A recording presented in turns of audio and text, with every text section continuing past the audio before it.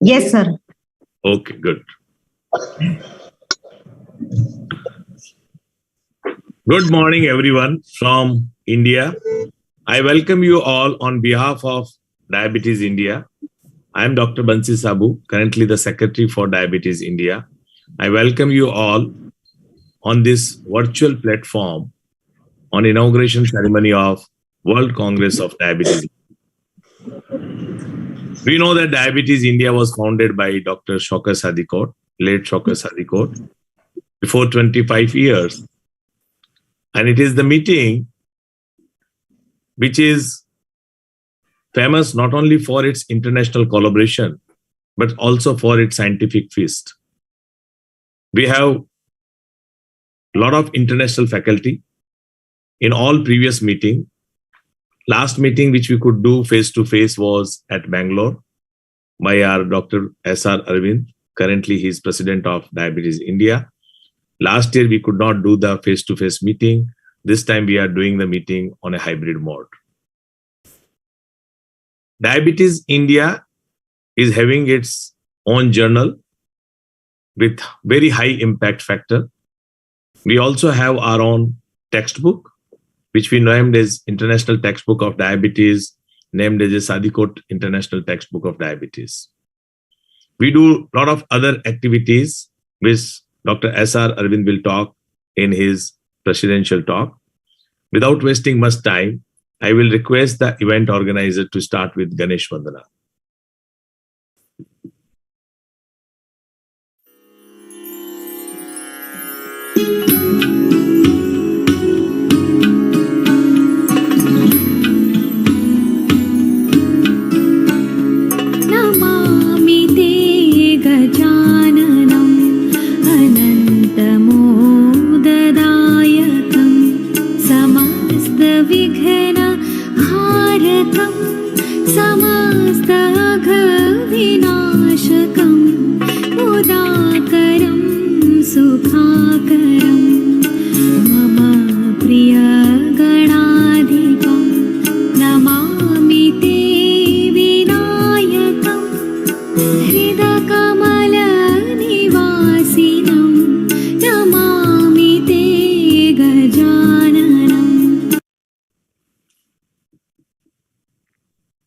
Thank you. Now we have with us Dr. Sanjay Reddy, who is the organizing chairman of this World Congress of Diabetes India, which is 12th World Congress of Diabetes India. Dr. Sanjay Reddy is also the trustee of Research Trust of Diabetes India, which is an official body of Diabetes India. So now I request Dr. Sanjay Reddy, who is a senior diabetologist from city of Bangalore, for his welcome address. Good morning, everybody. Thank you, Dr. Bansi Sabu, for the kind words. Now, welcome all. And before we start, Diabetes India, I welcome all of you who have logged in to attend the inaugural ceremony of the 12th World Congress of Diabetes India, which is a hybrid meeting starting today.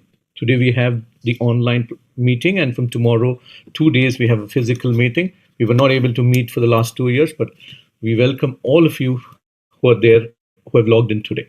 I extend a warm welcome to our chief guest for today's inauguration, Dr. Shashank Joshi, Padma Shri Awardee and chair of the International Diabetes Federation of Southeast Asia, and who's also the guiding force for many of us here. I welcome Dr. Vasanth Kumar, President RSSDI, and Dr. Sudhir Bhandari, Vice Chancellor and Dean, Jaipur University, for their presence.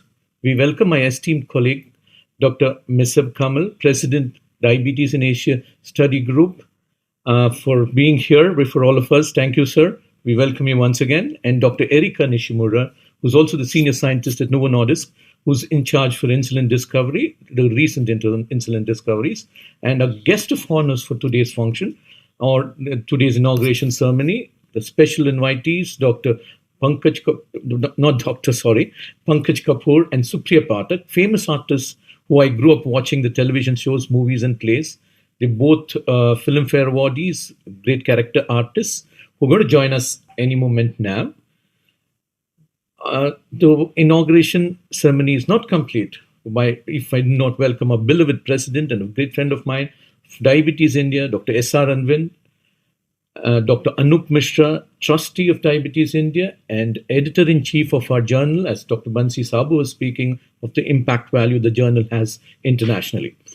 And no words for my dear friend, dynamic Dr. Bansi Sabu, who's the Secretary of Diabetes India, and the hard work put in my another dear friend and Organizing Secretary of Diabetes India 2022, Dr. Manoj Chawla, Scientific Chair, Dr. Jyoti Dev Keshav Dev, for this meeting, and Dr. Rajiv Kovil, who's the convener for this meeting, and Mithun, who's traveling on from the airport, Dr. Mithun Bhatia, who's the National Coordinator, Diabetes India, 2022.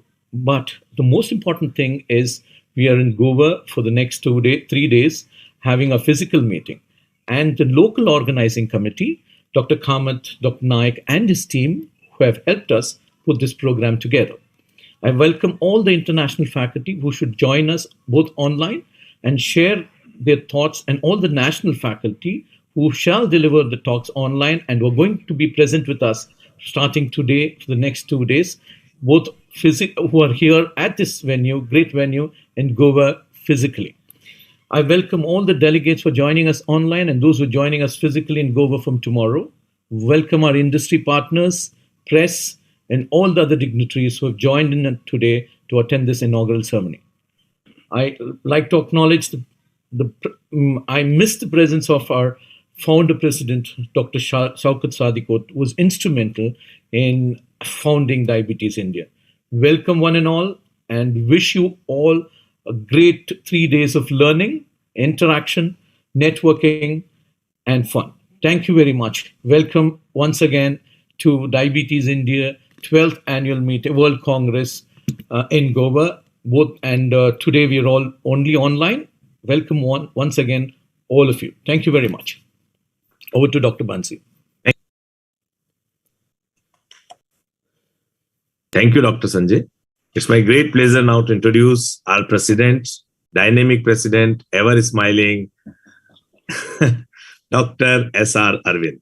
Dr. S.R. Arvind is a very senior diabetologist, past president of RSSDA. He is currently president of Diabetes India. So now I request Dr. S.R. Arvind for a few words and about Diabetes India to everyone. Over to Dr. S.R. Arvind. Thank you, Bansi.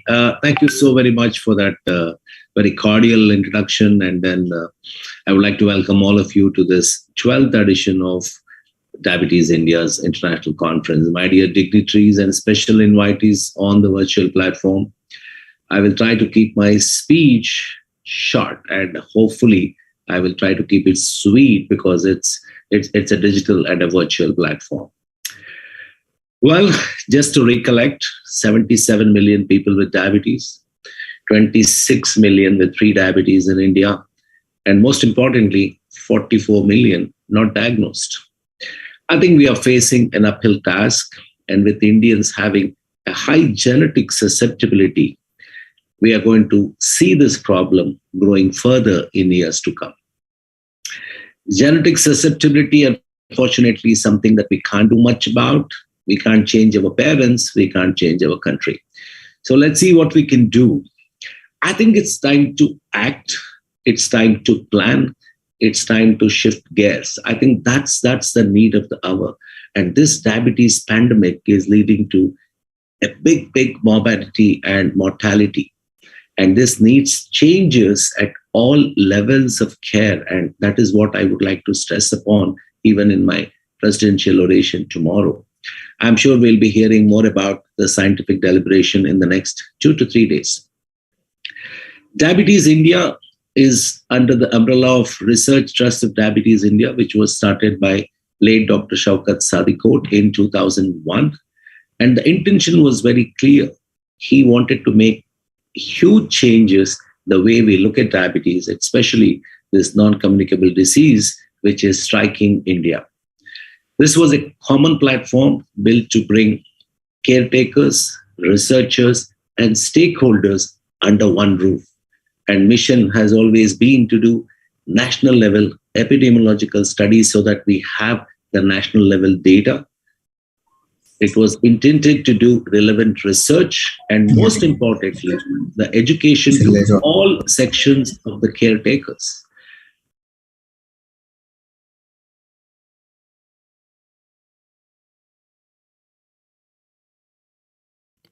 Sir, you're muted. Sir, you're muted. Sir, you're muted. Yeah, okay. Okay. So I think the important thing is this is a common platform built to bring caretakers, researchers, and stakeholders under one roof. The mission has always been to do national level epidemiological studies, which brings in the national data, the relevant research and education to all sections of the caretakers. We have been able to deliver many of this so far, and studies like PODIS and CINDI 1 and 2 have given our country the statistics related to the numbers and complications, and we'll be doing more of national level research.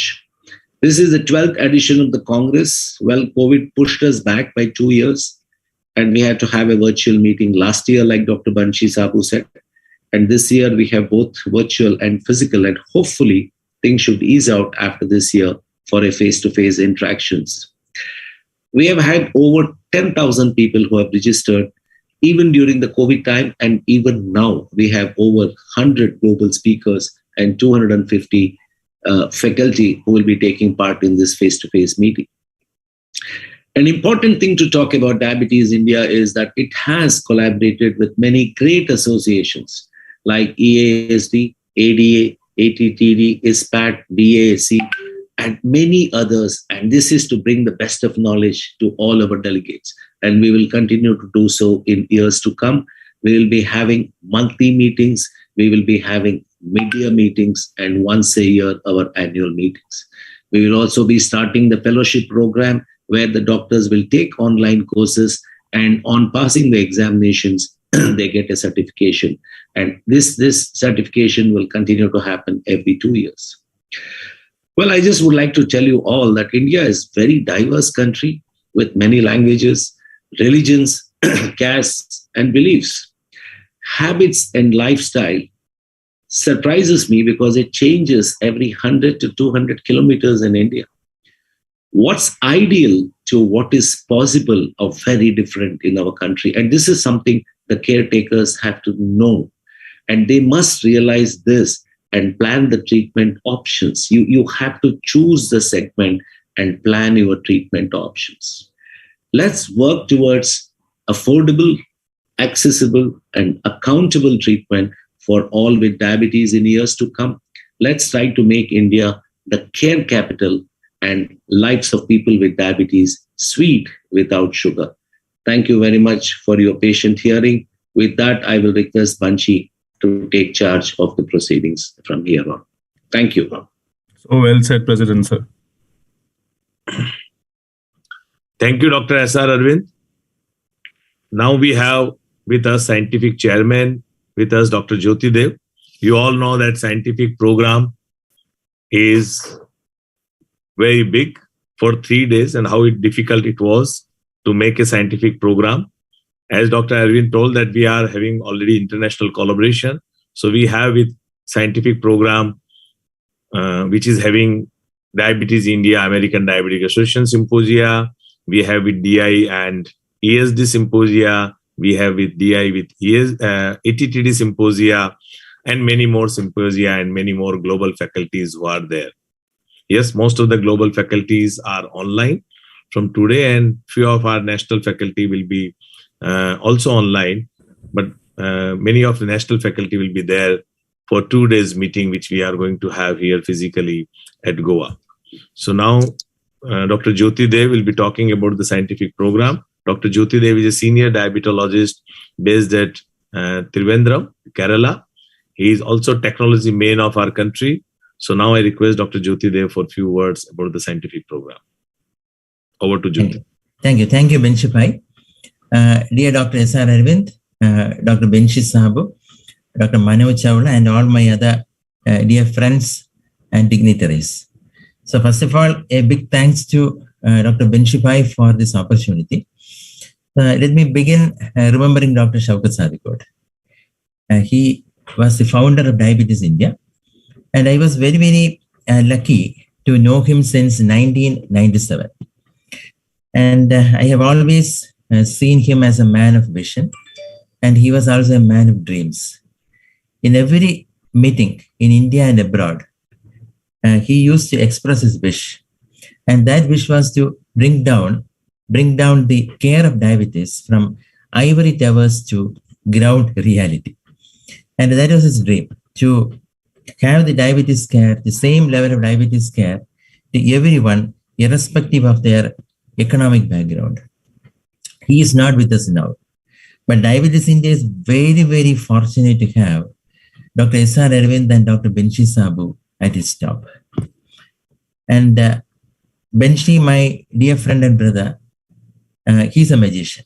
Dr. Benshi is a magician and has got God-gifted skills and brains to fulfill all his dreams, including the original dreams and wishes of our beloved Dr. Sadikot.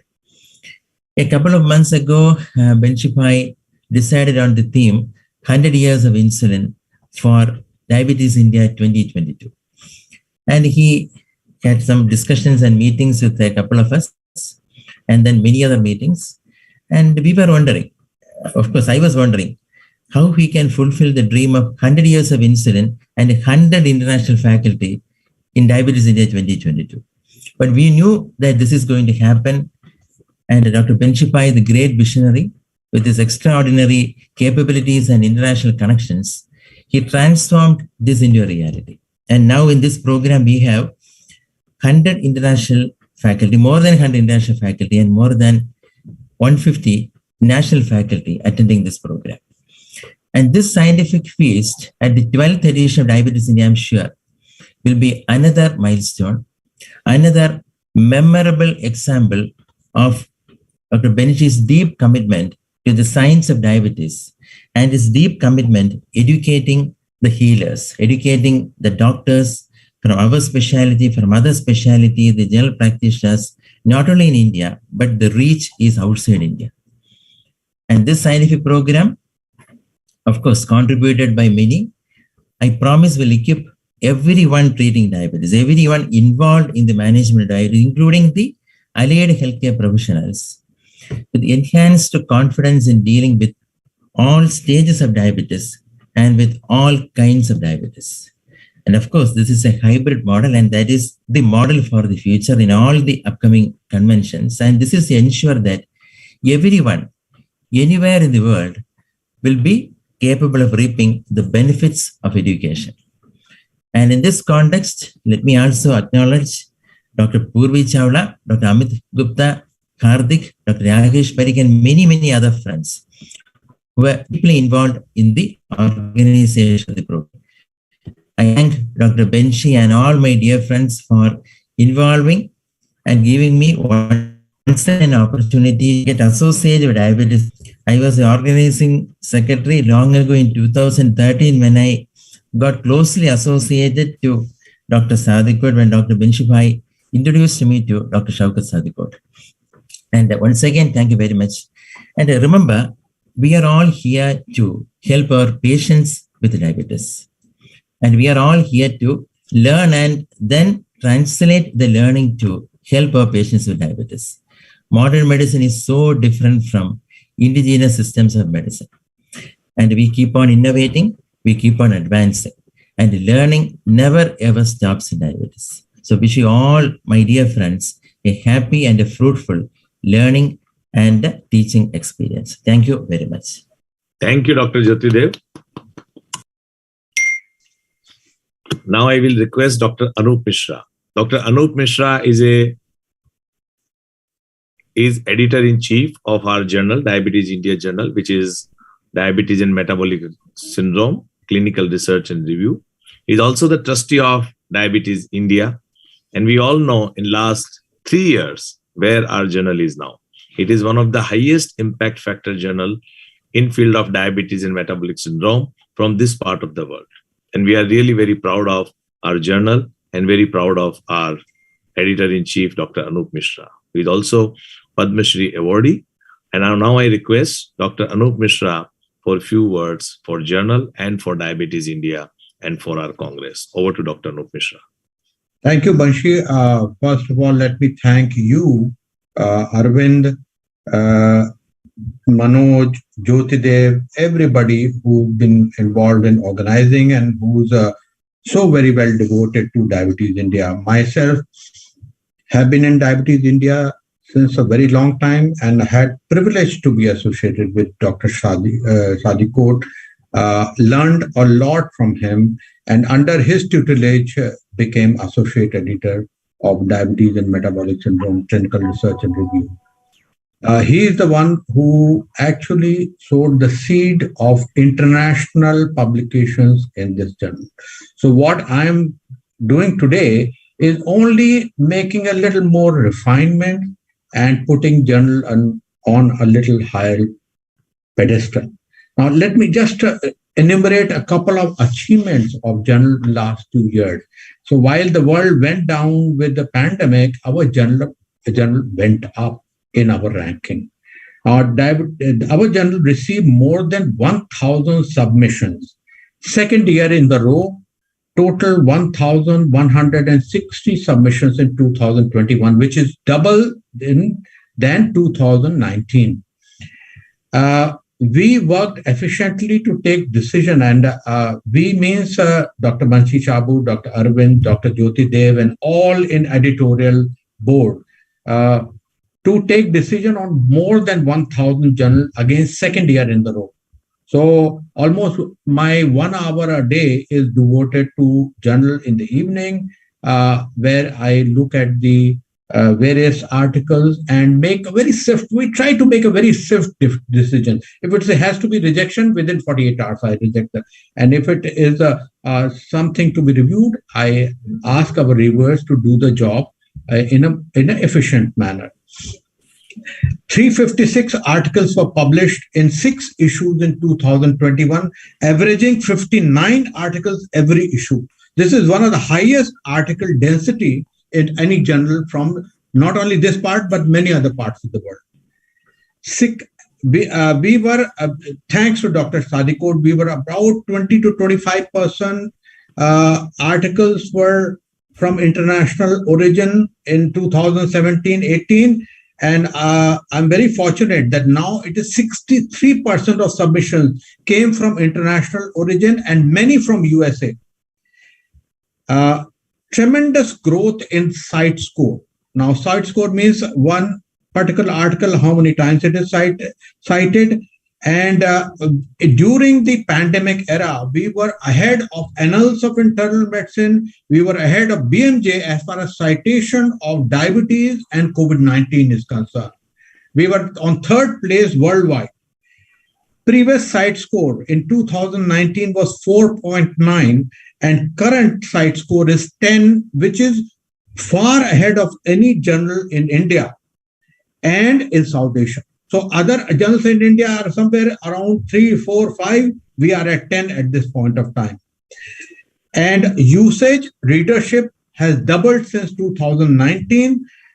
In 2021, our articles were used more than 800,000 times on Elsevier platform, which is Science Direct or Clinical Screens. So these are some of our humble achievements. We hope to achieve much more in future under the guidance of all of you. And I'm eternally indebted to Dr. Banshi Shabu, Dr. Arvind for guiding this difficult ship. It was a little bit, unstable because untimely device of Dr. Sadikot, but it has been firmly in grip now. And I'm very privileged to be editor-in-chief of this very, very good journal, and we're privileged to be part of Diabetes India. So thank you again, all of you, for giving me this opportunity. Thank you, sir. Thank you, Dr. Anup Mishra. We all know he is our Kohinoor diamond of India. And as far as diabetes is concerned, and we know that how the journal is growing in our country. Just to inform everyone that this year we have one article as a sugar monitoring should be considered as a 5th vital sign. And that had become, on that basis only, we had done our 1 million test and our Defeat Diabetes campaign also, which ran in India for 3 months under RSSDI I was president of RSSDA, and it was very impactful program which we have done across the country. And sugar monitoring is now started considering as a fifth vital sign in our country. So thanks to Anup Mishra and to all those who are involved in that particular article. And now we have, I would like to request Dr. Kamlakar Tripathi, but just I got the message that he is traveling, he is still in the flight, so he could not join. Dr. Kamlakar Tripathi is editor-in-chief of our International Textbook of Diabetes, the first textbook of International Textbook of Diabetes, which we named as Dr. Sadikot International Textbook of Diabetes. Very popular in our country. We were having more than 10,000 copies across the country. Many of our postgraduate students, undergraduate students, and young clinicians and diabetologists across the country who were reading this book. And now we are going to have our second edition with this. And can I request Dr. Amit Gupta, if he is there, he will be our executive editor for this, as Dr. Kamlakar Tripathi is not there, if he can talk few things about the book. Dr. Amit Gupta. Thank you, sir. I take this opportunity as Dr. Kamlakar Tripathi sir is not there to just mention few things about the textbook. The first edition of the textbook was very highly appreciated, and more than 10,000 copies were circulated. And now the work is in progress for the second edition of the textbook. The mailers have already been sent to the international as well as the national faculties and the contributors. And we expect to come up with the edition sometimes in the December. And I'm sure the second edition will add a lot of new information. It will be a major revision to what has been published earlier. And I hope it is going to be a great academic treat for everyone in as a textbook. So this is what I wanted to say. Thank you, sir. Thank you for the opportunity. Thank you. Our special invitee will join by 10:15. So I will request before that with Dr. Meshba. Meshba is currently president of Diabetes Asia Study Group. Dr. Meshba is very close friend of us. Diabetes Asia, what it is, how you can join. I am engaged as one of the founding member of Diabetes Asia Study Group. Diabetes Asia Study Group originally started from Middle East and across the country. I mean, across the Asia, many associations are also member, and we are also from Diabetes India as a organization. We are also the member, and many of us are as an individual member of Diabetes Asia Study Group. And those who are not the member, I will request them to join Diabetes Asia Study Group, and please see our website. I will request Dr. Meshba as our guest of honor for this Diabetes India inauguration for a few words. Over to Dr. Meshba. Oh, thank you, Banshi. Thank you, everybody. This is fascinating and magnificent act. Actually, I have been joined to Diabetes in India many years ago, and I remember my dear friend, late Shaukat Sadikot, and this dynamic one, Banshi Sabo, I congratulate you because as we know that the diabetes in our developing countries have many similarities, and we are facing challenges and problems, not only for diabetes care, but also for the non-communicable diseases. And I am proud to have Banshi and Shashan in our board in Diabetes in Asia Study Group, and Banshi is now the vice president of the Diabetes in Asia Study Group. Many times I came to India and meet our friends physically, and I hope that this will again be the next time we will be there, and we will negotiate what are the challenges and how we are going for. But let me express my deep gratitude and intense pleasure to join you in this prestigious one, not only for the conference, but also for what I am seeing, how it goes in India, with a very hard work for increasing the standardized level of diabetes care through the education and through patient care. And I congratulate you, Banshi, and all the organizing committee for this fascinating program and for the continuous work for our people with diabetes in all Asia and in India, because India is a great nation and have a dense population and they have many, many challenges like the other countries in our organization, Diabetes in Asia Study Group. And my great pleasure to join you, and I congratulate you for this fascinating program and the continuous work. Thank you, Banshi. Thank you, Shashan, and wishing you all the best. Thank you. Thank you, Dr. Meshba. Now I'll request Dr. Sudhir Bhandari, very close friend of us, close friend of mine. Dr. Sudhir Bhandari is currently the Vice Chancellor of Rajasthan Health University. He is also very closely associated with Diabetes India. He was organizing chairman of our Diabetes India Congress, which was 9th World Congress of Diabetes India, which he has done at Jaipur. Dr. Sudhir Bhandari is a professor of medicine. He is head of Department of Medicine, then he is Dean of Medical College, SMS Medical College, and now he is currently Vice Chancellor of Rajasthan Health University. So now I will request Dr. Sudhir Bhandari for a few words for Diabetes India and for his blessings. Over to Dr. Sudhir Bhandari. Yeah. Good morning. At the onset, I express my gratitude and compliments to Dr. Bansi Saab, who has been pillar of taking all about diabetes, the education, research, conferences, publications to another level. Diabetes India has been a brainchild of Dr. Sadikot, who leaves behind great imprints in our mind. In fact, as an academician, as a clinician, as a researcher, he was a fine gentleman. If you look at our international presence, it began with Dr. Sadikot's efforts. Look at the IDF and all our international collaborations. Probably we have taken to another level with the enthusiasm of Bansi Sabu, but beginning began during Sadikot's time. Diabetes India is a very different academic conference, academic meeting, which is more of a very class academic contents. If you look at the scientific program carved out, is wonderful. It gives us a opportunity for all of us to share our thoughts for better patient care, better clinical research, to discuss what is new about in diabetes and what best we can do to achieve the better control of diabetes in the world. Dr. Banshi Sabu's and team's endeavor of making blood sugar as a fifth vital sign has been so well accepted.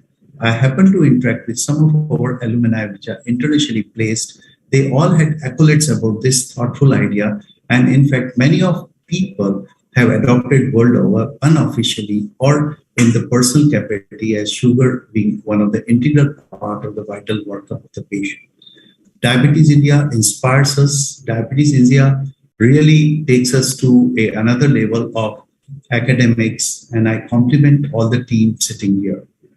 Probably it is one of the meetings we'll always look forward to interact. I have been very closely associated with Diabetes India when it was held in Jaipur. Now, university of ours has 53 medical colleges affiliated. We will always be available to Diabetes India, RSSDI, and any diabetic forum to streamline certain courses, educational programs, and to take any academic endeavor to a higher level with the help of Diabetes India. I once again thank Dr. Bansi Sabu for having invited me and all of you who have been an integral part of this academic feast. Thank you very much. Thank you. Thank you, sir. Thank you, Dr. Sudhir Bhandari, for your kind words and words of wisdom. Now I request Dr. Vasanth Kumar, our current president of RSSDI, Research Society of Study of Diabetes in India. Dr. Vasanth Kumar is a very senior diabetologist based at Hyderabad, Dr. Vasanth Kumar is currently president of RSSDI, and I will request him for words of wisdom from Dr. Vasanth Kumar on this occasion of World Congress of Diabetes India inauguration. Over to Dr. Vasanth Kumar.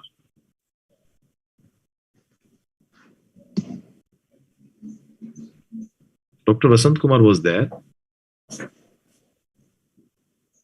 Did anyone can call him? Yes.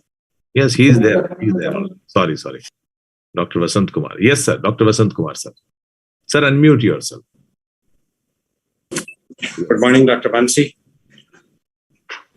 It was wonderful listening to all our colleagues just now. Sir, unmute. Thank you. So it's wonderful to be with all of you for the last 45 minutes, listening to all the seniors and trying to understand the great work that has already been done by Diabetes India ever since Dr. Shaukat started this. Dr. Anup was mentioning so many things.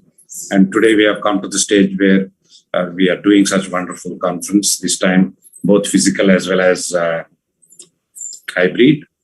I think it's only possible with people like Dr. Bansi Sabu, well assisted by all our great friends, Dr. Sanjay and Dr. Manoj, and so many of them under the presidency of Dr. Arvind. So we are all happy to be associated with this great event. And I wish a great success for the coming 3 days. And I'm sure it's going to be useful to this huge number of attendees, which I was told already crossed 10,000. So I hope this work will be continued in memory of Dr. Shaukat. And also, as your president has mentioned, that the ultimate goal is to provide affordable, sustainable managed treatment to all our diabetic patients. So I wish everyone all the best. And thank you so much for giving me this opportunity. I thank you. Thank you, Dr. Vasanth Kumar, sir. Thank you for your kind words. Dr. RX Events, do we have the recorded video of Erica or do we have her live presence? So now I request. Bansi, Sorry, yes, Manoj? Yeah, no, I think we've written her to join in, but probably we can play the video. I think she may have difficulty on joining on the Zoom platform, so we could go ahead and play the video. Okay. So anyone from RX Events, Neelam? Yeah, sir. So I will request Manoj to introduce Erica and few words about the 100 years of insulin, as we have this year our theme and why we invited her. So over to Manoj for a few words, and then we will start with the video of Erica. Thank you, Bansi. So Dr. Erica Nishimura, who is joining us from Copenhagen, is with Novo Nordisk. While we were celebrating the 100 years of insulin discovery at Diabetes India 2022, we reached out to some of the companies who've been involved in the manufacture and availability of insulin over the last 100 years. Novo Nordisk, Eli Lilly, Sanofi, many such companies. And we had the pleasure of Dr. Erica, who agreed to join us today. But we believe there's been some technical difficulties in her actual presence, but she was kind enough to record her video and send us, as she's been involved in the last few decades with the processes of new insulin discovery and the science of newer insulins that we're going to experience and give the benefit of to our patients in the coming years. So with that, let me ask RX team to play the video from Dr. Erica Nishimura from Copenhagen, Denmark.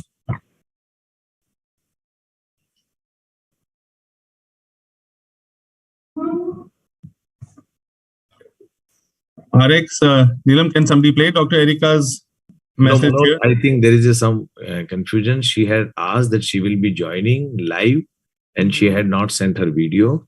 But unluckily, we are not seeing her now. And we had again tried and we have written mail also. So I'm sorry for that.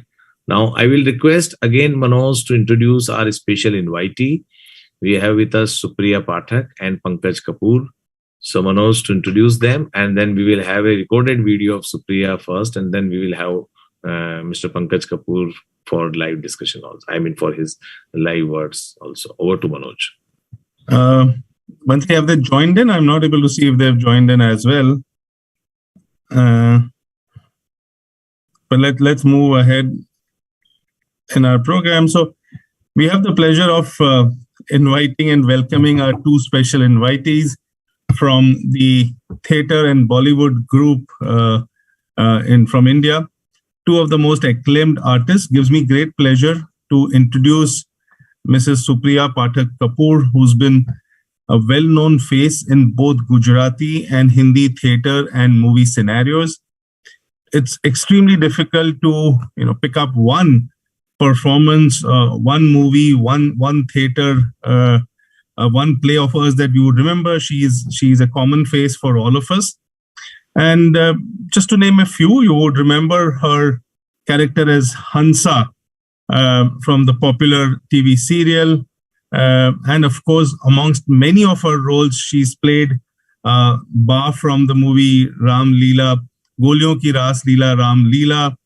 Extremely wonderful characterization of that the Ba, the Lady Dawn, so to say, in that movie. So similarly, she's had many such performances. She's won 3 Filmfare Awards as Best Supporting Actress.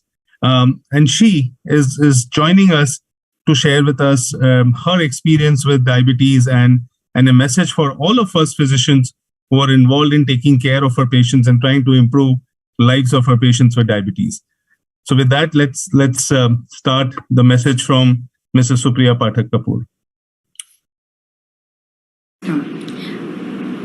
Hey, I'm Supriya Pathak Kapoor, and I am here today to talk about health issues, which is very different and difficult for me to do because I'm an actor and I don't really like talking about health problems that you have. But about 10 years ago, I kind of realized that I have diabetes. And well, as everybody feels that, diabetes is a very scary thing to have, and I was also worried about it. But my doctor was a very, very sweet man, and he told me that it is something that one has to live with. And it's a very easy disease to work around if you know how to manage your life and be at peace with diabetes. I've had wonderful doctors looking after me and helping me through this whole process, and it has been a journey for me to learn what diabetes is, and I'm extremely proud of being able to be at least in control a little bit of this disease and live a life which is happy and positive. I would like to congratulate the medical community for 100 years of insulin, of giving us insulin and making our lives so much more happier with this disease called diabetes, and giving us hope and looking after us. And I congratulate all the people in this in the committee and in this organization for celebrating this lovely moment of 100 years of insulin. And all the best to everybody who have been such patient and great workers towards solving diabetes as a problem, and sending so many messages of awareness and making people aware of how they can fight this disease and not be scared of it, and not worry about it so much, but learn how to change your life and make a little bit of sacrifices and changes in your life to be able to live a more healthier life with all the help and advice that a doctor gives you. So thank you, doctors, for being such wonderful helpers for all of us. Thank you. Thank you, Supriya ji. Friends, it gives me great pleasure. She can join also live, and she To can welcome. Yes, I think we have Mrs. Supriya Pathak Kapoor and Mr. Pankaj Kapoor who've joined us. I already introduced Supriya ji. It gives me great pleasure to welcome and introduce Mr. Pankaj Kapoor as well. As you said, many of us have grown up and enjoyed all the talent that he shared with us through different media, be it theater, serials, plays, and movies. Mr. Pankaj Kapoor is a national award winner, as well as Filmfare Award winner for many of his performances. Extremely difficult, again, just like Mrs. Supriya Pathak Kapoor, to pick one such performance over the years. I think everyone will have their own favorite ones, be it the Karamchand with the Gajar and Carrot, or the roles from Makbul, or something which strikes me again a little dark shade, and maybe Pankaj ji himself can share his thought in working on that, was Ek Doctor Ki Maut. Not something that had its own shades, but Pankaj ji again is here to share with us, and both Supriya ji in person, their thoughts about managing their diabetes and an inspiration and a celebration of the 100 years of insulin discovery through the medium of Diabetes India 2022. So over to Supriya ji and Pankaj Kapoor. First of all, we congratulate all of you for doing such wonderful work. All the set of doctors and scientists who have worked for the last 100 years or maybe more, and you're celebrating the 100 years of insulin. So congratulations for that discovery and the refinement of that over the years, which I think for anybody who has this whether you call it problem or a condition of diabetes, this is a great help that has been extended by the fraternity of scientists and doctors. First of all, many congratulations for that.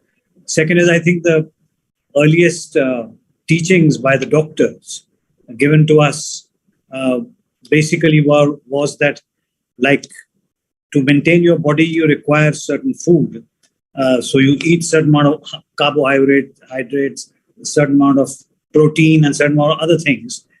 Similarly, if there's a deficiency in the body, it needs to be supplied by medication. Now, which is something which needs to be understood by, frankly, by a very stubborn mind like mine. It took me a while to understand that. But I was taught by my doctors and explained by my doctors that you can manage it by three ways. One is by, first of all, consulting a doctor who will tell you whether you need to be on medication or not, then start the medication. Secondly, by exercising, by keeping yourself fit. And third is by making choice in terms of the kind of food that you eat. So if you exercise all these three things, you would possibly be able to manage a completely normal life, maybe a healthier life, because most of us, if we do not have a condition, tend to overdo things in life and not tend to indulge and not take much care. But I think if I look at it from a positive point of view, what diabetes did to somebody like me, with the perspective that the doctors presented to me, was that how to lead a healthy life and how to eat healthy, how to stay healthy with the help and consultation of the doctor. And also one very important thing that I learned, don't be your own doctor. Go to a doctor, ask the doctor what needs to be done, and follow the guidance. Now over to Supriya ji. No, I personally also quite agree with Pankaj ji about exactly what happened. And as I said earlier to all of you, but I also want to add that, if you treat it with happiness, I think it works better on you. You have to be very positive about the way you look at it. And I think especially our doctors gave us a lot of encouragement and positivity. I mean, they didn't scare us or anything about it. Everywhere else where we go, we are always scared. Oh, you've got diabetes. Oh, you're always like, so. But my doctor, I think, has always given us a perspective that, okay, it's there, it's a condition, but you can survive and survive very well. As Pankaj ji said, might be much more healthier than what we would have been otherwise. So it's just an attitude. It's just a way of looking at it. And if you have the right doctor, I think every problem is sorted. Thank you so Okay, sorry. I said thank you so much, both of you, for joining in. I know you all are in Bias with limited network. But before you sign off, I must ask both of you about which is that next performance of each of you that we all should be looking forward to.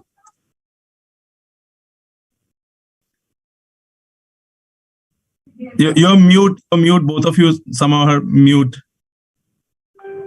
Pankajji, unmute yourself. Supriyaji, unmute.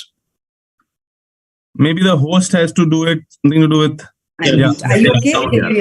Yes, now we can. So I have one show which is going on just now on Hotstar, which is called Home Shanti, which is a nice feel-good kind of show. And I think a couple of films coming up, but a lot of my work you must have seen recently, which was Tapper on Sony Live. And, that's a work which is good fun. So in my case, it's a Jersey, which has just released. I just worked in that, and a film called Jab Khuli Kitab, which should be releasing in near future. A film called Bheed, which should release in near future. And there's a film called Happy, H-A-P-P-I, on Z5, which in case somebody wants to see, they can see. And JL50 on Sony Live. In case people have not seen it, they can see that. So that's about our work. Thank you. Currently. Manoj, yes, Dr. One word as the president of DI. I thank you so very much to both our dignitaries who have been there, and it was great listening to you because we all grew up looking at your movies. And thanks for being there for Diabetes India. And I would love to, request both of you, if possible, to be the ambassadors to talk to the people that diabetes is easy to live with, and then it's a way of life, and then probably you will live longer. And then if you can agree to that, you can actually become the ambassadors, representing diabetes. Actually, what you have said, doctor, is something which is very strengthening for us. Yes, I mean, you are giving us more courage. You are people who scientifically know about these things. And if it comes from you, it makes us very assured and makes us feel very good. As I said, that our doctors have always made us feel very positive about it. And I think that's so wonderful. And amazing work being done by all the scientists and all the doctors world over towards this one problem and many other problems. Many congratulations for that again. Thank you so much. Thank you, doctors. Thank you very much. Just before you sign off, both of you, we as doctors tell all our patients 30 minutes of exercise, 40 minutes of exercise. What is your advice? How much time should doctors spend on the television? Well, as much as you can, so that you remain happy and sane yourself, so that you can handle so many of us. So just for your relaxation, whatever time you can afford. Our prescription is do what you enjoy doing. That's it. Thank you. Wonderful. Thank you, Supriyaji. Thank you. Just to inform you that more than 10,000 doctors from all across the country who are joined and who are the part of this meeting of Diabetes India. And we have physically more than 1,000 doctors who have come here at Goa who will be joining the meeting for this. And once again, thank you very much for joining us. We thank you. We thank all you doctors. Thank you for us. And thank you being, as a brand ambassador for diabetes in our country. Thank you. Thank you. Thank you both of you again. Wonderful. Thank you. Thank you. Bye. Thank you. Bansi, over to you. Yes. Once again, thank you, Manoj, for getting Supriyaji and Pankajji for this show of our inauguration program. Now I request Dr. Rajiv Koval to introduce our chief guest. We have with us Dr. Shashank Joshi. I will to introduce our chief guest. Thank you so much, Bansi. Rajiv, just a minute. Sorry, sir. Just a minute. Before we introduce him, let us have the lighting of lamp and then we will introduce him. I'm sorry for that. So can I request RX Events for lighting of lamp?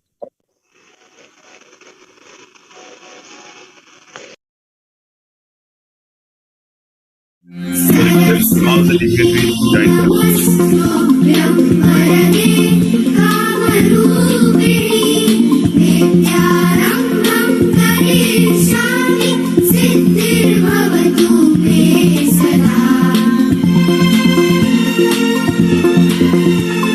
Saraswati Namastuvyam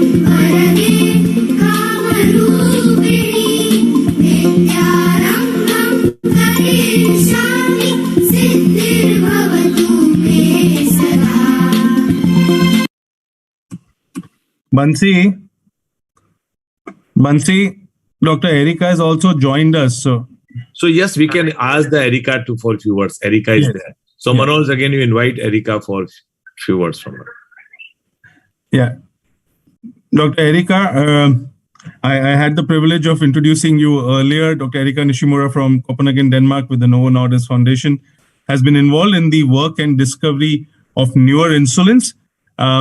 She is joining us today to share her thoughts on the 100 years of insulin discovery, the journey, and what do we really expect ahead for insulins and diabetes care products, which will improve the lives of our patients with diabetes. Dr. Erica Nishimura. Thank you very much. Can you hear me? Yes, absolutely, Dr. Erica. Yes, Erica, we can hear you. Okay, so then I'll just share my screen.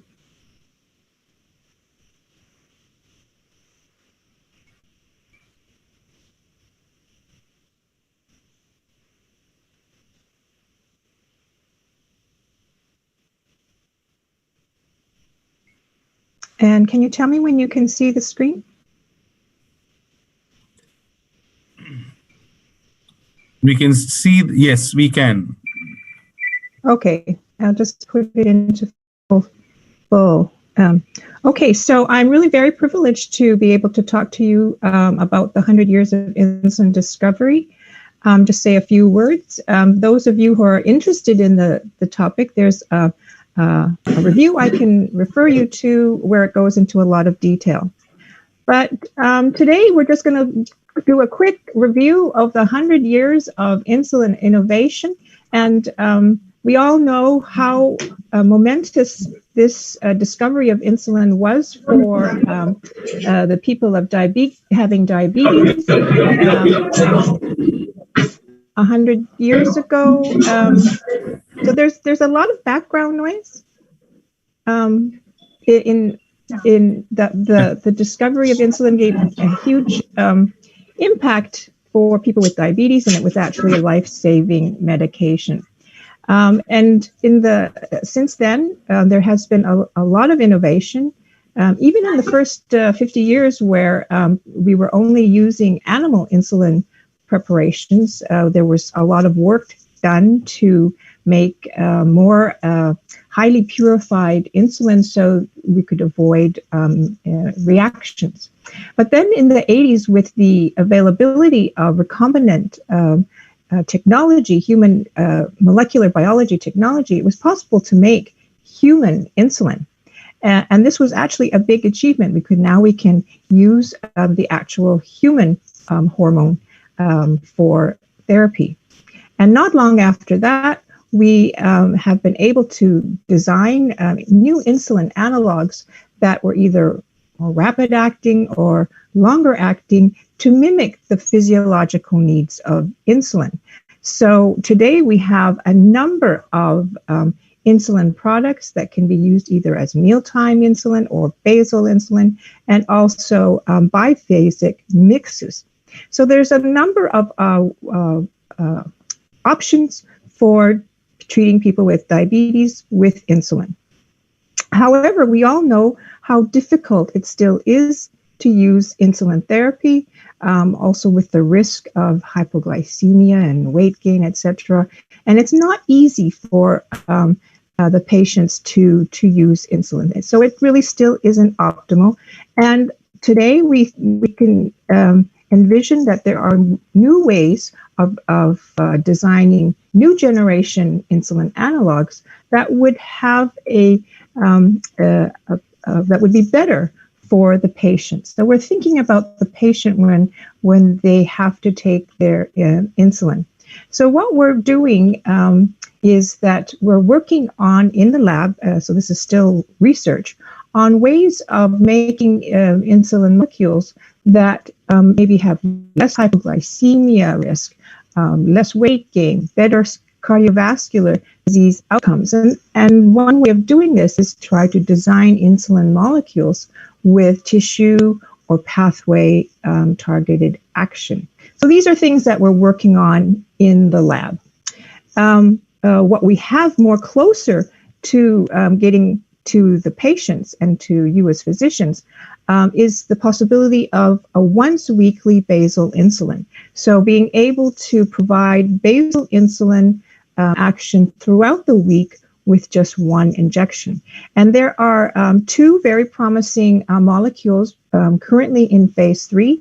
One of them is the insulin FC conjugate being developed by Lilly, and the other is insulin icodec developed by us at Novo Nordisk.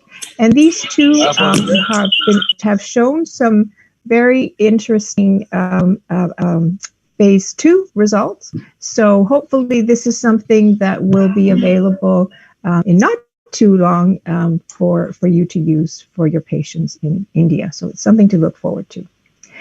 We still have not given up on the opportunity of delivering insulin orally, so a tablet or capsule that can be used to provide insulin that would be much easier for patients instead of having to inject. So we and many other researchers around the world are actively working on trying to design oral insulin therapy. And finally, I would say what is the ultimate goal or ultimate insulin would be the smart insulin analogs that can sense when glucose is high and glucose is low. So it would only work when glucose is elevated and would have much less activity when glucose is low. So this would really prevent hypoglycemia and still being able to achieve normal glucose levels. So I think with that, I would just say that, you know, we are, now my screen is stuck. I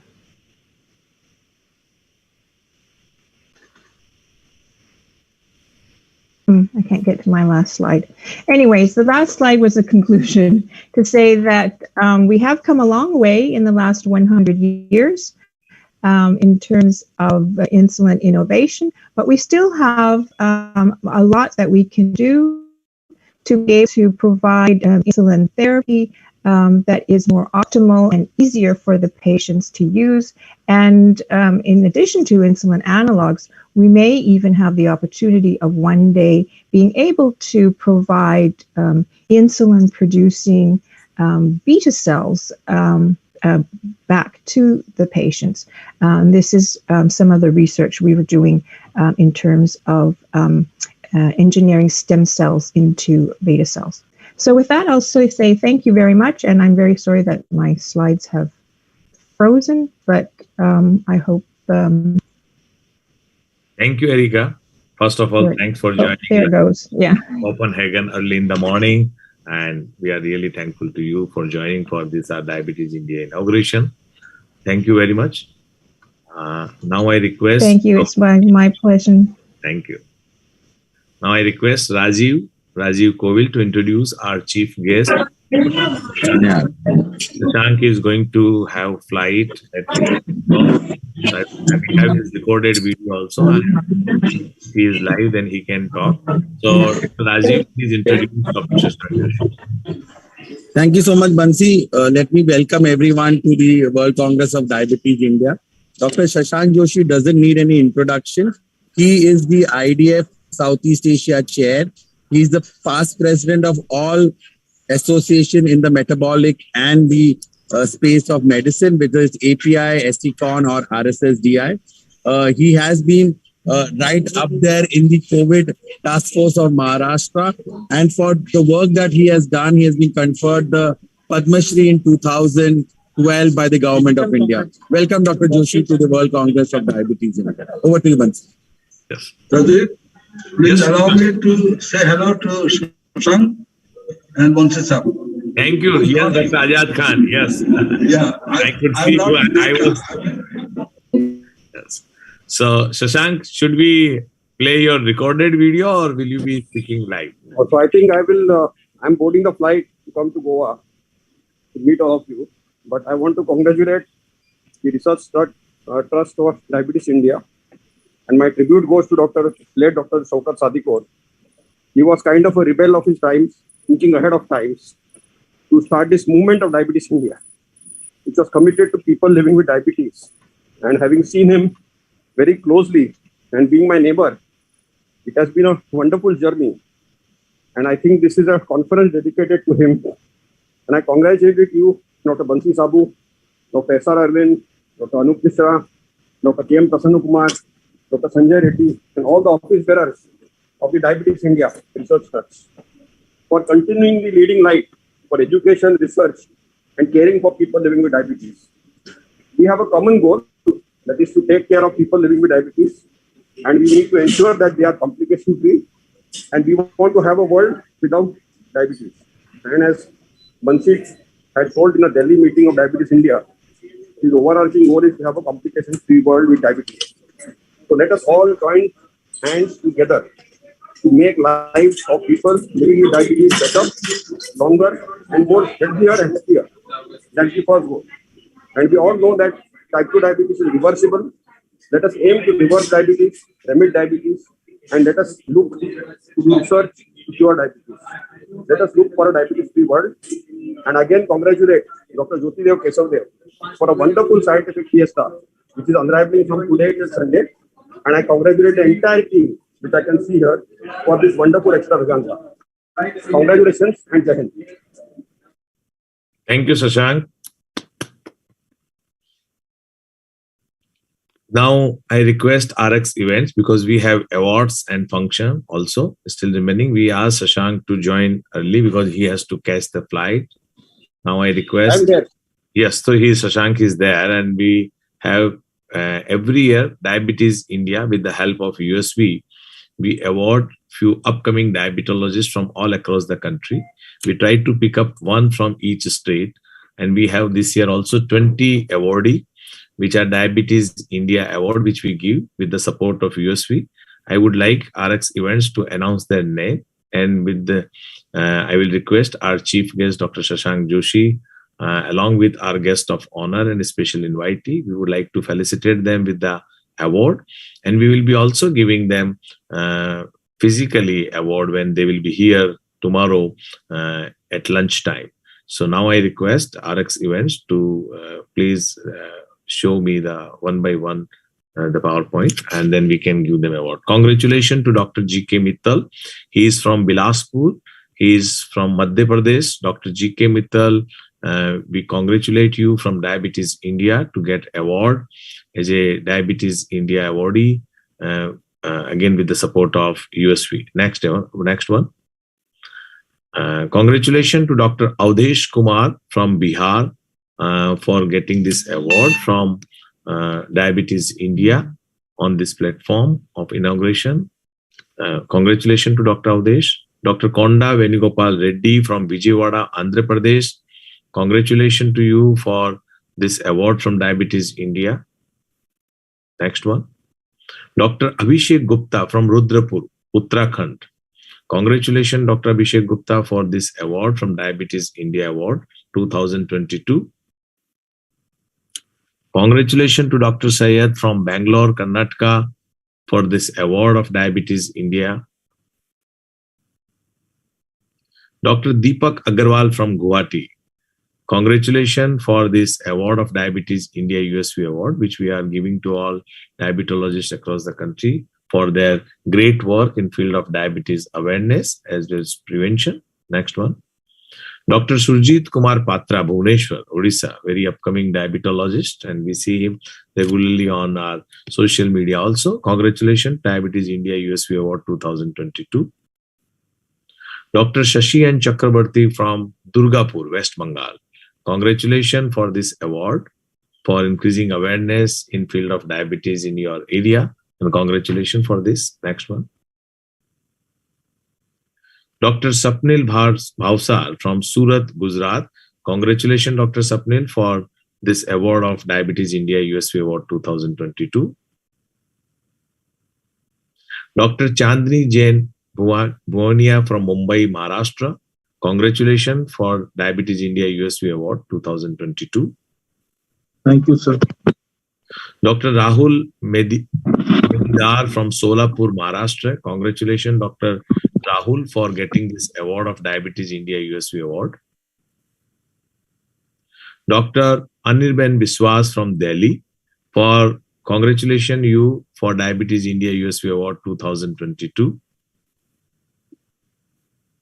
Dr. J. Krishna B. Tharoor from Kerala, congratulations you for getting this award of Diabetes India USV Award 2022. Congratulations to Dr. Rakesh Parikh from Jaipur, Rajasthan. Congratulations for this award of Diabetes India USV Award 2022. Dr. Saurabh Mishra from Kanpur, Uttar Pradesh. Congratulations, Dr. Saurabh, for getting this award from Diabetes India USV Award 2022. Dr. Kuppuswamy M. from Chennai, Tamil Nadu. Congratulations, Dr. Kuppuswamy, for this Diabetes India USV Award 2022. Thank you. Thanks to our chief guest as well as our president for awarding all the upcoming diabetologists from all across the country for this RSSDI USV Award. And thanks to USV for supporting this activity of giving award to all upcoming and young diabetologists of our country. Few words from our president for this award, and then I move on for vote of thanks. Congratulations to all of you. And the special awards of Diabetes India to the upcoming and young diabetologists and endocrinologists was actually started a couple of years back. And it was our intention to ensure that a lot of good work is being done in smaller places, and especially for care of the people in a very affordable and an accountable way. And we do this with our pharma colleagues, USV. For the last couple of years, we have been doing that. And then we do ask and take their help in trying to see how many candidates actually come into this particular post. And then we actually select the candidates and then try to make it very interesting for them. And then this is something to encourage all our doctors. And I'm sure in years to come, many more will be motivated to actually take up this special award from Diabetes India. In fact, it was Dr. Banshi Sabu who actually gave us the idea a couple of years back that we should actually encourage the young diabetologists to take this up. Many seniors have actually asked this question, why am I not being selected? No, we don't want to select the seniors. We don't want to select the stalwarts. But this is for the new and upcoming people who have worked very hard, especially in trying times and situations, and in the last 2 years during the COVID era. And that's how the people are actually selected. And thanks, Banshi, for making a great effort on this. And I'm sure that we will be continuing to do this in years to come. Now, with that, I request Dr. Banshi to take over and close the session as we move on, because at 11 o'clock, we are starting the next session, and the first scientific session will start at 11 o'clock. Still, we have 10 minutes, sir. Thank you very much. And thanks to USV for this partnering with us for this award. If anyone from USV is there, we can ask them for 2 minutes.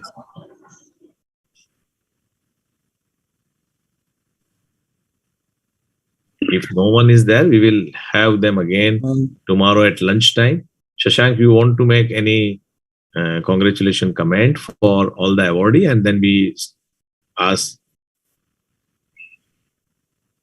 for what? Banshi, just one comment. Yes, sir. All those who are interested in listening to best papers from our journal, Diabetes and Metabolic Syndrome Clinical Research and Reviews, please log in at 5 p.m. today. We have 5 very good papers going on from 5 to 7. Please log in. Thank you. The editor choice best paper in diabetes and metabolic syndrome, and that's what we have the session at 5 p.m. And all sessions will be also pre-recorded, and recorded session will be there. If you miss any, then also you can listen. Now I request Dr. Manoj Chawla for proposing vote of thanks. Over to Dr. Manoj. Manoj is a senior diabetologist from city of Mumbai, very close friend of us, very close friend of mine. He has really worked very hard for this meeting, and I must appreciate and congratulate him for making this conference a wonderful congress. Over to Dr. Manoj. Thank you. Thank you, Bansi, and a warm welcome and good morning, everyone. Well, for a movement like Diabetes India and for a meeting like Diabetes India 2022, there are many people for us to thank. Let me start by remembering and thanking Dr. Sadikot, who has been the inspiration behind Diabetes India and the movement. And this movement is now has become a passion for many of us who've gotten along and joined in the way and have gotten dedicated to spreading the message of diabetes awareness and with the eventual hope of trying to improve lives of people with diabetes. For this particular meeting, I'm extremely grateful to our president, Dr. S.R. Arvind, the trustees, Dr. Anup Mishra, Dr. Sanjay Reddy, and of course, the Secretary of Diabetes India, Dr. Banshi Sabu, and Dr. Jyoti Dev, who is the current chair, for allowing me to be a part of this conference and contribute as organizing secretary. And we are extremely happy and proud to welcome all of you to this hybrid meeting at Goa from today, that is 20th to the 22nd of May. And I'm sure that you will all have a memorable scientific conference as well as a great opportunity to meet and network friends, many of us who haven't been able to meet over the pandemic. Let me also thank and take this opportunity to thank our chief guest, Dr. Shashank Joshi, who's been gracious enough to join us on his way to Goa. Dr. Vasanth Kumar, President RSSDI, who shared his thoughts with us earlier. Dr. Sudhir Bhandari, Vice Chancellor and Chair of Jaipur University. Dr. Mesbah Kamal, President of the Diabetes Asia Study Group. Dr. Erika Nishimura, who shared her thoughts about the discovery of insulin from Copenhagen, Denmark. Dr. Anup Mishra, Dr. Arvind, Bansi, Sanjay Reddy, Jyoti Dev, and the entire organizing team who have guided and helped us put this show together. Let me also take the opportunity to thank each and every one of you who've taken time out this morning to join us for the inauguration on this platform. And of course, many 1,000 of our registered delegates who have joined in for this event, as well as are attending the conference over the next 2.5 days. A big shout out and thank you to Team RX Events, Dr. Hardik and team who have worked tirelessly and endlessly and extremely efficiently in putting this whole show together. Many congratulations to RX, which is now moved from an online event management platform to both the online and in person. So a true hybrid event management platform. And some of the work we are going to experience over the next 2.5 days. So many congratulations and thank you to that entire team. Many congratulations to all the awardees, the Diabetes India awardees supported by USV. Congratulations and all of you keep up the great work. And we keep inviting all the young doctors to keep doing the great work and share their work with us so that they get their due recognition as well in the years to come. Let me also take the opportunity to thank our sponsors, without whom we know it will be extremely difficult to put up this academic event. And the entire team of sponsors, starting from Torrent, Eris, USV, just a second. So Torrent, USV, Eris, Alchem, Novo Nordisk, Sanofi, Cipla, MCure. Bunch, you'll have to keep helping me with the list here. Sun Pharmaceutical. Sorry? Sun Pharma. Sun Pharma. I just want to make sure I'm not missing anyone. Yes, I think I have the list here now. Abbott Healthcare, Lupin, Dr. Reddy's Labs, Mankind, Zydus Cadila, British Biologicals, Wokhart, Biocon, Cipla I mentioned, Remedios, and all the sponsors. My apologies if I've missed out any of the name, but all of you who have come out together to help us put this show up. So thank you all so much for supporting us and supporting Diabetes India. And of course, big thank you to all the faculty, both our speakers, national, international, and the chairpersons, for again giving your valuable expertise and time to Diabetes India 2022. We greatly appreciate all your time and effort in being with us. Let me end by saying there are two ways that you can spread light in lives of people. One is being by a candle, and second is being by a mirror that reflects the light. Let me request all my medical fraternity to be both the candle and the mirror for our patients out there, so that we help them in each and every way possible in spreading more light and cheer and happiness in the lives of our people with diabetes all across. With those thoughts, I would hand it back to Dr. Banshi Sabu to end today's meeting, and a big thank you to the team. And I can see Dr. Arvind wanting to speak, and we welcome you again to the start of the virtual event today and the hybrid from tomorrow. See you really, really soon. Thank you. Thank you. Thank you, Manoj. I think before Banshi closes it up, I just wanted to say something. I just want to thank all the organizing team out here. And then I always say that, it takes great skill and knowledge to prepare a lecture for any of the speakers, especially on a virtual platform. But it also takes a great courage and a lot of patience for somebody to be listening to the lecture sitting in front of your computers or your phone. But that's where the great learning happens, because you're completely not disturbed from anybody, and that's where you actually pick it up. And these are thought leaders, globally recognized, who will be giving their lectures on the virtual platform. And however busy you are, my request is please go through the program and see what suits you the best, and please listen to this best of lectures. And a lot of effort has gone in, especially from the organizing team, to get these speakers to deliver the best of science today to all of you. With that, I'll hand it over to Banshi to make the concluding remarks and to wind up. Thank you, Dr. Arvind. Thanks, Dr. Manoj Chawla, for proposing vote of thanks. As a Secretary for Diabetes India, I thank the local organizing committee, Dr. Tejas, Dr. Desai, and Dr. Nayak from Goa. I also thank the complete organizing committee of this Diabetes India Goa meeting, which is on hybrid mode. So today is completely online, with starting from Dr. Sanjay Reddy, who is the organizing chairman, Dr. Manoj is the organizing secretary, Dr. Jyoti Dev, scientific chairman, the national coordinator, Dr. Mithun Bhartiya, and convener, Dr. Rajiv Kovil. So complete organizing team of Diabetes India, I must thank. And thank to all industry partners, all faculty, international, national, who are joining online or coming physically here. I'm thankful to each one of them. We are also thanking all the delegates who are joining us online, more than 10,000 delegates, participants who are joining, and they are registered. We have many of delegates and participants who are from Middle East also, and North Africa.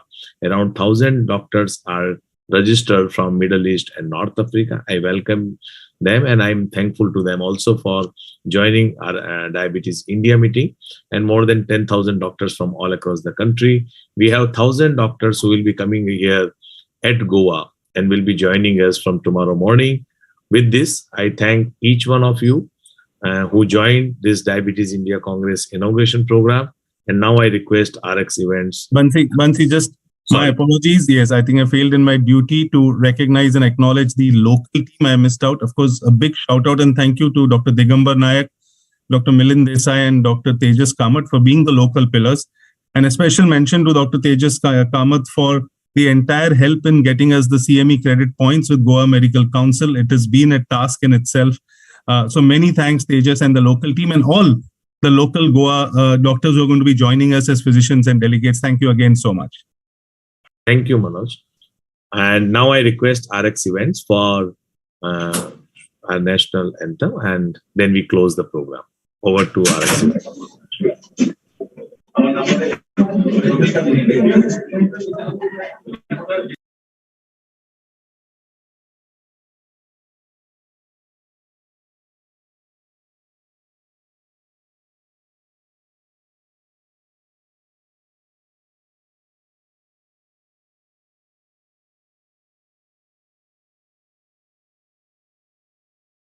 Punjab Sindh Gujarat Maratha Dravid Utkal बंगा विंध्य हिमाचल यमुना गंगा उच्चल जलधि तरंगा तव शुभ नामे जागे तव शुभ आशीष मांगे, गाहे तव जय गाथा। जन गण मंगलदायक जय हे भारत भाग्य विधाता। जय हे जय हे जय हे, जय जय जय जय हे।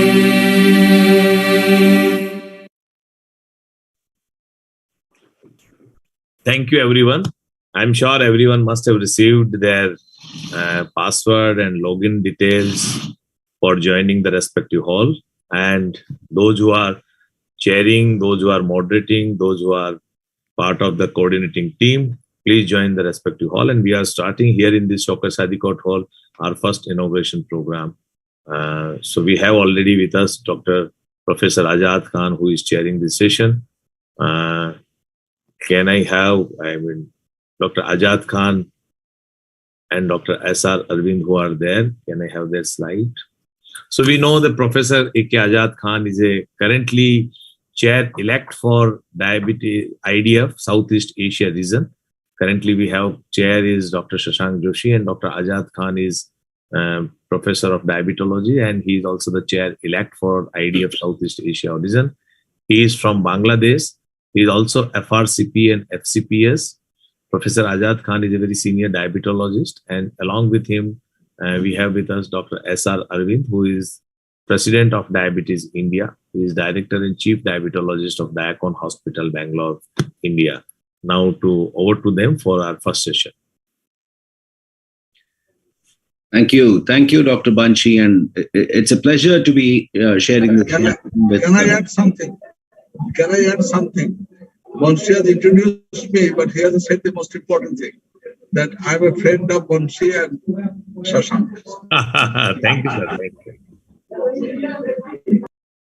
Thank you for being there for us, Dr. Azad Khan. And I think to take this, the first session going, I think I'll request Dr. Azad Khan to take over from here, and I'll always be there at the back to support him. So he will be the main chair for this particular first session, which is the virtual meet. Over to you, Dr. Azad Khan. I request all others to mute so that there's going to be no disturbance, please. I request.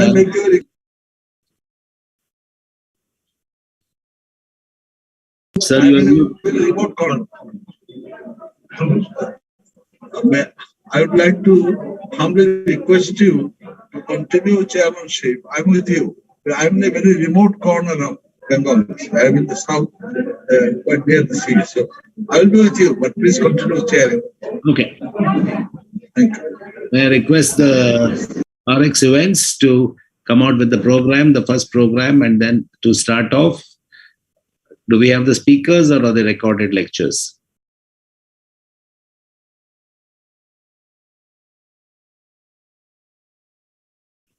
So Arvind, Inas is the first speaker, and you can introduce her, and then we can. Is Dr. Inas live, or is it a recorded lecture, please? Recorded lecture is there. Live, sir. Okay, she's live. Okay. Welcome, Dr. Inas Shalout, and she's the Professor of Internal Medicine and Diabetes from the Cairo University. She's been the chairman of Unit 4 Internal Medicine Department at the Cairo University. She's the president of the Arabic Association for the Study of Diabetes and Metabolism. She's the honorary tutor of diabetes at the Cardiff University, member of the European Association for Study of Diabetes, Egyptian Society of Internal Medicine, Egyptian Society of Nephrology, Egyptian Society of Diabetes, and Egyptian Medical Association for Studying Obesity. And I welcome Dr. Inas Shalout, and then she will be starting her first lecture now. I mean, I don't see the faces on this virtual platform, so I don't have a speaker's view here, and it's a gallery view. So may I request the RX Events to show Dr. Inas live, please?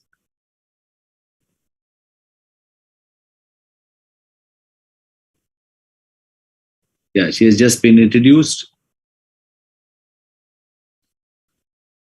Sir, Dr. Inas' talk is live, and I think ma'am is not joined. Has she joined?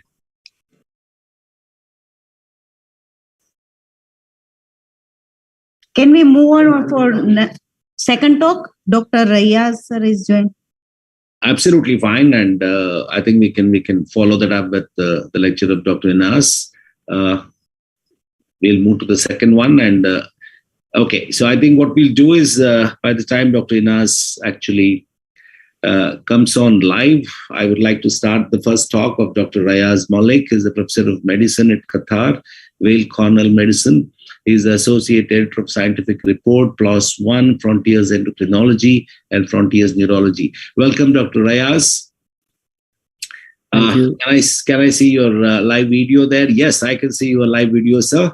So thank you so very much for joining us. And I'm sure it's going to be pretty early over there. And you will be talking about the diabetic triopathy, and that's going to be a very interesting first talk. The stage is all yours, sir. Thank you and good morning. And thank you to the, of course, the organizers, Dr. Shabu and the chairpersons. So the talk that I've been asked to give is on the diabetic triopathy. So it's an update on really the management of the three major diabetes complications. And these, of course, are retinopathy, nephropathy, and neuropathy. But if anybody knows anything about me, then you will know that neuropathy is my area of expertise and interest. So unlike other speakers who would start with retinopathy at the top and then nephropathy and finally remember a little bit about neuropathy, I will start with neuropathy. In terms of neuropathy, I think it's important to remember that the risk factors for diabetic neuropathy are not simply glycemic control. And this is a key paper from now over 16 years ago, which Solomon Tesfaye published in the New England Journal of Medicine, where they showed that the risk factors for diabetic neuropathy, that is damage to the peripheral nerves, is very much I would say a vascular complication, because hypertension actually was the biggest risk factor. And then also other cardiovascular risk factors like being overweight, like having higher triglycerides and higher total cholesterol were contributing as much towards diabetic neuropathy as glucose control. And actually, with that comes a Cochrane review, which looked at the benefits of enhanced glycemic control in terms of outcomes in trials in both type 1 and type 2 diabetes. And what did they show? Well, they showed that in type 1 diabetes, predominantly driven by the DCCT, that improving glucose control improves neuropathy. However, in type 2 diabetes, and these were studies which included the Accord study, the UKPDS, part of the UKPDS, and VADT study, there was actually no significant difference. And people, when they looked at this data, they thought it can't be true. And I think it is true, but it's because of reasons. And the two reasons were, I believe now, one, that the therapies that were being used at that time in patients with type 2 diabetes were not good enough or didn't have a targeted effect on the nerves. And two, the way they measured neuropathy in the two different trials was different. That in type 1 diabetes, they used highly sensitive tests like nerve conduction. In the type 2 trials, they actually used very, very rough and ready tests like clinical examination, monofilament examination. So that's part of the reason. And actually, then something happened about 2018 as a sub-study of the liraglutide LEADER trial. There was, I would say, tenuous evidence, but nevertheless, there was something to suggest that GLP-1 therapy might have an impact on diabetic neuropathy. So first of all, actually, they looked at the incidence of foot ulceration, and they showed no difference between liraglutide and placebo, about the same over the period of 5 years. However, when they looked at, of course, the dreaded outcome of diabetic neuropathy, which is amputation, and this is Mr. von Bergmann from Berlin, 1901, what they showed is that there was a signal, statistically significant, in terms of people who had foot ulcers going on to have amputations was reduced in those who were on GLP-1 therapy compared to placebo. Of course, placebo wasn't complete placebo because these people were also being treated with standard therapy, suggesting that there may be an impact of GLP-1 therapy. Now, subsequently, in Qatar, we actually were part of a trial called the Qatar study, where essentially poorly controlled patients with type 2 diabetes with average HbA1cs of 10.5% were randomized to either GLP-1 once weekly exenatide with pioglitazone or basal bolus insulin. And we looked at the impact on neuropathy. And first of all, what you see here is that there is no difference between what we call combination therapy with the GLP-1 combined with pioglitazone and or basal bolus insulin. So both were effective in lowering HbA1c from around 10.5% to 7%. However, instead of using monofilament neurological examination, we actually used a very sensitive technique that we've developed over the years called Corneal Confocal Microscopy, which is a rapid test that allows you to image small nerve fibers in the cornea, but is a surrogate marker of nerve fibers elsewhere. And what we were able to show effectively within 12 months was the following, that actually compared to healthy controls, you see here, these white lines are the nerve fibers. In both the GLP-1 and pioglitazone arm and the basal bolus insulin arm, there was actually repair of nerve fibers over 1 year, showing that actually a number of things you can measure in terms of these nerve fibers, so fiber density, branch density, fiber length, all improved significantly in actually both arms. But if you look to vibration perception, really in one arm it improved, in the other arm it didn't. So there was a kind of, it was just not good enough as a test. Then other risk factors, as I noted at the beginning, hypertension is an important risk factor for neuropathy. So this is an old study, but has been actually replicated by a number of studies subsequently, where we showed that if you give patients who are normotensive without microalbuminuria an ACE inhibitor, then if you measure nerve conductions, you can see that there is within 12 months an improvement in motor nerve conduction velocity, M-wave amplitude, and F-wave latency, indicating that treatment of people with normal blood pressure improves neuropathy. There is also a study, again coming back to vascular risk factors, a small study from Mexico, which compared rosuvastatin with placebo and showed that in the people treated with rosuvastatin, there was a significant improvement in nerve conduction velocity, perineal nerve conduction velocity of almost, well, actually 2 meters per second. The other measures didn't really change. Amplitude almost became significant, but nevertheless, there is some impact in a small study. And probably the most impressive data actually comes from the field study, where it was seen during the field study, which is a very large randomized trial in type 2 diabetes, where the cardiovascular outcomes were negative, but the incidence of minor amputation, you can see, was almost 50% reduced in people on fenofibrate compared to placebo. And that again suggests that there is an impact on neuropathy.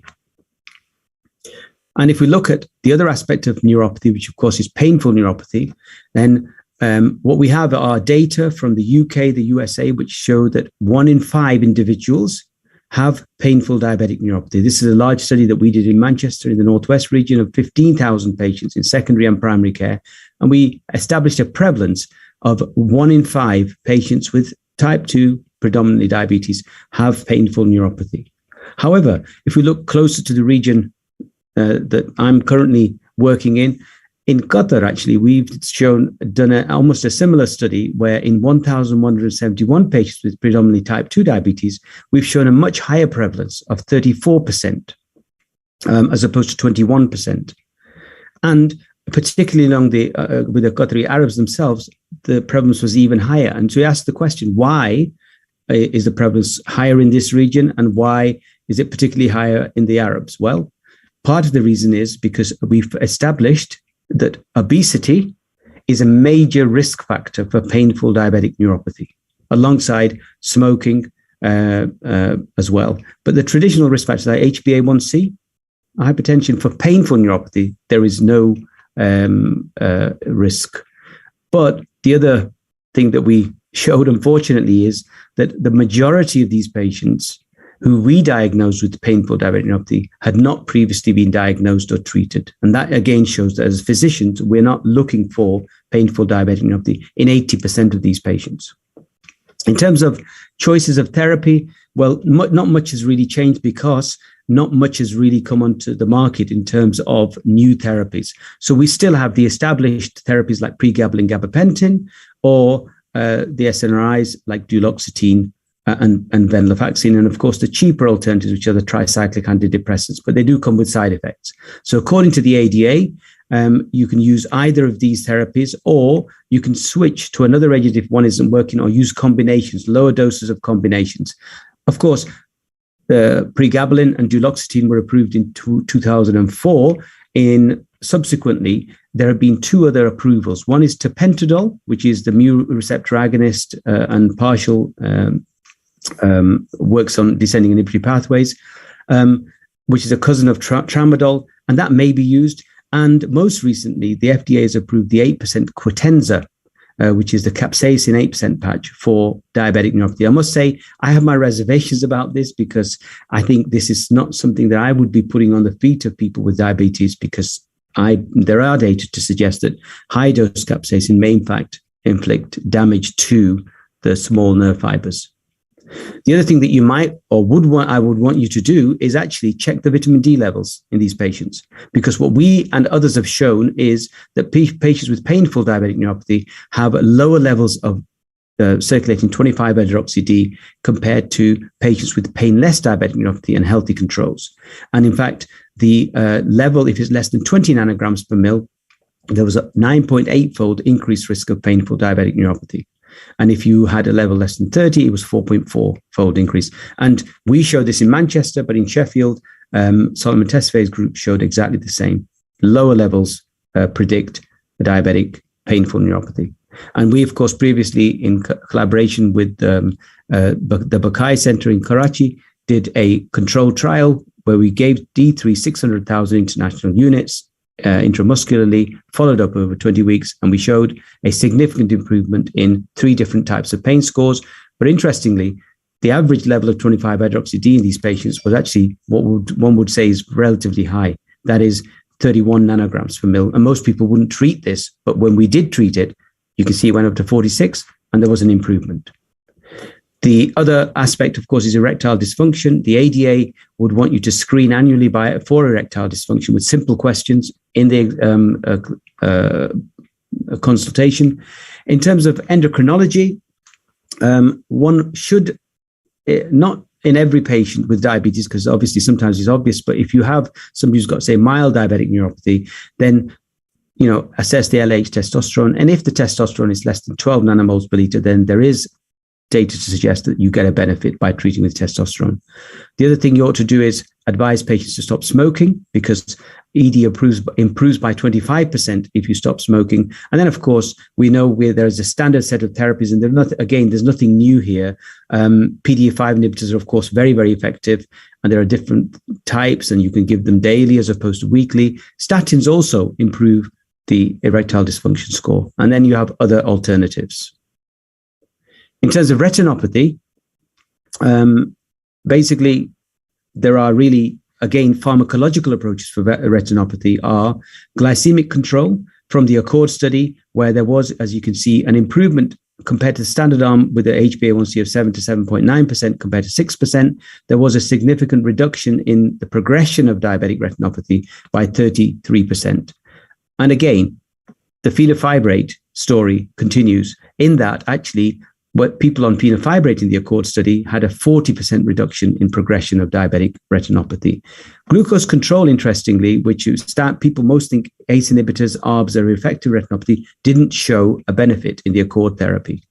And of course, in the field study, there were, if you looked at macular edema, proliferative retinopathy, and all retinopathy, there was a significant signal for people on fenofibrate that prevented progression of diabetic retinopathy. And based on that, actually, fenofibrate has a license for retinopathy in Australia. More recently, there has been a really big database that's been assessed in terms of fenofibrate effect on vision-threatening retinopathy. This is comparing 144,000 people not on fenofibrate compared to 5,000 on fenofibrate. HbA1c, interestingly, really reasonably well controlled. But what you see is the following, that vision-threatening diabetic retinopathy was reduced overall in multivariate analysis. You can see P is 0.01. And the predominant driver was the progression of proliferative diabetic retinopathy. You can see highly significant impact on the progression of proliferative diabetic retinopathy. They did assess for macular edema, and they did not find an effect. And that may be partly to do with how macular edema was measured in an insurance database, but nevertheless, they did not show an effect. So it seems to be not having as much of an impact on macular edema, unlike the field study where there was an impact on macular edema. In terms of nephropathy, of course, we have lots of people always think about lowering blood pressure in nephropathy has an impact. And there are many drugs that we can use. But of course, remember that really ACE inhibitors and ARBs are the main drugs that should be used in diabetic nephropathy. But what do you do when, despite being on an ACE or an ARB, you have adequate blood pressure control and the proteinuria is continuing? And really also remember that there are actually no drugs to date that have improved the GFR. I will talk about drugs that might have stabilized the GFR, but no drug to date has improved the GFR except a drug which came with a lot of promise, but unfortunately got pulled because of cardiovascular events, bardoxolone sodium, which was basically an NRF2 inhibitor, which is an anti-inflammatory. So I think we need to wait. Maybe there is something coming around the corner for that. But if you don't have these additional drugs, if you're already on an ACE or an ARB, then there is evidence to show that spironolactone overall further reduces urinary albumin excretion rate by 30%. In both type 1 and type 2 diabetes. And this is old data, again, 15 years old. And there is a Cochrane analysis which looked at 27 studies, which shows that aldosterone antagonism has an impact. So we know that it has an impact in terms of heart failure, cardiac fibrosis, but also it is being shown to have an impact in terms of renal fibrosis and hypertension, and having an impact on CKD. And we not only have spironolactone, but we have eplerenone and finerenone. They again show no effect on progression of GFR or renal failure or dialysis, but what they show is an impact in patients who've got stage 1 to 3 CKD. If you add one of these antagonists, you reduce proteinuria by a further 0.61 grams and you reduce blood pressure. But of course, remember, look out for hyperkalemia, gynecomastia, and in women, postmenopausal women, bleeding. What next if you're, despite on being on ACE or an ARB, you're on spironolactone 25 milligrams, you've still got adequate blood pressure control, but proteinuria continues? Well, something old, really, for something new. So this is a recent paper published in the New England Journal of Medicine in 2021, where patients had chronic kidney disease, predominantly diabetes, had a reasonable control of systolic blood pressure. Estimated GFR actually was way down, 23. And they were randomized to chlorthalidone or not. And what they showed is that there was a further drop in systolic blood pressure on chlorthalidone, but which went after discontinuation actually came back up. And there was a drop in urine albumin excretion rate, further drop. And again, that came up after it stopped. And eGFR, although it dropped slightly from 24 to around 21, you can see it remained stable and then actually normalized again once chlorthalidone had been stopped. So ACE, ARB, spironolactone, chlorthalidone, what do you do if it continues the proteinuria? You still want to reduce the proteinuria. Well, there are two drugs now, classes of drugs actually that have been shown to have an impact despite being on these current therapies for lowering blood pressure. And those are the GLP-1 agonists. So liraglutide in the LEADER study and semaglutide has also shown similar effect, where you can reduce progression actually of eGFR to less than 45, renal replacement, renal death. You can see here there is actually a 22% reduction in nephropathy in the LEADER study. But there is a small signal for retinopathy, which we ought to be aware of, which there are currently big randomized trials actually going on to have a look at this. And so far, the signal is safe, and there isn't a worsening of retinopathy.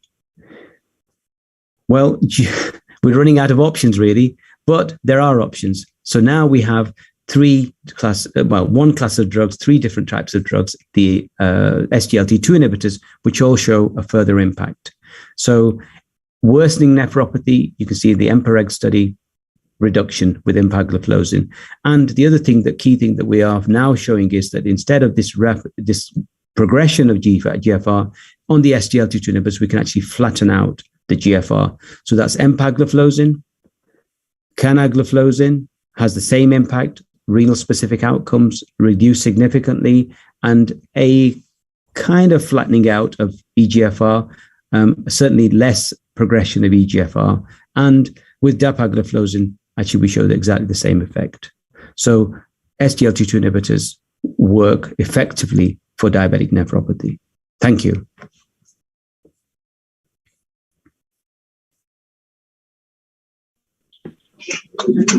Thank you. Thank you, Dr. Malik. I think, can you just close your slide, sir? Yeah. Stop share.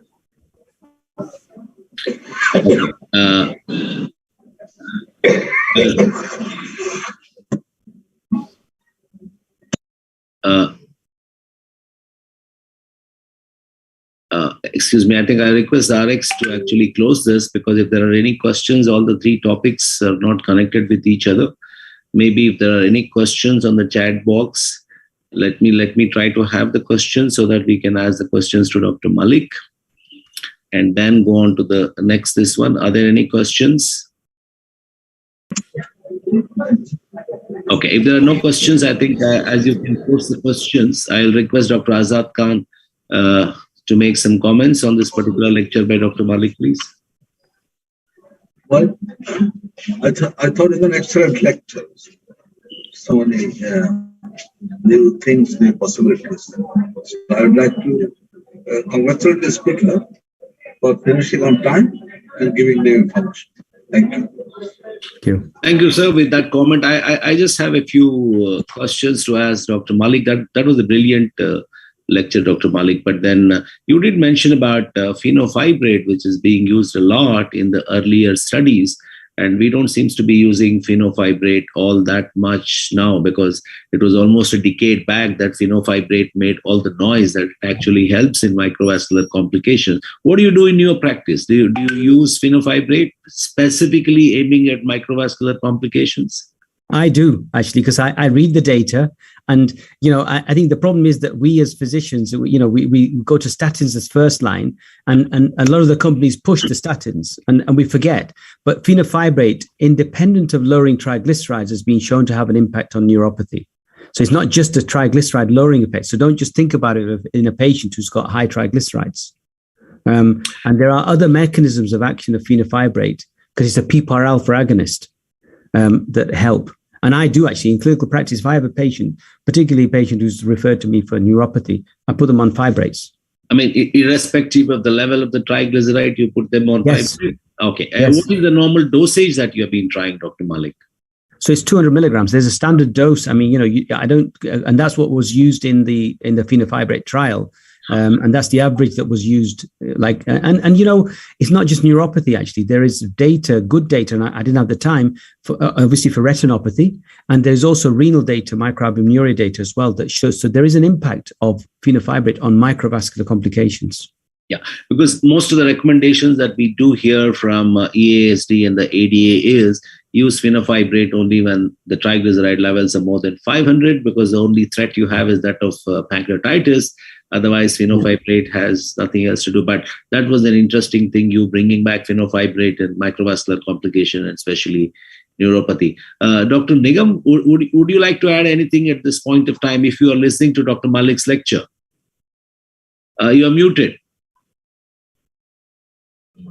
That was a brilliant lecture, but I would have probably, there are new data from dulaglutide and all the three GLP-1s, semaglutide, dulaglutide, with dulaglutide not having any retinal risk, as you mentioned with semaglutide. And the SGLT2 inhibitors, I think, have taken the front seat in all the guidelines, suggesting that if you have chronic kidney disease or diabetic kidney disease, then probably without even not considering the in baseline HbA1c or patients having risk factors, also, I think the SGLT2 inhibitors and the GLP-1s will probably take the front seat and push all the other agents behind. And the SGLT2 inhibitors and the ACE inhibitors have very fine synergistic effects, one acting on the afferent arteriole, the other acting on the efferent arteriole. So I think they have taken that front seat when talking about diabetic kidney disease. And again, something that we notice in India, and I'm sure it's not anywhere in the world, is the use of unwarranted use of methylcobalamin with pregabalin. I think I just prescribed pregabalin, and that is the message that should go down, because you're unnecessarily increasing cost of therapy without knowing. If you have documented vitamin B12 deficiency, I think it's worthwhile adding that agent there. But otherwise, blanket prescriptions can probably have no benefit. I mean, I agree with you, Negam, on that. I think Dr. Malik's comments. Well, you're right. SGLT2 inhibitors are coming, and they're going to have, and actually there are data now, published data, that show there's an impact on retinopathy. Of course, remember the SGLT2 inhibitors had this bad signal for amputation, particularly canagliflozin. But I think if you look at some small studies coming through, they also show that that's probably not a true signal. Yes. So that I think we should be reassured. In terms of GLP-1 therapy, there is again data showing a benefit possibly on retinopathy. Like you say, dulaglutide hasn't shown that signal. I think it was all to do with the endpoint. So there is a big trial with semaglutide, about 4,000 patients that have recruited, and they've seen no signal to date. Yes. Methylcobalamin, yes. Unfortunately, this is something that is a mythical thing that all doctors, particularly in Pakistan, India, Southeast Asia, even Middle East, they prescribe this, kind of amazing vitamin B compound, which is supposed to be health reparative, nerve reparative, and there's no real evidence for it. So I think what we need is studies to show that that is the case, and then people. That also has alpha lipoic acid, which probably works in parenteral doses and not in the doses that is administered in oral tablets. I completely agree with you. Again, the evidence there for alpha lipoic acid was generated on IV administration, was never for oral, but yet again it's been pushed and people accept it. I think in India you have do you have an approval for alpha lipoic acid? No. Not for this indication, but then there's an approval to give it to every other patient, whether he needs it or not, because that's exactly what happens, because the pharma company tends to push it and the doctors tend to buy the idea that it's extremely good for the nerves. And of course, it's a most frustrating experience for a patient who has a painful neuropathy. So all kinds of treatments are being tried. And the capsaicin ointments are pretty popular in some corners of India, and there's one set of patients who would love to have something to be rubbed on, especially at night when they have the painful neuropathy. And I think with that, thank you so very much, Dr. Malik. May I just know from the team, the event team, whether Dr. Inas is ready with her lecture? Is she live? No, sir. A recorded session. It's a recorded session? Yes, sir. Okay. She's already been introduced. Can you start the recorded lecture, please? 2022, and I'm going to talk about diabetes in the elderly. Life expectancy has been increasing. Advances in medical care and improved social conditions led to increased life expectancy. These are chronic health issues of older adults: arthritis, diabetes, hypertension, chronic sinusitis, visual impairment, osteoporosis, hearing impairment, varicose veins, heart disease, deformity, emphysema, dementia, and 34% of these older individuals are affected by more than one condition. Does the epidemic of diabetes involve older individuals or not? And the answer is yes. By the year 2050, there is going to be 336% increase in diabetic patients above the age of 75. The prevalence of diabetes, according to the IDF, is 8.8% of the total population, while according to the National Health and Nutrition Examinations Survey, the third one, in those above the age of 75, the percentage of diabetes prevalence is 17.5 to 21%. Diabetes in geriatric times is somewhat different as regards goals of therapy, choice of drugs, change in metabolism, and danger of hypoglycemia. Most studies show rise in blood glucose, especially the postprandial blood glucose, directly correlating with age. While the fasting blood glucose increases 1 to 2 milligram per deciliter per decade, we find that the postprandial blood glucose increases up to 15 milligram per deciliter per decade. And this metabolism change is due to impaired insulin release and delayed suppression of hepatic glucose output. We're going to talk about clinical presentation of diabetes in geriatrics. And what about the clinical presentation? And presentation may be confounding, and routine screening is recommended. It may be totally asymptomatic or having dramatic symptoms. The presentation may be with urinary incontinence, monoocular neuropathy, onset of sexual dysfunction, or minor and difficult to control infection. And let me now talk about challenges in management of type 2 diabetes in the elderly. Acute metabolic complications, diabetic ketoacidosis is rare, and features and management are the same like in younger individuals, but there is higher mortality due to associated cardiovascular disease. The hyperosmolar non-ketotic coma, 50% of cases occur in newly diagnosed diabetics, and it always occurs in older diabetics due to impaired maintenance of serum osmolarity, decreased thirst perception, and decreased access to water. Acute infection is a frequent precipitating factor in 40 to 60% of cases, and it's usually pneumonia.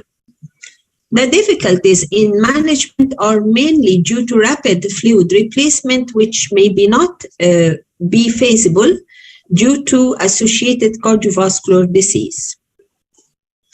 Some underappreciated diabetes complications. Diabetes is a risk factor for dementia, increased 2 times dementia in the presence of diabetes, increased incidence of falls, hip fracture, immobility and disability, household work, preparing meals, managing money.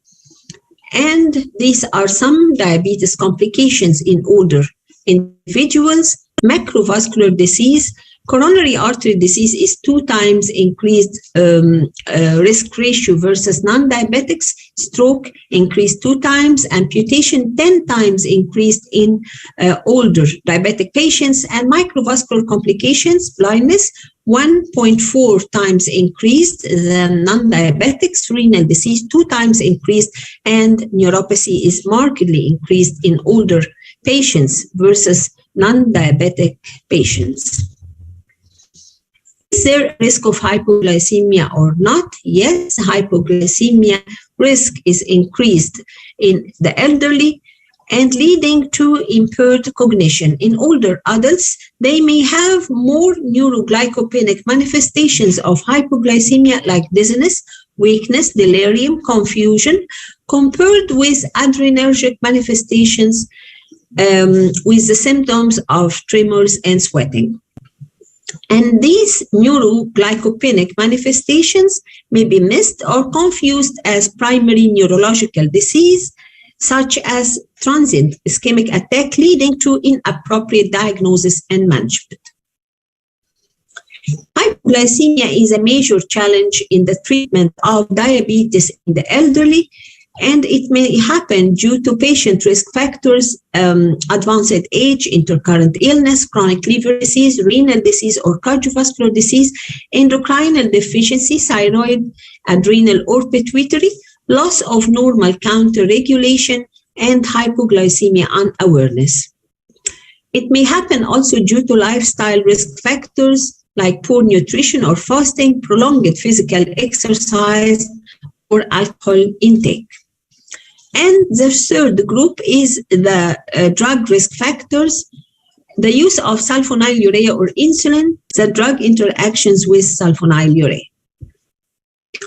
Severe hypoglycemia account for 17% of all hospitalization for type 2 diabetes in the elderly. Let's talk about chronic complications of diabetes in the elderly. Neuropathy is the most common symptomatic chronic complication.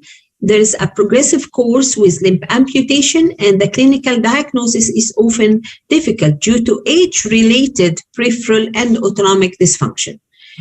Diagnosis is based on nerve conduction studies, and bladder dysfunction is common, but it has to be differentiated from senile enlargement of the prostate, and both conditions may lead to urinary tract infection.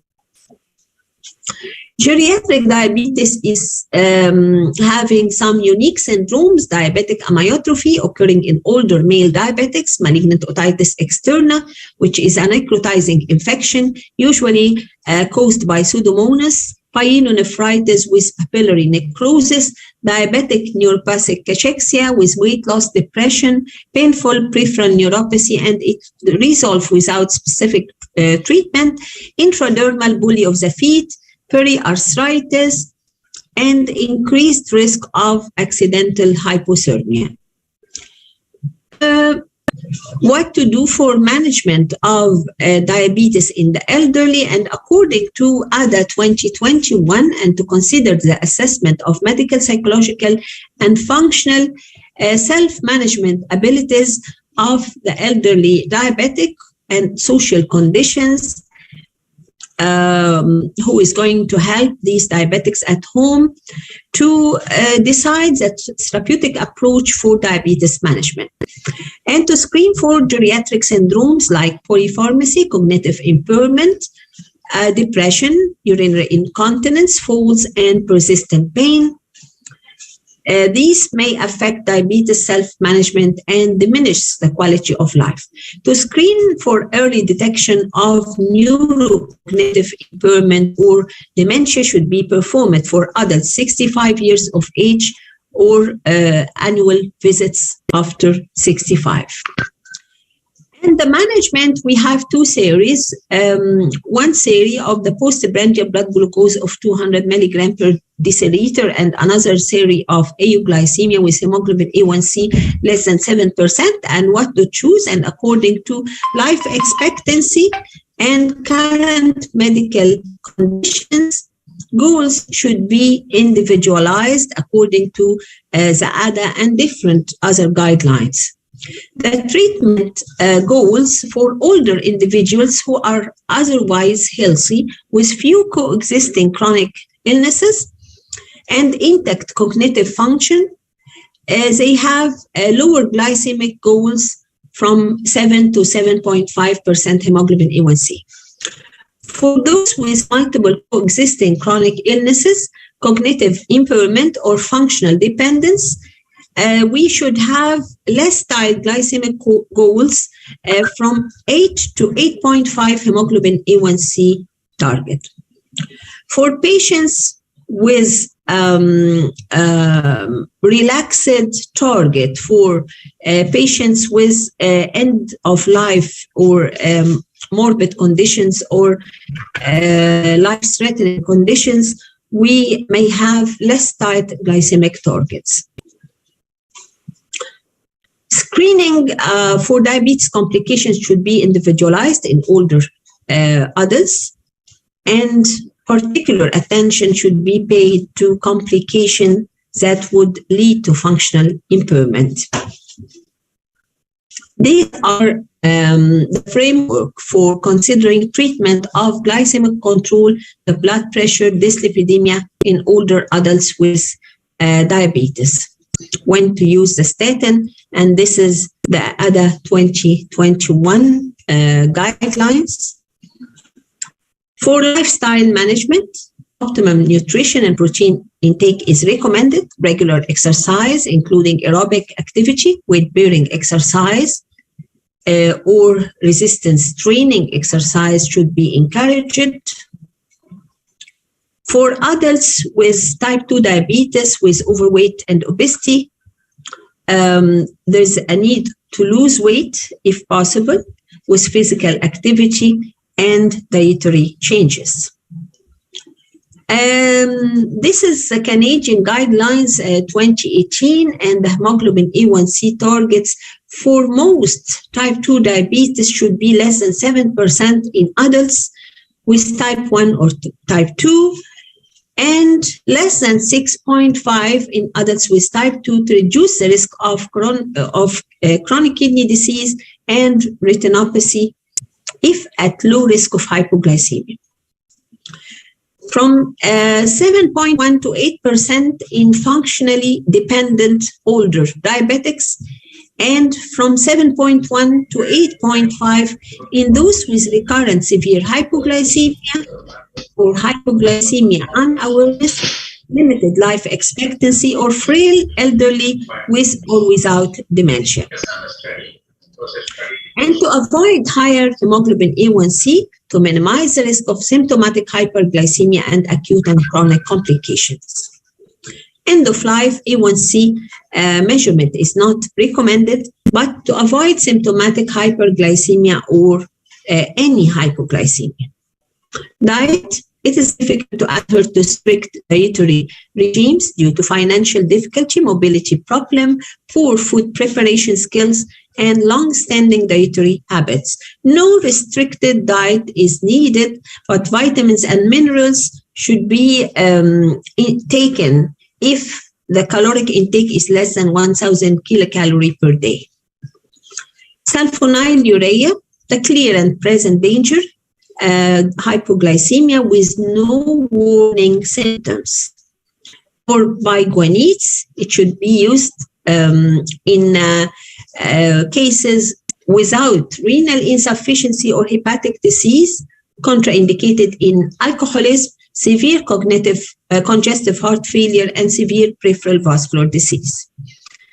Alpha-glucosidase inhibitors, they are safe but may lead to severe gastrointestinal disturbance. Thiazolidine-diones, there is a fear of a precipitation of heart failure.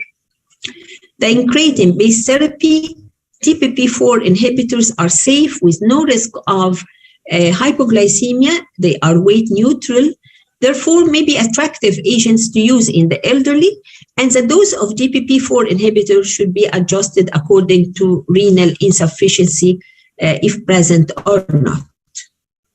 The GLP-1 receptor agonist, no risk of hypoglycemia, with the known adverse events of nausea and vomiting and diarrhea may happen.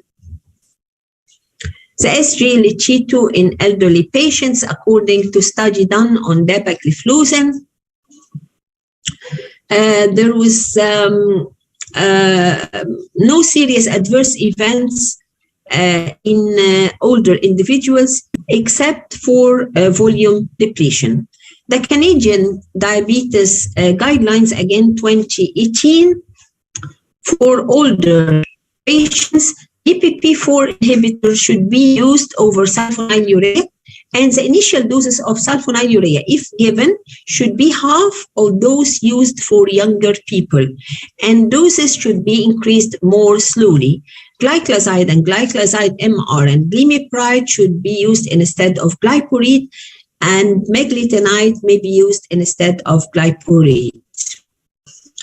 What about insulin therapy in geriatric times?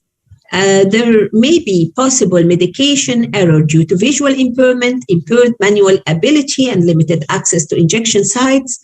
And insulin analogs seem to be more safe for geriatric people living with diabetes.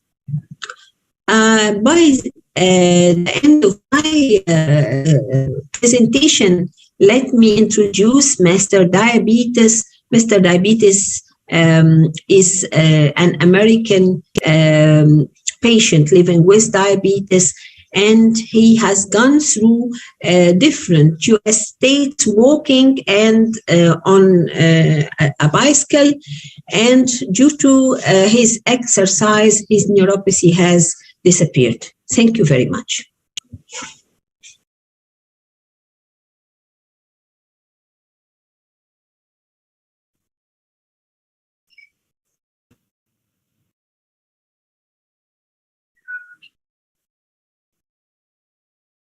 Thank you so much. I think, can I have the slide of the next speaker, please?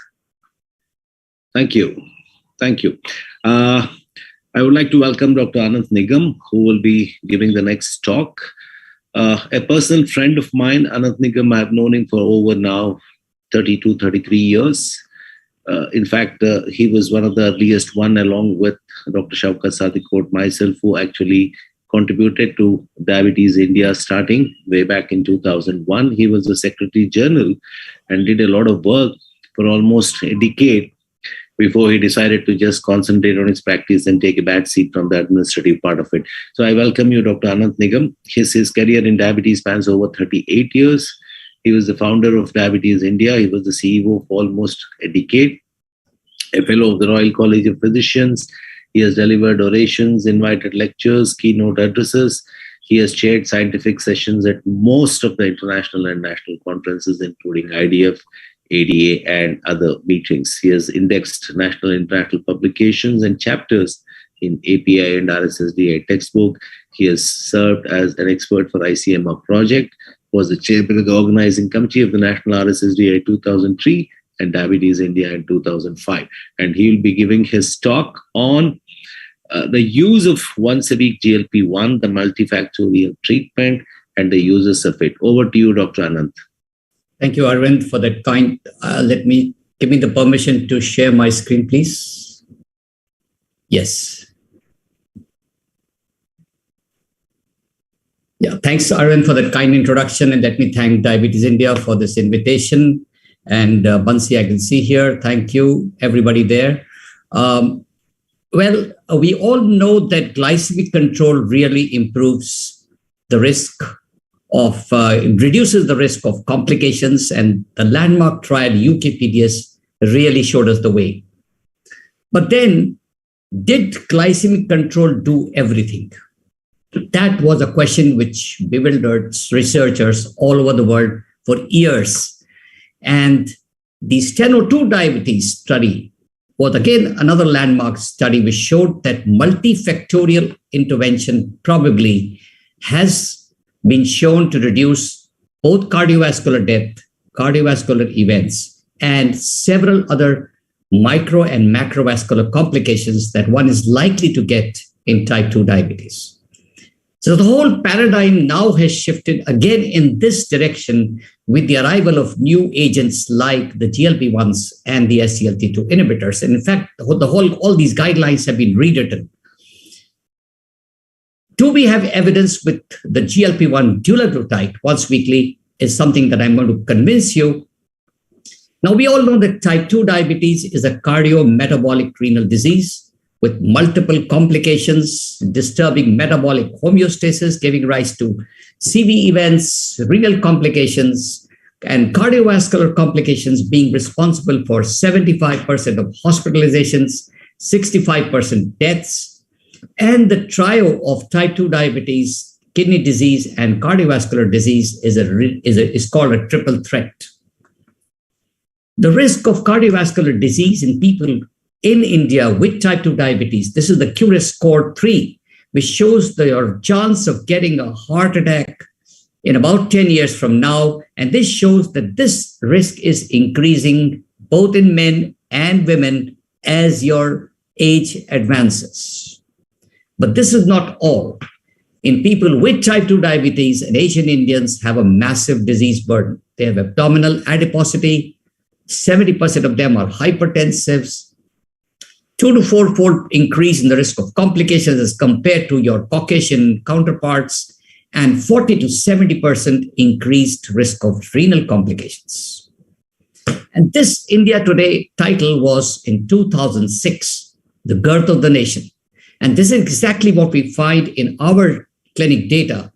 You have abdominal adiposity, men more than 90 centimeters, women more than 80 centimeters. You can see about 40 to 50% of urban men and women are obese centrally, also having increased body mass indices, causing obesity and central adiposity, and the amount of visceral fat in Asian Indians as compared to Caucasians is much more. And that is a pretty well-known fact. But look at what Elliot P. Jocelyn said in 1927. With an excess of fat, diabetes begins, and from an excess of fat, diabetics die. Remember that type 2 diabetes never occurs alone. It occurs in the company of bad friends, and these bad friends are hypertension, obesity, kidney disease, and cardiovascular disease.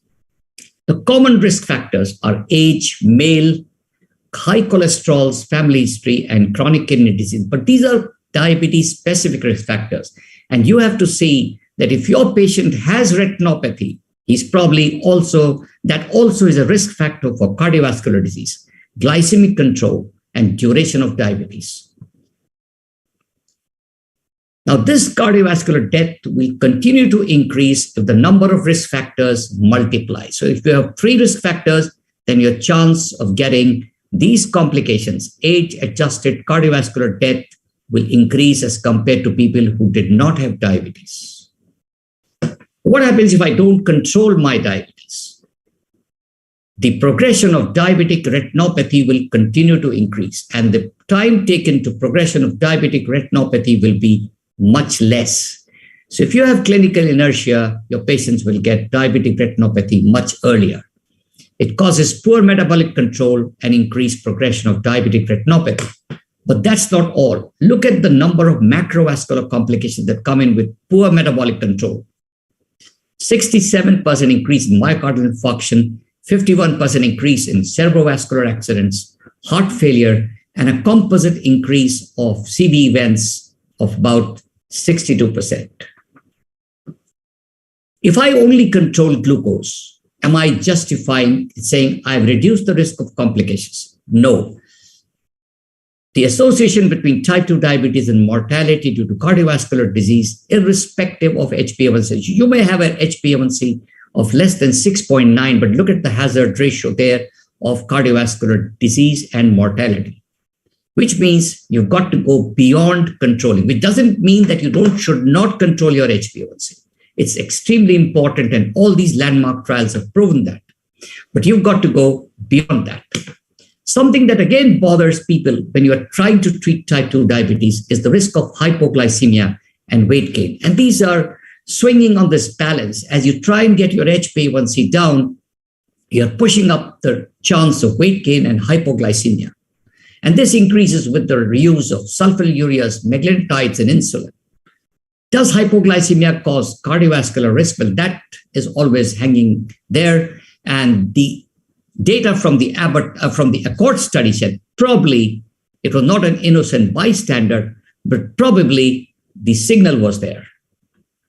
And look at the weight gain in all these clinical trials. The UKPDS, almost 5.3 kg with sulfonylureas and insulin. In the DCCT, in the Accord trial, more than 10 kg weight, rosiglitazone and glyburide. And then look at hypoglycemia, intensive versus conventional therapy. And you can see the risk of hypoglycemia. And hypoglycemia, again, is a major limiting factor in meeting your tight glycemic controls. And this weight gain or obesity, all forms of obesity, increase cardiovascular risk. So there has been really a paradigm shift, as I mentioned in my opening remarks, in how we understand type 2 diabetes and how we try and manage in 2022. Previously, it was all about blood glucose and glucose control. Now it's about glucose control with no hypoglycemia or weight gain, but also aiming for weight loss and paying specific attention to cardiovascular risk and renal risk assessment and management. What do the guidelines and consensus statement say about it? So in the next 10, 15, 20 minutes, I'm going to answer what is multifactorial intervention, which we are going to talk about today. Does multifactorial intervention help in reducing microvascular and macrovascular disease complications in type 2 diabetes? And is there evidence that GLP-1 receptor agonists, specifically once-weekly dulaglutide, help in multifactorial risk reduction in people with type 2 diabetes and thereby decrease the risk of CVD and renal disease? The answer to this is yes. Now, this is the Steno-2 diabetes that I was mentioning about, a very simple study conducted in 160 patients with type 2 diabetes who had persistent microalbuminuria. And they were put on intensive versus conventional therapy. And the intensive therapy was anti-diabetic therapy, trying to get HbA1c less than 6.5, RAS blockers trying to get blood pressure less than 130/80, statins trying to get cholesterol less than 175, and low-dose aspirin for primary prevention. The study was designed for a period of 7.8 years with a mean follow-up of 5.5 years. And you can see here, within the first 2 years, the graphs started separating.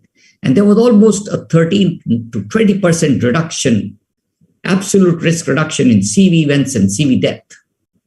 But then a later follow-up at 21 years, look at what happened. Secondary and tertiary endpoints showed significant improvement in all-cause mortality, CVD mortality, CVD events, autonomic neuropathy, and also microalbuminuria. And this, according to Peter Gate, was a 7.9 years gain of life. There was, in addition, a 70% decrease in hospitalization for heart failure and 69% decrease in stroke. And this study was published this was 2018, where they showed the follow-up at 21 years. And this probably has now forced or advised, this advice comes from the American Diabetes Association 2022. If you have to really look at pillars of management in type 2 diabetes, you've got to look after glycemic management. Never ignore this. You've got to tighten blood pressure control. You've got to manage lipid control and use agents which have cardiovascular and kidney benefits. You also have to very importantly remember that these risk factors should not be ignored. Duration of diabetes, obesity, a simple thing that you can measure in your clinics, waist circumference, is an important cardiovascular risk factor. Hypertension, smoking, premature history of premature coronary artery disease, and presence of albuminuria or chronic kidney disease. So just remember these 4 important things that would probably help you to decrease cardiovascular risk and complications. Now, coming to this picture here, which shows you anti-hyperglycemic agents as of today.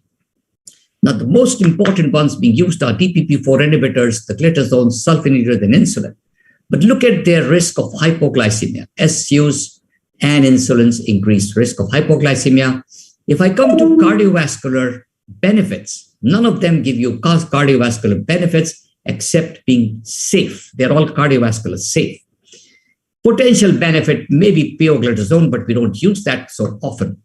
And what about kidney disease? All of them have neutral effects as far as improvement in kidney function is concerned. Now, what happens with the only other 3 agents left are metformin, SGLT2 inhibitors, and the GLP-1s. Let's see the GLP-1s.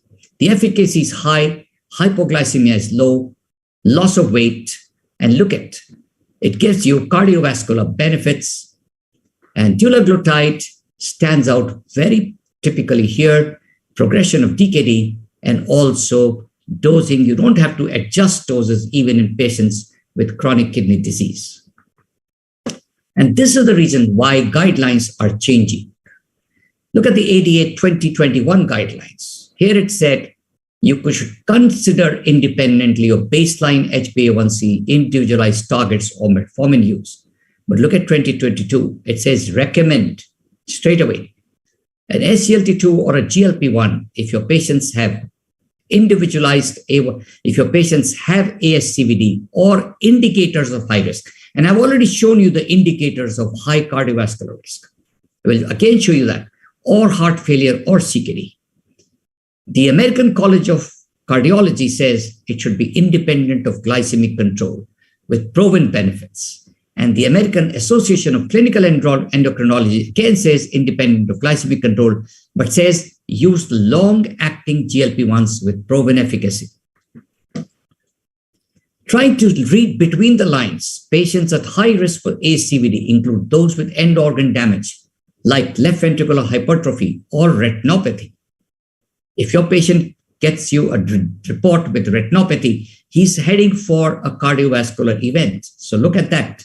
Or multiple cardiovascular risk factors like age, hypertension, smoking, dyslipidemia, and obesity. Oh, we say, this guy is 65 years old, so I shouldn't be using a GLP-1 or a SGLT2. Well, that's a story of the past. You've got evidence that these are risk factors for cardiovascular events. Now, coming to the GLP-1s, we have these available in India, the ones in the orange. Dulaglutide effects on multiple risk factors, HbA1c, body weight, overall difference here. You can see here urine albumin decretion, estimated GFR was improved, and systolic blood pressure was improved.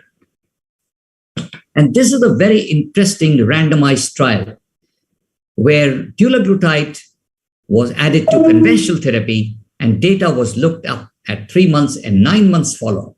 And these are so important, very common data that we see for all patients in the clinic every day. Systolic blood pressure, diastolic blood pressure, weight, BMI, total cholesterol, HDL, LDL, triglycerides, fasting plasma glucose, GFR, CK, eGFR, microalbumin. And you can see here at 9 months, you can see the p-value. There was an improvement at 3 months and again an improvement at 9 months. Very clearly showing that dulaglutide is working at all these vascular health indices in people with type 2 diabetes. And these are the baseline cardiovascular risk factors which we've been talking about for the last 10, 15 minutes.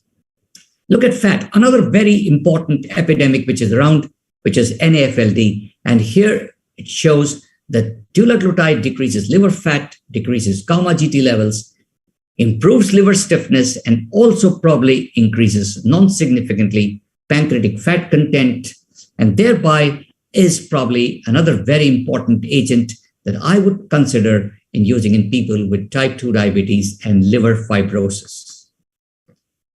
Talking about the cardiovascular outcome trials, and look at the dulaglutide trial, the REWIND trial. I'm just going to point out 3 important things.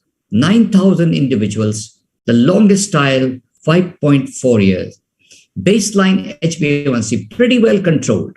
And then also you saw the cardiovascular benefit. Cardiovascular risk factor was present only in 31% patients. So they were more like the patients that you see in your clinic every day. 65% did not have cardiovascular disease, only had risk factors. And the HR hazard ratio was almost the same. And what did it show here?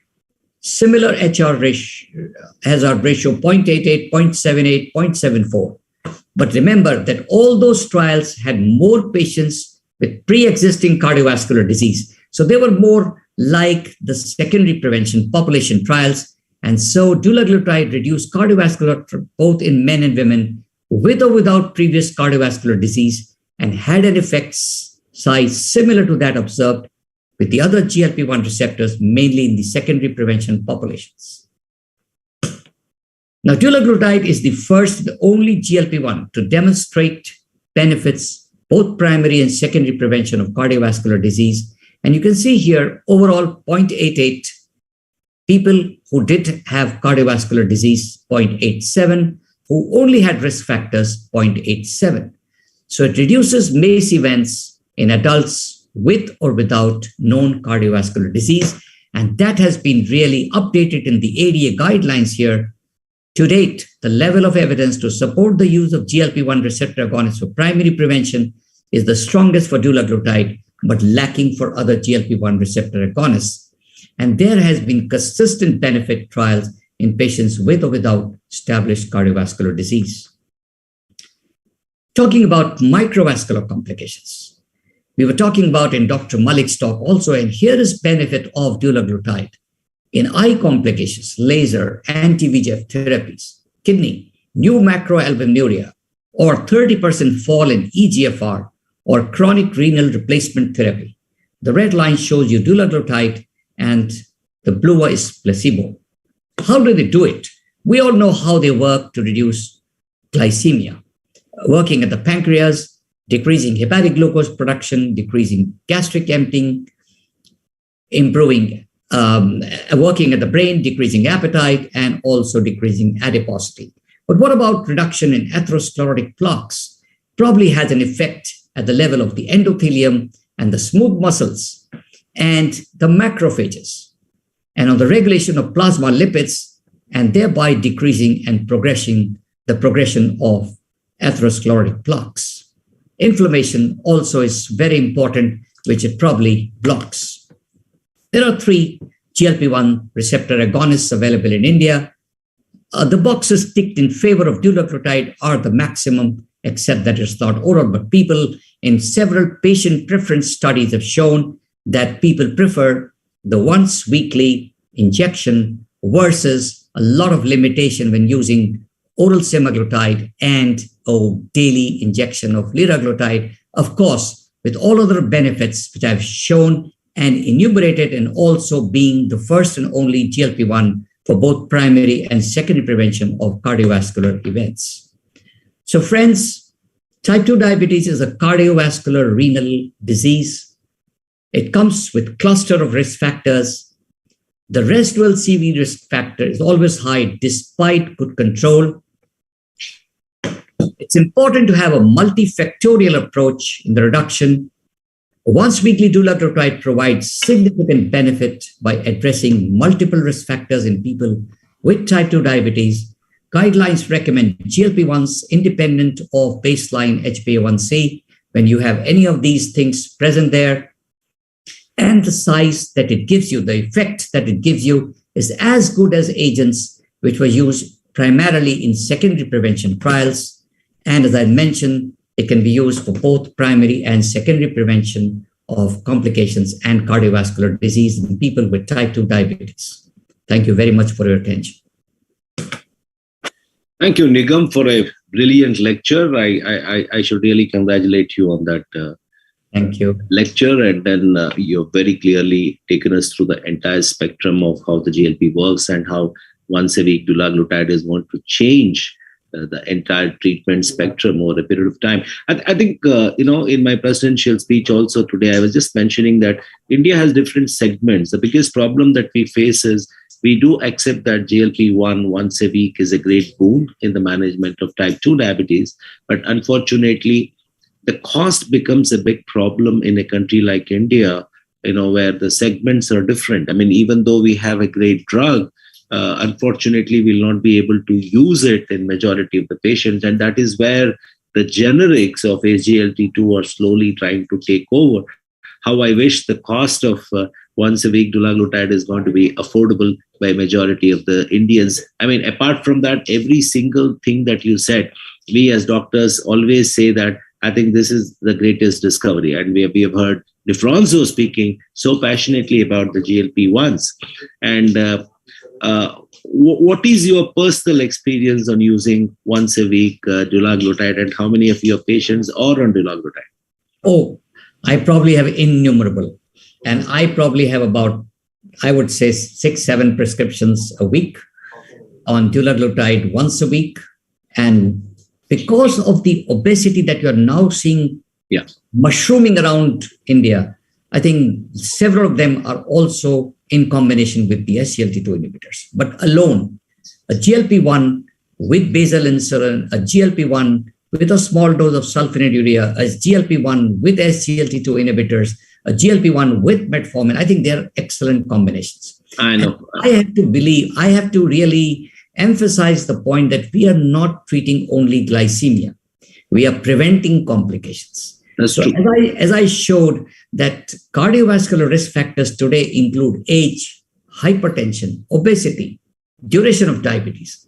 When you talk to a patient in the clinic, you say, oh, well, it's HbA1c is 7.9. I could get it down with any other thing. But what I'm trying to imagine is always, what is he going to do 35 years down the line? He's only 40 years of age. If he can afford, I know affordability, cost is a very important constraint and also a factor which I consider. And correctly chosen patients have been on dulaglutide or GLP-1s for 7 years, 8 years, 10 years. I have patients who are just vouch for it.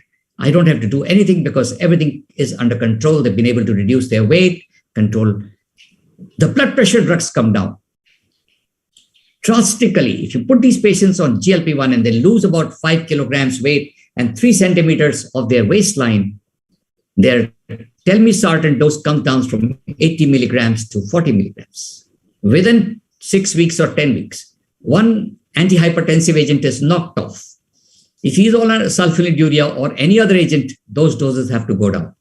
So overall, it gets you many benefits. But the most important benefit is preventing patients from going to the hospital for a stroke or a myocardial infarction or even kidney disease. SGLT2 inhibitors are super agents. Again, I am a fan of both these agents. But then again, urinary infection, genital infection sometimes can be disastrous, as abdominal discomfort with GLP-1s is also there. So, it's really a balancing act and really trying to convince patients that these agents will have side effects. You have to choose which helps you most, continue that. Very true, very true. I think in all affordable patients, who can tolerate it well, I think GLP-1 should be the drug of choice, and especially with once a week injectables. I think even the geriatric population is something that, you can look forward to. And once a week is definitely, there is that affordable class in India. You need to just choose, maybe spend time and explain to them. That's why all the Teslas and Mercedes and all are coming to India. That's the reason.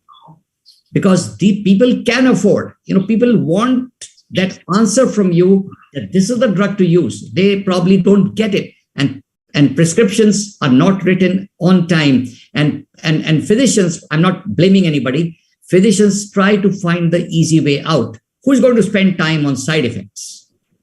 If he gets a nausea or a vomit, he's going to call me. Let him call him. You've got to be passionate. So that is something that hinders us from using these agents. Why do we use insulin? We use insulin. We know it causes hypoglycemia. And that's even worse. So, you could fall unconscious. So I think we'll have to really think about preventing complications rather than controlling only glycemia. So I think the message is you shun the inertia and then look at your affordable class, and if you can be convinced, I think this is the drug to be started in most of your patients. Thank you very much, Dr. Negam, for that wonderful lecture. I think we just exceeded the time limit by 2 to 3 minutes. Now I close this session here. Request Dr. Sanjay Reddy to take over and move on to the next session, please. Thank you, Dr. Arvind, and Dr. Negam, sir. That was a wonderful talk. Enjoyed every bit of it. Thank you. Maybe moving on, is Dr. Bansi Sabu there? Yes, I am very much there. Sir, we're moving on to the next session. It is a Middle East Asian Diabetes Symposium. We have 3 talks on the same, one by Dr. Asma Deb, Dr. Chandalia, and Dr. Muhammad Hussain. I request Dr. Bansi Sabu, my co-chair, to introduce this speaker and take the session forward. Yes. So thanks, Sanjay. And we have with us Dr. Asma, a very close friend of mine. She is from Gulf. She's a clinical professor at Gulf University with the chief of pediatric endocrinology at Abu Dhabi. She's the Secretary General of Arab Society of Pediatric Endocrinology and Diabetology. She's also the chair of communication of the European Society of Pediatric Endocrinology and advisory board member of our International Society of Adolescent and Pediatric Diabetes, which is SPAD. She organized yearly postgraduate diabetes course with SPAD in 2015, and since then I know her very much. She was appointed as a clinical lecturer in pediatric endocrinology at University of Cambridge between 2001 to 2016 and obtained CCST in pediatric endocrinology. Her special interest in disorder of sexual differentiation, use of technology in management of children with diabetes and genetics of diabetes.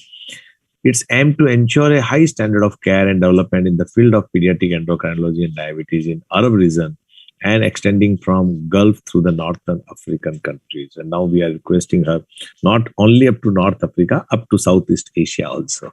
So over to Dr. Asma for her talk on a neonatal diabetes. Thank you. Thank you for joining. Thank you very much, Bansi, and thank you for our colleagues for inviting me to this very important platform. We very much value our collaboration. I've been to India 5 times, and I wish this was my 6th trip after getting rid of COVID completely. I'm going to share my slides now, and I will talk about, as Bansi suggested, on neonatal diabetes. So I'm just trying to put this in a slideshow, which I hope you can see now. So we are moving completely different from the previous colleagues' talks. Type 2 diabetes and fancy oral and injectable hypoglycemic agents to pediatrics and particularly neonates and monogenic diabetes here. So when we talk about monogenic diabetes in general and neonatal diabetes specifically, there's a lot of fascinating underlying science in this area. And if we talk about the genotype or the genetics of this group of diseases, we can categorize it under 2 areas. So the deficiency of insulin release or action can be categorized under 3 main areas. They are either causes leading to beta cell dysfunction, insulin receptor defects, or autoimmunity triggering monogenicity. And if we translate these genotypes into phenotypes, all these fascinating underlying genetic causes have an equally fascinating phenotype, what we see at the bedside. In this talk, I will concentrate particularly about beta cell dysfunction and give you some examples of these interesting neonatal diabetes phenotype. Some people might say, okay, so why bother? Neonatal diabetes or even monogenic diabetes in general is so rare. So why should we invite people to talk about it in webinars like this? Well, the thing is, or my personal belief, is that these group of diseases are well underdiagnosed. And in an area like India and an area like our Arab countries where consanguinity is higher than the rest of the world, we are certain that the incidence is far higher. And this is not a personal feeling, because when us at United Arab Emirates with colleagues from from the Kingdom of Saudi Arabia looked at this particular area, we found that the incidence of neonatal diabetes is much higher in the Middle East compared to Europe or America. And why is it important? Well, it's important because we need to raise flags to clinicians who see diabetes in children and in adults. We need to ask the question, when did the diabetes start? Because majority of people having diabetes starting in the first 6 months are having monogenic diabetes and misdiagnosed as type 1 diabetes. If the patient has extra pancreatic features, it's unlikely to be type 1 diabetes. And that's particularly the case if the islet and autoantibodies are negative. Other example that you see in adult practice is mild, stable fasting hyperglycemia, which could be due to MODY, another form of monogenic diabetes. And also, if we have a strong family history in patients with presumed type 1 diabetes, again, that's another flag. We always teach our junior doctors to remember that type 1 diabetes is unlikely if the islet autoantibodies are negative or if the C-peptide is still detectable after some years of diagnosis. And we always know and educate our juniors that type 2 diabetes is unlikely if the obesity was not seen and marked and if there was no consensus medicine. So time is coming very exciting for the signs of diabetes, that it's not purely insulin administration or giving oral hypoglycemic. There is a lot in terms of genetics and overlap of phenotypes as well as technology and new medications in this field.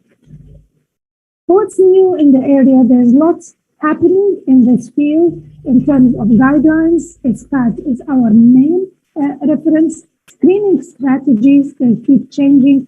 Therapies are changing, and the concept of pharmacogenomics and pharmacogenetics is becoming very apparent in many diseases that can sure be a model of implementing pharmacogenomics. There are new causes appearing in the literature, and there are new genes that are being discovered to cause this type of disease. So I've just cut and pasted one table from STAT guidelines to tell you that all patients diagnosed with diabetes in the first 6 months of life, they should have genetic testing because the chance of them having monogenic diabetes is high. And if patients were diagnosed between the age of 6 months and a year of age, but they have negative antibodies, then this mandates genetic testing as well. If we talk about screening strategies, I mean, this is quite a complex area, and we as clinicians sometimes get stuck in not knowing, okay, now we're suspecting a genetic underlying cause, but we don't know what to do next, what to ask for. And there are many ways to tackle this. So we can do direct sequencing if we know the gene, if somebody in the family is already diagnosed with a specific gene defect, or nowadays with the cost being a little bit lower, people can go to next generation sequencing and look at a whole panel or a whole genomic to look at it. This was a paper published a few years ago by the Exeter group, but it can still be a very good reference talking about how improved it is, the targeted next generation. And this way of diagnosing underlying genetic diseases was also practiced in other areas. So this is a study from Norway where people looked at all negative patients within a registry or a cohort. And it was interesting because a reasonable percentage of patients who were classified as type 1 diabetes were in fact having monogenic diabetes. And the interesting part for clinicians like myself and many of you is that about a third of clinicians were not aware of this, and they did not recognize the possibility of monogenic diabetes. So perhaps this can become a routine in the future. Some of you might say this is an exaggeration. Why should we routinely screen for a rare disease? But if you think about it, what's wrong routine testing is that some monogenic diabetes subtypes are clinically similar to type 1 diabetes and can be confusing, and the treatment might be different. And also, some patients who have monogenic diabetes, they do not need extensive annual tests for autoimmunity that is linked to type 1 diabetes. And some types of MODY, like MODY 1,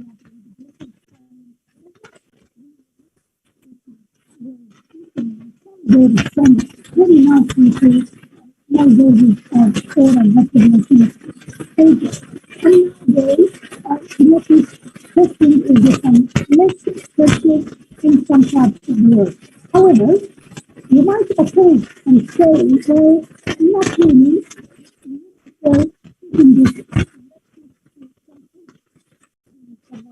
diabetes, because again, even though I'm saying it's more common, like Arab region or countries like India and other parts of Asia. But again, it remains rare by definition, and also regardless of high reduction. So some people might say that not looking, but physically. But this is important for particularly in the audience where that's what we start looking at hypothyroidism and phenylketonuria. And this is attempted to screen that can be used for women from diabetes in right panel 11 babies who were diagnosed with neonatal diabetes. People retrospectively went and retrieved the fifth of card data, and you can see nicely how the children have high glucose right from the street neonatal screening.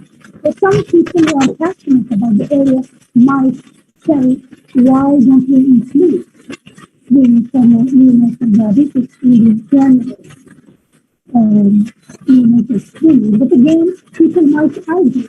I mean, a country like mine, I come from Libya originally, and until now, neonatal screening for hypothyroidism, which is far more common disease. So thinking about neonatal diabetes might not be desirable. I'm not sure about India and what neonatal screening we do, but some areas in the United Arab Emirates, we are doing screening for 25 minutes.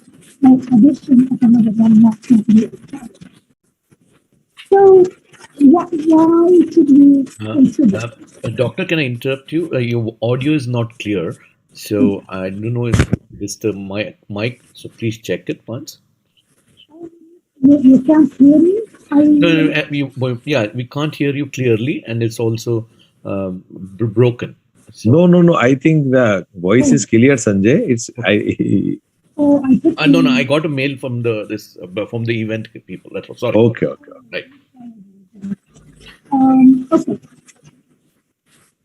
So when we talk about management, the fascinating areas that I personally see coming from this science of monogenic and neonatal diabetes is we can come up with targeted therapy. Because nowadays we hear a lot about precision medicine, personalized therapy, pharmacogenetics, and pharmacogenomics, and I'll give you a couple of examples. So this is a study that we have undertaken to look at the cause of neonatal diabetes. And we have shown clearly that what we see in the Arab region is completely different from what Europeans see in terms of underlying conditions. And this is a very important example in pharmacogenetics, where the effect of KLCC channel mutation leading to neonatal diabetes is response to sulfonylurea. So instead of troubling the child and the family with multiple daily injections, these children can be fixed to sulfonylurea, and they do very well.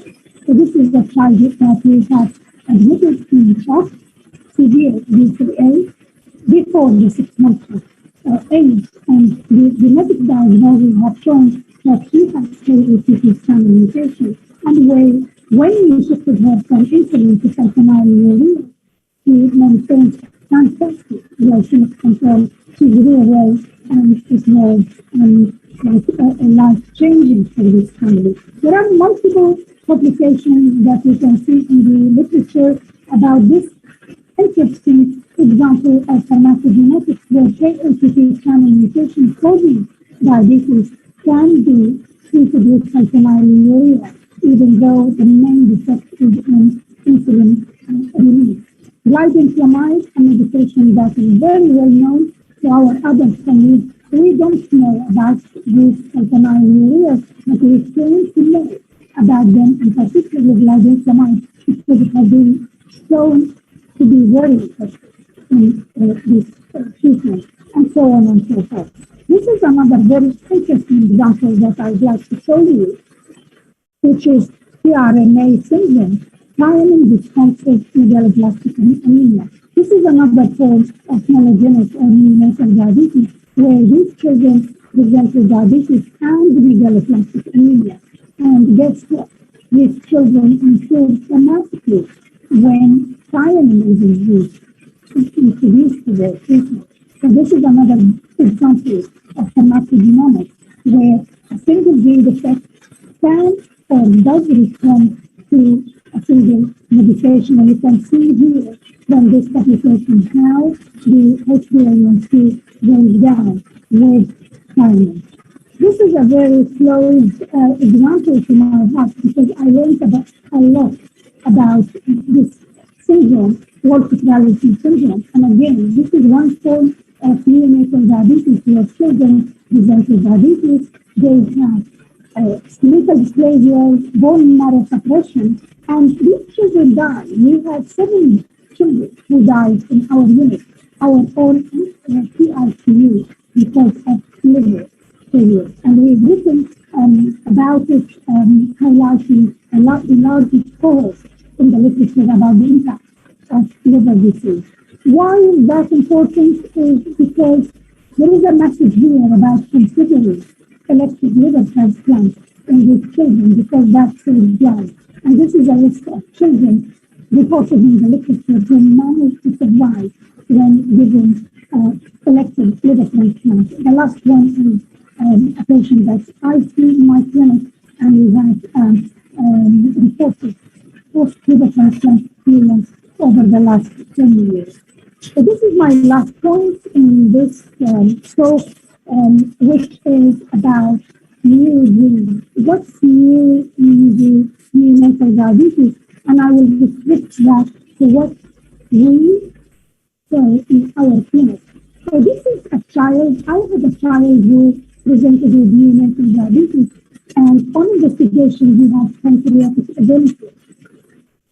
We were not excited about this because pancreatic agenesis is a known cause of neonatal diabetes, and there are multiple genes who are known to cause pancreatic agenesis. However, when we send blood tests to look for those particular genes known to cause pancreatic agenesis, everything came back negative.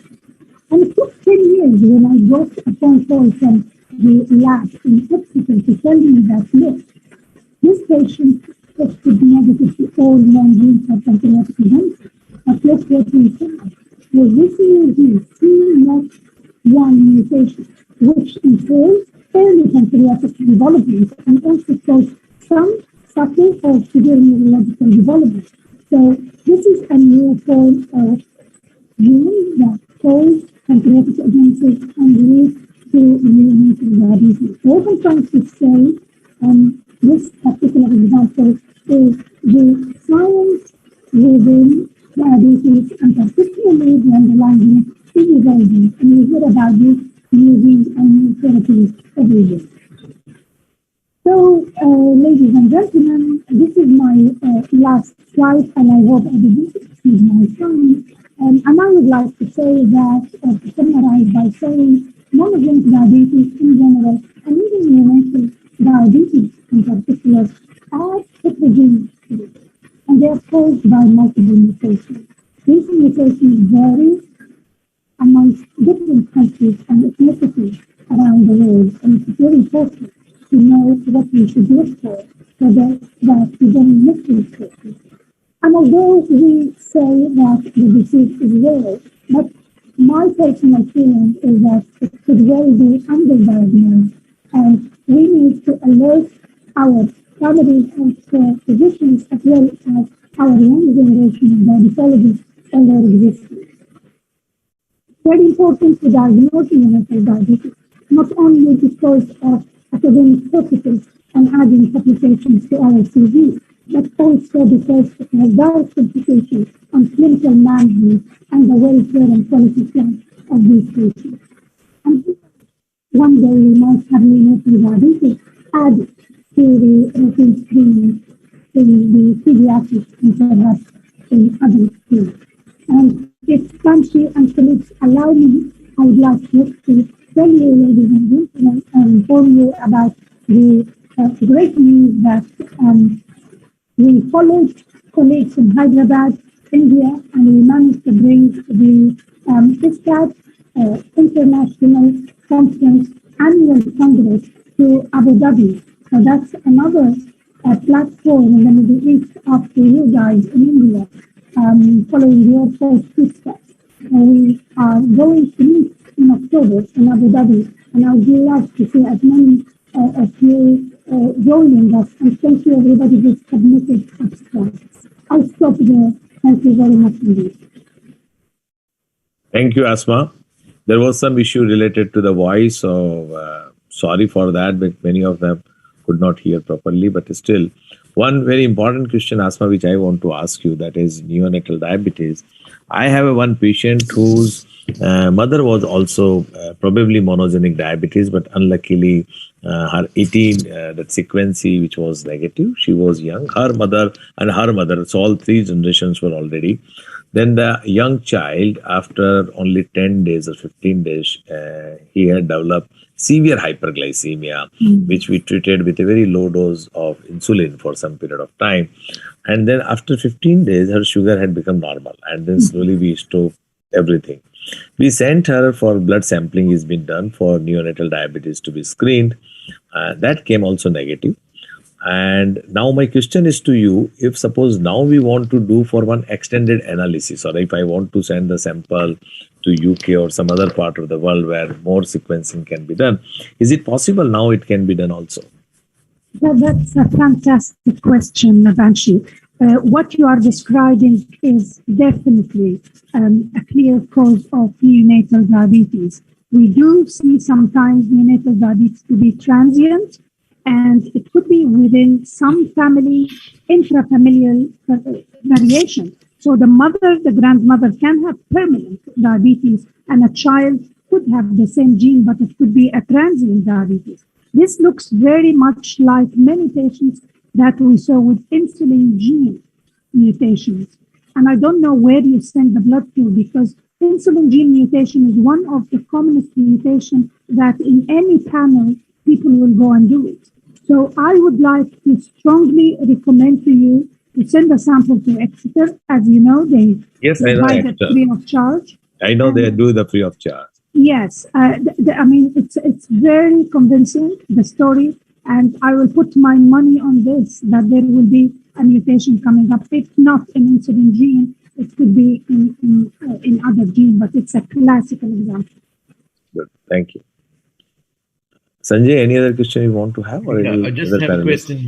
Doctor, wonderful talk. Your idea of creating the awareness, especially in the pediatric wards, and trying to get a universal adaptation for screening for them. Now, my question was, these children, we saw follow-up of 10 or 12 years.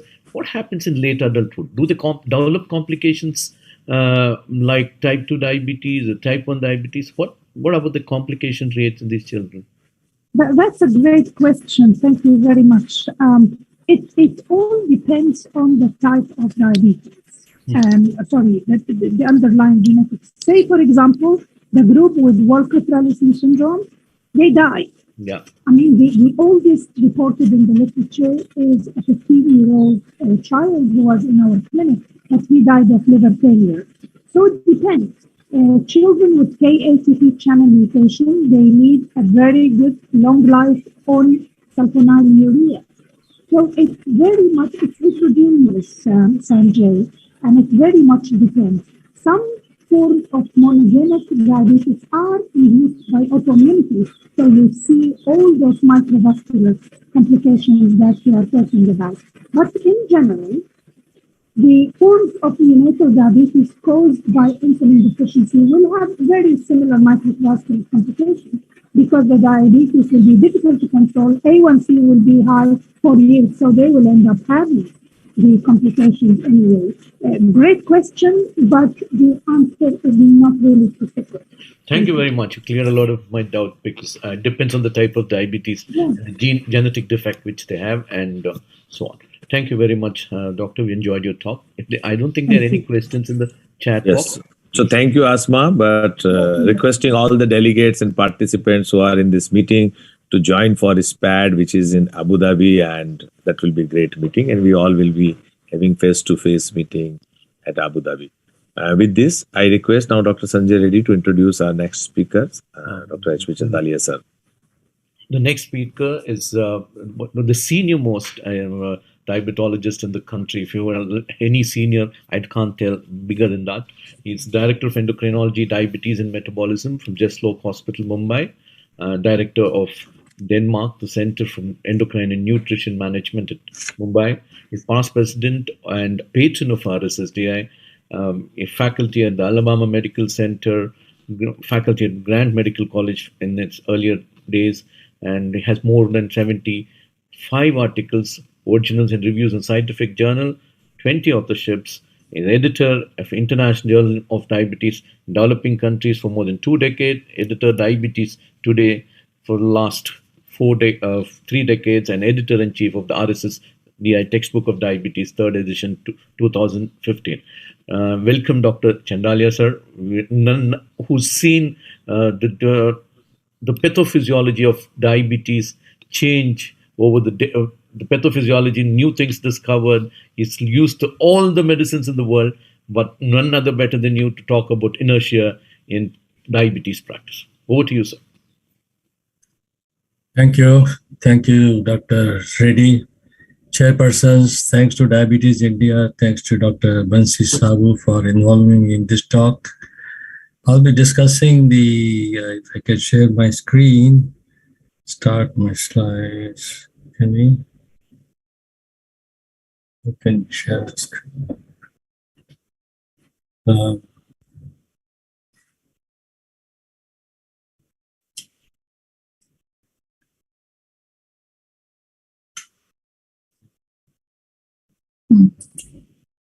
Yeah, I'll try to share my screen. If there's any difficulty, I'll ask you to help me.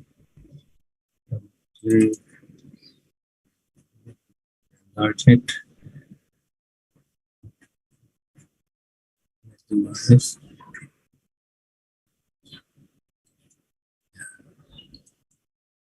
Okay, all right. Can you see my screen and hear me, everyone? Chairpersons? Yes, sir. Yes, thank you. I'm audible because you're audible. The speaker, excellent speaker, the voice was not good. I was very happy to have joined earlier and listened to her. My topic is absolutely mundane, but a very important one in practice of diabetology. Something which is talked about often, but not implemented. So I'll take you very quickly in the span of 20 minutes through some of the important aspects of inertia we face in the practice of diabetology. I don't need to spend more time on the fact that glycemic control is very important and of course has a legacy effect proven in UKpedia, DCCT. So just quickly, we appreciate that DCCT and the follow-up again and showing that glycemic control is important. These two were important studies, mind you, because before these studies, there were questions whether control of glycemia really prevents complications. So I think these studies were that way extremely important at that point of time. And of course, we know about glycemic memory also. So I'll go rapidly. Now, the algorithms have changed considerably, but this is very classic. So I use that still, metformin and then those 6 options. And then you keep adding, further and go on escalating. And of course, now we are given, you see, some more additional criteria for selecting our therapy. For example, if the person has a weight problem, person has a lot of hypoglycemia, cardiovascular risk, our selection is different. So I'll not expand on that, but important that we are looking at it differently. We're using the guidelines. Now, the guidelines are very fine. They have been propagated by many organizations, including RSSDI, done a great job in putting out the guidelines a few years ago. And they're very good. But the implementation, when we go in practice, I want to show you the gap there. That is what we need to cover. So this is in the passing, I will not expand on this aspect, but this is not my topic today. But of course, you choose the correct therapy. But problem is that we really do not revise our therapy frequently enough to really control patients effectively. That is what inertia is. the inertia, this discussion came about I would say about a decade ago in the literature, showing that we have very good tools available to control diabetes, and yet we do not get good results. Why we don't get? So we started looking at this question, and this is how this question of inertia came. That is, we do not act in time, we do not act appropriately to really use these tools and achieve the targets that we need to achieve. So I think, and this is very classic slide shown in many CMEs, and you really wait for the A1c to go up. You call the patients usually at quarterly intervals, and you still find A1c raised, and then you add a drug and patient gets control. Or sometimes they don't get control with the change you made, and the hyperglycemia continues. So this is what we mean by inertia. Delayed action or no action or inappropriate action in order to achieve the results that you are trying to achieve. So of course, if you really act proactively and see the patients well within the time and go on escalating your treatment, you should be able to not only achieve control but manage it forever. You see here, A1c has stayed continuously down the threshold, what you desire, whatever you fix for that particular patient, and this does not happen very often. This does not happen very often. Most of the time, the A1c goes up, and then the patient sees you, and then you start changing your therapy. So this is the problem, you see. So chances of reaching A1c in time, means that you should really take a timely action, and this is what we've seen that. So now A1c goals also, of course, we keep discussing, and sometimes the patients fix their own goals. They read some newspaper, 8.5 A1c is all right, and they are further confused, of course, and they really think why the doctor is trying to bring my A1c further down. So it's very important for us to clearly understand the goals, and these are what we pointed out in one of our papers, the A1c goals, which are proposed, and the most importantly, I must tell you here, which is not brought out in the literature before we published this paper in the International Journal of Diabetes Development, RSDI journal, that in pregnancy and diabetes also the goals are different for gestational diabetes, pre-gestational type 2 and type 1. This difference has not yet been very well pointed out by any author, so I feel this is very important that those who treat pregnancy in diabetes will understand why this difference in goals is important in pregnancy. What kind of glycemic goals are we achieving? And then we see what are the barriers to this, why we are not achieving, why we are not doing well. So this is some time back of year 2011 when we calculated, and we found that initial A1c, this was the distribution, and after controlling them for about 3 months or trying to control them for 3 months, you see we control almost half. In our clinic, we take 7.5 also as control because we really deal with people of very long-standing diabetes and with a lot of complications. So still 50% remaining uncontrolled. And this is what is even accepted everywhere, even now. Little later now, we are analyze the data and we are doing a bit better. Now I think it has dropped from 50 to 40%. And world over, probably there is improvement. There is improvement in the percent of people who reach the glycemic goals or the average A1c in the whole clinic or the distribution that you see here. So there is some improvement, but 40% remaining uncontrolled. See, so what is this inertia? Is at what level? Where is this inertia? It is obviously it can be with the patient, it can be with the healthcare provider. Let us say diabetologists or diabetes educators, and of course we use the word HCP so that we can group the whole team into one.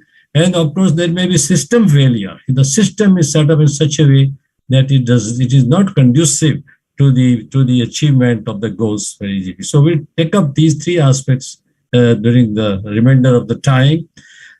So the locus of control, let us look at what is happening at the end of the HCP, healthcare provider.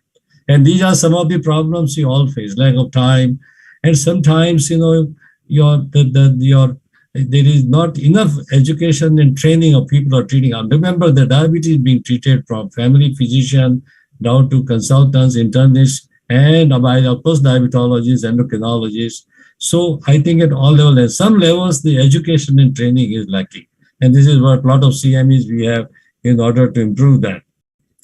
Then the poor communication skills are there. You know, so you see, doctors are not trained in communication skills. Neither they understand behavior therapies a little more, which sometimes require, as you go along, we'll see, we are not as you go along, we all learn the behavior of the patients when we know how to tackle those problems, areas that the patient discusses, and how to change the behavior at all it is possible.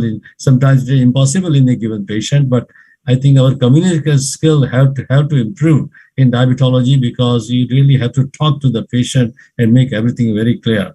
And sometimes, you know, the lack of confidence in the minds of the healthcare provider, you know, that this cannot be done, or you have a very difficult recalcitrant patient and you resign on the issue.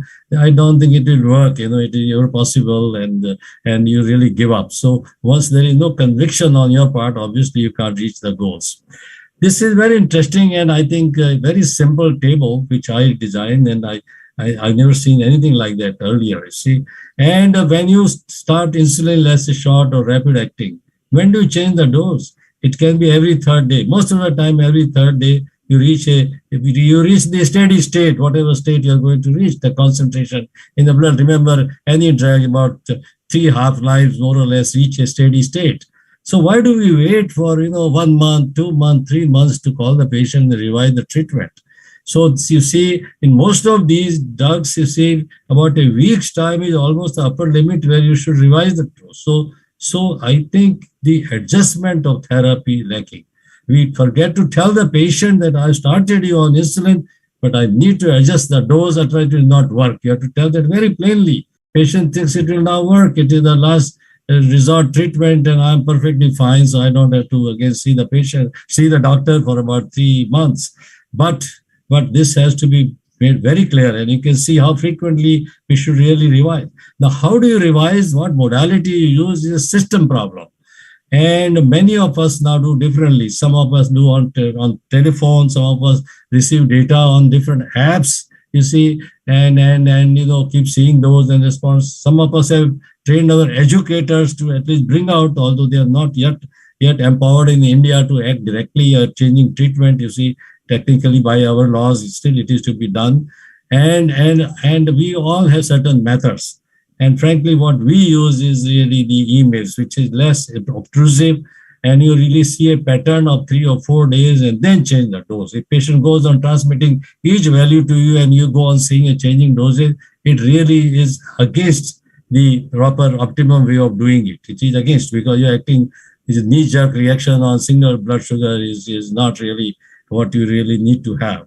So this, I think we have to know. We go by pattern recognition, we see the blood glucose pattern, and then we change. So I think frequency with which we change, this is a big inertia there. It has been shown that changing from one ineffective therapy to the other one, the delay can be as much as 1 to 3 years, 1 to 3 years. Many authors, there are a lot of papers on this, the delay, how much is the delay, but 1 year to 3 years is the common figure in the 8 or 10 articles that I saw. So you can imagine what is happening world over. This is not necessarily with us. So this is extremely important for us to do. Then, of course, we have to really, at our end, we do not set up things properly. We don't tell the patient this is annual checkup is required, where you need to do certain more tests. Then you don't have to do any other unnecessary tests in between. You have to do self-monitoring. All that has to be told very clearly. You see, our laboratories have become so active in India, very unfortunate, in fact, very disturbing, that they approach people directly. I don't know whether it is ethical and whether the medical profession should take it up with the governments and really make some rule that you can't keep doing tests without a doctor recommending it. You see, so they do a whole battery of tests. Sometimes, most of the time, they never include the spot urine albumin creat ratio. So after you see the laboratories have visited my patient before me, only test that remains to be done, I've seen very frequently, is spot urine albumin creat ratio. Because these people don't take technical advice, they they make the packages which are quite worthless because there are 20 tests, only 6 or 7 were really useful. So all that is happening in our country. And we still do not counter this because we are not very proactive. Medical profession is not very proactive. And in a way, it is wise because if we are proactive, how will we look at by patients? I'll discuss that later on as well, the patient's point of view also. But very important for us to do this. And of course, quarterly review where you do certain minimum things. So this should be very clearly stated to the patient. And the patient has to be told the goals, You ask them to do self-monitoring, but not many charts that are issued. And we introduced this almost 20 years ago, our blood glucose chart given to them. On the top states the goals that they should reach. So goals have to be set. They may be set differently for different people. And they have to be clearly told to the patient that these are your goals. Then the patient knows how close or how far he or she is from the goal. Remember that when we're talking about inertia, I've seen all the papers, not many authors have discussed the inertia in the other parameters, other like hypertension, hyperlipidemia are the other very common comorbidities. And there is not much written about that. But there are problems there. And sometimes you know very well that hypertension is a very potent cardiovascular risk factor and a very fast one at that compared to diabetes. And therefore, if you don't take care of that, ultimately you do not get good results. It's not yet discussed even in the literature much. But of course, it is simple common sense that all of you think of that.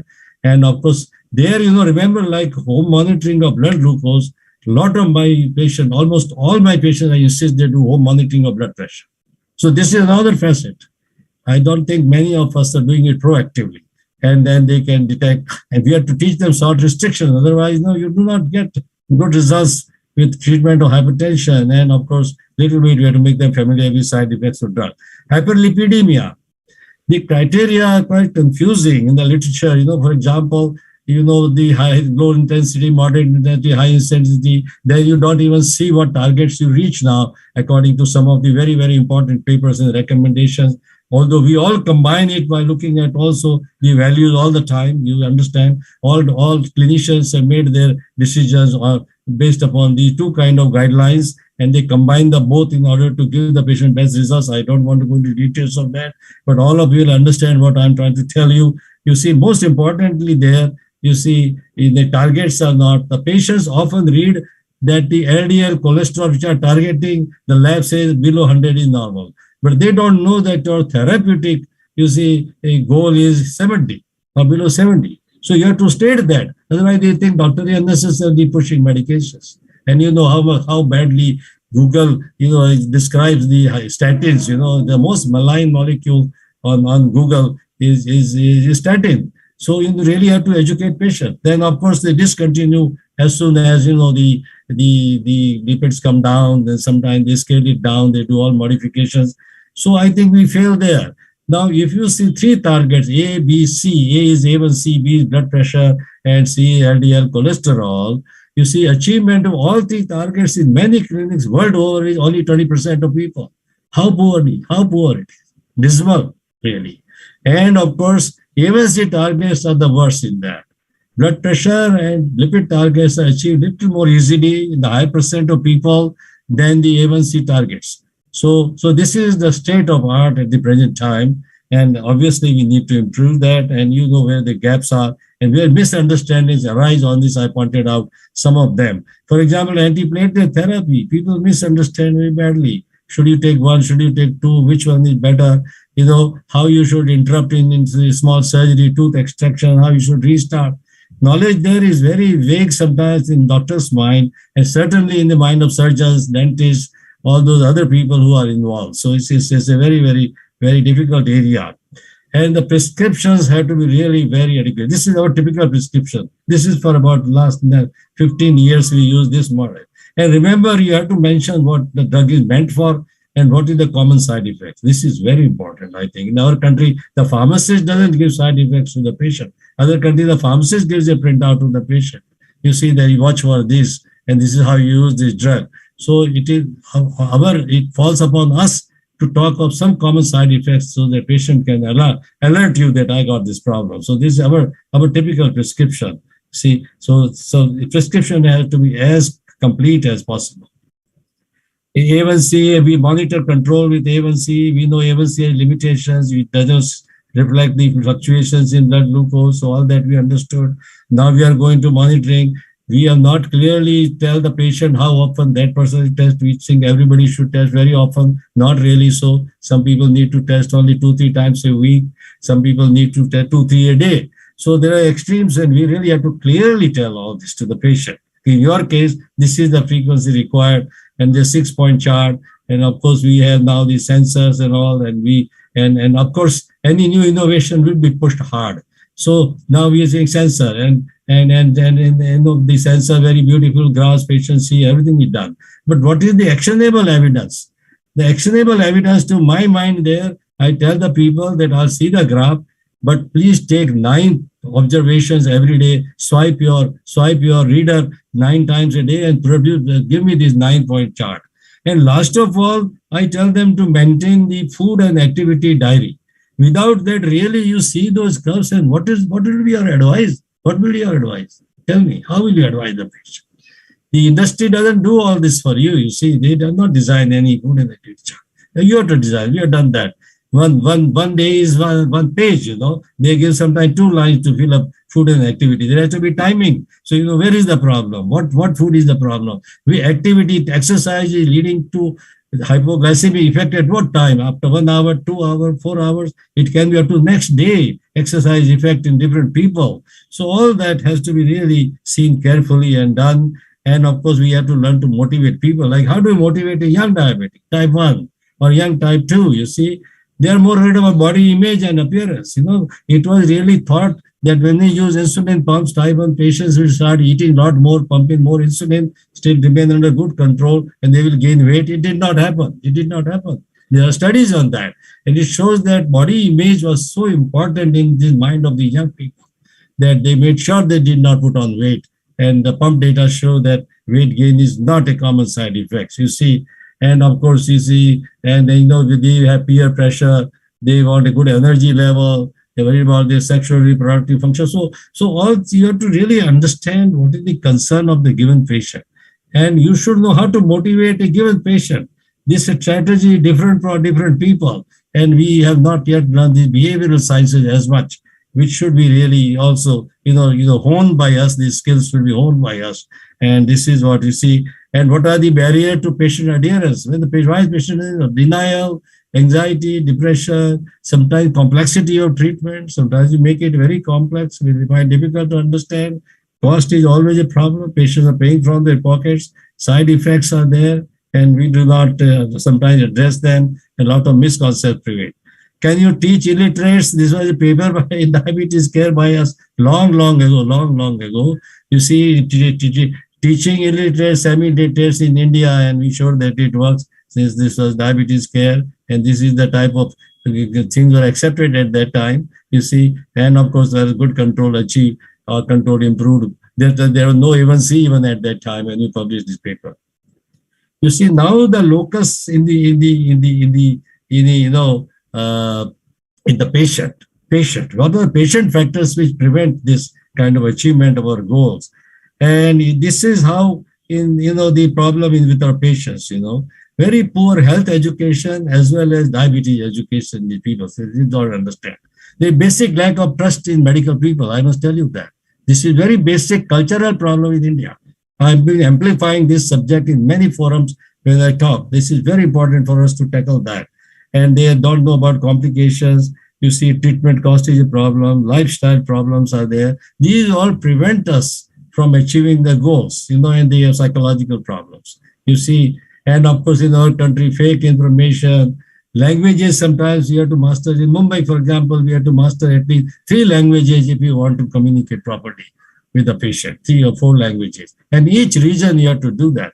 We doctors sometimes don't have that much efficiency, lingual, mastery. So I think it's required. And then we have the alternate systems, which are very important in India to tackle. You see, the Indian culture and health issues, you see, it's a very poorly informed population. with a lot of myths and misunderstanding, you see. They do not believe in regular follow-up, and continuity of care is not only in them, but we also, many of us have not yet understood what is continuity of care in diabetes. I have not seen many people talking about continuity of care or tackling this problem, showing how to do that.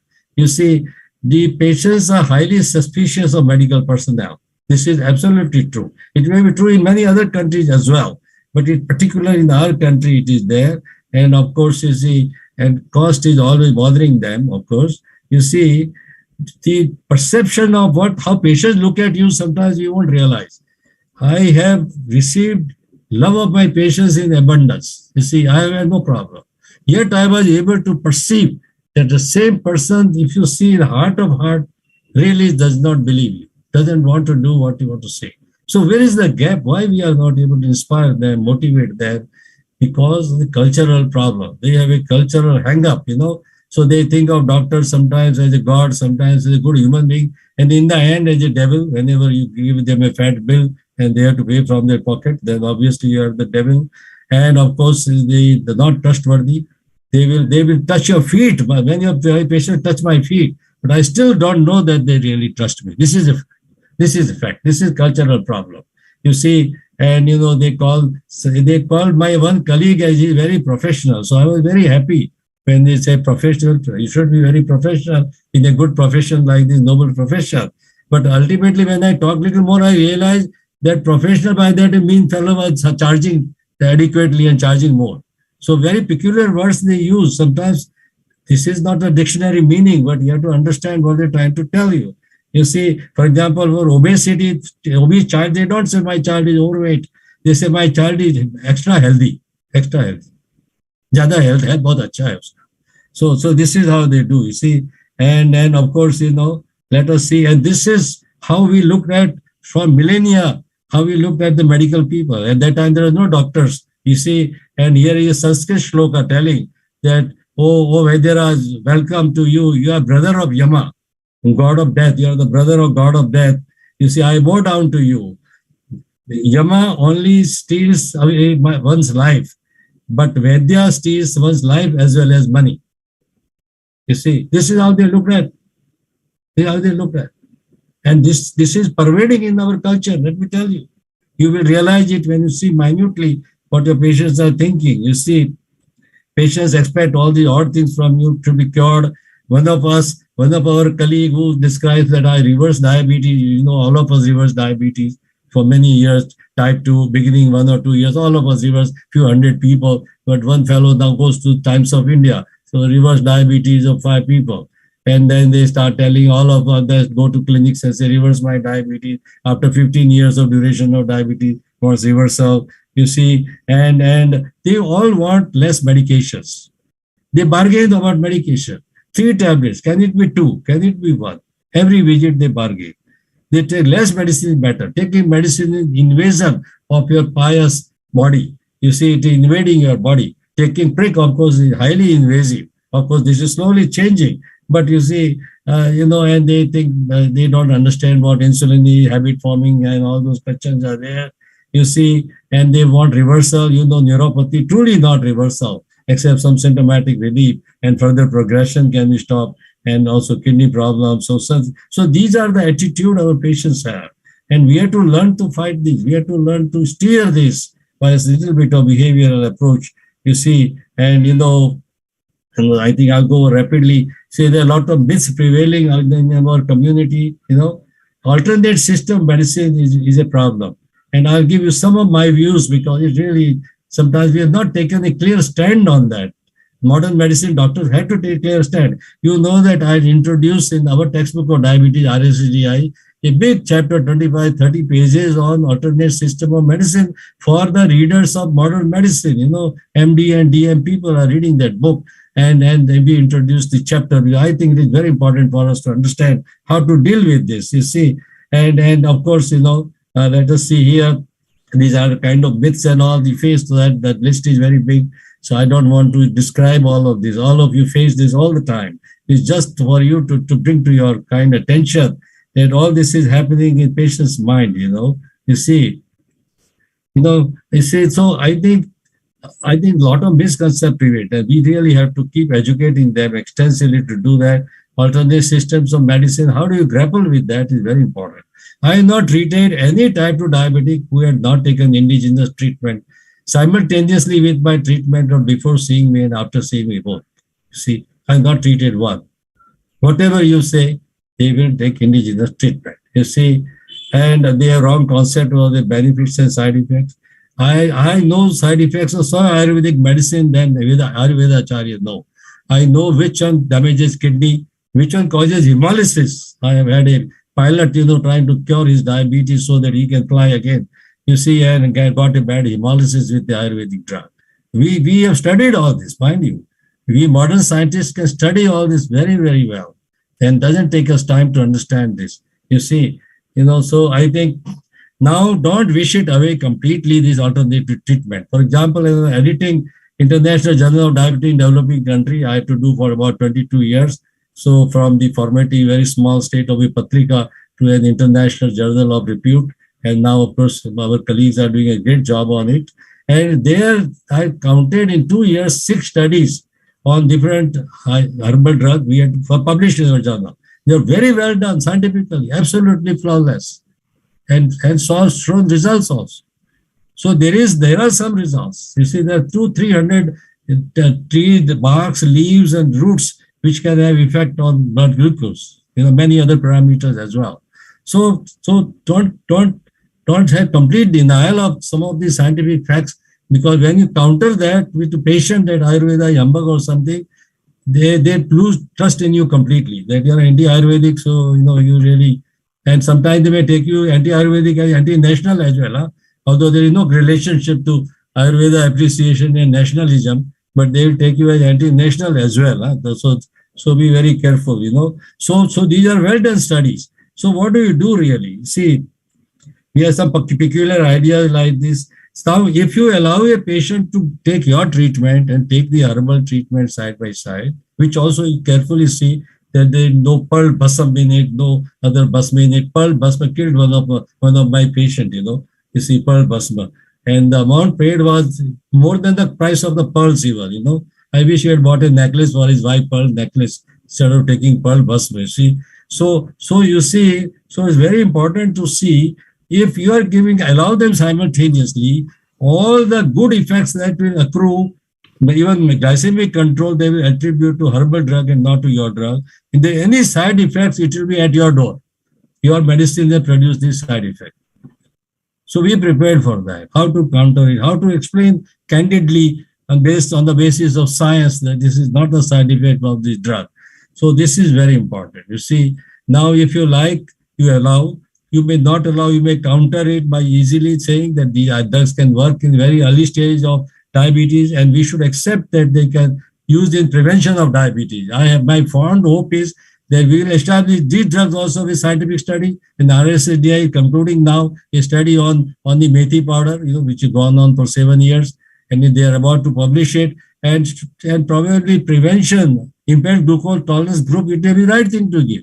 You see, so let us position scientifically some of them in the right place so that we don't keep encroaching in the areas where they are not supposed to be. So we hope, I think Bansi is listening. So Bansi is one of our biggest activists we can have. So I think Bansi, you take up this. I think this is very, very important. You see, so how do you advise them? Do you advise them to stop one of them, or do you ask to continue both? Please decide your strategy clearly. But do not antagonize the patient's trait, because they lose trust in you, because trust in Ayurveda and this healing is so strong that you cannot condemn it. And maybe keeping your mind open, there are areas where it can work. I purposely shown you scientific study that we publish after being referred by 3 referees, mind you. These studies in IJDDC don't go through very easily, mind you. See, so I think this is where we are. Now, this is my last slide. The system problem, and we have not developed systems. We don't have a good record system. We don't have a good reminder system. RSDI is doing a great job. I know that Sanjay Agarwal told me that we are developing where we all can use a uniform record system, and the same can incorporate reminder. Reminders are very important. You think patient reminded? No. we started sending reminders. We thought they will think that the doctor is trying to woo us, he wants to enhance his practice. But frankly, they were very grateful that we reminded them. This sir, I was wanting to come, but he could not overcome his inertia. So this reminder served him to overcome the inertia and came. So frankly, most of them have taken it very kindly and reported quickly when we reminded them. Record system is very important. I don't want to enlarge on that. You see, the intensification logistics are very poor. And there the inertia is, I told you, you might give time after 2 months after giving certain dose of insulin or giving one DPP-4 inhibitor and see me after 2 months. You don't have to see patient after 2 months. Intensification strategy have to be clearly defined. And you have to find a way where it doesn't encroach upon your time so much, and yet you do it. So you all are ingenious in doing that. So please do that. And of course, some poor diagnostic facilities. To my mind, diabetology should be practiced together with laboratory, routine laboratory being there, and little bit cardiac evaluation should be there, and testing of peripheral nerves and feet and all is very important. I think all that should be done under one roof because it makes it easy for the patient. So I think these are the ways where we have to cast off our inertia, friends, and I think we improved a lot of our patients. And by doing so, we'll improve our lot as well. And we will have a better status in the society if we understand some of the behavior problems and really help people. See, so thank you very much for your patient hearing. And if Chairman allows, I'll take few questions right away or whatever we desire. Yes, Sanjay. Yeah, so thank you very much. That was an interesting share of all the experiences you have gone through so many years. Patients, doctors, society, and what needs to be done. Thank you very much. I think it was a wonderful talk for everybody who's listening to see where you should improve yourself, probably communicate better, spend more time with the patient, and also incorporate. I took some snapshot of certain things to say that it has always been a practice improvement model. I think it's a constant evolution in all the three times. Thank you very much, sir. There are no questions as of such in the chat box. So, Dr. Bansi, you want to add? Yes. So, thank you, sir. First of all, thanks for this very important topic which you have discussed and shared with all the delegates. The clinical inertia topic which you had talked with before some time, we had also done in our country from RSSDI, a national level, that what is the average A1c at that point of time people escalate the therapy, and the signs are same that up to 8.5 is still and doctors blame most of the time the patients, and patients blame the doctor that the therapy is not escalated at right point of time. And we all believe that most of the time it is the patient also does not want to take insulin at right point of time.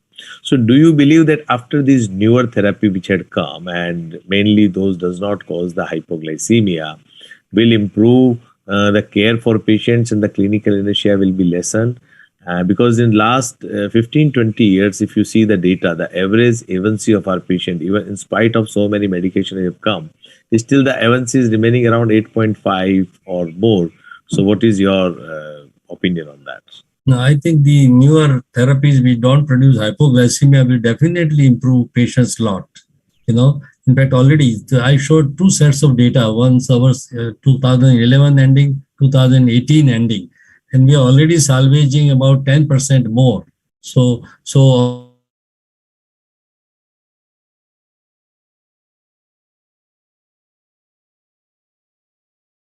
of patients bringing to the target. Drugs are very potent. Insulin can control anyone for that matter, and crash the sugar from 300 to 30. But unfortunately, that frightens the patient, and the patient, cooperation, you will lose completely if you produce bad hypoglycemia. So I think non-hypoglycemic therapies, which are presently available, and most of us use those in preference to sulfonylureas, glycides, or insulin, frankly. Whether less insulin use will occur in type 2 diabetes, I think slowly, I think the data will emerge. But to my mind, yes, it will to some extent. That doesn't mean that insulin will ever be extinct. You see, it will stay on. So I think these are very important. I think we'll be able to do better. But some of these are imponderable questions like changing patient behavior, say all these which sometimes we may not be able to overcome, and their basic limitations of therapy, like insulin exhibited in the good dosage will always produce some hypoglycemia. So this sort of things will always, I think we'll have to have something totally different. How we are able to get better control in hypertension and in lipids, because the therapies available are effective and the side effects are minimal. The same thing we have to achieve here. So even if we go on singing praises, we got wonderful products every day, new, and obviously whatever new has to be hailed and appreciated. But to my mind, we still should look for better therapies of diabetes. And I think the non-hypoglycemic does work one step in that direction. We still need to look insulins which will have more predictable response, which will have a coefficient of variation which is less. Still there is a lot of variation. All those problems are there. So I think we need to progress. We have to have better tools also. Although we think we are in a wonderful, we have reached the height of our development, to my mind, we are still not there. Thank you, sir. Thank you very much for your words of wisdom. Can we move on to the next speaker? We have Thank you. Yes. Of time. Over to you, Dr. Bansi. Want to introduce? Thank you, Sanjay. Now we have with us Dr. Mohammad Asneen, who is a senior consultant in endocrinology and diabetes at Dubai Hospital since 2014. He holds an academic post of senior lecturer and associate director for postgraduate diabetic education at Cardiff University, UK since 2007. He graduated from Alexandria, Egypt. His main research interest is diabetes and Ramadan. He co-authored recommendation paper on the subject for the American Diabetic Association in 2005 and 2010. He also participated as a first author and co-author in numerous studies in this field. He has published more than 70 articles and presented more than 50 oral presentations at national and international meetings. Over to Dr. Mohammad Asneen.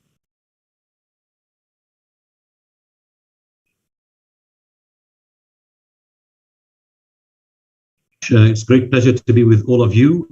It seems to be a very successful agenda for the 12th World Congress of Diabetes India, and specific thanks for Professor Banshi Sabu for such a successful conference. So my topic is about hypertension and diabetes and looking into the link of this. And I think we all know that there is a lot of aspects related to both hypertension and diabetes. During my presentation, I would try to cover the prevalence of hypertension in people with diabetes and the opposite, the prevalence of diabetes in people with hypertension. Would like to understand the characteristics of both groups of people and also understand why do they develop one problem that lead to the other. Certainly would like to look into the link of the combined hypertension and diabetes on morbidity and mortality, and looking into the impact of treatment of hypertension on diabetes complications. So going first through the first 2 points related to the prevalence. And this is a paper that we've collected from Arab countries looking into the prevalence of hypertension. It's an oldish paper. And as you can see, the lowest rate was 27.5%, and the highest was 37.1%. So in general, you can clearly say that a third of the population do indeed have hypertension. When we look into the prevalence of diabetes, I was part of the Dubai Diabetes Survey, which we conducted over 2 occasions in 2014 and was completed in 2017, as well as the following one in 2019. And whether it's diabetes or pre-diabetes, you can clearly see that a sizable proportion of the population have diabetes and indeed pre-diabetes, roughly 15% of each during the survey of 2014-2017. The latest survey which we conducted looked into the prevalence of hypertension, and that overall in Dubai was roughly about a third of the population. We did a survey a few years ago on the MENA region, which included neighboring countries to India, such as Pakistan and Iran, as well as all the Middle East countries. And when we look into the prevalence of hypertension in people with diabetes, it is 27.5%. Now, if I were to look into the prevalence of diabetes in people with hypertension, that clearly, so the link of both. So when you look into the prevalence of diabetes in people with hypertension, that's 49%. And when you compare that in Dubai nationals of those who do not have hypertension is as low as 9.2%. A similar pattern, although not the same extent, is in Dubai expats, and overall the difference is 4 times between those who do not have hypertension, which 8%, and those who have hypertension, which is 33%. Now, in Abu Dhabi, they did a very good survey of 55,000 persons, and 44% of hypertensives have diabetes, and 59% of diabetics have hypertension. So clearly, the overlap between the two is very strong. Now, let's try to understand the characteristics of the people with diabetes and or hypertension. And as you can see here, there is a lot of similarities. The age pattern is very much the same. So here is the difference between normotensive and those with treated hypertension.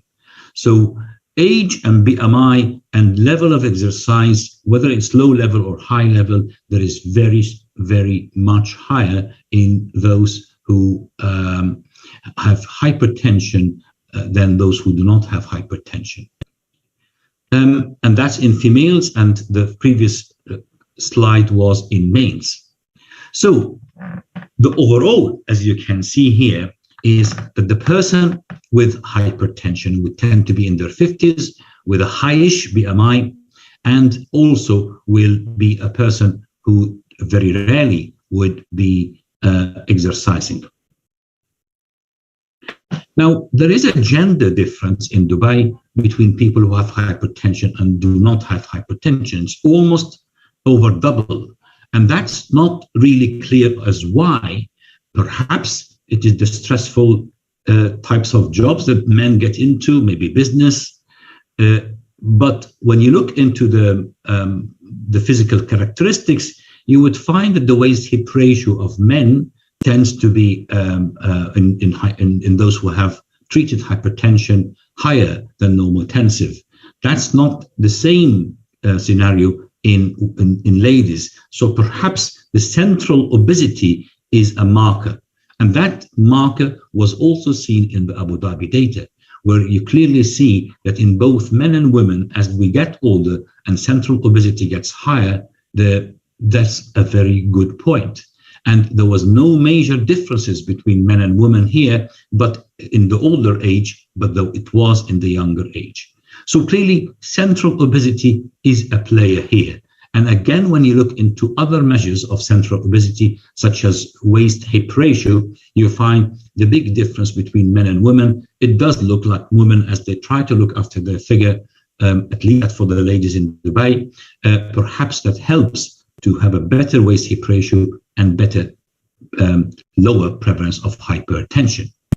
So when we look into trying to understand why do people with diabetes and develop hypertension or vice versa, I think a significant part of it is related to the pathophysiological pathways of insulin leading to hypertension. We know that the fat cells are not inert cells. They stimulate sympathetic nervous system.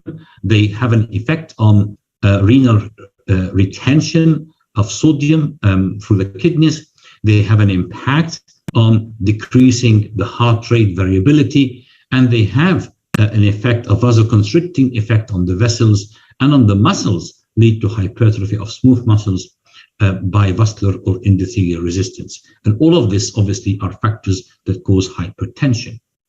So if you look into the typical profile of blood pressure regulatory mechanism in a hypertensive diabetic, now you will find that the total exchangeable sodium is increased, the vascular compliance is reduced, peripheral resistance and vascular pressure responses are both increased. There is frequently an evidence of renal dysfunction in type 1 diabetes, and central obesity is increased in people with type 2 diabetes, as well as insulin resistance. So the central obesity part is something that we really need to try to concentrate upon as one of the hallmarks of the link of hypertension and diabetes together, whether this is the apple shape or the pear shape. And as you can see here, there is a direct link of BMI and waist circumference for development of hypertension. So diastolic and systolic blood pressure are both very much linked into the measures of body mass index as well as the measures of waist circumference. So clearly central obesity is a problem, but the question is why that is the case. Well, as I mentioned earlier, the abdominal obesity affecting the increased aldosterone, affecting the dyslipidemia on the myocardium, the impact on the endothelium, as well as the altered glucose homeostasis in people with type 2 diabetes. And of course, it can lead to hypertension. So that sort of link between central obesity and aldosterone can cause diabetes as well as hypertension, as well as other vascular problems. And this is mediated through a number of aspects, whether it is the RAS blockade, whether it's the mineralocorticoid sensitizing and stimulating factors, whether it's on the liver directly with the fatty acids. And all of this consequently impact on the adrenal glands and with the angiotensin II levels leading to cardiovascular problem and change to aldosterone, and all this in the kidney can cause hypertension. Certainly, the impact of lipids itself, the fat cells can cause the hyperinsulinemia as well as the leptin increase, and this would obviously lead to sympathetic activation and again through the kidney hypertension. So when we look into the central obesity and diabetes and hypertension, you want to ask yourself, which come first? And this is particularly for the point of hypertension and albuminuria and renal failure. When we compare in type 1 and type 2 diabetes, we know that there is a big link, but is it the hypertension that causes the albuminuria and renal failure, or is the diabetes which causes the opposite? Now, it's quite interesting to see here in this study done by Hans Henrik Paving many years back, when you look into the level of albumin excretion in people with diabetes. And as you can see here, normal albuminuria, it doesn't last for long. When we get longer duration of diabetes, it starts to increase.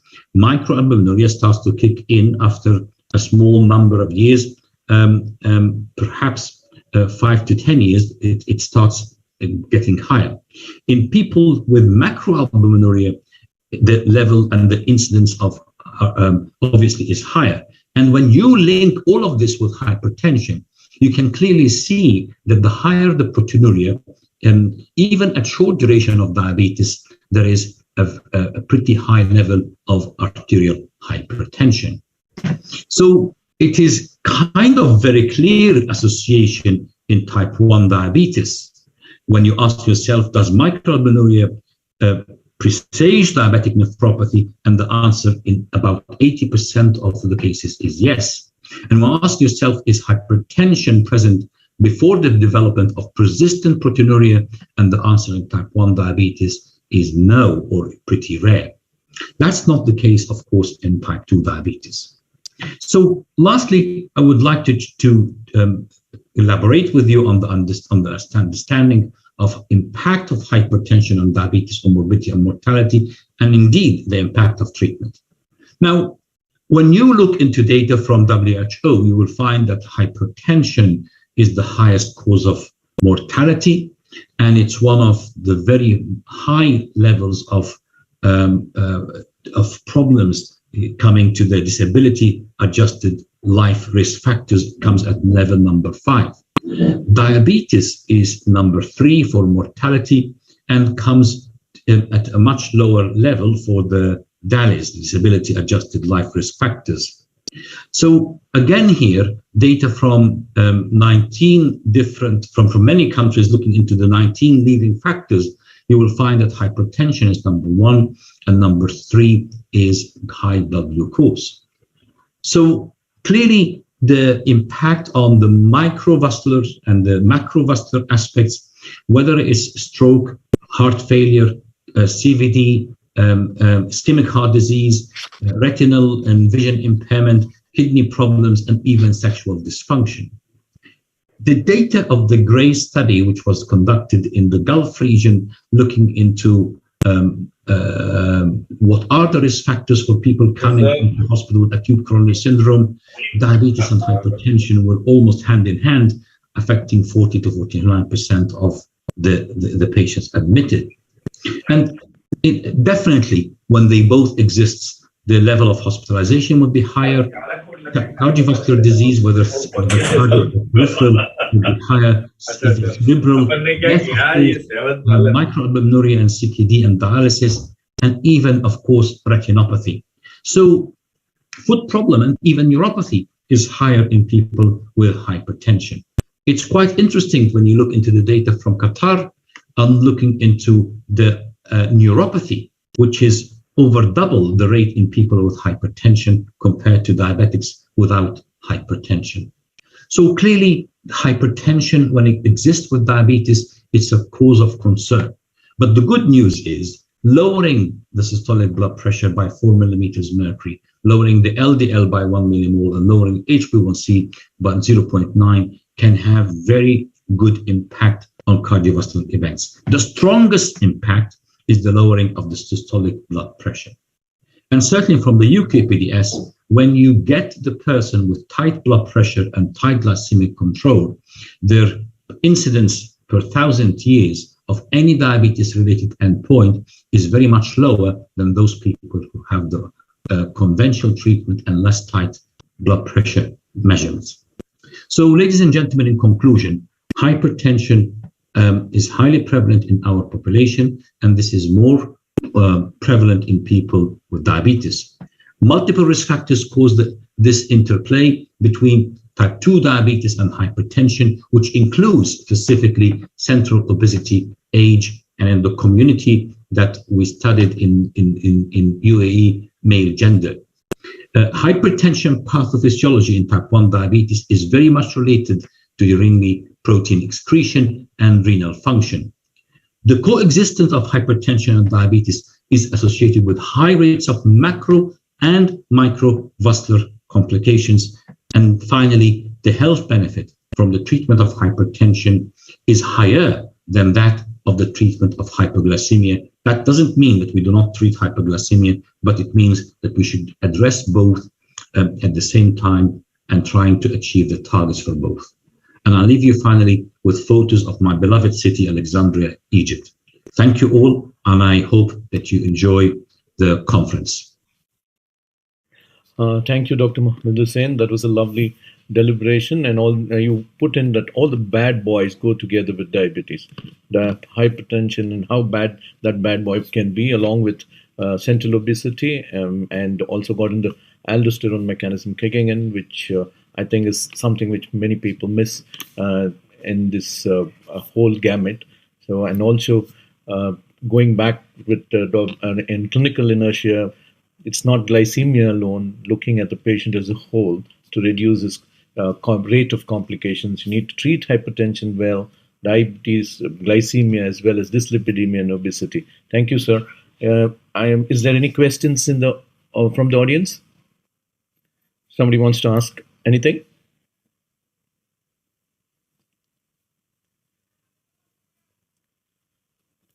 Sir, I don't think we have any questions. Your talk was very clear, and thank you for joining us on this virtual platform. We'll love to see you sometime physically, one of the Diabetes India conference. Thank you very much, sir.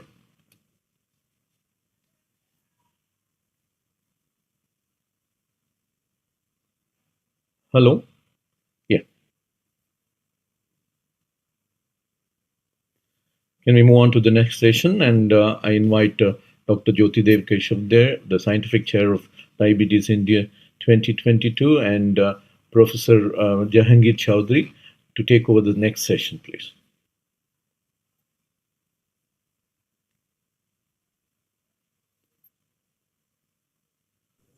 Is Dr. Jyoti Dev there? Dr. Jahangir? Please take over. Yeah. I'm here. I'm Professor Jahangir Chaudhary from Bangladesh.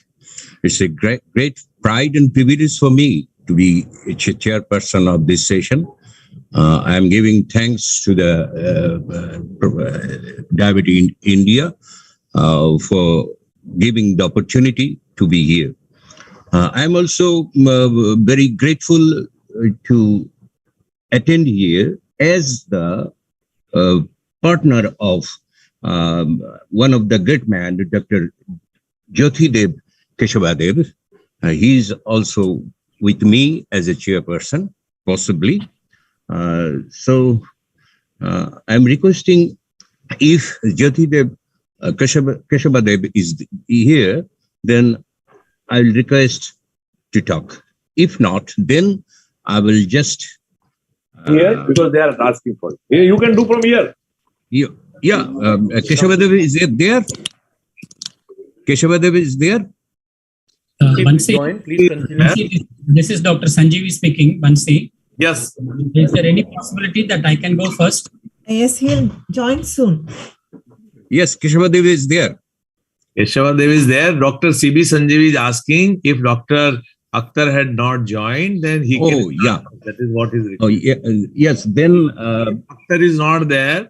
We can request. Then I am requesting Dr. CB Sanjeevi from Sweden to deliver his. Please introduce Dr. Sanjeevi and then you start. Professor CB Sanjeevi is Vice Chancellor of Sri Shathya Sai Institute of Higher Learning in Neuropathy and Professor and Senior Scientist at the Department of Medicine, Karolinska Institute in Stockholm.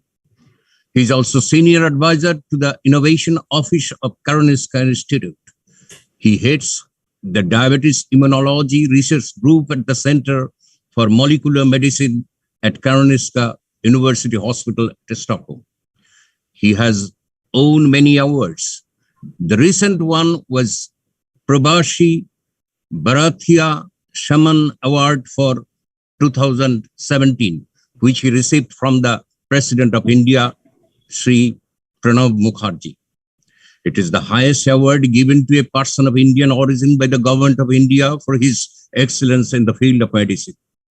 He has edited series of 5 volumes of the Annals of New York Academy of Sciences entitled Immunology of Diabetes. In addition, Dr. Sanjeevi serves in the editorial board of several journals and has extensively published in peer-reviewed medical journals. I would like to request Dr. Sanjeeva for his presentation. Thank you very much, Professor Jahangir, and thank you very much, Dr. Joshidev, for being a chairman of this session. Let me get the technical thing correct here. I just need to get my slides up. It's already open. How do I get it? I say share. Yes. I'm not getting my slides. I've kept it open in my desktop. How do I get it on the screen? I don't usually use Zoom so much. Can somebody help? Those are your slides. You can just open those slides from there. Just click on it. I have opened the slide. Is it visible to you? Is it visible to you? Yeah. Perfect. Yes, we are getting it. Thank you very much. Thank you, Bansi, for giving me the opportunity to talk. What you had invited me to give a talk is this particular topic. What is there in the program is another topic. So this is the most interesting part, which I thought I will share with all of you.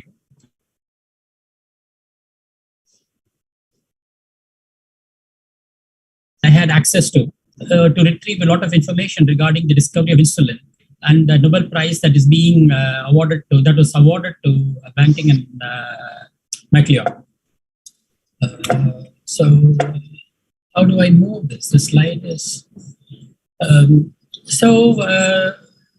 Nobel Prize Committee for Physiology and Medicine is working from the Karolinska Institute in Stockholm, and this is the main entrance of the Karolinska Institute. Immediately to the left, once you enter the main entrance, is the Nobel Forum, where the Nobel Committee meets to decide the prize. And what you see on the right is the building called Aula Medica, where the Nobel lectures are held on 7th of December every year. So the building called Nobel Forum is immediately to the left as soon as you enter Karolinska Institute. And it has a long foyer. At the end of the foyer is a very big lecture room where the Nobel Prizes are announced. And you have the bust of Alfred Nobel outside this building. And what you see as the assembly hall is the place where the Nobel Committee decides the prize. And the secretary of the Nobel Committee comes down from this first floor assembly hall to the Wallenberry Salen, which is the lecture room downstairs below the assembly hall to announce the prize. So this is the tradition that happens. And this announcement is usually made on the first Monday of October every year. And the first prize that is announced is the Medicine and Physiology Prize. And to give you a little bit of a background about Alfred Nobel, before I go to talk about Banting and MacLeod and how they got the prize, Alfred Nobel was born in Stockholm in 1833 on October 21. And this is the house from which, in which he was born, which is looking pretty decent, I would say, as of 1833 standard. And Alfred Nobel comes from a very Nobel family. And his father is Emanuel Nobel, who is a very big engineer himself. And his mother is Henrietta Nobel. And they were living in Stockholm. And what had happened is that Alfred Nobel had taken over a lot of importance and the inspiration from his father in terms of invention, in terms of discoveries. And Alfred Nobel was the first one to discover the dynamite. And this is the patent that was awarded to Alfred Nobel in 1863 for the discovery of dynamite, in which nitroglycerin was mixed with kieselguhr. And dynamite became extremely famous for a variety of reasons. Not only it is used in blasting rocks and things like that in order to lay roads or build constructions, but a lot of activities were done with dynamite that were really not so peaceful. So it had lost a lot of charm for its discovery, and because it was all used for wrong reasons. So this had led Alfred Nobel to feel terribly bad that his discovery is being used for destructive purposes, not for constructive purposes. So in 1895, on November 27, he wrote a will. And by that time, he had become an extremely rich man. At the current standards, if you apply, in 1895, he would have been the world's richest person at that time. So in this 4-page will, which constitutes the backbone for all the Nobel Prize that is awarded, he has given clear instructions on what are all the things that the Nobel Committee has to do in order to select the laureates and give the prize. An entire wealth of Alfred Nobel had been put in the Nobel Foundation, which uses the interest from that corpus in order to give away the prizes and also do a lot of Nobel related activities in terms of running symposiums and things like that. So the title Physiology or Medicine was chosen by Alfred Nobel. And at that time, he had given 5 different prizes. And one of them is peace, which is to be decided by the Norwegian Parliament. The other prizes are physics, chemistry, and literature. And later, the economics was added, not from the Nobel will, but from the corpus that was created by the Central Bank of Sweden. So Axel Key was an important person who was responsible for creating this particular Nobel Prize for Medicine at Karolinska Institute based on the will of Alfred Nobel. And Jons Johansson, who was the chair of the Nobel Committee, and Göran Eliasson was the secretary of the Nobel Committee. And Göran Eliasson has served as the longest period of time as the secretary of the Nobel Prize Committee. And during his term was a time when lots of important discoveries were announced, including that of Banting and MacLeod. So one of the important aspects in Nobel will is that no prize could be shared by people more than 3 persons. So in no case may a prize be divided between more than 3 persons. That's why either we can give it to 1 or 2 or maximum 3 people or not more is something that is based out of the will that Alfred Nobel had written. And one of the important things that he had written also is that the discovery should have been made in the preceding year. But it is really unlikely to identify a particular discovery and its effectiveness within a period of 12 months. And the only one prize that was awarded within 1 year of the discovery is the discovery of insulin. So that's the only prize that qualifies actually for this particular aspect of the will, whereas the Nobel Committee interprets this preceding year as preceding years, so that nowadays any discovery that is made, it takes at least 20-25 years before the Nobel Prize is awarded for the discovery. So this is one of the things that insulin discovery is the one that fits the bill very nicely as far as the will of Alfred Nobel is concerned. And of course, it has to be physiology or medicine. That's why prizes not necessarily have to be clinical medicine. That could be basic biology also that has an important implication in medicine. So coming to Nobel Prize for Banting and MacLeod, which was awarded to both of them in 1923, there have been a lot of interesting behind-the-scene activities that have happened. And I'm going to tell you some of those things because I had gone and sought information from the archives of the Nobel Foundation that is sitting at the Karolinska Institute. And I also wrote an article in Diabetologia in News and Views column in 2001 when we were celebrating 100 years of Nobel Prize. So there is a lot of interesting information that I'll be sharing in the following slides. So Banting and MacLeod was given the Nobel Prize in 1923 for the discovery of insulin, and the discovery was published in 1922. The nomination of the prize was made in 1923. As you all know, the deadline for nomination for Nobel Prize is 31st of January for that year. If you take 2022, January 31 is the deadline for the nomination for 2022. Whereas in this particular year, 1923 prize, the deadline for nomination was January 31, 1923. And in this particular year, you can see how the nominations had happened. And in Nobel Archive, you cannot access any information in the Nobel Archive in the last 50 years. Anything longer than 50 years, we can get access to the Nobel Archives, do research and publish it. So the choice of a combination had been debated by a lot of people. Banting had shared the prize with, the discovery was shared between MacLeod and Banting. But what happened was that Banting received 50% of the money, and he shared 50% of that money with Charles Best, and he felt Charles Best should have been included. And I can tell you why Charles Best was not included in the nomination for the 1923 prize. So this is the Nobel certificate that is given to the award winner along with the Nobel medal. And this is the certificate that was given in 1923 to Banting and MacLeod.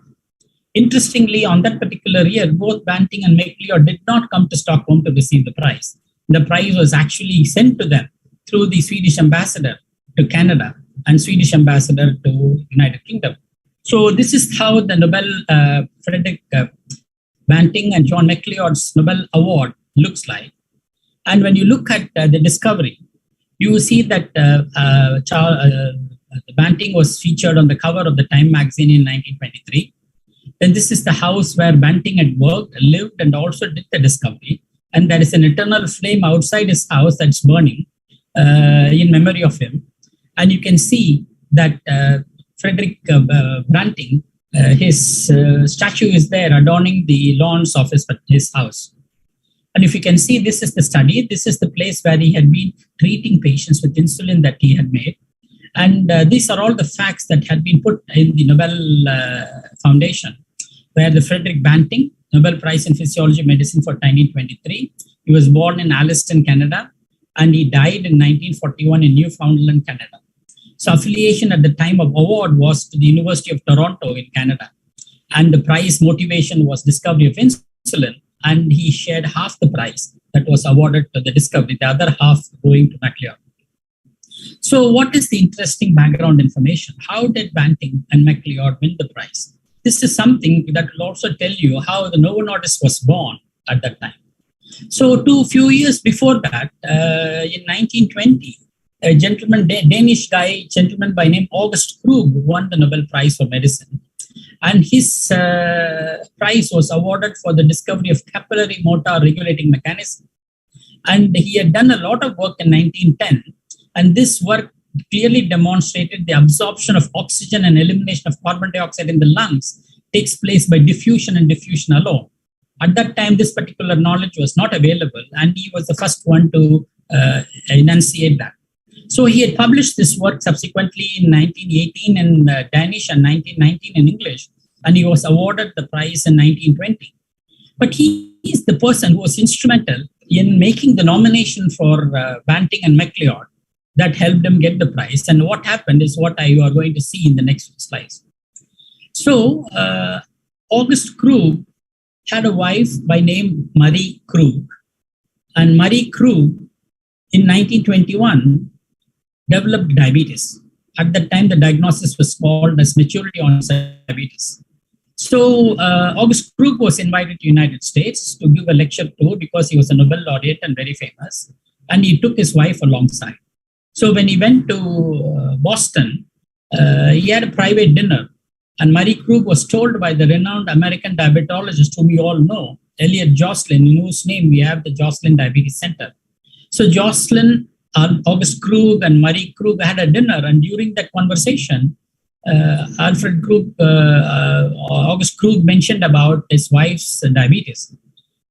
This is when Elliot Jocelyn informed him to go and make a visit to Toronto, where John MacLeod and his group of scientists have discovered insulin, which might be extremely beneficial for his wife. So August Krug made some changes to his plan. He went from Boston to Toronto, and he met with MacLeod and was his guest for some days. And he visited the laboratory, met with Banting, and discussed all the discovery.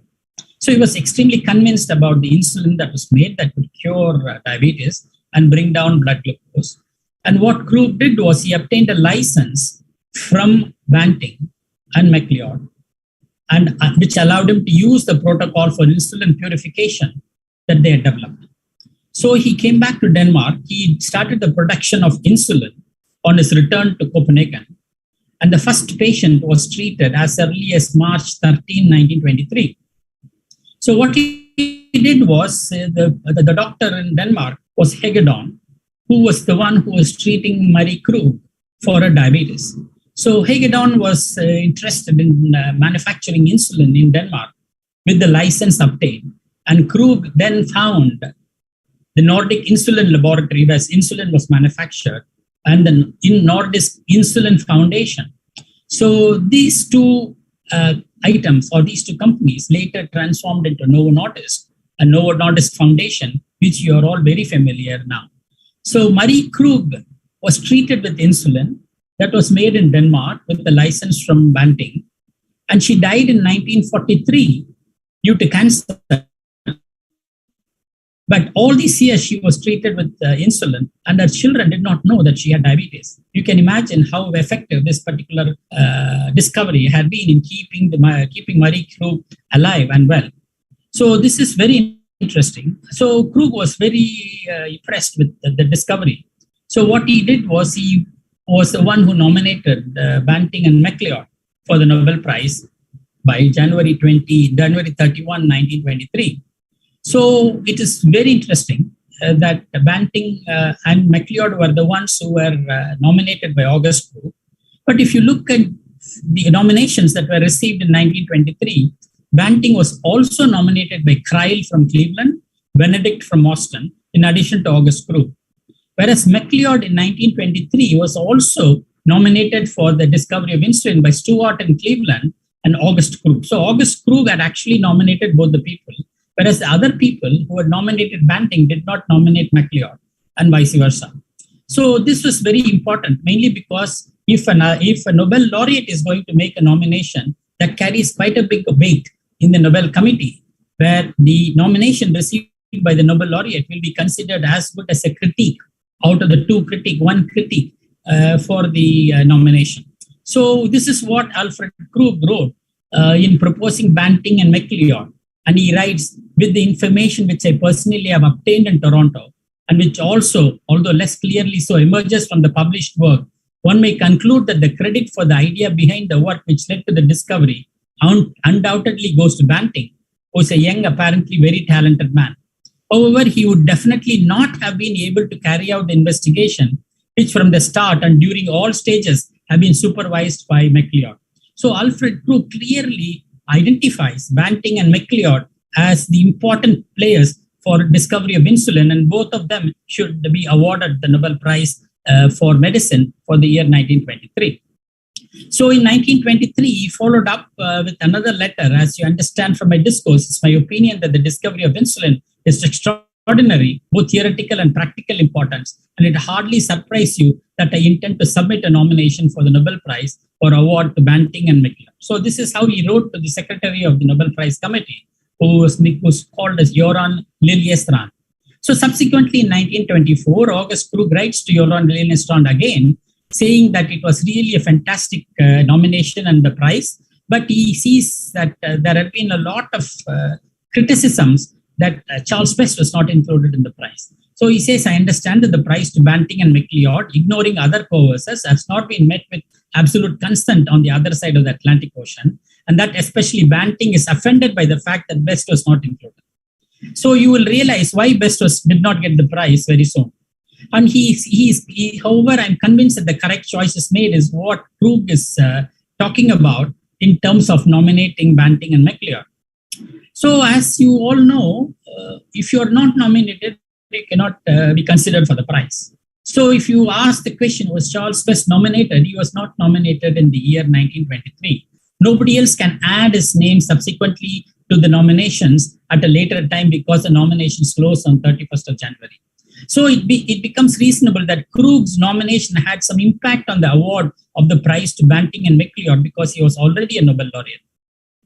So when you look at these things in detail, you will realize why was McLeod included and why was not Charles Best. As I said, Charles Best was not nominated, so he could not have been included, so he could not have won the prize in 1923.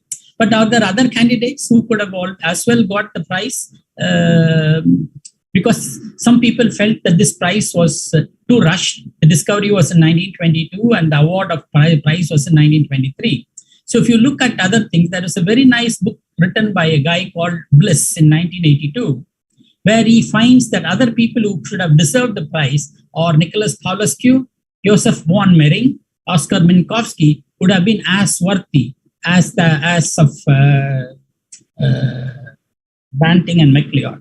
And this is also written by Bliss after he had interviewed Rolf Luft, who is a very senior professor and also chairman of the Nobel Prize Committee at that time. And this interview was made with Rolf Luft sometime in 1971.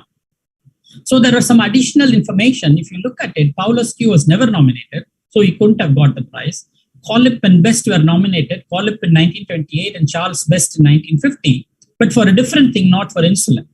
Von Mering was nominated, but only in 1902 and 1906. And while Minkowski was nominated in 1902, 1906, 12 and 14, as well as 24 and 25. As you can see in 1923, if only Minkowski would have been nominated, he would have been the third candidate to have been awarded the prize for discovery of insulin, because Minkowski has also done quite a bit of work in insulin.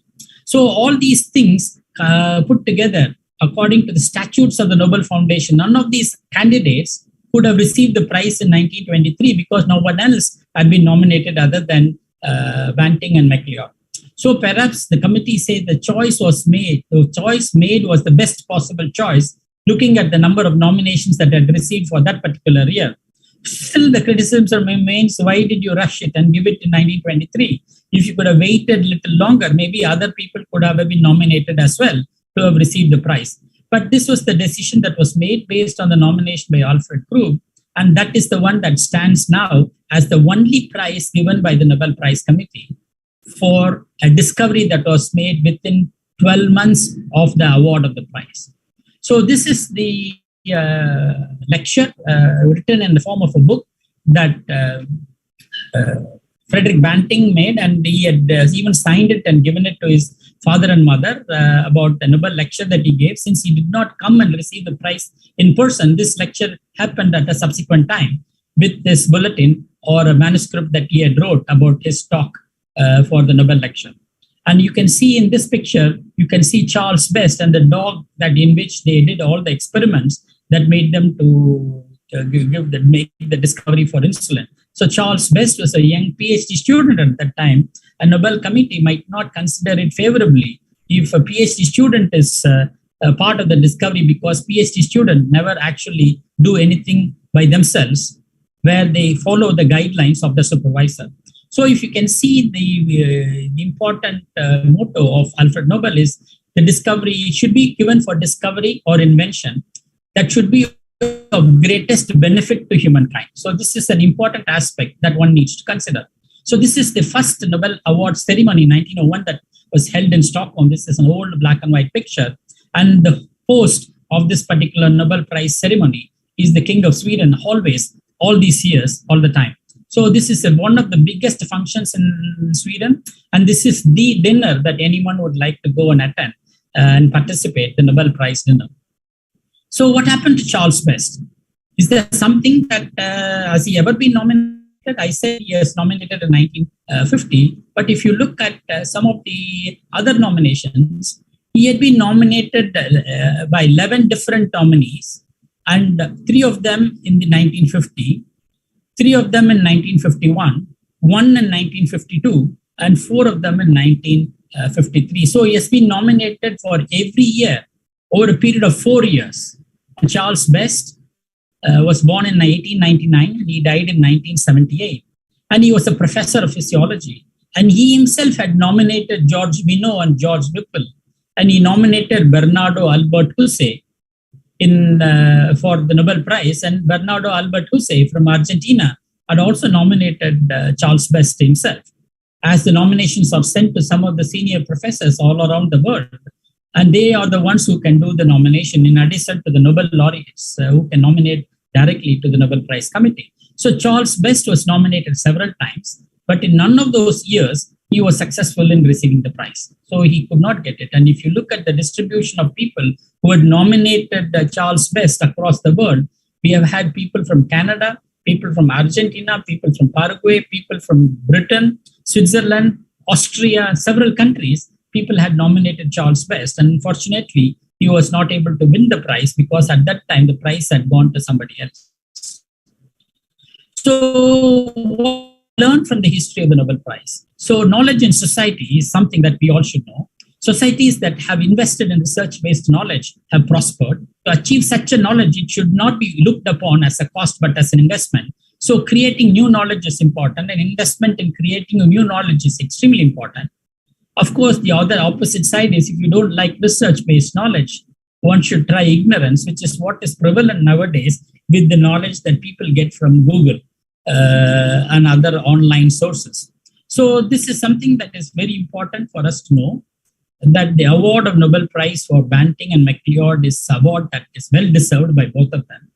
Charles Best could not have been given the award simply because he was not nominated at that time. And subsequently, when he was not the prize, somebody else got the prize. So that is the bad luck. And Charles Best had written several letters to Rolf Luth, who is a professor at Retinopathy Institute, showed me some of those letters where Charles Best felt very bitter that he had been left out of the prize and he has not given the prize, been given the prize. But to be honest, when I had several discussions with Rolf Luth when he was alive, his opinion was that Charles Best did not deserve the prize. So that was his opinion because he was the chairman of the Nobel Prize Committee at that time. And you all know Rolf Luth was the person who was the first person in the world to discover mitochondrial diabetes. At that time, it was called as Luft disease, named after Rolf Luth. So I thank you very much for your attention. These are some of the contributions I had made in terms of books for immunology of diabetes. If any of you are interested in following some of the recent advances in diabetes, you can visit the Facebook page Thoughts on Diabetes, where I put a lot of new pieces of information that is becoming available in the world of diabetes. You can look at the references, sometimes the PDF file, etc. With this, I conclude my talk. I sincerely thank Bansi for inviting me to give a talk, and I thank our chairpersons for the introduction and the kind listening. Thank you. Thank you, Jyoti Dev. And bye. It was an excellent one. It was an excellent lecture, Dr. C.B. Sanjavini. And it was as good as listening to a screenplay of a classic movie. We really enjoyed it. And we are having a discussion at the end of the other two lectures. But can I make a small request? I have to go for another talk in the university right now. Is it okay? I can take few quick questions now. Is it possible? Yeah, sure. We will have 1 or 2 minutes for some questions. Is it okay, Dr. Jahangir? Yeah, fine. So let me ask you a very simple question. So we have said that according to the rules of the Nobel Prize, you can give the Nobel Prize only to 3 individuals at a time, right, and not more than 3. Yes. And when you look at the discoveries, the innovations in the current era, most of these innovations are from a team. And this team could be more than 3 or more than 4 or more than 5. And your lecture is pertinent to the theme of our Diabetes India, and that is 100 years of insulin discovery. And after 100 years of insulin discovery, when more and more people are involved in a single innovation, how can you resolve this 3 individual? Yeah, if you look at it, this is the insulin that was used for treatment of diabetes. Yes. Okay. But insulin has been awarded Nobel Prize on 3 different occasions. The first person to sequence insulin, the peptide sequence of insulin, was made by Sanger at the and it's now become Sanger Center in Cambridge. And Sanger got the prize, I don't remember, somewhere in the 1950s for the first person to sequence insulin. So there was one more person who was awarded the Nobel Prize for doing a radioimmunoassay to detect the insulin levels inside the body at that time. So there had been different discoveries, but this particular one was instrumental, phenomenal at that time because there's nothing else available for treating diabetes. So it was so important in terms of managing a disease, whereas otherwise the people would have died. So there's nothing else available at that time. So that was the importance that got. But if you look at the question, as far as the medicine price is concerned, we never give the prize to an organization, unlike the peace prize, okay, where it is given to WHO or given to World Food Organization, etc. It has to be for a discovery or invention. That's very important. So when we make this discovery, we just go back in time to find out who was the first person to do it. Okay, that makes it very important. If the discovery were made by 2 different people, more or less at the same time with few months apart, that's okay, because any discovery needs to be validated and confirmed by a second person. Then it's not actually a well-validated discovery. So if you look through the history, you've always gone back to the first person who did it. And subsequent people might have developed it or might have improvised it. That doesn't make them an inventor or a discoverer. So this is the 2 words that are important when we want to nominate anybody for the Nobel Prize. So when I make the nominations myself, I have to screen the people very carefully to ensure that are they the first ones to do it? Is that a theme or a title topic that had been extremely beneficial to the mankind? You know, these are some of the things that we have to look at. So one cannot nominate anybody. They all become a dummy nomination because I'll have to argue and justify that the nomination is mainly for discovery and insulin. That motivation is what is important here. So we have to go back and find who is the first one. So there has to be only 1 or 2 people in the first one. Yeah. Well.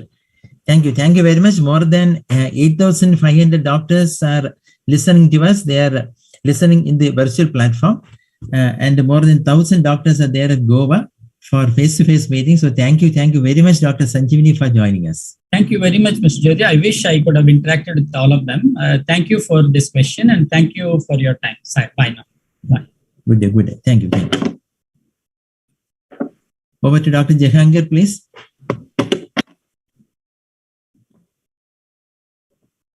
Unmute, sir. Unmute, sir.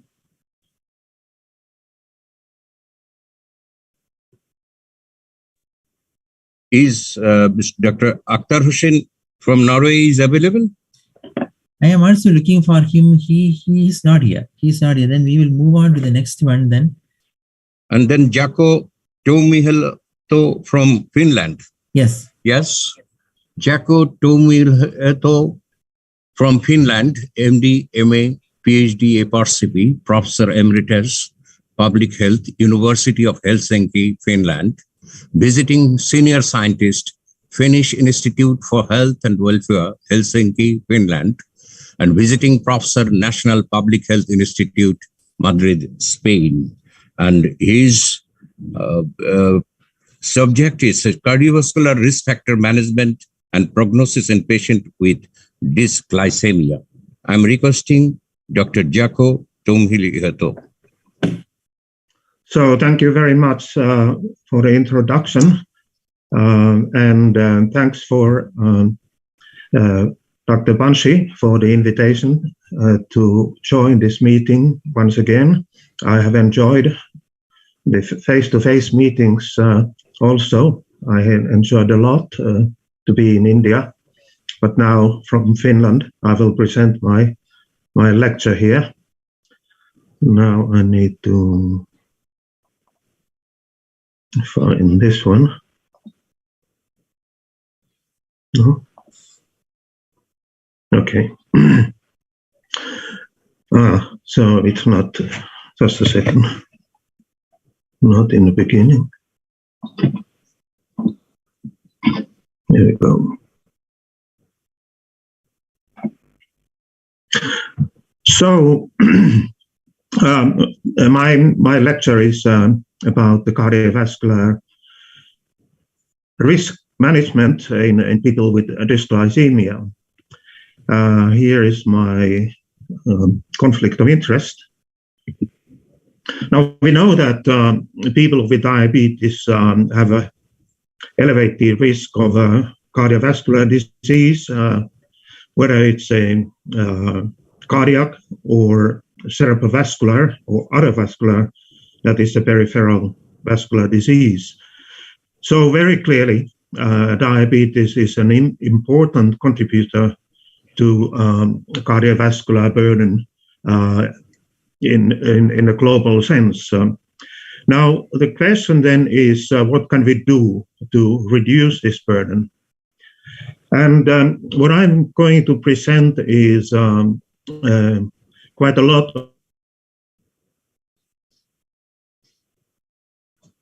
of information generated by the European Society of Cardiology and the European Association for the Study of Diabetes. And this is an update. I was working in the 2009 and 2013 recommendations, and this is the latest one, which I was not part, but very much involved in the discussions.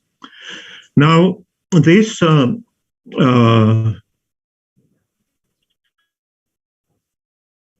analysis of vascular risk in diabetic individuals in the three different categories: very high risk, if there is already some target organ damage, or three or more major risk factors, or type 1 diabetes over 20 years duration. And the high risk is people with diabetes duration over 10 years without target organ damage. And a moderate risk is typically a young person with type 1 diabetes or type 2 diabetes without any other risk factors. Now, recommendations in this document are based on a classification of ranking the evidence, and the class 1 and class 2 are those where the evidence is sufficient to make a clear recommendation. Now, the microalbuminuria should be measured in people with diabetes. ECG should be also taken in people with diabetes, especially if there is hypertension or suspected cardiovascular disease. And also the carotid or femoral plaque burden with the ultrasonography should be considered in asymptomatic patients with diabetes. And when it comes to advice for lifestyle, smoking cessation is recommended for all people with diabetes and pre-diabetes. And actually, I would point out that these recommendations they very much also go to pre-diabetes, not only to diabetes. The lifestyle intervention is recommended to prevent conversion from pre-diabetes to type 2 diabetes, which is known to be very effective, and reduce calorie intake if people are obese. Now, when it comes to physical activity, the usual recommendation is 150 minutes a week at least for prevention and control of diabetes. And then the evidence is accumulating that the so-called Mediterranean diet, which is rich in polyunsaturated and monounsaturated fats, should be considered to reduce cardiovascular events. And the multivitamin supplementation is not recommended. There is no evidence that the vitamin supplementation reduces the risk of diabetes or risk of cardiovascular events in people with diabetes. When it comes to the targets, the main thing is hemoglobin A1c, less than 7%. This is to decrease microvascular complications, which is well known from several studies. But we know now that A1c targets should be individualized according to duration, comorbidities, and age, so that it may be higher in some individuals, especially with the comorbidities. An important point is to try to avoid hypoglycemia, because it's known from glycemia is one of the factors resulting in cardiovascular disease in diabetic individuals. And then the self-monitoring of blood glucose or continuous glucose monitoring should be considered to facilitate the optimal glycemic control. And also, when we think of macrovascular complications, again,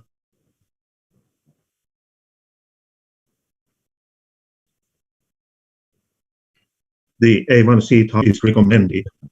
When it comes to treatment with antidiabetic and antihypertensive drugs is recommended if the blood pressure is over 140/90, and then the goal is to reduce systolic pressure to less than 130 if tolerated, but not less than 120. There is no evidence that less than 120 would be beneficial. Actually, it may be harmful. And in the older people, a little bit more flexible goal of systolic pressure should be considered. And again, diastolic target should be 80 or less, but not below 70. And for cerebrovascular event, especially important is to consider systolic pressure less than 130. Now, lifestyle changes for treatment of hypertension are important. It's convincing evidence we have today that the physical activity, reducing overweight, restrict alcohol intake, restrict sodium intake, and to increase fruits and vegetables and low-fat dairy products are useful to lower blood pressure. And then when it comes to treatment choices, the RAS blocker is recommended in diabetes, especially if there is evidence of albuminuria or left ventricular hypertrophy. And quite often we need a RAS blocker and then calcium channel blocker, which is neutral regarding glycemia, or thiazide diuretic should be considered, although thiazide diuretic may have some unfavorable effect on glucose levels, but once people already have a diabetes, the effect is much smaller. Now, in people with pre-diabetes, also RAS blockers should be preferred to beta blockers and diuretics because these latter drugs may increase the risk of progression to diabetes. And of course, today there is a lot of discussion also the SGLT2 inhibitor that may also lower blood pressure. And home blood pressure monitoring is nowadays recommended, and also in many patients it would be useful to understand the 24-hour blood pressure patterns, especially the nighttime blood pressure, in order to adjust the antihypertensive treatment, which usually is now recommended to take late in the evening before going to bed. There is an evidence that taking antihypertensive drugs at the bedtime reduces cardiovascular events more than if you take the drug in the morning. Concerning a lipid management with the moderate risk of CVD event, the LDL cholesterol target is 2.6 millimoles, and in those with a high risk, 1.8, or at least 50% reduction in LDL. And in those with a very high risk, LDL target should be even lower, 1.6, and again, at least 50% reduction. And in individuals with type 2 diabetes, the non-HDL target, which is today very much used in the clinical practice in Europe at least, there is the goal to have a less than 2.2 millimoles in very high risk and 2.6 in a high risk patients. And statins, of course, are considered the first choice treatment for lipid lowering.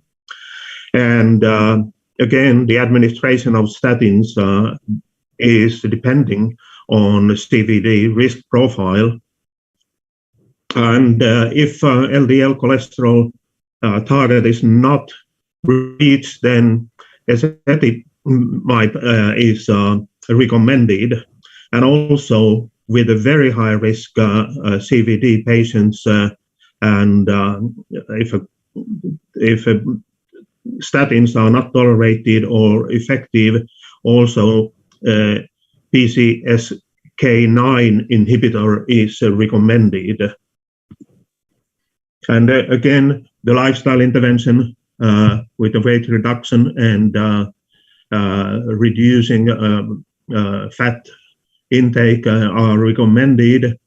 And also the fibrates may be considered if a patient has a very low HDL cholesterol and high triglyceride levels. And always it is important to intensify statin therapy before introducing the combination therapy.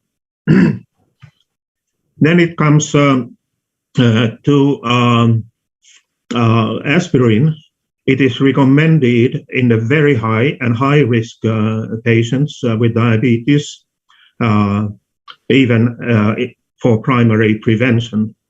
And in patients with moderate CVD risk, primary prevention use of aspirin is not recommended. And when aspirin is used, one should consider to use proton pump inhibitors in order to prevent bleeding, GI bleeding. Now, these individual recommendations are important, but we have to remember that the combination management is the key. We have to take into account hyperglycemia, hypertension, dyslipidemia, microalbuminuria, and antiplatelet treatment at the same time in order to reduce complications. And the STENO2 study is a very good example where we have seen that the multifactorial management reduced A1c, cholesterol, blood pressure, and triglycerides all significantly. And the target was reached best with a statin therapy for cholesterol and also the diastolic blood pressure target with antihypertensive drugs. Whereas glycated hemoglobin to go under 6.5 was difficult to reach. Only 15% actually managed to get there. Now, these are the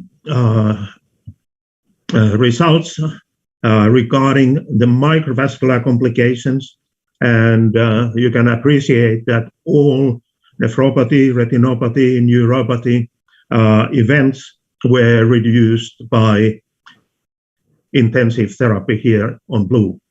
And it was at 4 years already significant, and then there was a follow-up after 8 years, and the effect remained. And even after 13 years, when between 8 years and 13 years, no more intensified therapy was offered, but the patients were receiving whatever management they had, the effect remained. So it was very clear that there was a beneficial effect of the intensive therapy. Also for mortality and cardiovascular events. After 4 years, mortality was not yet significantly different, but after 10 years, it started to appear, whereas cardiovascular events already after 4 years were significantly reduced. So very convincing evidence that the multifactorial management is working to prevent cardiovascular events in type 2 diabetes. And when it comes to these recommendations today, how to treat the very high and high risk patients with diabetes now should be considered SGLT2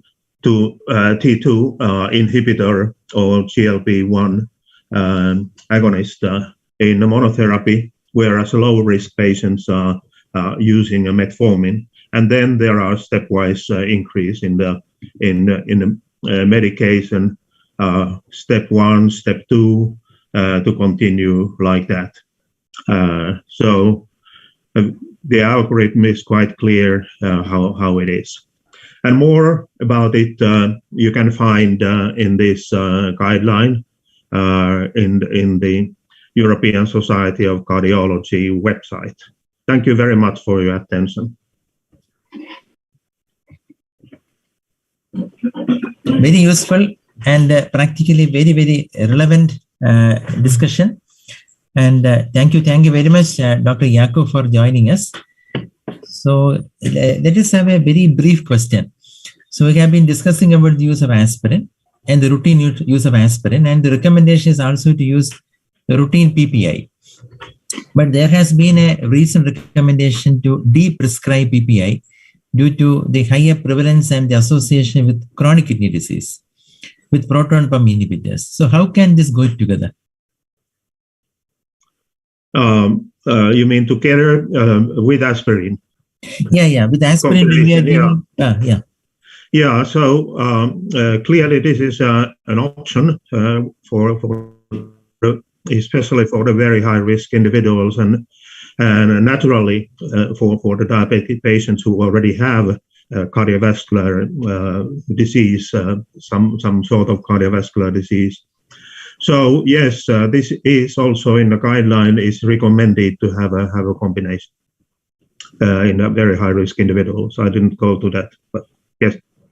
You have dealt with very practically very relevant and probably a very controversial topic, the use of antihypertensives routinely in diabetes. Though we keep on discussing this, it is still remaining as a controversial and a topic of debate. So with the emergence of SGLT2 inhibitors, do you think or do you presume that the total dosages of antihypertensives will come down eventually? Sorry, that was cut off. I didn't hear your question. Jacob, my question is, the SGLT2 inhibitors can also result in a subtle reduction in the blood pressure. So with the routine use, you have recommended routine use of SGLT2 inhibitors now in diabetes. So do you assume that the total dose of antihypertensives can get reduced with concomitant use of SGLT2 inhibitors?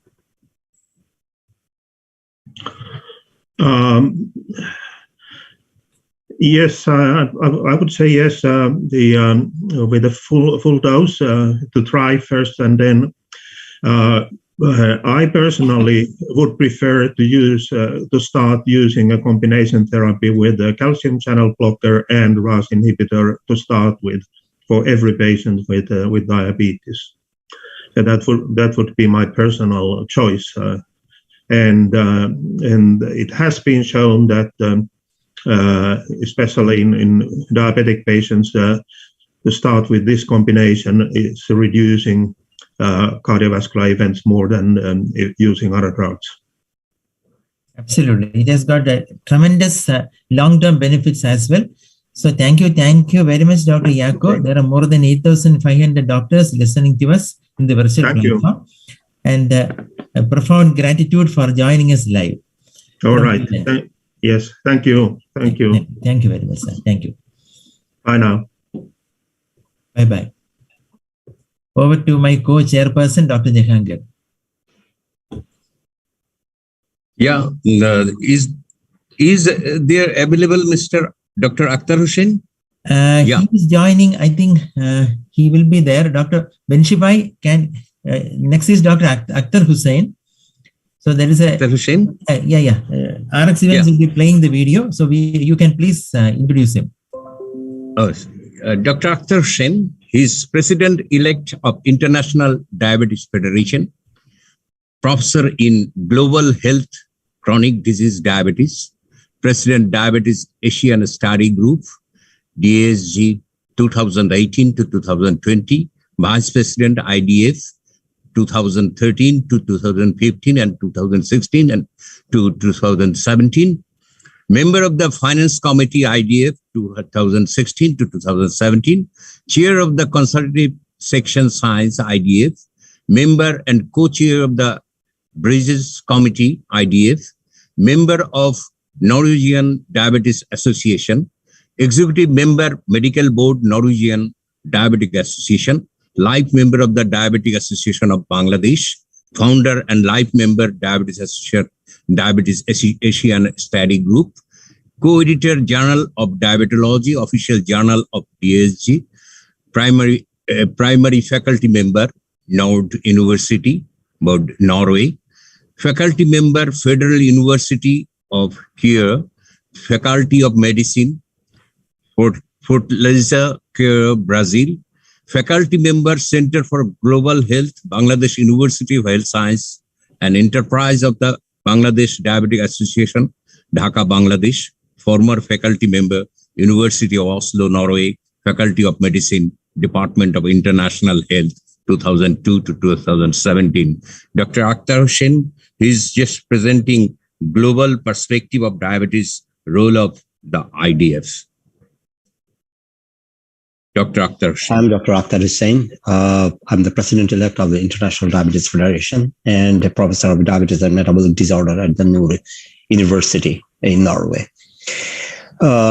It's always a pleasure for me to talk in Diabetes India conference. I've been regularly invited, and thanks to the organizer for inviting me this year as well. I take it as a kind of big pleasure for me to talk in Indian conferences. As you know that I'm from Bangladesh, so India is very much home to me. So today the talk of my today's presentation would be related to the global burden of diabetes and the role of the IDF, what IDF is doing. I'll be presenting some of the slides that you are quite familiar with. As you know, that the diabetes trend is increasing, and it seems that there is no stop to this. And as you can see that we have about 1 in 10 people today. That means it's about 537 million people globally have diabetes. But this estimates actually do not take into account that we have about 1 in 2 adults remain undiagnosed. So 50% of the people remain undiagnosed. And we also know that this, for example, that impaired glucose tolerance rate, that the impaired glucose tolerance is about 441 million people. That is 1 in 9, every 9 people. So it's this situation that we see that is almost, it seems that this challenge is a kind of unmet challenge.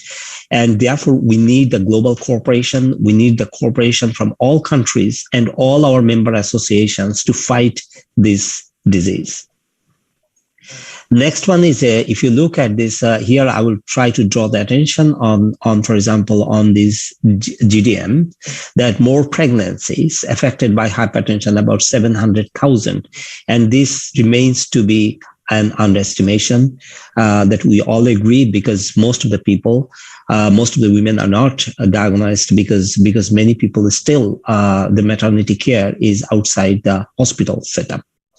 So this is a kind of grim picture I'm drawing to you, because it's not that I'm going to scare you, but it's just that how much initiative we need in order to have a discussion on this, or to have a kind of joint global collaboration to fight this condition. So the next one is if you see this number of people with diabetes, as you see that you have seen this IDF Atlas map, that it is increasing all over everywhere. And it seems that it is, but if you look at, for example, in our part of the globe, that is the South Asian, that's here you have Europe, here you have South Asian. We are expecting a kind of increase of 68% increase compared to only 13% increase in Europe. So you see that in the European side, so we see that the increase in diabetes is much higher in poor and middle income countries. And this creates a kind of a much bigger challenge for our healthcare system to sustain this burden of diabetes. So in summary, if I want to say in summary that in 2021, the IDF 10th edition of the Atlas estimates that 1 in 10 people, that is 20 to 79 years of age, have diabetes. This equals to 537 million people, as I say. But this number by 2024, this number will increase to 784 million people. And there are still remain gaps in our estimations due to the absence of low quality data in some parts of the world. As you know that there are many parts of the world we actually struggle to get good quality data. There is a strong need for effective intervention strategies and policies to stall the increase of the number of people with developing the diabetes. So this is the grim picture that I'm drawing. And we also know that despite of all our medical and scientific innovations, we know that there are about 4.9 million deaths per year, which is related to diabetes.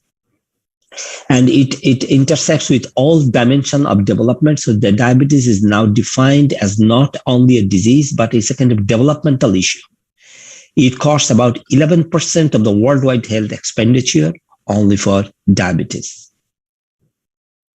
So what are the major challenges that we see from the global arena, from the International Diabetes Federation? That we see that there is a rising trend of diabetes, as I have just described here, and we need a global action for this. And the other challenge is the inaccessibility of insulin to 50% of the people with diabetes, that 50% of the people diagnosed with diabetes who needs insulin are have irregular or no supply of insulin to these people. And if you see this in sub-Saharan Africa, we see only 1 in 7 people in some parts of sub-Saharan Africa, that only 7 people with diabetes have access to insulin. We also see that there is a lack of global coordination between, for example, IDF, WHO, NCDs, that because we are providing different statistics, and this calls for a kind of more united work. And I will come to tell you that what we are doing to narrow these gaps.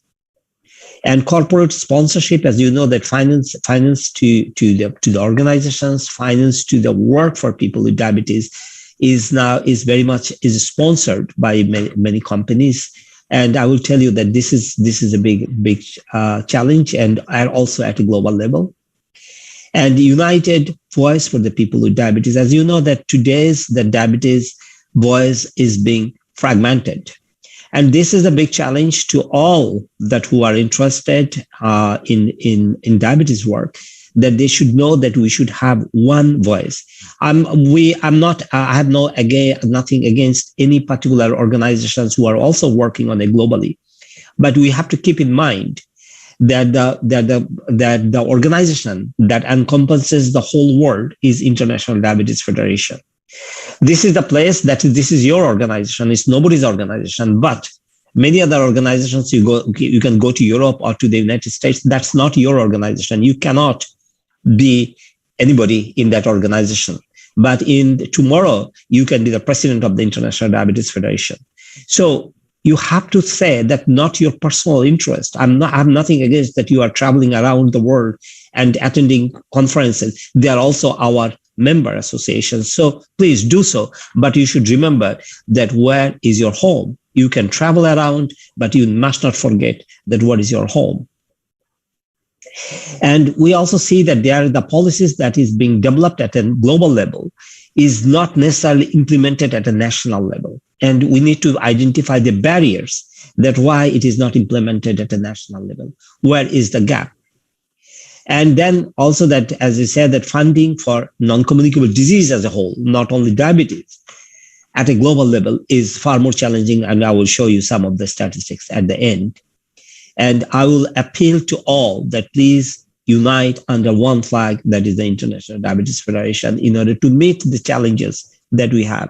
If we fail today, we will be failed forever, because this problem is rising, and this problem is rising particularly in your door, in the poor and in the middle income countries. As you know, that India has the second largest population with diabetes. We cannot fail. We do not have any time to have any disagreement on this issue. Now I'm coming to International Diabetes Federations. What is International Diabetes Federation? Since 1950, this federation was established, and is associated with the United Nations Department of Public Information and in official relationship with the World Health Organization and the Pan American Health Organization. As you know, that IDF championed the UN resolution on diabetes, which is a major step. And because this was the first time that any non-communicable disease was recognized with an UN resolution on diabetes. So this was a major breakthrough and a big achievement for all people who are working for diabetes, not only for the International Diabetes Federation. Mission of the IDF, it is to be the leading and authoritative global voice for people with diabetes and those at risk for diabetes, and improve the quality of life of all people with diabetes, prevent type 2 diabetes, and fight discrimination against all affected by diabetes. Here, we should say that the IDF puts a particular emphasis on prevention, because as we know that we do not know how to prevent type 1, but type 2, we know that is the effective measures. We can effectively actually prevent 60% of the people with diabetes. As we know that in poor countries, that when you have diabetes, then you have this disease throughout your life.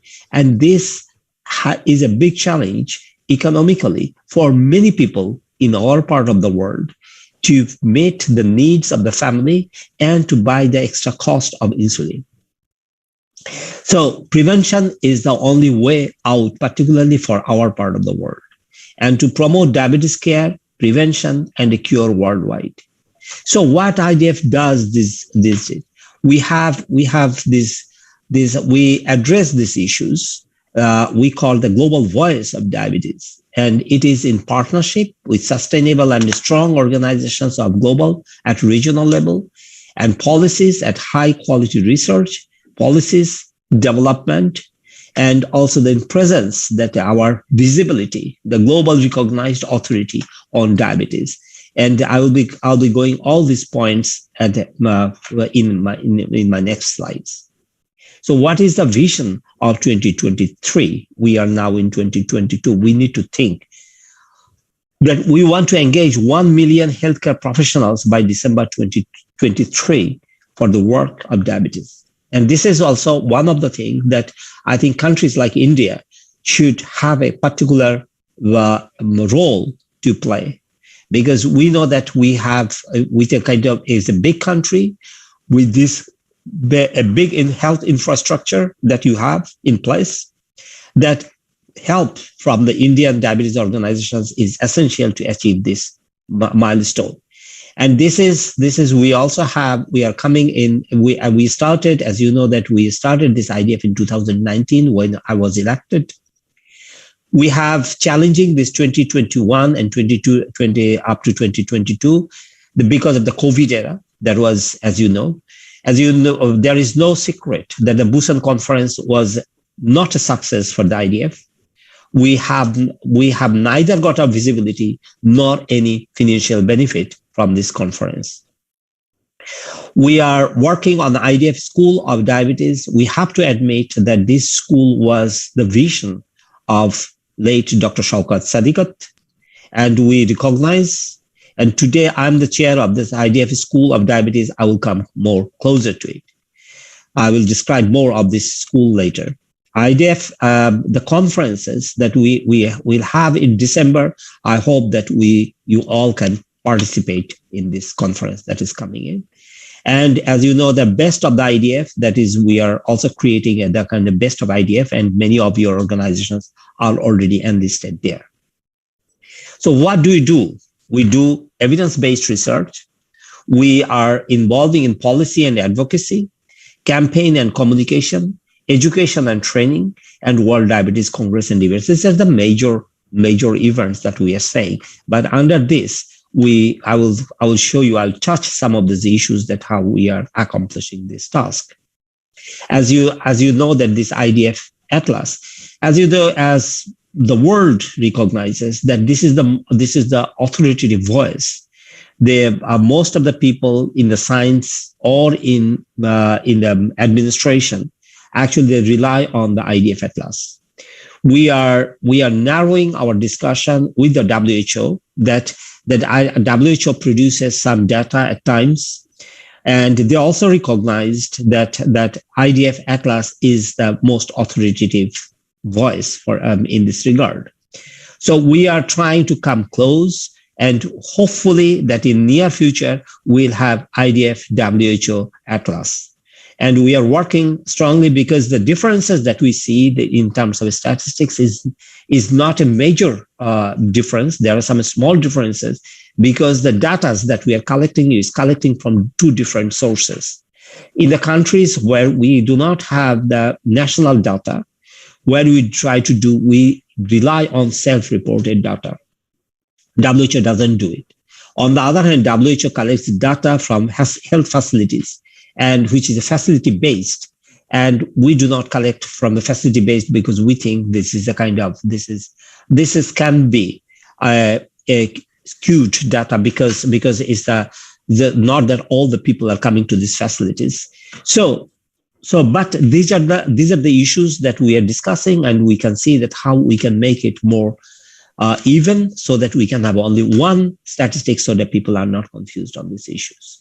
As you know, that the World Diabetes Day that we have started, actually that the World Diabetes Day is started from 1991 together with the IDF and the World Health Organization. And the day was decided on November 14th. in response to the rapid rise of diabetes around the world and the recognition with the birthday of Sir Frederick Banting. As you know, we all know about Banting. We do not have to mention anything more. In 2007, in the General Assembly, adopted resolution of 61 and 225 designed attaining 14th November as the World Diabetes Day. I think that we all should take pride that despite of our weaknesses, that the big countries, the rich countries, refused to put this resolution on the UN desk. At that time, Professor Martin Schilling was the president of the IDF. He traveled around from his country to Australia to all major countries. But finally, Bangladesh, the poor country, agreed to put this motion forward in UN, and where we got this resolution. So we see that even a small country can make a difference. So 3-year at 3, access to diabetes care is if not now, and then when? So the year 1, we want to focus on access to medicine and care. Year 2, I would like to focus on access to education, health professions, people living with diabetes. It is also important for patient education. Year 3, primary and secondary prevention. So these are the main focuses that we are doing on the World Diabetes Day. We also want to increase the global awareness of diabetes, as I've said, that insulin at 100 years. The 100 years we have been using insulin for human treatment. What happened in this time? That you see that the century of insulin presents an opportunity to raise awareness of diabetes to an unprecedented level. The development of the therapeutic insulin in 1991 was a landmark breakthrough in the history of medicine. And then questions that what we have achieved. As we said, that 50% of the people remain without access to insulin, who needs the insulin. Parts of sub-Saharan Africa, only 1 of 7 people. Is it that we can be proud of? We have a kind of shared responsibility of the local governments and the companies. With this shared responsibility, we must bring together for the betterment of humankind. With this mission that IDF took a lead to create a WHO resolution with the support of all international partners for universal access to insulin. We had lots of difficulties, I must say, that actually the big countries, the strong countries, they actually were not in support because they were afraid that their countries are producing insulin and their market, the companies from these countries will be affected. Even though we try to give an assurance that IDF has nothing to do against any companies. We need insulin. It's not that we don't need insulin. What we need a resolution that all countries, all the governments are bounded to secure the access to insulin together, as I said, together with our partners in the industry, because we have a kind of shared responsibility. However, the resolution was passed on 27th May 2021 under the name Resolution on Reducing the Burden of Non-Communicable Diseases through Strengthening Prevention and Control of Diabetes. So it is not that what we actually wanted. It was a little bit changed, but we think that at least that we have one resolution that which we can build on. And this one you can find on IDF's reaction to the resolution and its adoption in the IDF's news article on this issue. So we are strongly working together with our international partners to create this movement. And this providing access to life-sustaining medications and monitoring. So we are also partnering with direct relief in case of any kind of catastrophe, as we are saying now, Ukraine. Sometimes ago, we have seen it for example, in Gaza, in Palestine. So we see that these things are breaking up at different times. So IDF does what we can do. Even in COVID time, we try to secure the supply of insulin with some partners like direct relief. and advocating globally for people with diabetes and those at risk. So it's a kind of advocacy work that is promoting change in diabetes and the implementation of advocacy campaigns. So we are creating some kind of advocacy body so that people are trained to say that how they can do on this particular area through regional webinars, policy briefs, outreach member states, participation to high-level meetings, collaborating with the WHO and PAO, strategic alliance with the NCD Alliance, medicine, patent pool, and global coalition for circulatory health, etc. And we also are empowering people who live with diabetes, as you are familiar with Blue Circle Voices and the young leaders in diabetes. And network is focused on ensuring that the voices of the people living with diabetes, together with their carriers and family members, are prominently heard and their concerns and priorities are taken into account. And we also created an advocacy academy. This will also give us the training of these young people for diabetes facts, project development, relevant advocacy, public speaking, and storytelling, and use of social media. So coming back to the close to the international collaborations, what we are doing at this stage, that the WHO, as you know, that we have a diabetes compact in the WHO. And this gives us a kind of great opportunity to have closer ties with WHO. In diabetes medications, in the essential medicine list, we are enlisting some of the medications that I will come back to this. That should be taken as a kind of essential medical, include them in the essential medicines list. In 2021 resolution on reducing the burden of NCDs through the prevention of diabetes, as you say, that we have got this resolution. Insulin pre-qualification programs that we want to create. And we want to set a target that there will be a kind of WHO conference on WHO World Health Assembly on 22nd of May this year. So where we want to have that IDF recommendations that 100% diagnosis of young people with type 1 diabetes should be secured, and manpower development through IDF school program. We are also collaborating very closely with the WHO. And in this, as I said, that with this WHO, that IDF and the medicine patent pool welcomes the inclusion of SGL2 inhibitors to the WHO's essential medical list, which we have secured. As you know, that during this pandemic time, that the diabetes research and clinical practice, we have issued 2 special supplement on this particular issue, diabetes and COVID-19, the IDF perspective. So this was co-edited by me and Antonio Cerullia. And on this occasion, the diabetes research and clinical also takes this opportunity to mark the 100 years of experience with insulin. So we also have a special issue on Antonio and myself, as I know that many of you from India have participated in both of these special issues. Now we are talking about this education that we have. At the moment, we have about, actually it's not 70, actually we have passed now 72,000. So we are around 73,000 healthcare personnel registered. The time that I took over the office, then it was about 45,000. So we are now 73,000. So we have made a significant progress in terms of the IDF school registrations. And at the moment, we have more than 110 countries, territories is engaged in the IDF school.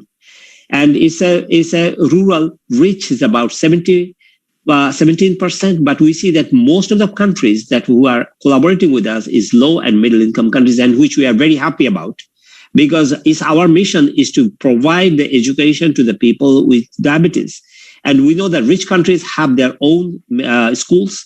So I think that the low and middle income countries are getting this opportunity or taking the advantage of this IDF school is a very good news.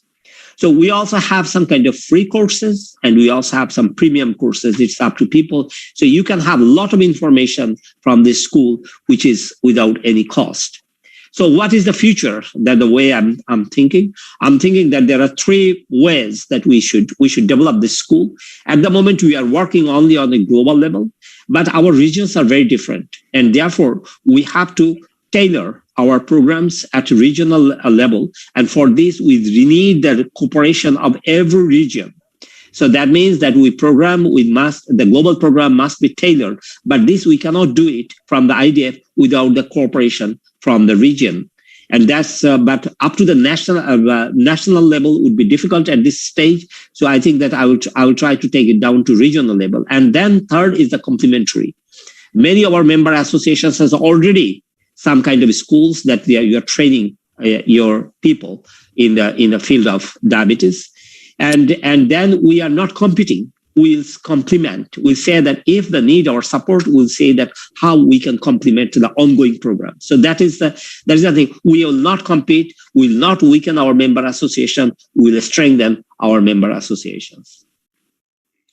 So, and then what are the next things that I will be saying? The revisiting the IDF guidelines for type 2 diabetes, GDM, and others.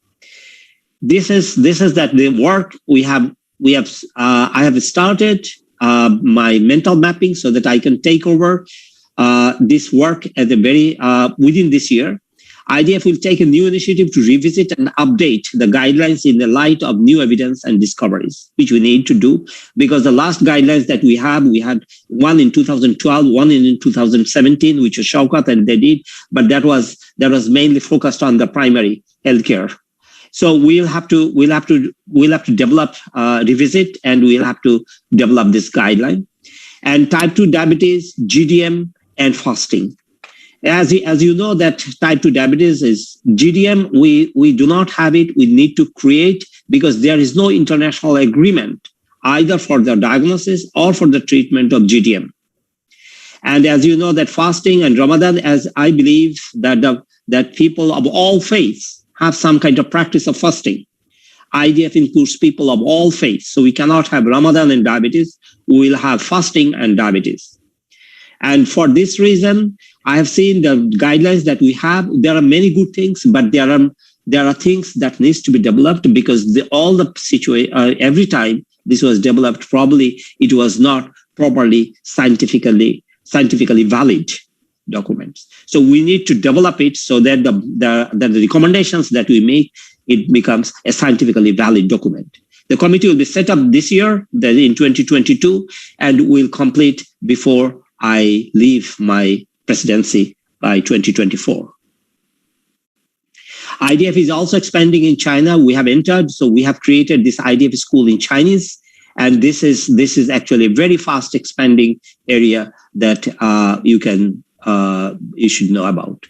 We are also making a number of webinars. For example, these are the two webinars that we have done: managing CVD and renal risk in type 2 diabetes beyond glycemic control.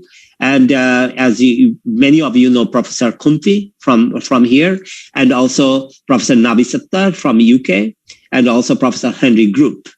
And then we also have this evolving landscape in the management of type 2 diabetes. So we are creating, and these webinars are free of cost. Anybody can join, and I will urge all of you to come and join this. And last my request to you, that IDF Congress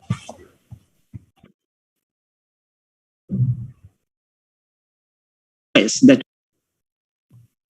it is, without you, there is no Congress. So it is your responsibility to make the IDF Congress is your Congress, to make your Congress visible success. India, we expect a lot from India, because India is a big country, and it has contributed a lot to for IDF and for the diabetes.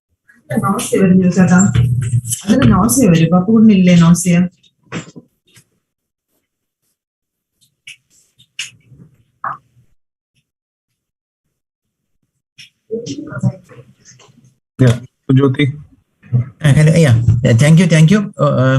So that is the end of the Scandinavian Symposium, and that has been very, very contributory and aligning with the theme of our Diabetes India 2022 insulin discovery 100 years. Over to Dr. Jahangir to conclude. Oh, thank you, Dr. Keshuvadev. It was a nice session, really. Particularly last speaker, he has raised the problems and difficulties and challenge of diabetes, the rising tendency of diabetes mellitus, and particularly we should raise our united voice for the people with the diabetes mellitus. And that is the main message and vision. I am giving thanks to all the speakers and my co-chairperson and also the Diabetes India.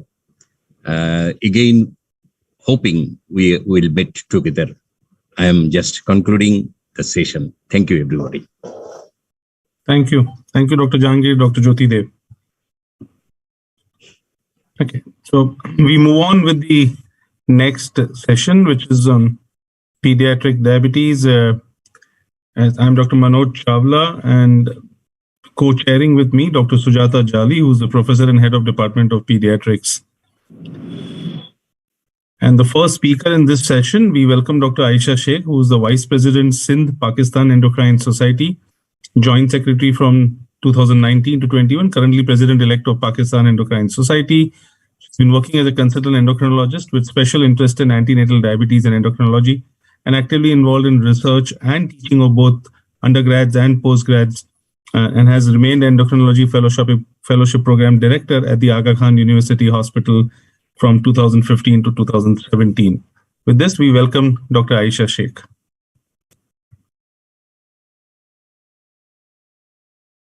Bismillahirrahmanirrahim. Assalamu alaikum and a good afternoon.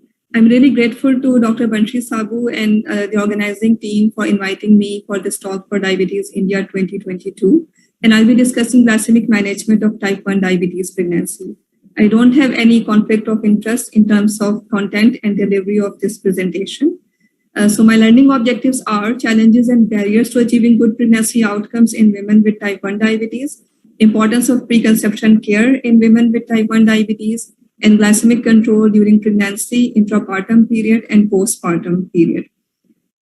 This is from the IDF Diabetes Atlas 2021. We know that hyperglycemia in pregnancy complicates almost 16.7% of pregnancies globally, while 80% of these are due to gestational diabetes. The rest are either due to pre-existing diabetes or diabetes which is first detected during pregnancy, previously called as overdiabetes or diabetes in pregnancy.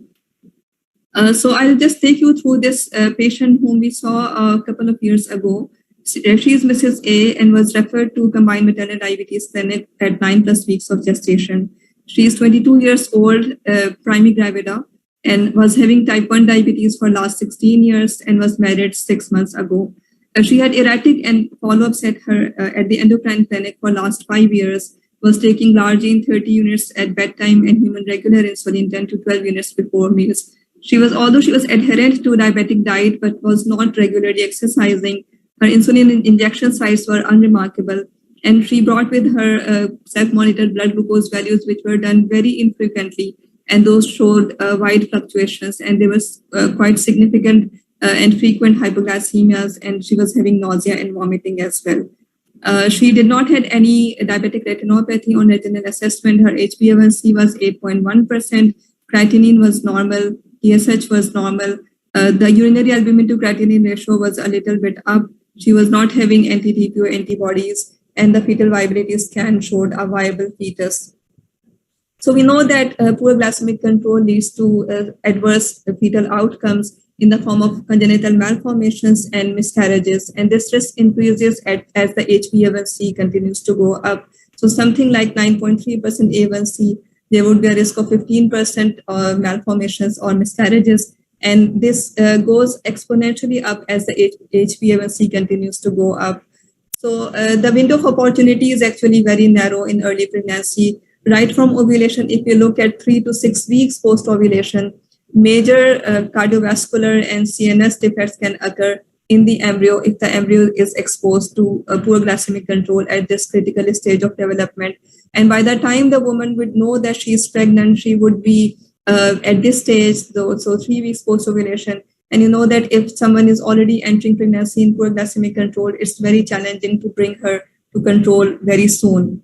So this calls upon a preconception control of HbA1c below 7% or even below 6.5% if that can be safely achieved without putting the woman at additional risk of hypoglycemias.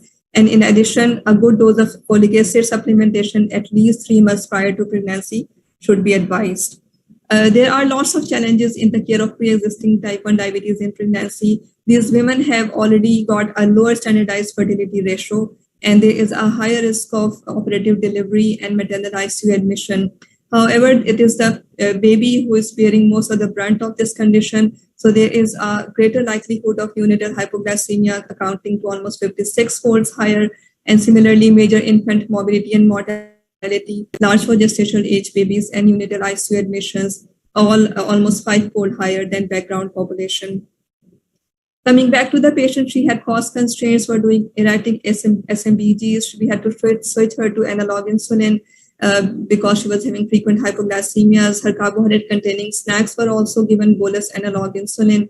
And with frequent SMBG chart review and insulin dose requirements, she was able to bring her to control within 3 weeks after her presentation to the CMD clinic. The repeat ACR albumin to creatinine ratio was normal, and her HbA1c dropped from 8.1% to 6.7%. So there are barriers to achieving glycemic targets and optimal pregnancy outcomes. Lack of pregnancy planning is one problem that is significant in our part of the world. Similar, her anomaly scan actually showed intraventricular septum was not clearly visualized and a possibility of single ventricle was raised. The fetal echocardiography showed a severely hypoplastic right ventricle and transposition of great vessels. And after thorough patient counseling and with a patient and her family, they opted for a termination of pregnancy, which was which took place. So preconception care is actually important in these women. So, and that should actually start right from puberty, so that these women are aware that they have to plan pregnancy according to when their doctor allows them to do so, and they should be having a good preconception counseling, should know carbohydrate counting, how to manage their diabetes. So they should be powered enough to handle their diabetes so that they're able to achieve a good glycemic control in the preconception period and during pregnancy as well. Similarly, if they are overweight or obese, they should work on towards achieving a decent weight loss near to normal weight control, so that they do not end up having complications because of obesity or overweight. If they are hypertensive, they should be on medications which are safe in pregnancy. And similarly, their thyroid status and thyroid antibody status should be known before pregnancy. And if there are any abnormalities, that should be treated and stabilized before pregnancy.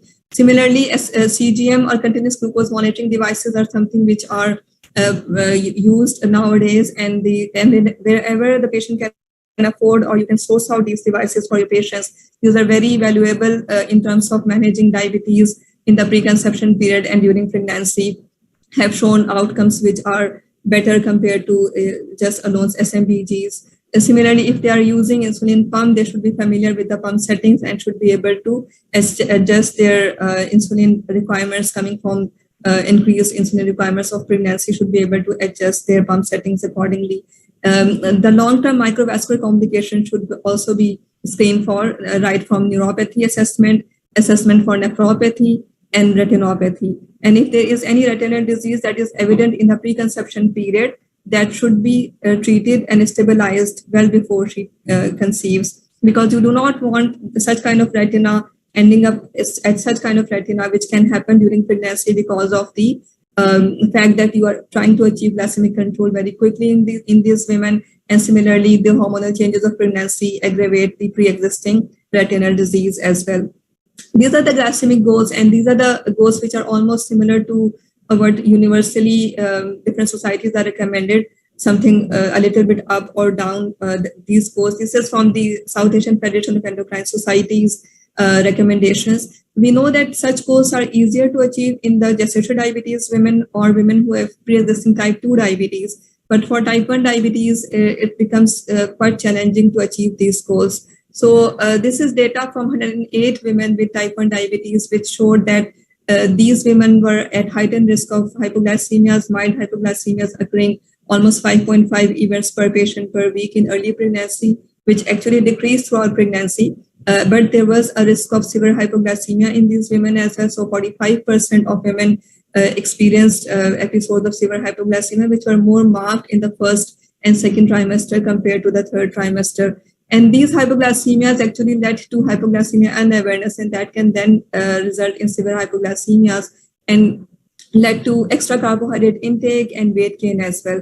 So this is actually like walking on a tightrope when you're trying to achieve a good glycemic control in a pregnant woman with type 1 diabetes. The other study that was done following this study, the second cohort was the two characteristics of the two cohorts were actually tested, and you can see that for the second cohort, the focused patient education and intervention to prevent hypoglycemia was made. And although HbA1c were comparable in both cohorts as per the pregnancy outcomes in both cohorts, the risk of severe hypoglycemia and hypoglycemia, impaired awareness of hypoglycemia were far less compared to the first cohort. The women in the second cohort used mostly multiple daily insulin.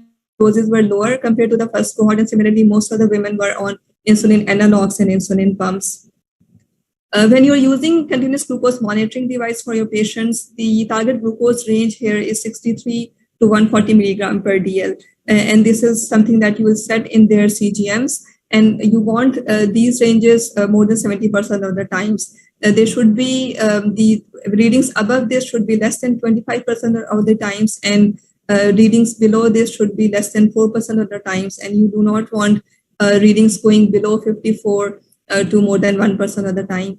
It is important that we should be counseling our patients that even a 5% increase in time in range will increase the benefits for mother and her baby. So suppose she was having a time in range in 50%, and next time she visits in the clinic, she's now 55%. She has already been able to have more benefits because of the fact that her control is better now.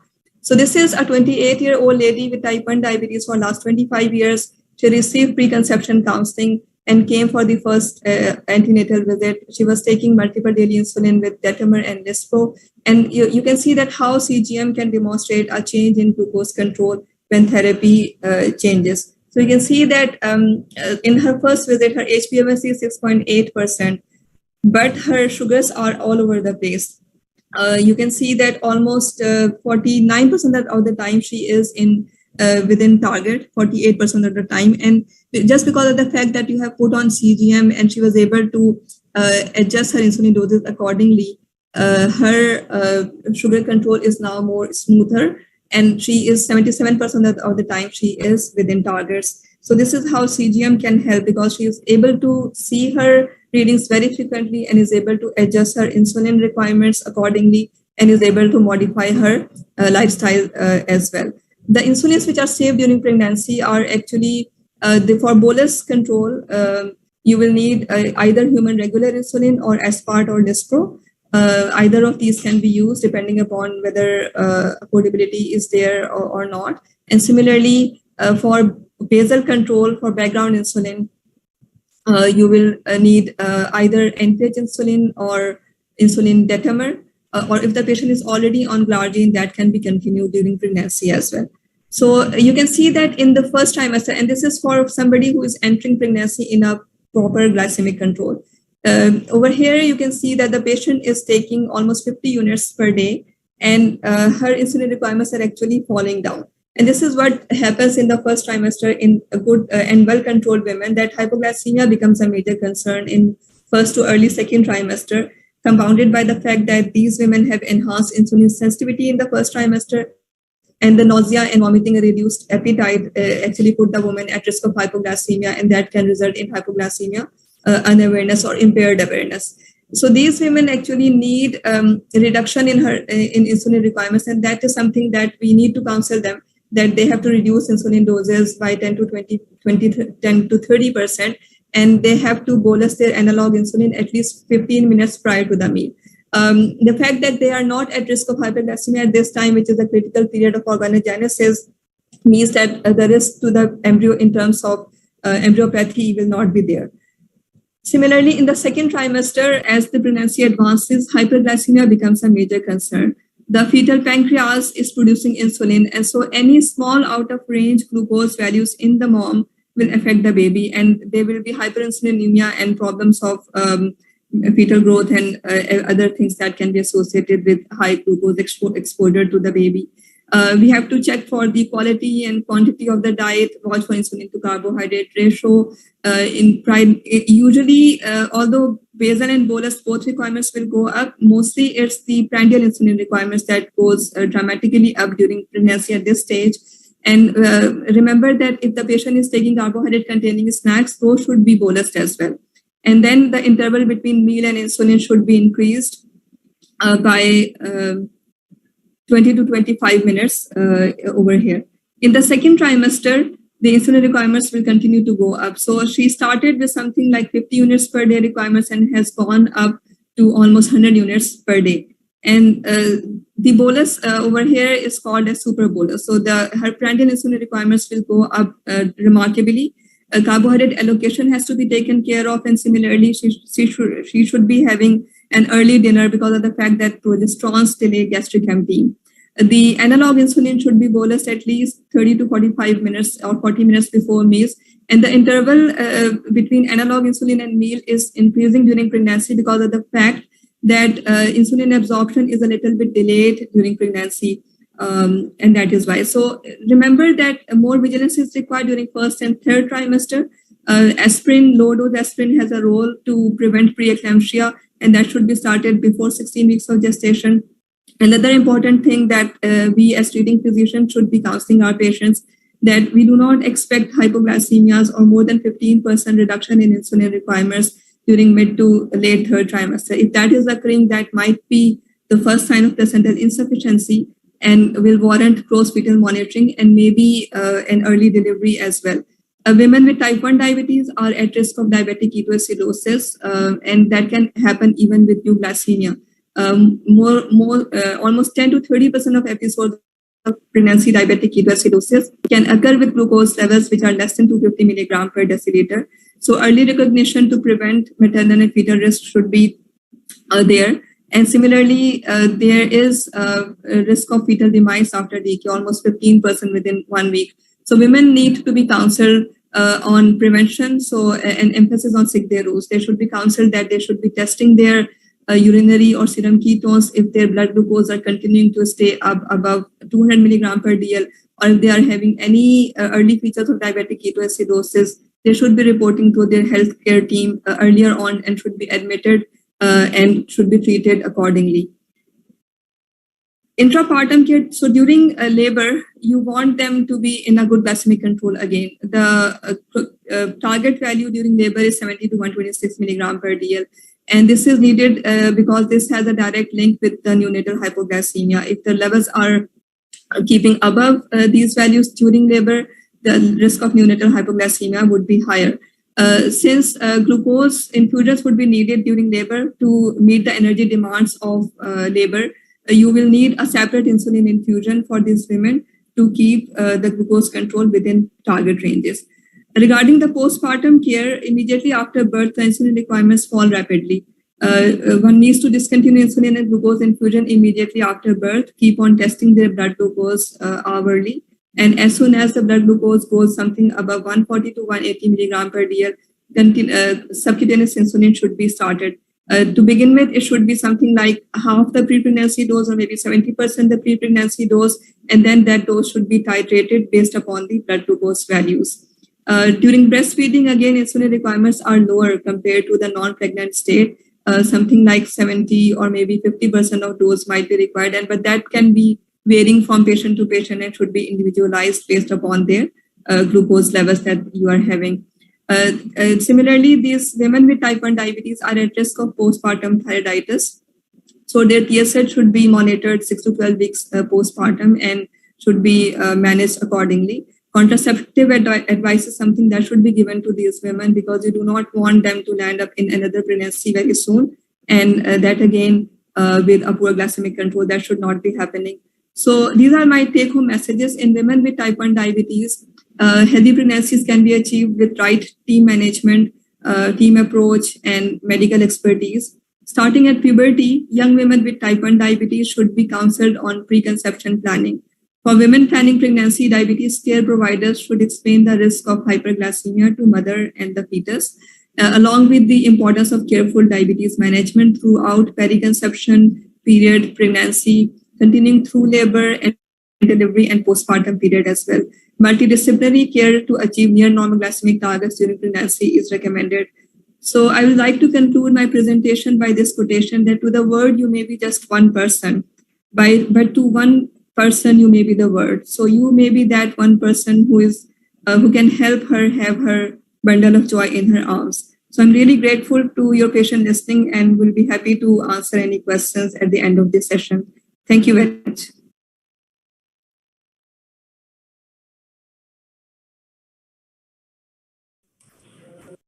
Thank you, Dr. Aisha, for beautiful narrating about the pregnancy and type 1 diabetes. Yes, India is again, sadly, the capital of type 1 diabetes, where we have got the highest number in the world. And we do have these problems because 4 patients of mine are also getting married this month itself. So it was a good talk. Thank you. And we will take up the questions at the end of the session. Thank you. Now I call upon Dr. Richard. He's going to give us a talk on management of type 1 diabetes in adults. And he is the Chief Scientific Officer of EASD, Editor-in-Chief of the Journal of Diabetic Medicine, immediate past Chairman, Diabetes UK Council of Healthcare, Professor in Diabetes and Endocrinology within Medicine of Southampton. With this introduction, I welcome Dr. Richard to give his talk. Thank you. So, Dr. Jali, thank you very much for that kind introduction. I'm afraid you're not quite correct. I'm not the Chief Scientific Officer of the EASD, and I was the Editor-in-Chief of Diabetic Medicine, but thank you anyway for the invitation to be here. So what I was, however, was the European Association for the Study of Diabetes co-chair for the joint type 1 diabetes management in adults consensus report along with the ADA, and that's going to be the topic of my talk for today. So I'll just get my slides up to share. And we will take it away. At least I'll hopefully take it away as soon as we can. So there we go. So as I've just mentioned, I had the pleasure of being the EASD co-chair for the management of type 1 diabetes consensus report in adults. This was published for the first time in October when it was presented at the EASD meeting last year virtually, but it had also been presented in draft at the ADA earlier on in the year. Clearly, it's a pleasure for me to be able to share this consensus report with you, but it's important that I acknowledge that this wasn't work that I did on my own. We had an excellent team of writers from both the EASD and ADA, and I'd like to pay particular tribute to Anne Peters, who was the ADA co-chair alongside me. Before I start, I need to just show you my disclosures of interest, although in reality, none of these had any major role in terms of the development of the consensus report. So I should also mention that at the time when the report was presented at the EASD in October last year, there was then a co-publication both in Diabetologia and Diabetes Care, which provides the full report. And sadly, in a 20-minute presentation, it's not going to be possible for me to go through all of the report and all of the wonderful work that was done in terms of writing the report. So I really would commend you to have a look at this particular report and see how this can be used in order to try to improve the care of people with type 1 diabetes. So just before I go on to describe the report itself, I think it's important that I give a little bit of context to why the report was actually written.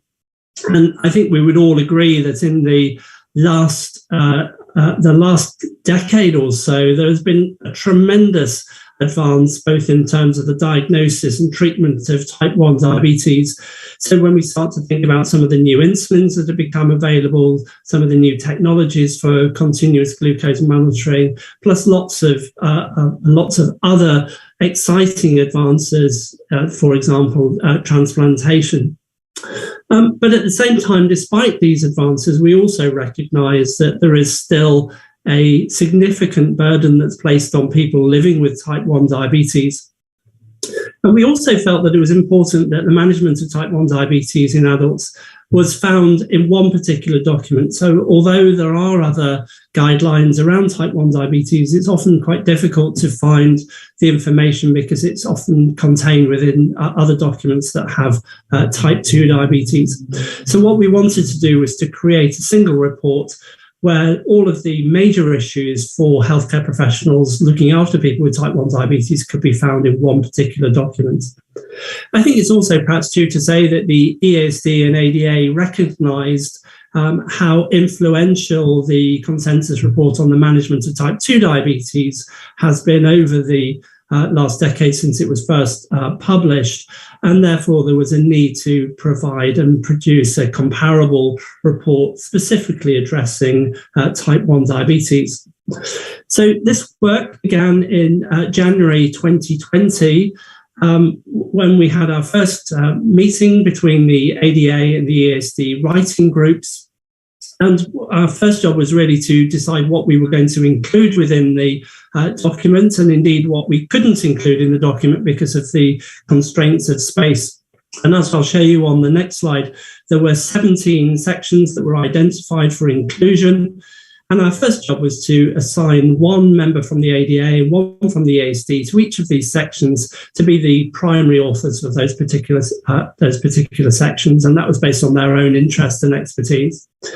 And then within the group, we then reviewed and modified these various different sections and molded them into one article, and then continued to review and modify them with external help where needed, until we had a first draft, which was produced in about January last year. This was then reviewed by 6 external reviewers who were appointed independently by the EASD and ADA. We've made further amendments, and the first public draft was presented at the ADA scientific sessions in June last year, followed by a period of public consultation with further amendments before it was finally approved by both EASD and ADA boards and presented and published at the EASD meeting last year. So here are the 17 sections that were included within the report. As I said, it's impossible in 20 minutes for me to go through all of this report, so I will just be sharing some of the highlights that have occurred within the report. And I'll start off by thinking about the diagnosis. And although this has over many years been done by clinical diagnosis, of course what we are aware of is that something like 30% of all cases of type 1 diabetes are diagnosed in adulthood, and many of those cases, or a significant number of people who are diagnosed with type 1 diabetes in adulthood, are misdiagnosed as having things like type 2 diabetes, or indeed there may be people who are diagnosed with type 1 diabetes who in fact have other types of diabetes. So this algorithm is based on work that's predominantly been done in white European populations, but probably still has validity in other populations as well. So you start off with a clinical history of type 1 diabetes, and at this point we would recommend measuring the islet cell autoantibodies. And where these are positive, this can confirm the diagnosis of type 1 diabetes. But it is important to recognize that about 10% of people, or up to 10% of people with type 1 diabetes, are in fact antibody negative at the point of diagnosis. And this is a group where we need to have a little bit further thought. Age is probably the next biggest discriminator. So people under the age of 35 are still most likely to have type 1 diabetes, but it's worth considering whether there are features of monogenic diabetes and whether there is importance of looking for genetic testing after testing for C-peptide, or whether there are features of type 2 diabetes. And of course, we recognize an increasing numbers of children and young adults developing type 2 diabetes. For those that are older, 35, the older you become, the more likely the diagnosis is type 2 diabetes rather than type 1 diabetes. And sometimes we need to live with a little bit of uncertainty. And at this point, it's important for us to consider what's the most appropriate treatment at the time. And for some people, even with where there is a suspected diagnosis of type 1 diabetes, it may be appropriate not to start insulin immediately. One of the tests that can then lead on to a more definitive diagnosis, but this is further down the track, is the measurement of C-peptide. And where this is elevated after 3 years, it's unlikely that the diagnosis is type 1 diabetes. So what are we actually aiming to do once the diagnosis has been made? Well, of course, we want to help people to live a long and healthy life. And of course, that then entails a number of different management strategies. So we need to try to maintain glucose levels as close to target as possible in order to prevent the progression of diabetes complications. And of course, that's done with insulin. But at the same time, we need to minimize iatrogenic hypoglycemia, minimize the amount of diabetic ketoacidosis. But of course, as well as prevention, then treating these when they occur. Diabetes management or type 1 diabetes management is not solely around glucose management, and it's important to think about cardiovascular risk factors. And finally, we also need to recognize the psychosocial burden of living with diabetes. And so it's important that with any management strategy, we need to think about maintaining, as far as possible, psychological well-being. So back to glucose, where are we at? Well, of course, the glycemic target needs to be individualized for the individual person, depending on their psychosocial needs and understanding. And of course, we need to recognize that during a life course, this may change. But for most people, an HbA1c target of around 53 millimoles per mole or 7% is appropriate, as long as it can be achieved without significant hypoglycemia. There may be some where we can achieve an even better HbA1c, as long as, again, this can be achieved safely. And there may be some where we need to relax that target, for example, those with limited life expectancy. And I think it's also important to say that although these might be the targets, that when you're talking to people with diabetes, that any reduction in HbA1c from initial high levels is likely to lead to significant benefits. When we're thinking about glucose, we also need to move beyond HbA1c and actually look at capillary glucose measures, but also measures that can be achieved through continuous glucose monitoring. And I'll come on to talk a little bit more about those in a minute.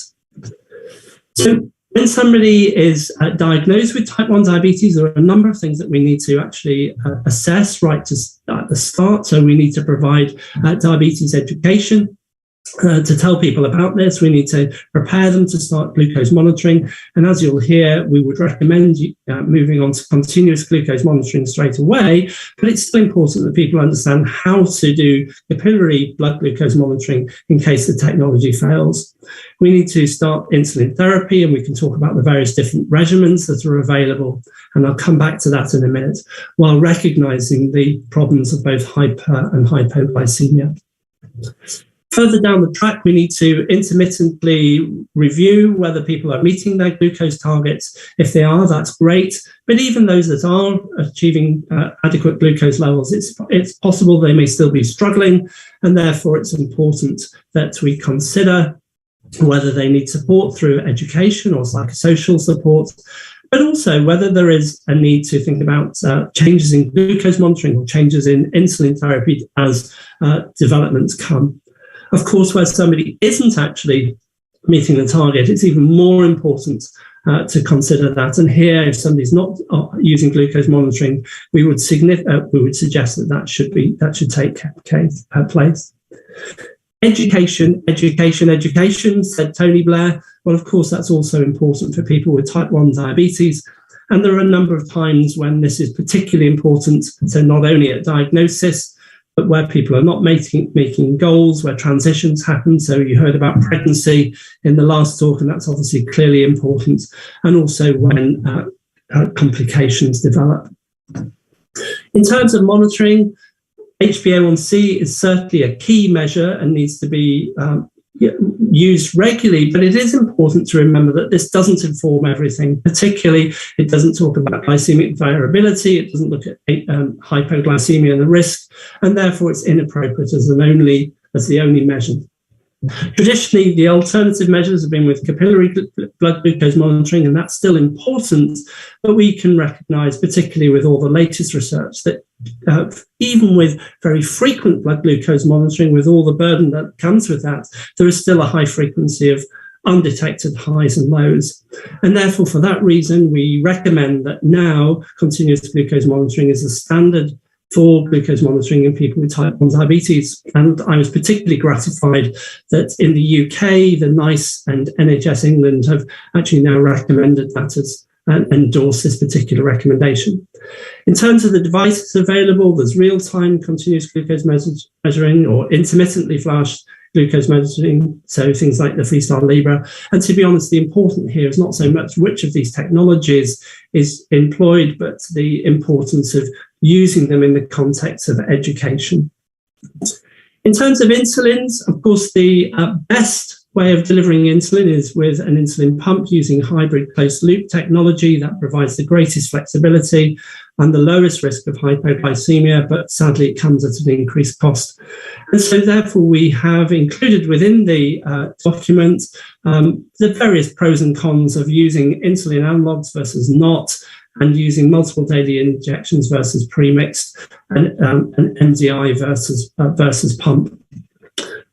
Obviously, this will depend on the costs and the relative the financial situations of the individual and the health service where they work. But to be honest, I think we would recommend as a minimum multiple daily injections with insulin analogs where that is possible. But of course, really considering the use of pump therapy, because that is associated with the best glycemic outcomes.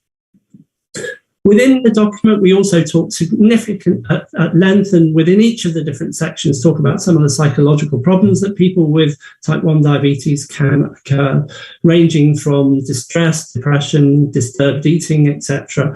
And therefore, it's important that all members of the diabetes team are aware of these, they know how to provide support and when to refer on.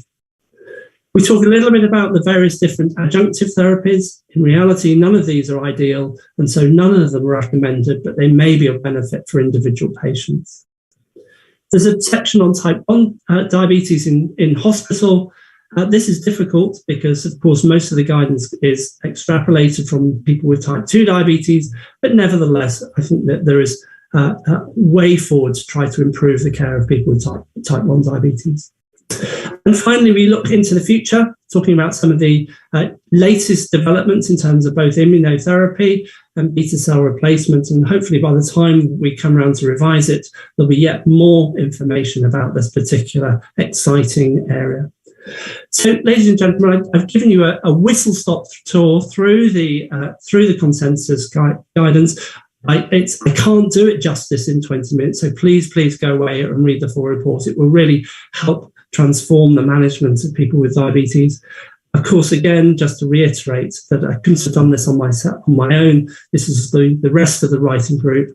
And indeed, we also had support from both the ADA and others from outside. So, ladies and gentlemen, thank you once again for asking me to take part in this year's Diabetes India conference. It's been a pleasure to join you, and I look forward to questions at the end of the session. Thank you, Dr. Richard, for a wonderful presentation, and we shall take the questions at the end of the session, Doctor. Thank you so much. Thank you. Now I call upon Dr. Karen to give a talk on be aware of more forms of diabetes in child. Can I have her introduction slide? Hi, Dr. Karen. Hope you remember me. She is my good friend from SWEET Project. And it's my privilege to introduce you, madam. After her MD in Rotterdam, Netherlands, she did the training in Netherlands, Luxembourg, and France, participated in the creation of multidisciplinary team for the adolescent with diabetes in Luxembourg, received several research grants from EU, interregional and national structures, published more than 160 publications in peer-reviewed journals, and she is one of the very active members in SWEEP for the publications too. Between 2012 and 16, she was Secretary General, and currently she is the President of International Society for Diabetes, Adolescent and Young Adult Diabetes, that is ISPAD, very well-known society. This is only global scientific society with a focus on all forms of diabetes in young groups through ISPAD. I'm sure that she is preparing for the conference in October in Abu Dhabi. One of the focus areas in her presidency is education and development of e-learning tools to facilitate and improve education in diabetes. With this introduction, may I present Dr. Karen and request her to start her presentation. Thank you very much for this kind introduction and for the invitation to speak at this symposium. I'd like to first reduce the noise outside. That's always the problem when we've got online.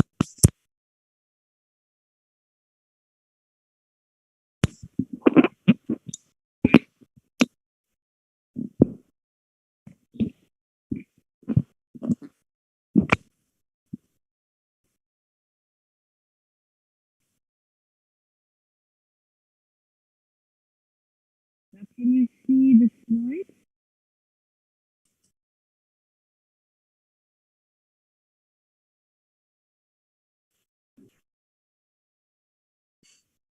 Could you please mention can you see the slides or not? Yes.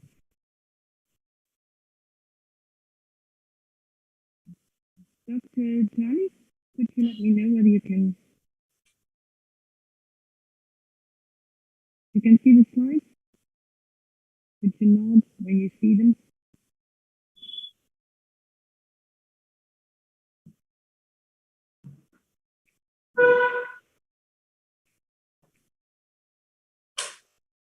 Can you hear me? No, ma'am, your voice is so slow. Okay, can you hear me better like this? Yes, yes, perfect, we can hear you now. Okay, and can you see the slides? Yes.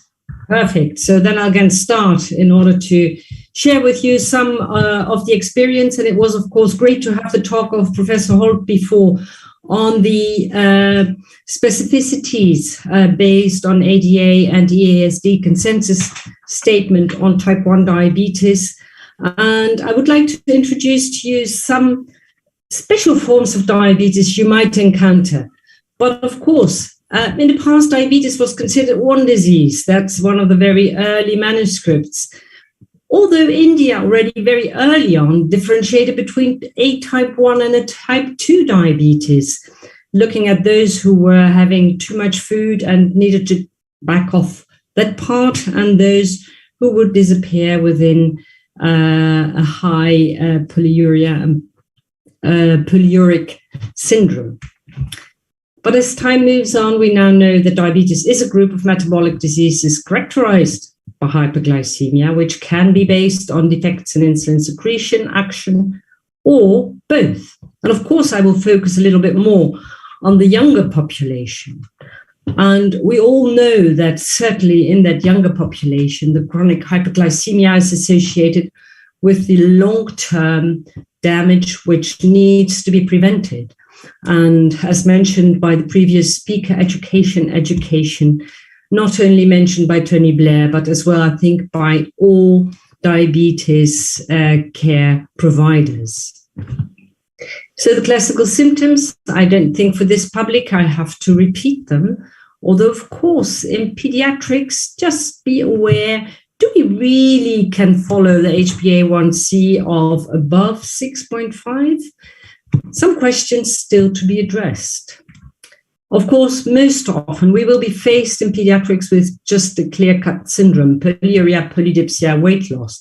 Although, of course, we would like to see them as early as possible, and maybe even earlier than the weight loss starts. So just a short classification of diabetes in order to make the rest of my talk, partially at least, a little bit more understandable. Of course, the type 1 diabetes, we had a discussion about that just before. The type 2 diabetes, which I think is still limited, certainly when you look in Europe around you, although we must be aware that it is going to increase and is increasing. And today, other forms of diabetes, which I really would like to draw your attention to.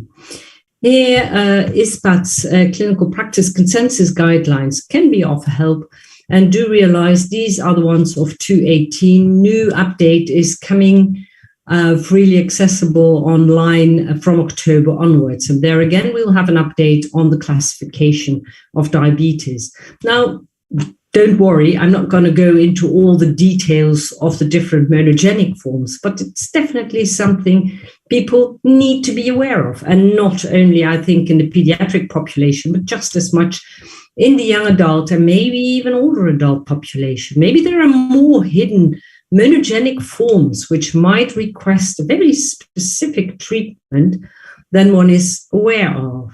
Again, quite a lot of mutations are known for neonatal diabetes. Some will lead to a passing by form, it's temporary, and others will be associated with a definite diabetes, but sometimes needing insulin, sometimes better treated with oral medication.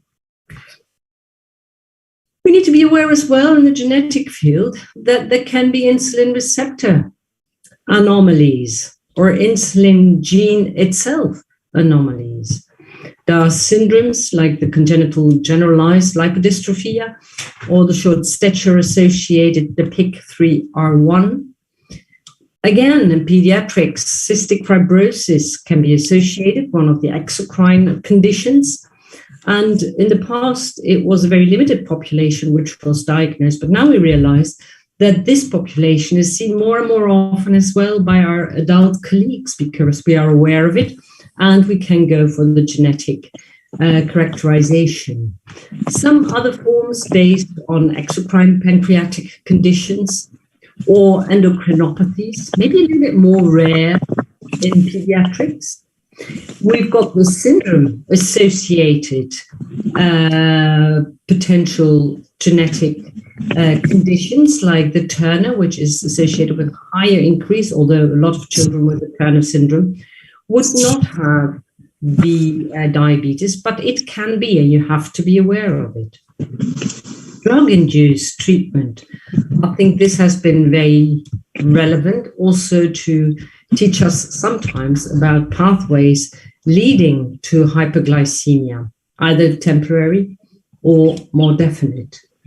Quite known, of course, are the glucocorticoids, asparaginase, different forms. Those forms who do not cause any abnormality in the insulin secretion have been associated with less efficacy with respect to their cancer impact.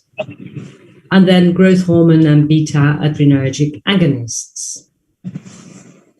Infections, congenital rubella, enterovirus, Coxsackie, cytomegalovirus, those are well-known ones. I think the verdict is still out whether type 1, at least, of the coronavirus, SARS-CoV-2, would be a cause as well of diabetes. There are different research projects ongoing, which will help us to clarify, I hope, in the future, what the real impact has been on the incidence and on pathogenesis of type 1 diabetes.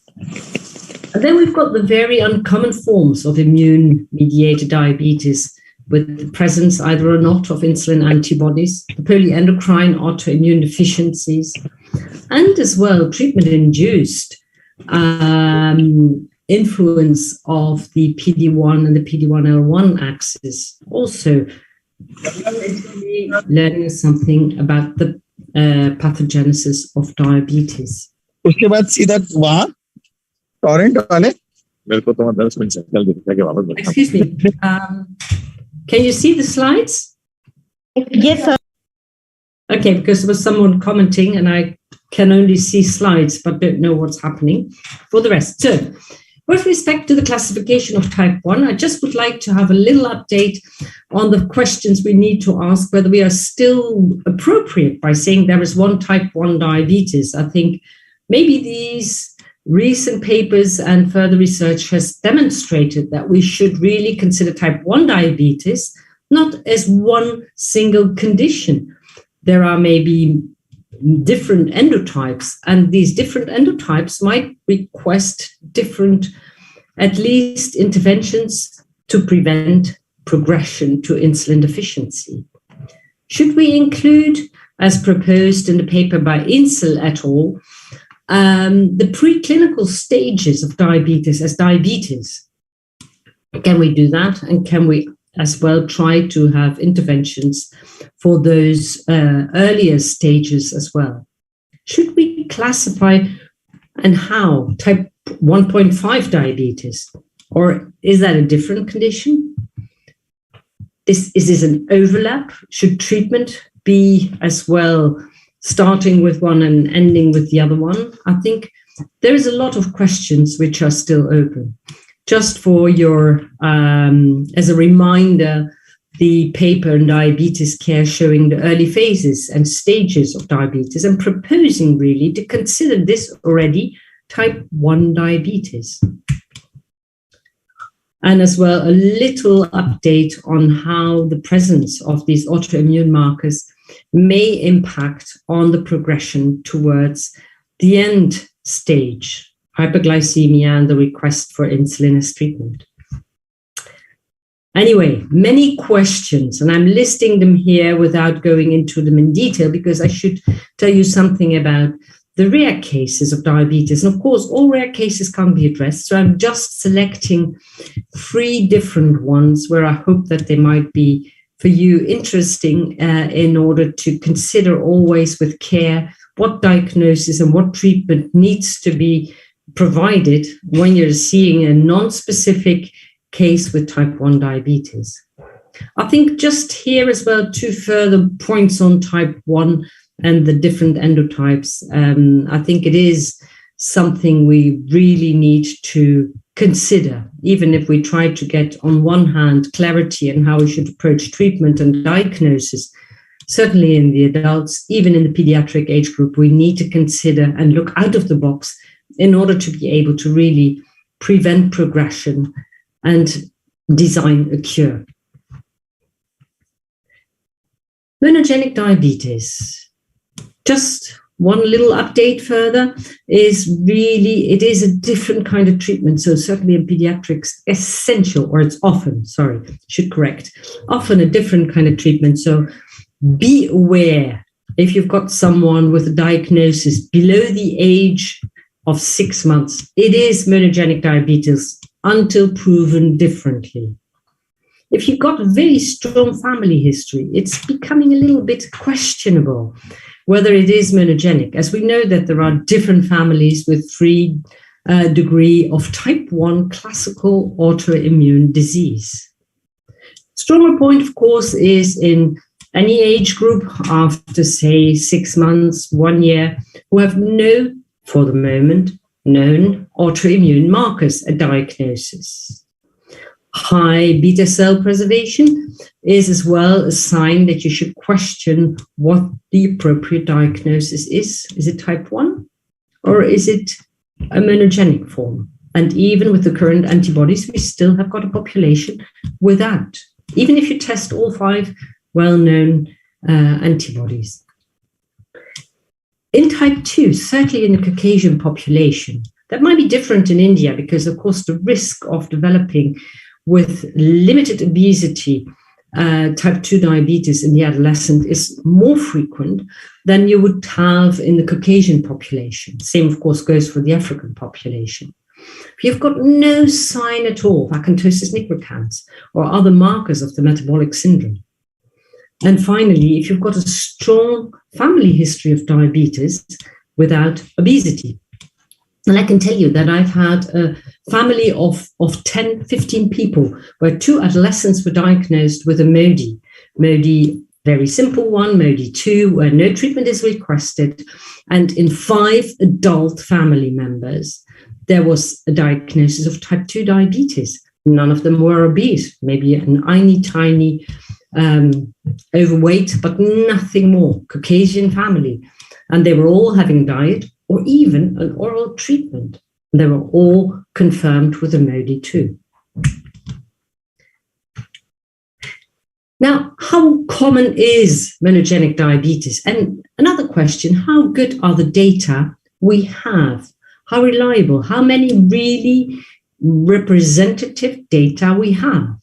Poland had a cohort, white Europeans, and they found between 3 and 4% to 12. Norway, as well, in a younger age group, they were only looking at 0 to 14, and they identified only 1.1%. The USA, multi-ethnic, they were looking at the two cohorts below 20 and below 6 months, found 1.4%, so quite different. But then if you look at the national study, really representative for the full Lithuanian population, which is mainly a Caucasian population, as far as I know. They had 100% of the pediatric diabetes population, and they found 7.6% of the entire cohort to have a potential prevalence of monogenic diabetes. So still there as well, there is a lot to be studied and to investigate. We're not yet there. Now, I would like to start this first presentation of a girl, 11 years old, who had a routine medical control, a glucosuria, and then when going a little bit further, she mentioned that there was as well polyuria, polydipsia, headache, weight loss, about 1 kilo. And when we tested further, she had quite a high HbA1c, 11.9, 107 millimolar per mole, normal pH, and hyperglycemia. So first thought, 11-year-old, weight loss, classical symptomatology will be a classical type 1 diabetes. However, you see, no obesity, so type 2 not probable. C-peptide really quite high, and no single insulin antibody. So question, is this a type 1? Probably not. Then going back into her family story, we saw that there were 3 male ones in the family of the father who had a form of diabetes, high HbA1c, insulin treated in the majority, and one with complications, a retinopathy. For us, it was a sign that we had to do genetic analysis, and we identified an insulin gene mutation, which was considered by the Exeter team as being very likely pathogenic. This kind of insulin gene mutation is happening most often in the neonatal phase, although this girl was much older, 11. It's autosomal dominant. We didn't have anything in the father, but we had a positive family history. Another important information is that this specific mutation leads to a misfolded proinsulin, and thus to the retention of proinsulin in the endoplasmatic reticulum, which really makes you consider, how are you going to treat this person? Is the treatment going to be best by insulin or by metformin or another oral drug or not? What is the risk? We considered insufficient data were there to start stimulating the beta cell, because if you increase the presence of that misfolded proinsulin within the cell, that might lead to an increase in the apoptosis of the cell. So we treated with insulin, but you can see this was way far from effective. First of all, there was a massive increase in weight. HbA1c, as you can see, was not at all up to what our objectives and mean values are. And we were talking about a really high insulin dose. Of course, we were frustrated, and the girl definitely as well. So we did some other tries, and so far not yet with the effect we would like to have. The only thing which was surprising is that when she would be very actively physically, that would have a real impact. But an adolescent girl now, 13, 14 years, physical activity is not high on her priority list. Based on her information, we asked the rest of the family to do some further testing. The father had never done any further testing. After, I think, 1 or 2 years and a bit of discussion of one of my colleagues, he did do some testing, and indeed he had as well diabetes with a high HbA1c, and now is treated with the GLP-1 analog and insulin. Grandparents on both sides also seem to be positive based on testing which was done after the girl in our clinic was diagnosed. So here we are stuck, rare form of diabetes. The competition between misfolded insulin and the insulin treatment might give insulin resistance. The injected insulin might have a different effect on the insulin receptor of the adipocyte. We don't know. GLP-1 analog, would we increase the risk for apoptosis based on an increase of intracellular misfolded proinsulin? For the moment, we're working closely together with the Free University, Miriam Knopp, in order to see how we can improve and identify the best possible treatment for the family. The second bit I would like to discuss with you and just make sure that you're aware of this. I got a phone call from the family where I'm following one of the other kids, not with diabetes, with growth hormone deficiency. And the mum is in kind of a panic because her girl has a diabetes, HbA1c of 7.7 observed and detected by the family doctor, and without any evident symptom. When asking a little bit further, she might drink a little bit more, summertime, but nothing else. History of this girl was postnatally surgery for some congenital malformations, and further, she was doing fine. You see, a little bit chubby, 160 with 66 kilos, no consanguinity.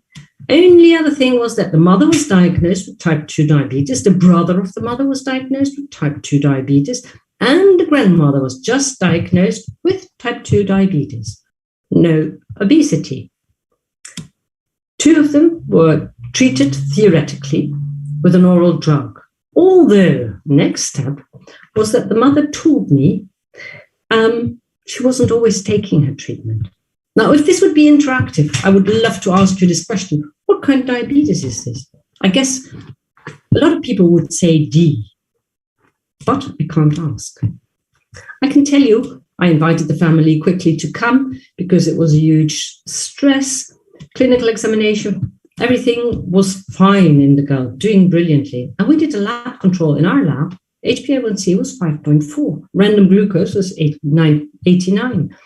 She had no autoimmune markers. She had a completely normal oral glucose tolerance test.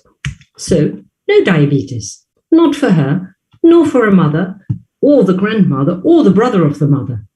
What they had was an abnormal HbA1c and the mutant of the alpha chain, which is not at all typical for a Caucasian family, was present, and that had, with a specific method of Tosoi, which was used in one of the labs, resulted in high HbA1c. So here, the warning of this rare form of not diabetes, take care, because this is not diabetes, this is an abnormality in hemoglobin, and as we know, other hemoglobinopathies can lead to these kind of abnormalities and can lead to a wrong diagnosis. Luckily, the grandmother of over 80 just hadn't taken her medication yet, because I quickly, of course, we informed the family doctors.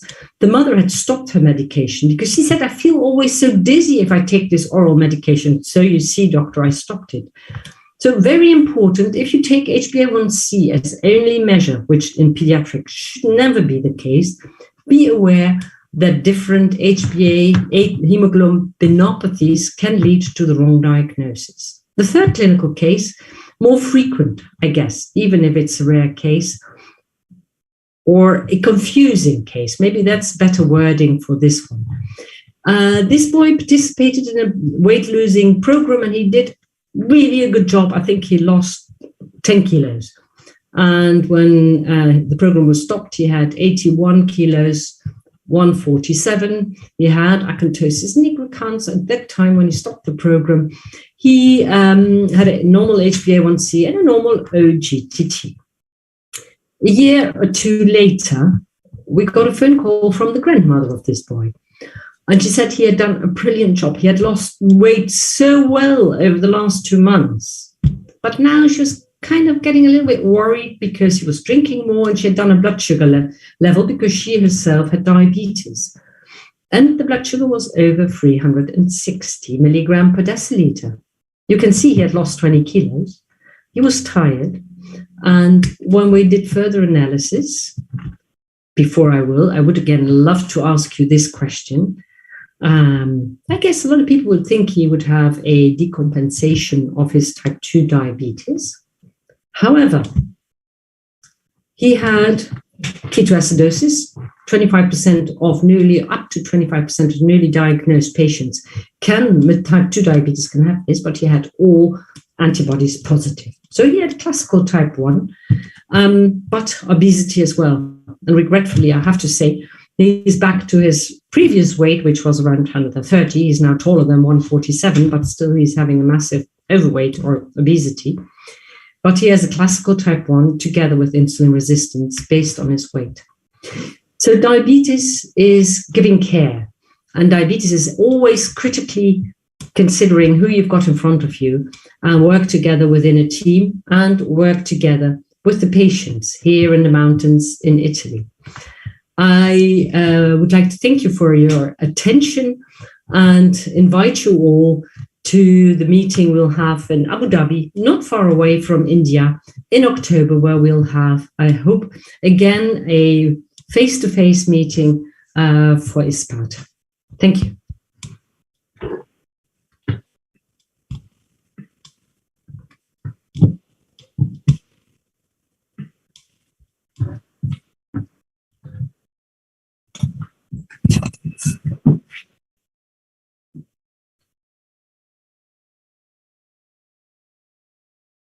They are most welcome. For Dr. Aisha.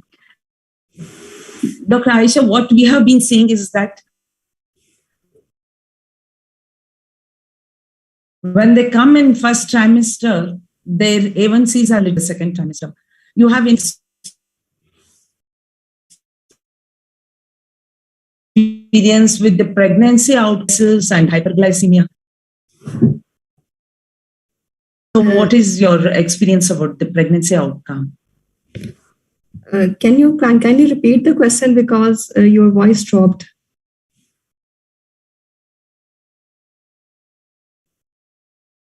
You're not able to hear me properly? Yes, hello? It dropped. Yeah, can you repeat? It got interrupted. Is my voice okay? Yeah. Yeah. My question is, what's the outcome of pregnancy if the A1C is high in the first trimester, and then we have a good control in the second trimester? Yes. So because of the organogenesis and the condition in the first trimester.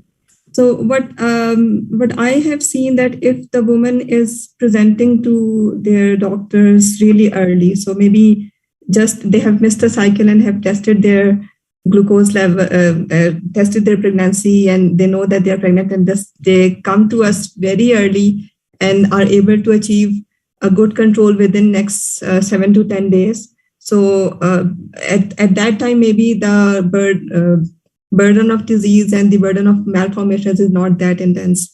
But if she is already reached 6 or 7 weeks of gestation and is poorly controlled, especially if she is not very well empowered to manage her diabetes, and then it takes a longer while for her to get into control. So that is the time where we are actually on the losing front. So earlier, rapid control, the better outcome. Yes. Okay, thank you. Dr. Richard, I have a problem. Since I'm a pediatrician, the patients do not want to go to the adult diabetologist because they have got a good rapport with me for 10 to 15 years. How do you counsel such patients? I think that's a really good question. So there is quite a lot of work going on at the moment about how to transition people, pediatric to patients. find out what's the problem with the voice. Are you Neelam, to hear me? your voice is breaking, sir. So I'm not quite sure why that's happening, but I mean, I think that the issue that you raise is the importance of effective transition from pediatric to adult services, and there's quite a lot of work that's been going on to try to work out how to do that best. And I think probably one of the ways to do it is to actually make sure that at least for some of the consultations that you have before that person moves into transition, that they have opportunities to meet the adult team. So having joint consultations across pediatrics and adult teams, so it doesn't feel quite such a big wrench. I think the other thing that's important to consider is that diabetes, that you shouldn't just be fixated on a chronological age. I think we need to be understanding on what's the understanding of that individual and to what extent is that person starting to adopt an adult behaviors around the management of type 1 diabetes and type 2 diabetes. And I think that that's something that can be done over the years that lead up to transition. So one of the initiatives that was actually set up by one of the pediatric nephrologists in Southampton was something called the Ready, Steady, Go initiative, where people are the children actually asked about how they are managing their diabetes, to actually assess their maturity and to find out what the educational gaps there are before they move across to an adult service. I think one of the other things that's also important is that when you move to an adult service, that there are some things that people need to know about that aren't necessarily diabetes related. So, for example, how to navigate health services, and it's important to provide them with education about that. And I think one of the last things that I would suggest is that it's worth having a young adult diabetes clinic where you're just looking after people up to the age of 25 to address these very special needs that occur during emerging adulthood.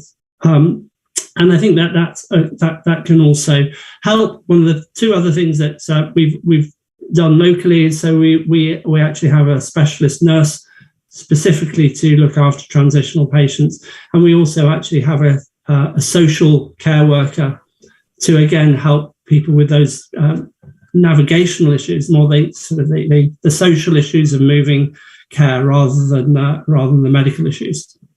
So I hope you were able to hear that okay. Thank you, Dr. Richard. Dr. Karen, one question for you is, it's a suggestion for the idea to have in common laboratories to diagnose the other type of type 1 diabetes. And I think in future, India would have a common laboratory. And I know Dr. Mohan is helping us with Modi investigations. But still, this is my suggestion to the Indian IDF, so that we can diagnose other types of diabetes in pediatric too. And I take this opportunity to thank all the three wonderful speakers and for their wonderful talk. And thank you again on behalf of Diabetes India. And thank you for giving me this opportunity. Thank you. Thank you very much. It's been a pleasure. Thank you very much. Pleasure to be here. Thank you.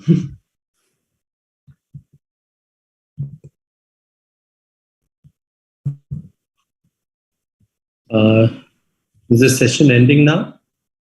Yes, sir. I'll hand it over to you, Dr. Sanjay. Yes, okay. Thank you. I think I'll take the next session forward. And we have a very interesting session right now outlined. And we've got three wonderful speakers who's going to talk to us about, different topics. And we've got Dr. Lezit, we've got Dr. Kamlesh Kunti and Dr. Sudeep Rudar, who's going to be addressing us lectures in this symposium.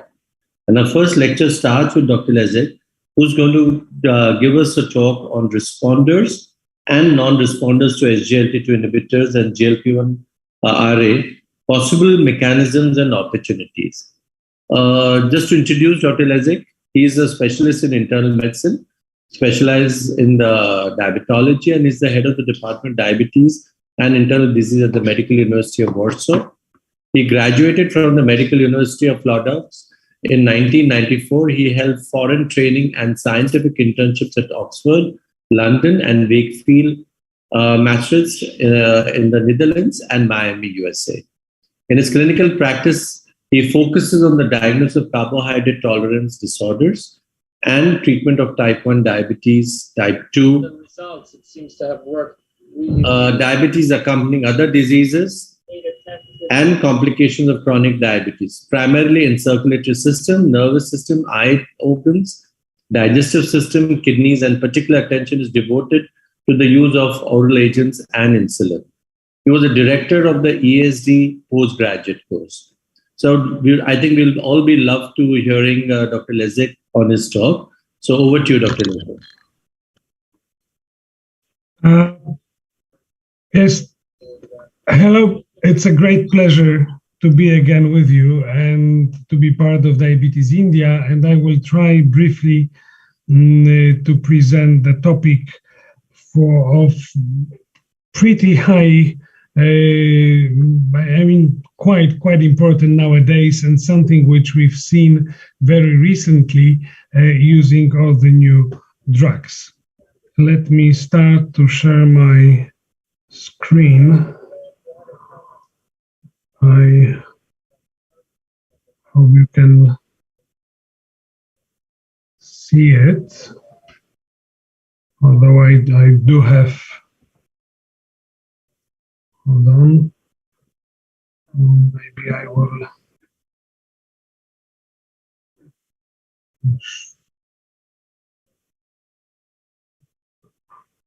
it's my first slide.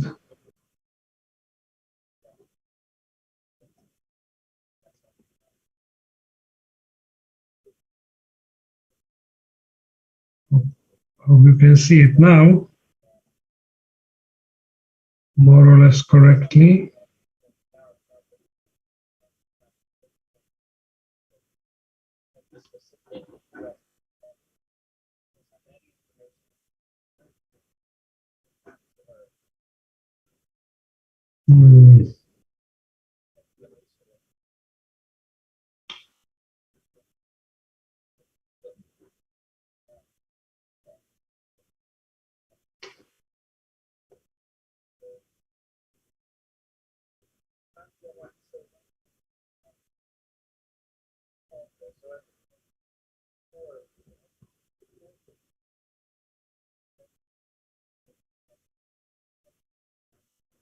I'm not sure why I cannot go into presentation mode.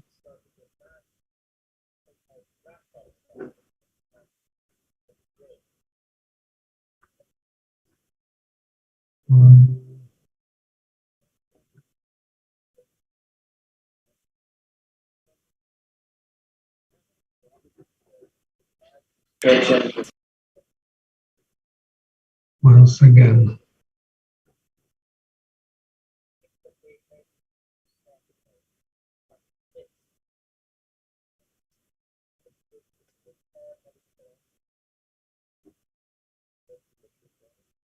Just stay with me for one more moment. Yeah, perhaps now it will be okay, sorry.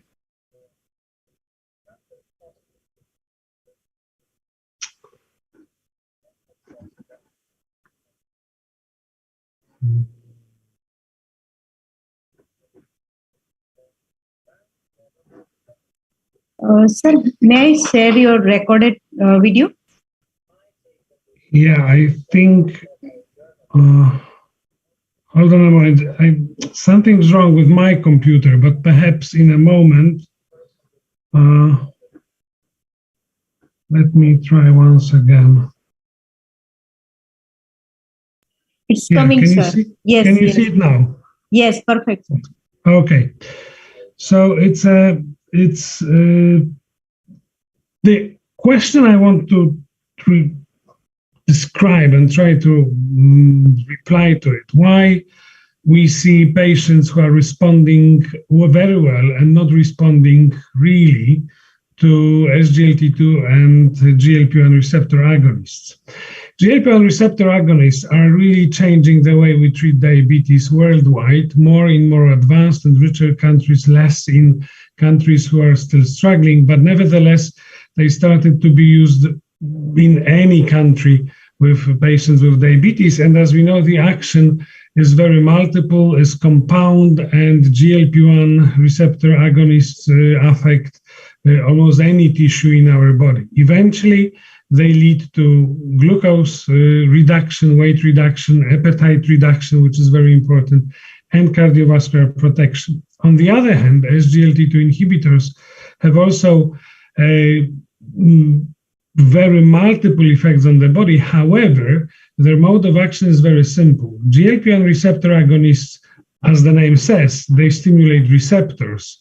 However, SGLT2s and the receptors for GLP-1 are all over the body, while SGLT2 inhibitors, they just make us lose glucose. But this simple thing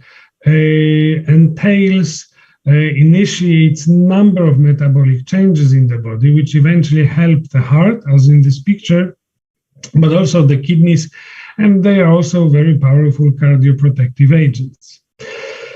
But why some patients lose less weight than the others on GLP-1 receptor agonists? Why we see greater reduction in glucose in some patients and not in the others?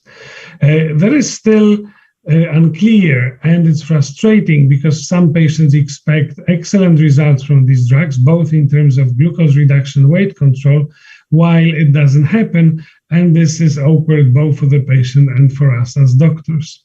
So if you look at appetite regulation, at food intake regulation, if you look here on the left of this picture, our appetite is basically regulated by two systems. One is homeostatic regulation, just to maintain the body weight, maintain all the systems working normally. And there is another system which is responsible for pleasure associated with eating, the system of rewards. You can call it hedonic systems. And they are regulated by the signals coming from the fat stores, from various hormones, also related to emotions, smell, what we see, etc., etc. Pretty complicated stuff. And in people with obesity, this hedonic system is somehow has overridden any other systems. It took the control of the food intake, and people just cannot control this system themselves. GLP-1s apparently reverse that, and they are able to restore more stable regulation of food intake and glucose metabolism. We have multiple GLP-1 receptor agonists on the market. Here you can see all of them in injectable form. The first one was exenatide on the left, and then we developed to the right-hand part of this picture. And now we are mostly use once weekly medications, which is semaglutide, dulaglutide. But we have also fixed combinations with long-acting insulin analogs. They are not widely available, pretty expensive, but we are moving into this direction.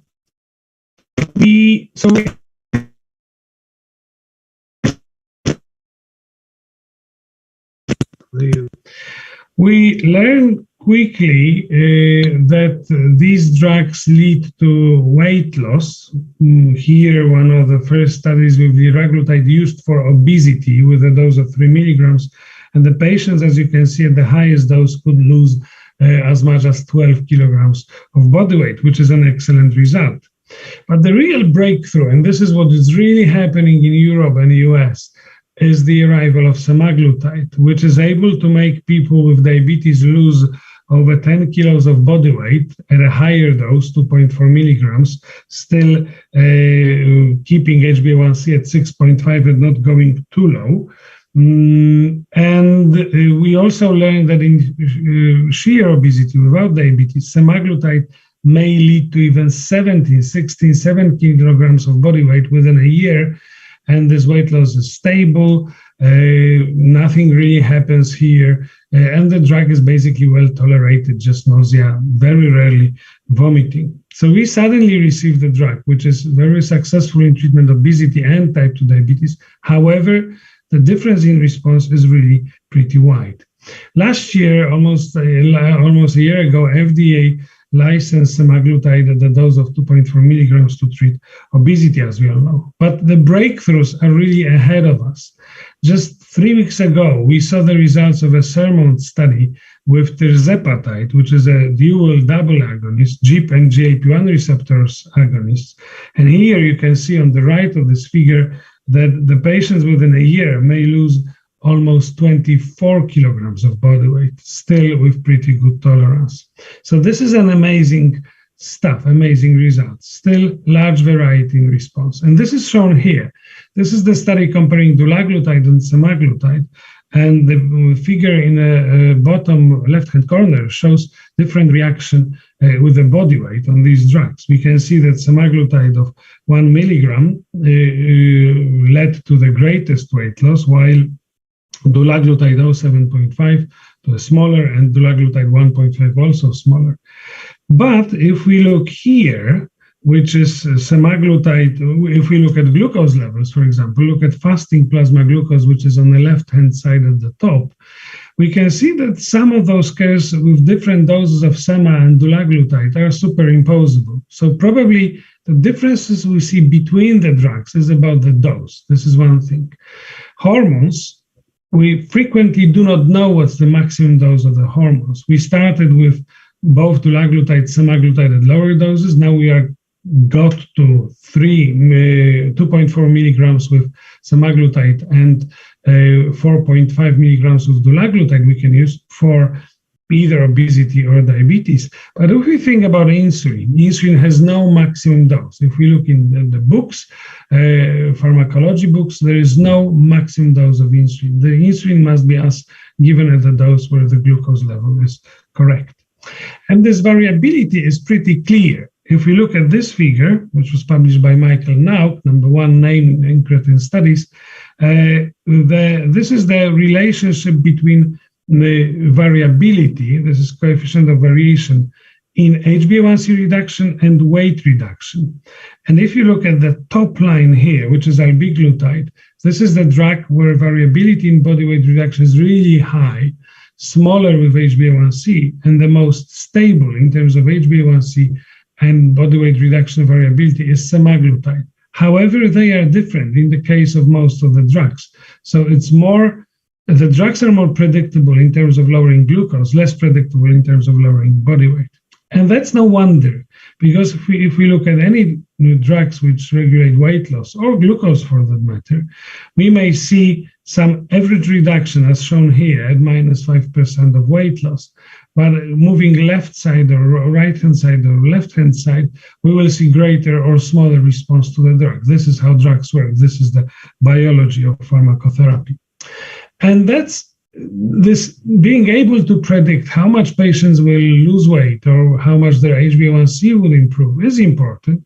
These figures show the relationship between HbA1c reduction and cardiovascular risk reduction. And in the top left-hand corner, we can see the figure with HbA1c. The greater HbA1c reduction, the greater reduction in MACE risk. So it is important to know which patients will benefit from these drugs in glucose lowering, because then we may improve their cardiovascular risk. And if you look on the other side, in the opposite corner of this figure, in the bottom right-hand corner, here is the relation between HbA1c and heart failure. And here we see that no matter what reduction of HbA1c, the drugs have similar effect on heart failure. So this cardiovascular risk reduction effect is largely independent of glucose lowering. So pretty exciting stuff in terms of clinical decisions and what we can offer to the patients and how we should explain these drugs to them. To make things even more complicated, because I'm just basically signaling the issues which are ahead of us. This is also from the paper by Michael Nauk. Look what he how he summarized the findings regarding energy expenditure. If patients are losing weight by calorie restriction, then energy expenditure is also reduced. But if we use GLP-1 receptor, which is not very good for weight loss because the body starts to save energy instead of spending it more. However, GLP-1 receptor agonists, the body also starts to save energy, but then this energy expenditure goes back to the normal level. So that's one of the reasons why it's easier to lose weight on GLP-1 receptor agonists than just by calorie restriction. So finally, what might be the mechanism? I have only 20 minutes and the session is already delayed, so I don't have time to elaborate on it more. But just a few ideas what could be possible mechanisms for non-responding to GLP-1 receptor agonists or SGLT2s. One, and that's been proven, it's genetic polymorphism within the GLP-1 receptor. So that's one pretty simple reason to understand. Then patients may have adaptation to basal metabolic rate at different rate. There might be varied central nervous system response to hypothalamus stimulation of appetite reduction. We see patients who are early and late responders. Some people, they see the reduction in glucose control, in glucose and weight pretty suddenly in the first couple of weeks when the drug is started. Some of them have to take it for a month or two. That's an interesting thing, why it happens. That should also help us to decide whether we should intensify the treatment or not in some of the patients or just wait. Then there is an issue of duration of obesity, of history of obesity. The longer someone is obese, the more difficult it is for him to reduce the weight. And also the motivation for lifestyle modification. Some patients take GLP receptor agonists or SGLT2s and think, okay, I'm starting to lose weight. That we have a saying in Polish, it gives me wings, and I start to do more to lose even more. Other patients say, okay, I'm losing weight on the drugs. I don't have to change my lifestyle anymore because the drugs do it for me. So that's also requires some attention when we talk to the patients with the drugs. With SGLT2 inhibitors, the issue is probably simpler. One thing which we know which happens with SGLT2s are the compensatory hyperphagia. So that patient probably could control and then may get better metabolic results. Also, adaptation in basal metabolic rate may vary between the patients. And as I said at the beginning, this glucose loss with urine causes multiple hormonal changes in the body, which we're still learning to understand. So what clinical questions we have yet unanswered? We should be able, I guess it will happen in the next couple of years, to successfully identify patients who are early, late, or non-responders to the drugs. The variability is quite wide. In some of the drugs really high, and in some of them smaller, like semaglutide. So we need data, we need analysis which will show for which patient these drugs, which are still expensive, even if reimbursed, will be particularly successful. We should be able to know in which patients we should intensify therapy early because we see no response and there are non-responders, or they are rather late responders and we should just wait because the drug will bring the results, but a little bit later. Then the last question, also very important, combination therapy, SGLT2s and GLP-1s together, in what sequence, which drug should be first, in which patients. Also an area in which we will have little evidence, I believe, but we have to use our clinical judgment to make the best decisions for the patients. And there are, of course, many more questions arriving. So thank you very much for your attention. I just wanted to briefly present some dilemmas we have with new drugs, and let's hope next month's couple of years will bring the answers to them for the benefits of our patients. Thank you very much for your attention. Dhanyawad.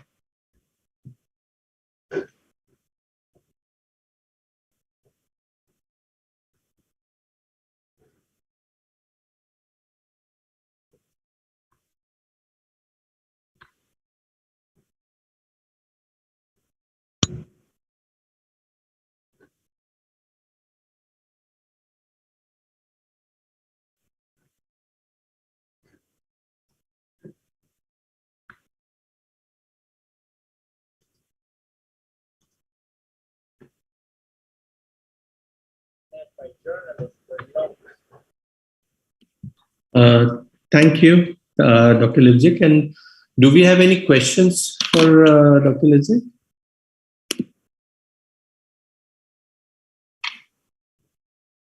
I don't see any question.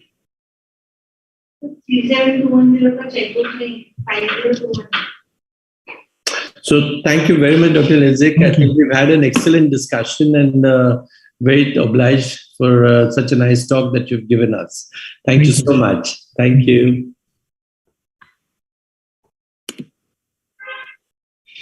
Okay, our next speaker for the evening is going to be Dr. Kamlesh Kunti. And Dr. Kamlesh Kunti is going to talk to us about diabetes and multimorbidity. He needs very little introduction because I think most of us have heard him on such wonderful occasions, and he's given some excellent talks. Dr. Kamlesh Kunti is from Diabetes Research Center from Leicester, UK. He's a professor of primary care diabetes and vascular medicine at the University of Leicester. He has led a program of work during COVID-19 pandemic and is a member of UK government's Scientific Advisory Group for Emergencies and chair of the SAGE Ethnicity Subpanel. He's also the director of the UK National Institute of Health Research in Applied Research Collaborations, East Midlands, director of Center for Ethnic Health Research, and director of the Real World Evidence Unit. He has published more than 1,100 peer-reviewed articles and is also the honorary visiting professorial fellow with Department of General Practice, University of Melbourne.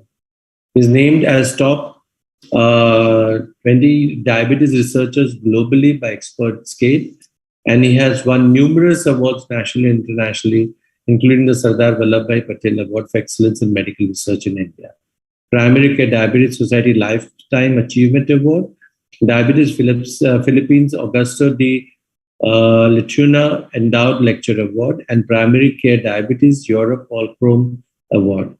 He was awarded the CBE in 2022 New Year's in the honors list for services to health. So may I hand over the podium to Dr. Kamlesh Kunti for his lecture.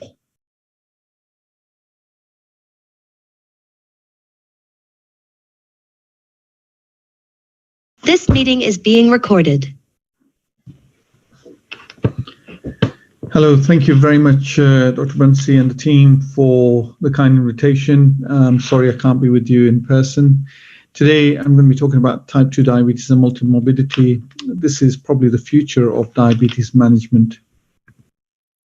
So the next few minutes, I'd like to talk you through the epidemiology of multimorbidity, type 2 diabetes and how multimorbidity affects people with type 2 diabetes. And I think it's still topical because COVID hasn't gone. So talking through about COVID and the impact in people with multimorbidity. Some highlights on management because of the brief nature of this presentation, and then a summary. In terms of the epidemiology, why is multimorbidity important? Well, first of all, the definition of multimorbidity is the presence of 2 or more long-term conditions. And the reason it's important is because living with multiple long-term conditions is going to be the norm rather than the exception for most people. It is also associated with poor quality of life, more hospital admissions, and higher mortality. And although currently health services are largely organized to provide care for people with single diseases, I think we need to start thinking about how we reinvent our services to manage people with multiple long-term conditions. This is a really nice iconic slide of data from the whole of Scotland, published in 2012, and looking at the number of people who have different long-term conditions by age groups at the bottom and a proportion of patients on the y-axis. And what we see is people with 2 or more conditions increases really from the age of around 30 to 40. But if we look at proportion of people having 5 or more conditions, that's huge numbers from the age of around 60. And people are living longer, and that's why they have a number of different conditions. This is a work that we conducted looking at data from 500,000 people in the UK Biobank. And here we look at the proportion of people having different multiple long-term conditions. Now, this is probably not a representative sample, but it tells you the number of conditions people have. The commonest conditions in this study were hypertension, asthma, cancer, depression, diabetes, and then some of the cardiovascular complications. In this study, diabetes was prevalent in about 4 to 5% of the population. But these were a younger group. These were participants aged only between 40 and 69 years of age. And they looked at 36 commonest conditions here. This study showed that 19% had more than 2 conditions, and we did some clustering analysis. In the first cluster only included myocardial infarction and angina. Second cluster had 26 conditions, and diabetes was the epicenter of these conditions and strongly associated with heart failure, CKD, liver failure, and stroke. And the third cluster had 8 highly prevalent conditions, including cancer, hypertension, asthma, and depression. And in terms of the number of studies that have been published on multimorbidity, it's huge. This is a systematic review we've just recently conducted. And here we looked at 566 studies. What we see here is the different conditions, the prevalence of different conditions, that they've been grouped together by cardiovascular disease, metabolic conditions, respiratory conditions, musculoskeletal, mental health, cancer, and then a whole raft of other conditions.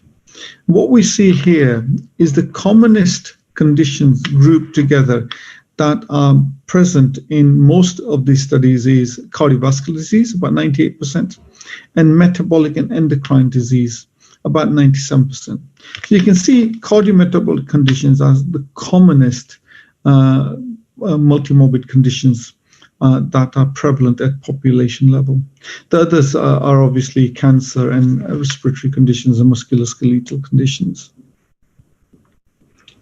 And this is the study I mentioned about the diabetes being at the epicenter of all the conditions. As you can see, all these conditions are linked via diabetes, either through direct associations or indirect associations, what we call discordant or concordant multiple long-term conditions. And obviously, concordant are in people with diabetes, things such as liver failure, cardiovascular disease, etc. And discordant are things like osteoarthritis, anemia, schizophrenia, etc. We also know that people who are deprived and live in more deprived conditions have a lot more conditions. They get them 10 years earlier than people living in the most affluent areas. And you can see this again from this Scottish data, that these seem to increase from the age of around 30 to 40 years of age as well.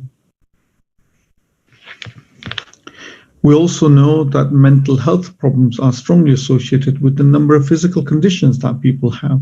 So we know diabetes is strongly associated with mental health conditions. About 18% of people with diabetes have depression. And this is in part related to the number of multiple long-term conditions that people with diabetes have. As you can see, the proportion of people with mental health problems in here, if they only have one condition, about 20% will have mental health conditions. If they have 5 or more conditions, around 60% of people will have mental health conditions. And again, it's worse in people who are more deprived compared to people who are more affluent. So what about type 2 diabetes and multiple long-term conditions? And this is a really nice study, and I use this slide a lot because it clearly tells you the proportion of people with diabetes who have other conditions. So if you look at the highlighted area, overall this study is telling us 17% of people with diabetes will not have any other conditions, so they only have diabetes. So that's telling us 83% will have other multiple long-term conditions. If people are aged less than 65, they will have diabetes and 3 additional conditions. If they're aged more than 65, they will have diabetes and 6.5 other conditions. So diabetes is a multimorbid condition.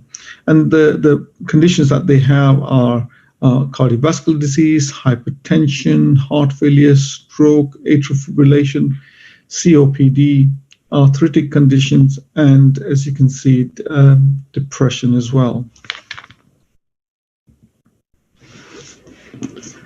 The other issue with having multiple long-term conditions that they come and see healthcare professionals more regularly, and obviously they cost a lot more to society, and if they're paying themselves to themselves. This is data we looked at from the CPRD, the UK database. And what this tells us is, first of all, the proportion of people who have just diabetes, or they have diabetes and one condition, diabetes and two conditions, or diabetes and three conditions on the red at the top. At the bottom in the blue is just diabetes. And if we look at the consultation rates, people who only have one comorbidity, diabetes, for example, they only have about 12 consultations per year. This is not just for diabetes, but for many other conditions, because as you know, primary care is the first point of contact in the UK. If they have two conditions, they have about 15 contacts per year with a healthcare professional. That includes nurses, doctors, and pharmacists in the general practice. And if they have three or more conditions, then they attend about 18 times or have a contact 18 times. And on the right-hand side, you can see the cost per year. This is just for consultations. That varies from people without multimorbidity or any chronic condition costing about £400 per year because they come about 10 times a year, compared to those who have more than three comorbidities. It's nearly double the cost for attending on a regular basis. What about cardiometabolic multimorbidity? Well, this is a really nice study from the Emerging Risk Factor Collaboration. And what this is telling you, if we start at the bottom, compared to a reference group who don't have any chronic conditions, people with diabetes, stroke, or myocardial infarction, their risk of mortality is about twofold higher. If they have two conditions, diabetes and MI, diabetes and stroke, or stroke and MI, there is about a fourfold increased hazards for mortality. And if they have all three conditions, and some people are unfortunate to have this, for example, my father had diabetes, stroke, and a heart attack, their risk is about sevenfold higher for mortality. But this is what really gives you the statistics that's important for patients, is that if they have no diabetes and compare them to someone with diabetes age 60, they have 6 years of life years lost. If they have diabetes and cardiovascular disease compared to who doesn't have those conditions, they lose 12 years of life at the age of 60. So we have longevity is reduced in people who have multiple long-term conditions. Physical activity or long-term conditions, and this is a study that we conducted showing that people, if they are at the bottom who are very physically active, at the top people who are inactive. If you look at that, the proportion of people who have who are inactive have about 50% have multiple long-term conditions. At the bottom, people who are active, about 20% have long-term conditions, and this is an older population. And as you can see, there's a trajectory of increase in multiple long-term conditions if people are not physically active, both in people who already had multiple long-term conditions and those who didn't. The red line is the average increase in multiple long-term conditions at population level. This is a study that Yogini did in our group. We looked at people with and without multiple long-term conditions, multimorbidity, and we looked at to see if people are physically active, so they were meeting the recommendations for physical activity, about 150 minutes per week of physical activity, mild to moderate physical activity. Then if they had high physical activity, so this is 3,000 minutes per week. If they're moderate physical activity, slightly lower, they have about 3.5 to 3 years of life's gain compared to those who are not physically active. And these are people with multiple long-term conditions. Without multiple long-term conditions, if people are more active, they have about 2 years of life years gained at the age of 45. So at a younger age, it's important to ensure that people are physically active because there's a lot more life years to gain, particularly people with multiple long-term conditions. This is looking at multiple long-term conditions of diabetes, cardiovascular disease, and depression. And as we can see here, if people just had diabetes at the age of 45, people who are not active lose about 2.5 years in life compared to those who are active. But if people at the age of 45 have two conditions, for example, diabetes and cardiovascular disease, then they lose about 6.5 years in life at the age of 45 compared to those who are active. And if they have three conditions, diabetes, cardiovascular disease, and depression, they lose about 8.5 years in life years at the age of 45 if they're not physically active compared to those who are active. So being active is associated with an increase in life expectancy. What about COVID-19 and impact on multiple long-term conditions? We know from, again, our work with Yogini that cardiometabolic conditions, including hypertension and diabetes, were the commonest conditions people were affected with, either having severe COVID-2 and on the right-hand side, those who didn't COVID, again, long-term conditions of cardiometabolic disease is more common. But if you look at the left-hand side, people who had diabetes and hypertension, about 72% of those participants had severe COVID. And when we look at the risk of severe COVID across the common conditions, CKD and diabetes had the highest risk, about 5-fold increased risk compared to those who didn't have these conditions, and then heart failure, hypertension. So you can see that diabetes is again a real risk factor with the multiple long-term conditions for severe COVID. And once people were admitted, this is data we've just published recently, once people are admitted, they have more complications if they have more conditions. So this is data for 60,000 people. Any complications, if you have two conditions, you have 2-fold increased risk, more than two conditions, 3-fold increased risk. All-cause death, 22% higher, significantly higher in people with 2 or more conditions, and even higher with more than 3 conditions. But all other secondary outcomes of getting these while admitted of heart failure, arrhythmia, cardiac ischemia, cardiac arrest, coagulation complications, stroke, and renal injury, all much, much higher if people had multiple long-term conditions. So these people, even if they went in with just one condition, they will come out with multiple long-term conditions. Management, briefly, we have excellent consensus reports and guidelines that we should be managing these people with the therapies that have evidence base. So, for example, if they have heart failure, CKD, cardiovascular disease, then we should be thinking about SGLT2 inhibitors and GLP-1 receptor agonists on the left-hand side. And then we need to think about all the other potential therapies if they don't have these. But remember, this is a very cardiocentric approach. We need to start thinking about microvascular complications now as well. We've seen decline in cardiovascular complications in people with diabetes, but microvascular complications are increasing, and we really need to treat these people to reduce the risk. The other thing is the older people get, the more conditions they have polypharmacy. So people who have more than 2 conditions, they have a lot more participants who have polypharmacy. The number of drugs they're on increases. If they have more therapies, then obviously there's an increase for errors. So this is a study from a number of countries showing that people who have 2 or more conditions have a much higher risk of medication errors.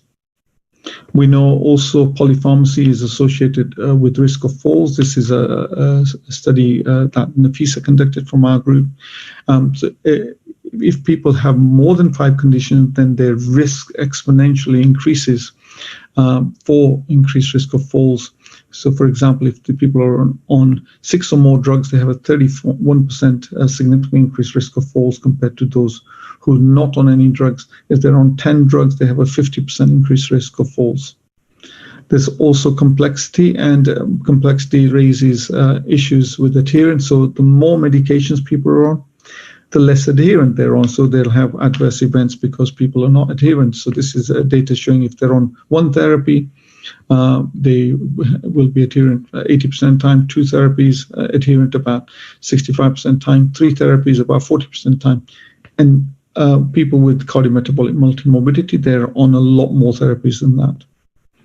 So we need to start also thinking about quaternary prevention. This is where we de-intensify therapy, because once people are elderly, we do not need these therapies because they're at harm from risk of falls and hypoglycemia, as we've mentioned.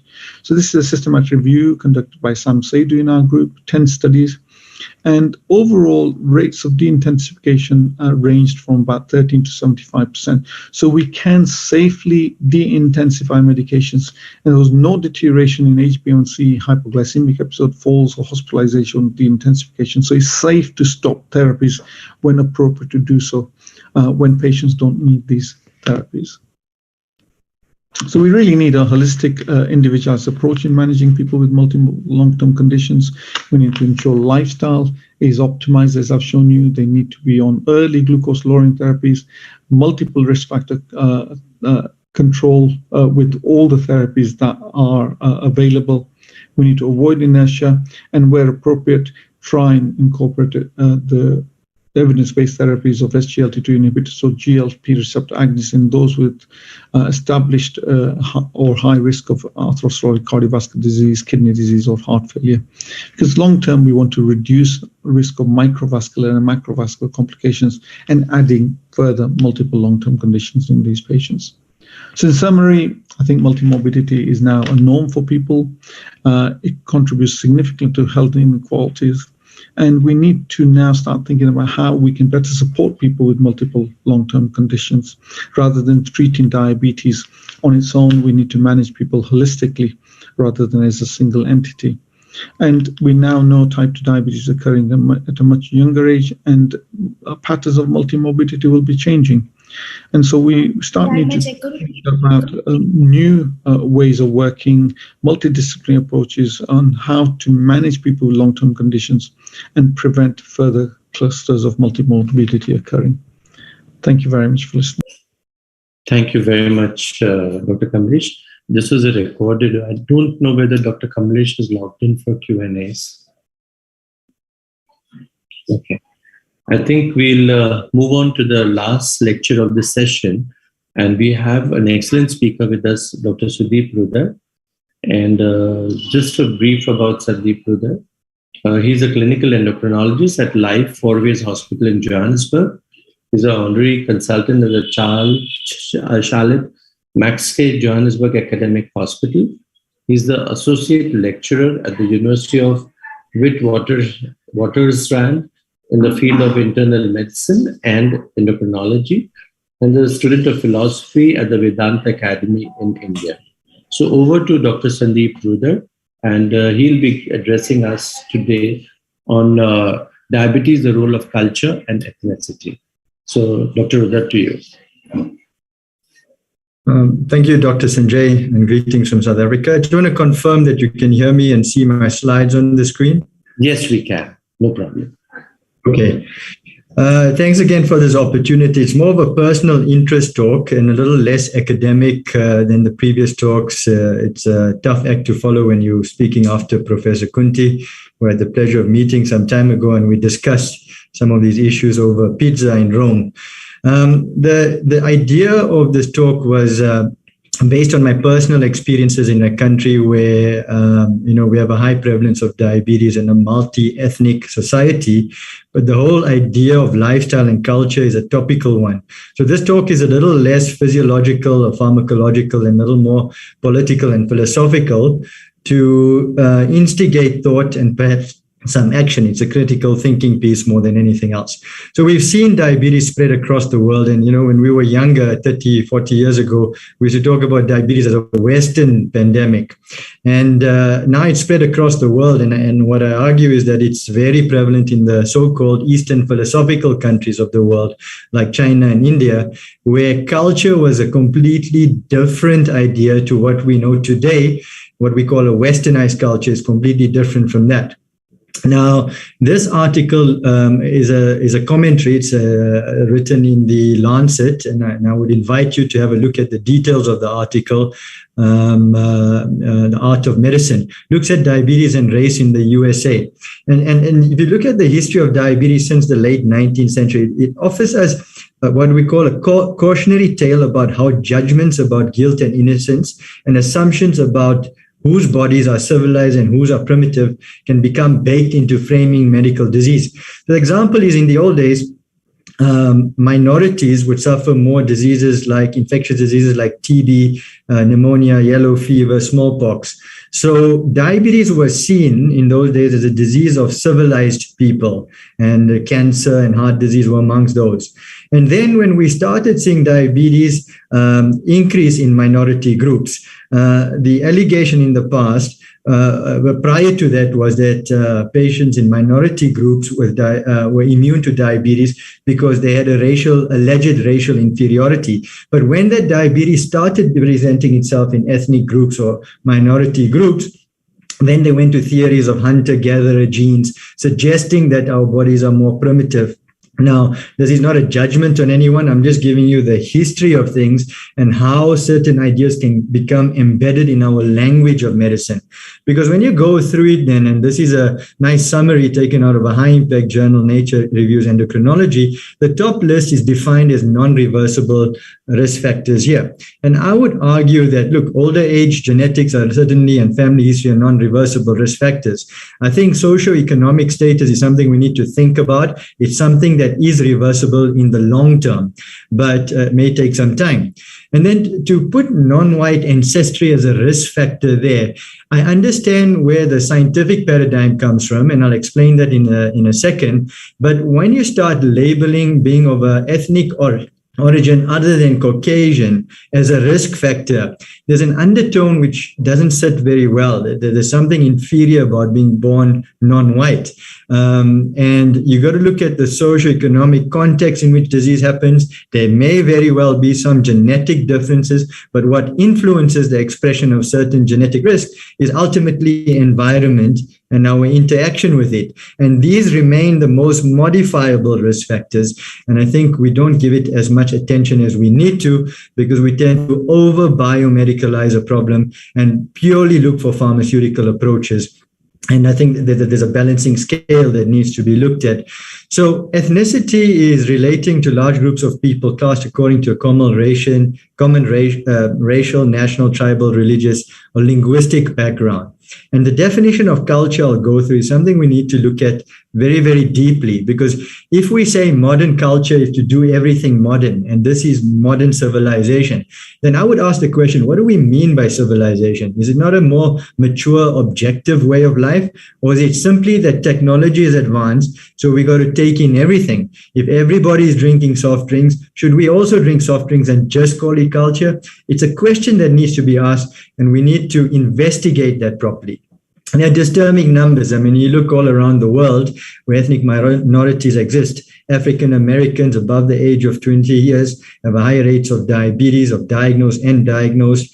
If you look at in America, the Latino, Hispanic groups have higher rates of diabetes, fifth leading cause of death for Asian Americans in diabetes. And American Indians are 3.5 times higher, have a higher risk of diabetes-related kidney failure.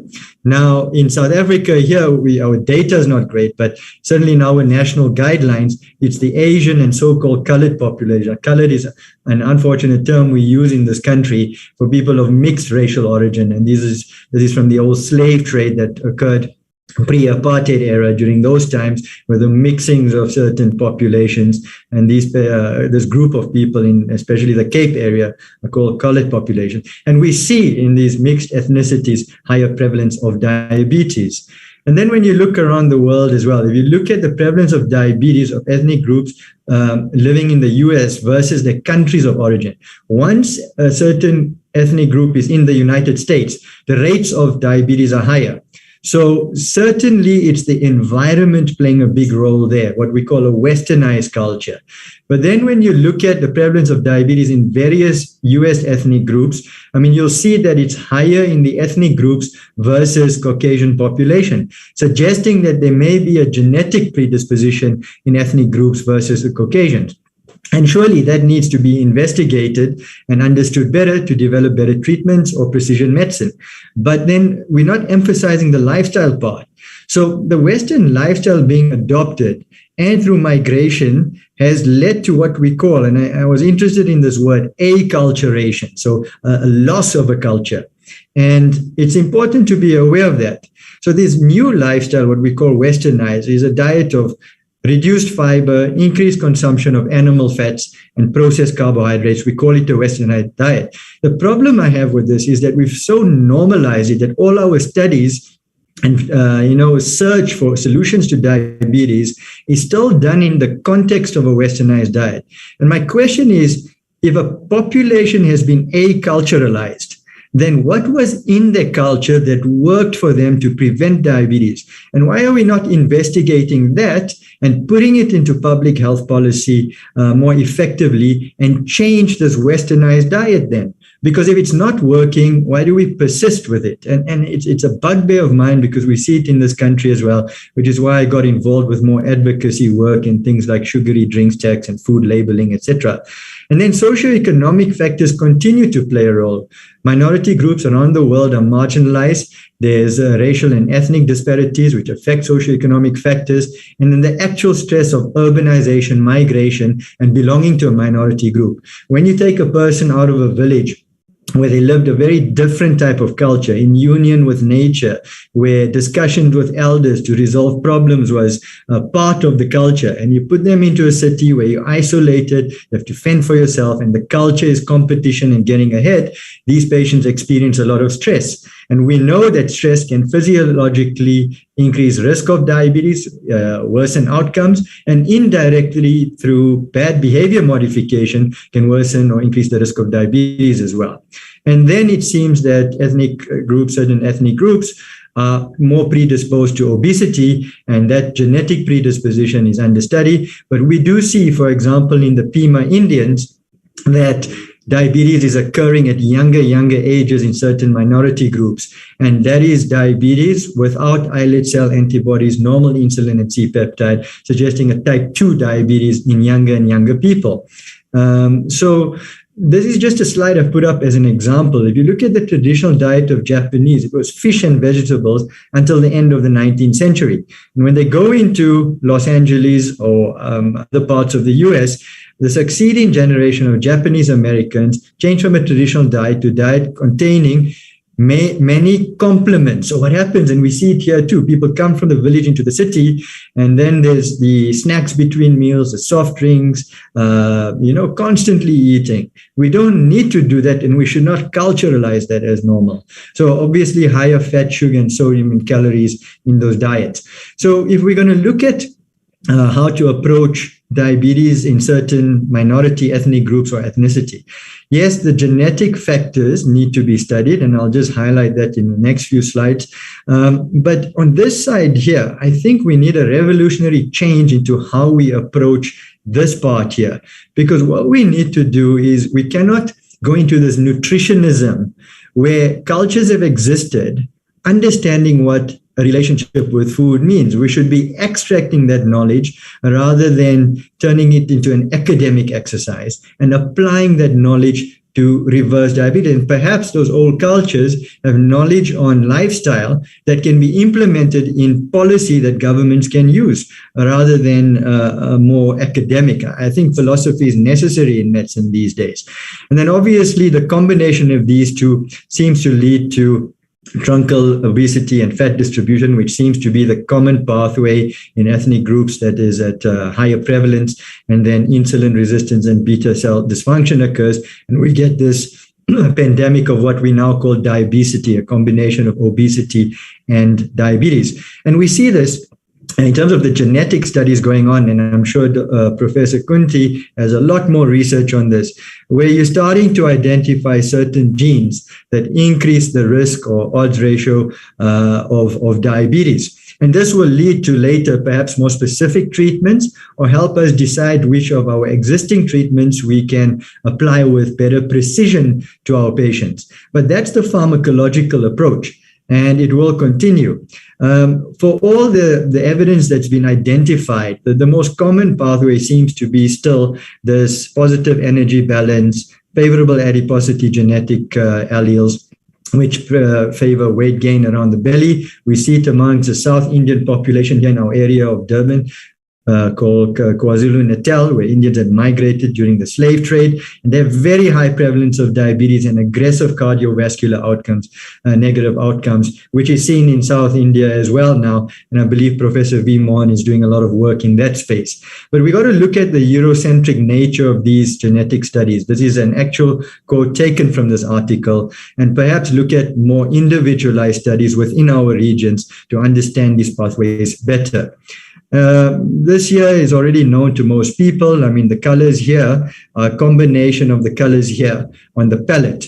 And what it's suggesting is that there's combinations of different issues like obesity, insulin action, insulin resistance, adipose tissue dysfunction, inflammation, and fat distribution, and beta cell function in varying proportions in individuals that may play a role in the excessive risk of diabetes in certain ethnicities. And this should be studied more. What you see here is that generally Asian Indians tend to have more insulin resistance, less insulin sensitivity versus European Americans. And this may help us suggest that, any intervention that helps with that aspect. There was a nice talk earlier showing how some of these molecules may have a variance in effect because of a predisposition to more insulin resistance. So we need to apply our minds when we're seeing our patients in terms of individualizing therapy according to the person in front of you, and perhaps genetic profiling and precision medicine in the future will be useful.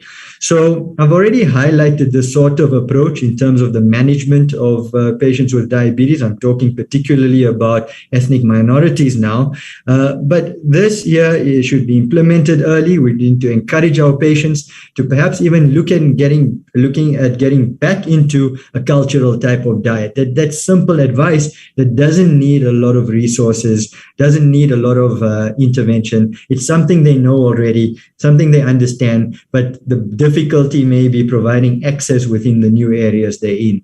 And that's something we need to think about. And beyond pharmacological intervention, we need to look at public health policies to reduce the discrepancies in socioeconomics, discrimination, access to care for ethnic minorities as well. Last few slides are more political, philosophical commentary. Is we need to look at these kinds of models of environmental exposures and social stresses in communities. And tribal communities, when I say this or highlight this type of slide, is not suggesting we must go back to some tribal type of life, but we need to extract the information that is useful and apply it into modern civilization in a technologically advanced world. And that is possible. Take what is useful, reject what isn't, and make the rest your own. I think this is very important. Some of these reviews have highlighted the social determinants of health and diabetes, and everything from socioeconomic and political context to social class, gender equality, ethnicity I've highlighted here, including housing, sanitation, access to food, natural food. These are the things that need to be addressed if we are going to curb the pandemic of diabetes across the world. It is no longer a disease of the West, of the affluent, of Caucasian patients. It's not just more aggressive in ethnic minorities. It's a global problem that needs a global solution. And I don't think we must miss the opportunity to highlight the need for the introduction of a new culture, because it's the interaction of the human with the world that is critical in this pandemic. We are advancing very rapidly at the scientific level. Our guidelines are changing, consensus statements are changing based on new science. And unfortunately, in today's world, a lot of the science is driven by pharmaceutical industries. There's very little independent science. So we have to play in this game, but we've got to maintain our independent objectivity and ask how we can use real culture to help human beings make better decisions in a world where it's difficult to make choices correctly. And that, I think, is very important. So to finish off in the last 2 or 3 minutes that I have left is the idea of culture. And various definitions, ideas, customs, and social behavior. But the one that I got through my studies in India has been that culture, it refers to a group of people living in a geographic region for a long period of time. But the critical part is respecting certain values of a higher life. And what are those values? Those are the values that help us choose better. This is the foods of nations of the past, natural food coming from our environments. And this is what it looks like today. And it's marketed to put pressure on people to buy the stuff through vanity and sensory gratification. We know that there is a design to these junk foods that, the companies have hired scientists and psychologists to create an addictive nature to these products. And these serve no higher value. They actually hurt human health at the end of the day. And then what happens is we go into this kind of nutritionism where we create products through scientific understanding of what food ought to be, but that doesn't help because, one year you hear less fat, the other year you hear less carbs, but inculcating an objective relationship with just food that comes from nature and improving agriculture and those practices may be the solution ultimately.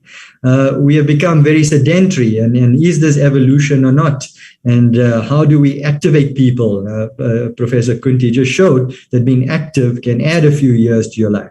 For the sake of time, I won't go through this whole narrative, but this was a story written by a tribal ancestor in the USA, and he's highlighting we used to grow our food. Now, of course, times have changed, but certainly we could get our farmers to assist with perhaps a more natural food. In the last 2.5 minutes, this is a sensitive slide. These are the actual pictures of slaves brought from India to South Africa to work on the sugarcane plantations, which served the colonizers in the UK who couldn't grow the sugarcane in the country because the climate wasn't conducive, and African slaves brought. Now, prior to this, diabetes was not known in these groups. These people worked on the sugarcane plantations that helped the lords make a profit. And that same sugar industry, unfortunately, exists in the corporate world now as the junk food industry, which we don't call out. We've culturalized that Western life as normal, and our people are now suffering from diabetes, having incorporated that as a normal culture. It's a big philosophical question, and we must not acclimatize to it. So ultimately, to get to a better level, I think we need to look at a question in medicine on the fundamental values of life, value systems, where work with an unselfish attitude, which is not just about a corporate type of approach for productivity and profit that serves a human need. We need collective direction as a species on the globe in our individual countries. Objectivity is necessary. Working to duties and not just selfish rights. Giving and not taking, understanding that the universe and nature has given us enough to have a healthy life, and we just need to perhaps simplify, is a discussion that needs to be had. These values were no more better practiced than some great humans here on the slide who had interactions with India and South Africa as Mahatma Gandhi and Nelson Mandela, and depicted as very lean and healthy, I might add. And I think this discussion is very necessary if we are to curb not just diabetes in minority groups and different ethnic groups, but as a humanity on this globe. Ubuntu is an African philosophy of I am because you are, and it's something that definitely, I think, needs some investigation. So beyond our science for the body with evidence-based medicine and precision medicine, and beyond policies which regulate the do's and don'ts like taxation, my summary for this talk is if we are to deal with diabetes in our groups, then we need to aim to help humans develop self-efficacy, self-sufficiency, self-actualization, a conversation not happening as it should in terms of the proportion of it. And I'll leave you with this final slide, which is a quote from the great Swami Ramatirtha, who was a philosopher and mathematician in the 1800s. And I'll leave that for you to read. The facts and figures are merely trickery. Fables and fictions is mere gossamer. let's go inward to our own knowledge systems and let's use that to develop a new narrative to change the trajectory of diabetes. I hope this has encouraged some critical thinking for you, sometimes deemed controversial, but I think it's the need of the hour. And from here, we can work on solutions. I thank you for the platform. Thank you so much, Dr. Sudhir. I think these were three absolutely outstanding, thought-provoking, state-of-the-art lectures. We are extremely thankful to Dr. Leszek, Dr. Kamlesh Kunti, and Dr. Sudeep for very thought-provoking and inspiring talks. I think I have one question for Dr. Leszek, if he's still around. Okay, can't. Okay, so in that case, no, he is there. Leszek is there. You just ask. I'm sure he will unmute himself. Otherwise, we can have the next session with the final remarks. Yes, so we'll move on to the keynote lectures, and I invite none other than the Secretary of Diabetes India, Dr. Banshi Sabu sir, and Dr. Mithun Bhartia and Dr. Rakesh Parekh to chair the session. Dr. Banshi Sabu sir needs absolutely no introduction because he is he's the absolute face of conferences in India and even internationally now. Dr. Banshi sir, please take over for the keynote lectures. So, Purvi, what we have decided whether we will get first Dr. B. Mohan or Dr. Michael Nock?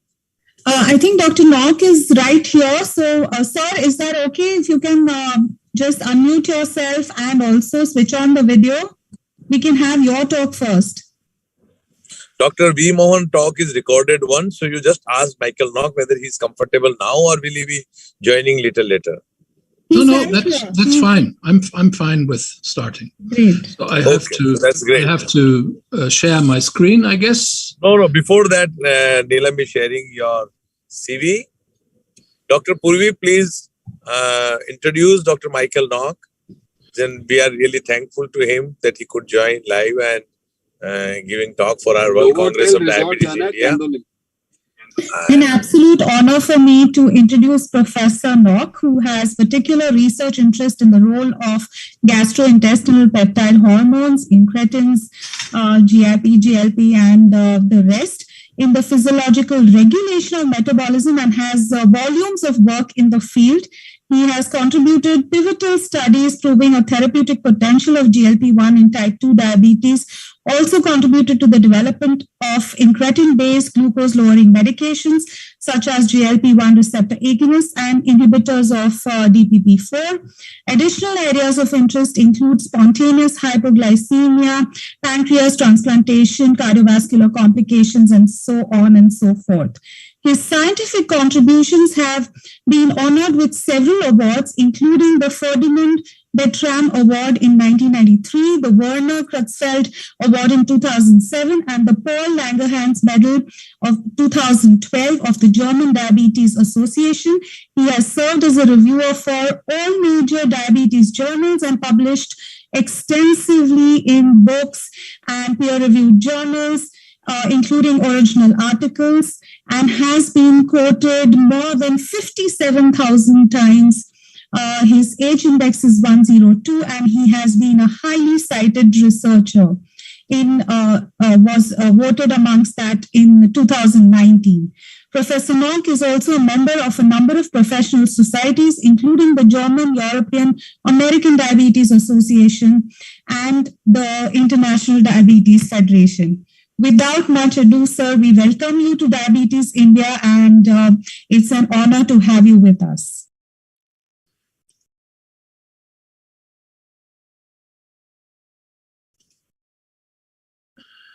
See, I think someone has to. Alex, can you please give the right sharing the. Yes, sir. You can share your slides, sir.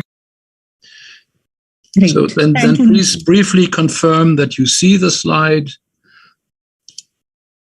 Yeah. And you hear me? Yes, we can hear you too. So the topic you gave me was GLP-1 receptor agonist as treatment for NASH, fatty liver disease. Here are some disclosures, and this is my agenda. And I thought it was appropriate that I first introduce GLP-1 receptor agonists. As you know, they are derivatives of the parent compound GLP-1, which is a linear peptide amidated and is subject to proteolysis through DPP-4. And all the GLP-1 receptor agonists, starting with the natural product exendin-4, they do not have this sequence that is attacked by DPP-4, and they have some feature for prolonged pharmacokinetic profiles. For example, liraglutide and semaglutide have a free fatty acid promoting binding to albumin, and others are large molecules with GLP-1 attached, and the large protein guarantees a very slow elimination from the circulation. So semaglutide and dulaglutide can be used as once-weekly injections. Albiglutide was made the same way, but it is no longer available because the company believed it was not competitive on the diabetes market. We have to see that the degree of effectiveness in lowering HbA1c is different between different agents. So generally speaking, the short-acting agents, exenatide and lixisenatide, they have weaker effects on HbA1c, and the long-acting ones have the stronger activity, with the exception of albiglutide. And one agent sticks out, and that is semaglutide, because it gives you the greatest reduction in HbA1c, and even a novel oral formulation is able to have substantial effects on HbA1c. All these GLP-1 receptor agonists, on average, make the patients lose body weight by 3-4 kilograms for most of them. Here, we do not see this systematic difference between short and long-acting agents. Albiglutide, again, is very weak in its activity to lower body weight, and semaglutide sticks out. So even the oral form, it gives you a better reduction in body weight compared to injectable GLP-1 receptor agonist. And with semaglutide, we have gotten used to weight reductions in the order of 6 to 7 kilograms on average, however, highly individually variable. We have also learned about the mechanism. So what you can see here is patients with NASH or NAFLD versus controls. And you can see that if you give them a test meal or a glucose tolerance test, then the GLP-1 response in those with fatty liver disease is reduced. And it doesn't make a difference whether you take patients with NASH or NAFLD. They have pretty much the same reduction in GLP-1 secretion, whatever that means. GLP-1 and the GLP-1 receptor agonists have the ability to not generally access the central nervous system, but there are spots like the arcuate nucleus in the hypothalamus and some areas in the brain stem where there are receptors indicated by these spirals. And within the arcuate nucleus, that's probably the most important part of the brain where body weight is regulated, there are receptors on certain neurons producing POMC and CART, and they interact with NPY neurons, which raise appetite, so they are inhibited, and there is some stimulation of the parabrachial nucleus in the brainstem, and there are some other influences from the area postrema where also these receptors are found. And that is the main reason that we see reductions in body weight. And what that means is that if you are exposed to one of these agents, and here I'm talking about the high dose of semaglutide for treatment of obesity, that will dramatically reduce your energy intake. And if you eat less calories, that will lead to weight loss automatically, even if there is no other change. And that means after a period of treating with semaglutide high dose, the original energy intake is reduced much more than with placebo. And when you ask the subjects when they have been exposed to semaglutide, then they will say they are less hungry, more full, more satiated. They don't want to eat that much. And then there is an overall appetite suppression score. So a high value indicates better suppression. And all these factors are influenced in a significant manner. And because that is so, the diabetes drug GLP-1 receptor agonists has also been tried in clinical studies in patients with obesity, but without type 2 diabetes. And typically, and this is a study about semaglutide, you see more women participating in obesity trials. They have a body weight of 105 kilograms to start with. Many have pre-diabetes, which means IGT or impaired fasting glucose. And a number of these patients will have non-alcoholic fatty liver disease. So every obesity study, in a way, is also a fatty liver study.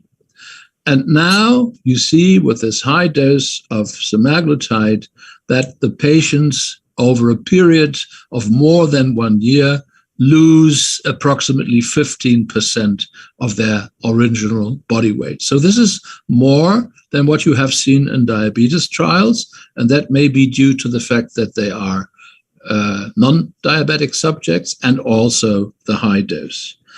And what that really means is that you get patients to targets like minus 5% of original body weight, more than 85%, more than 10% reduction, 70%, more than 15% reduction in half of the patient. And even minus 20% is a realistic goal that we can expect. And a side effect of these studies was that it was observed that semaglutide here given daily and will reduce liver transaminases, suggesting that there is a beneficial effect on steatosis and the like. And this will lead to the normalization of ALT, for example, over a period of 52 weeks, in up to almost half of the patients, depending on the dose, the higher doses being more effective. And this has prompted dedicated trials of GLP-1 receptor agonists with the aim of reducing intrahepatic triglyceride. So one of the studies, the earlier studies, was with exenatide BID, and the reference treatment was just according to guidelines, and usually magnetic resonance imaging and magnetic resonance spectroscopy is used to measure intrahepatic fat, and that was done before and after exposing these subjects to exenatide or control treatment. And what you now can observe is, yes, exenatide makes the subjects lose weight. In this case, it was 5.5 kilograms. The HbA1c change was not so much different from the reference treatment, which was state-of-the-art glucose-reducing treatment. And however, only with exenatide, not with lowering glucose in other ways, there was an improvement in hepatic triglyceride content. the normal value usually is assumed to be below 5.6% of liver weight. And then they also subdivided into subgroups and found out if you lose less than 5% of your body weight, then with exenatide, you don't have a reduction in triglyceride. If you, however, lose greater than 5% body weight with this treatment, then your chances of reducing your liver fat is great. And meanwhile, numerous such studies have been performed, and they are displayed here. And this is taken from a recent review that was has just appeared in print. And you can see, especially those starting with very high levels of intrahepatic triglyceride, they have a major reduction. And the reduction correlates with the degree of body weight lowering in those studies. Again, relying on the body weight reduction that is observed, is also seen with SGLT2 inhibitors and with pioglitazone, which has a major effect on intrahepatic triglyceride. It's the other way around, because that's probably target engagement. Those where pioglitazone is very effective, they usually gain a little bit of weight, and those who gain more have the better effect on hepatic triglyceride. But in fact, it is not only about fat in the liver, it is about the other changes that are typical for NASH and different stages of fatty liver disease. And for those, usually histology is needed. And in one study of liraglutide versus placebo in patients with non-alcoholic steatohepatitis, you can see the effect on body weight, again, like 6 kilograms weight loss, on HbA1c, on liver enzymes, and I'm not talking about the lipids and blood pressure in this circumstances. And the histological results were reported in this table. So there are many more patients with a resolution of non-alcoholic steatohepatitis, 39 versus 9%, relative risk 4.3, significant.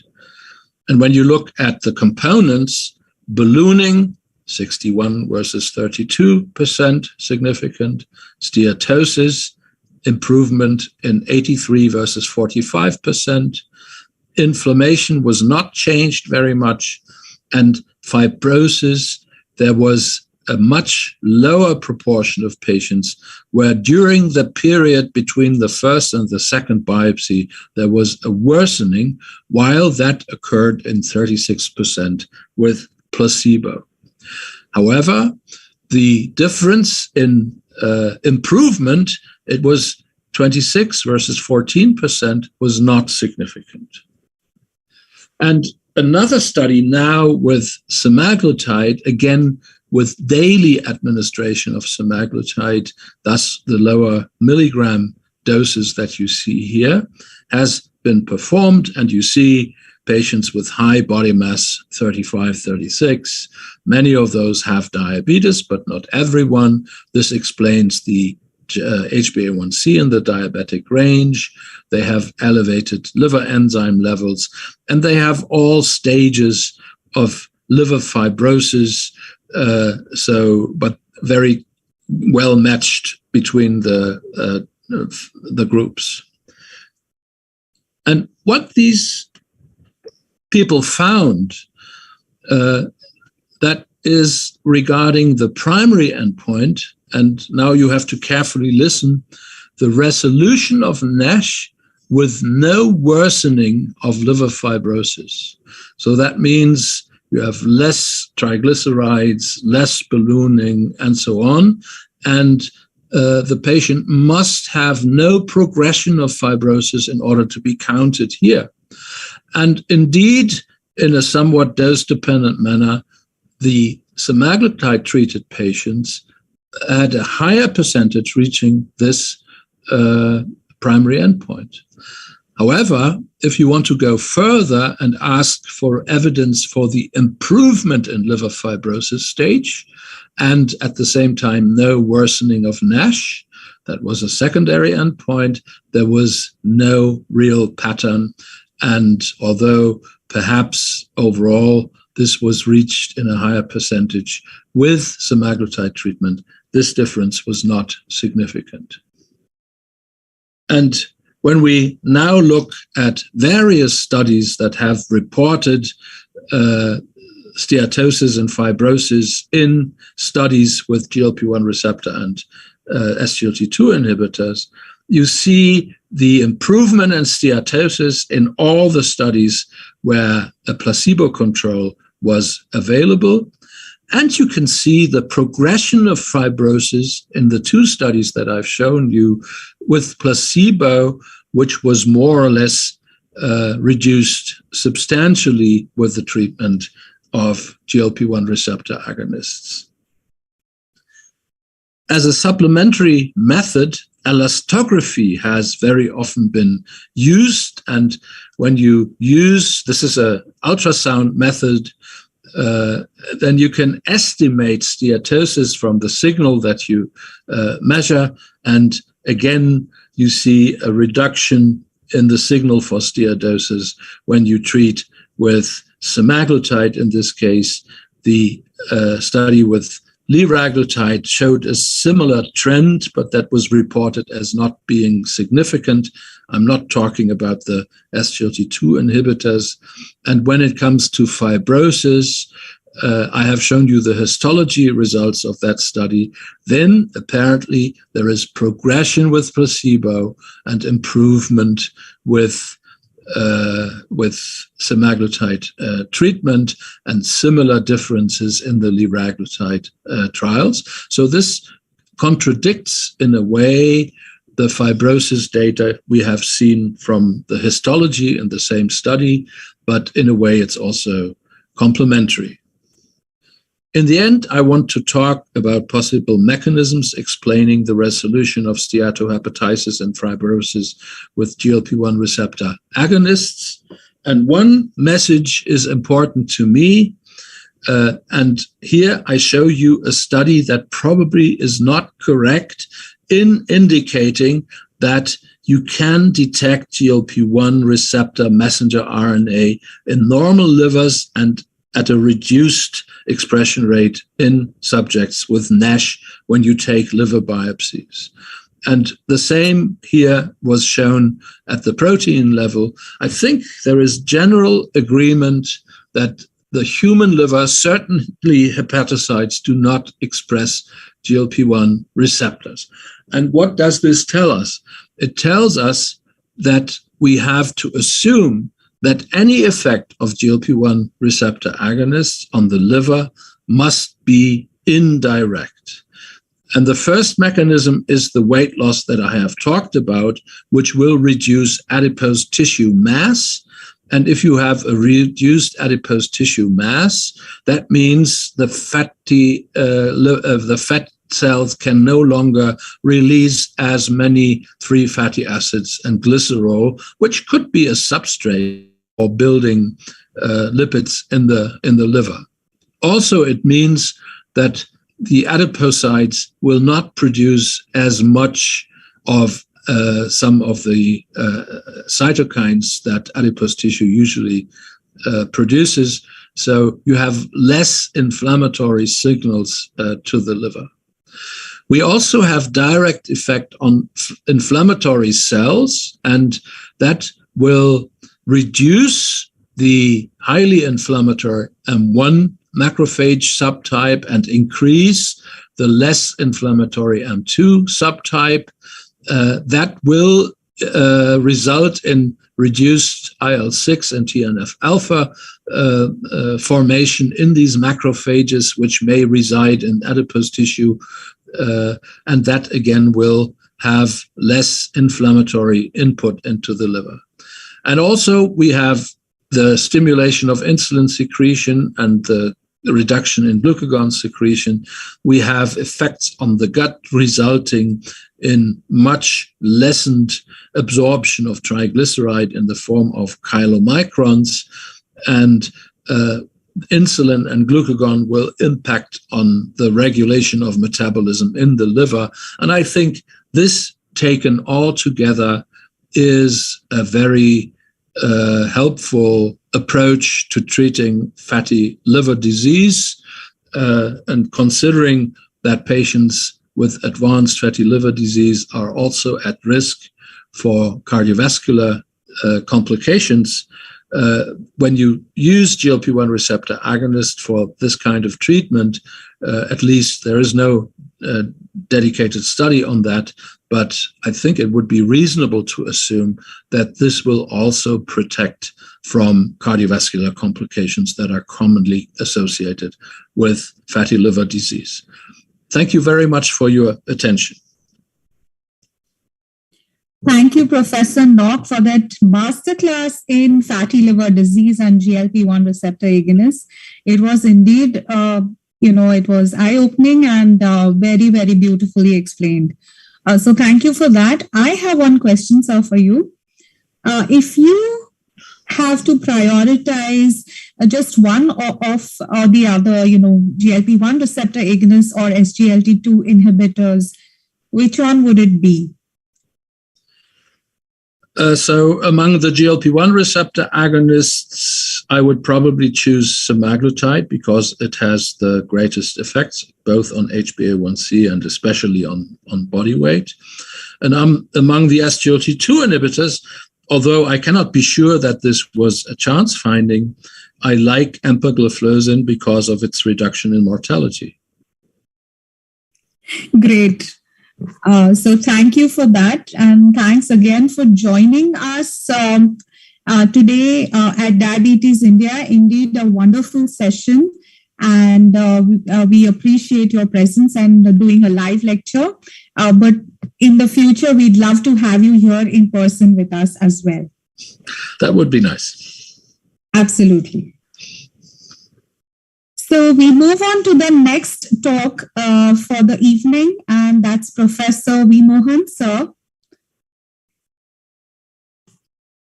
So introducing the international expert from India, Dr. V. Mohan, sir, is a moment of huge pride and privilege and honor. He's the chairman of Dr. Mohan's Diabetes Specialty Center and president Madras Diabetes Research Foundation, Chennai. His main research interests are epidemiology of diabetes and its complications, genomics, and precision diabetes, to name the least. He's been conferred fellowships from all the 4 Royal Colleges of Physicians and all 3 Science Academies of India, including fellowship of Indian National Science Academy. He's received over 190 awards, including the Dr. B.C. Roy National Award by the Medical Council of India and the Dr. B.R. Ambedkar Centenary Award for Excellence in Biomedical Research from the ICMR, and the highest award for biomedical research in India.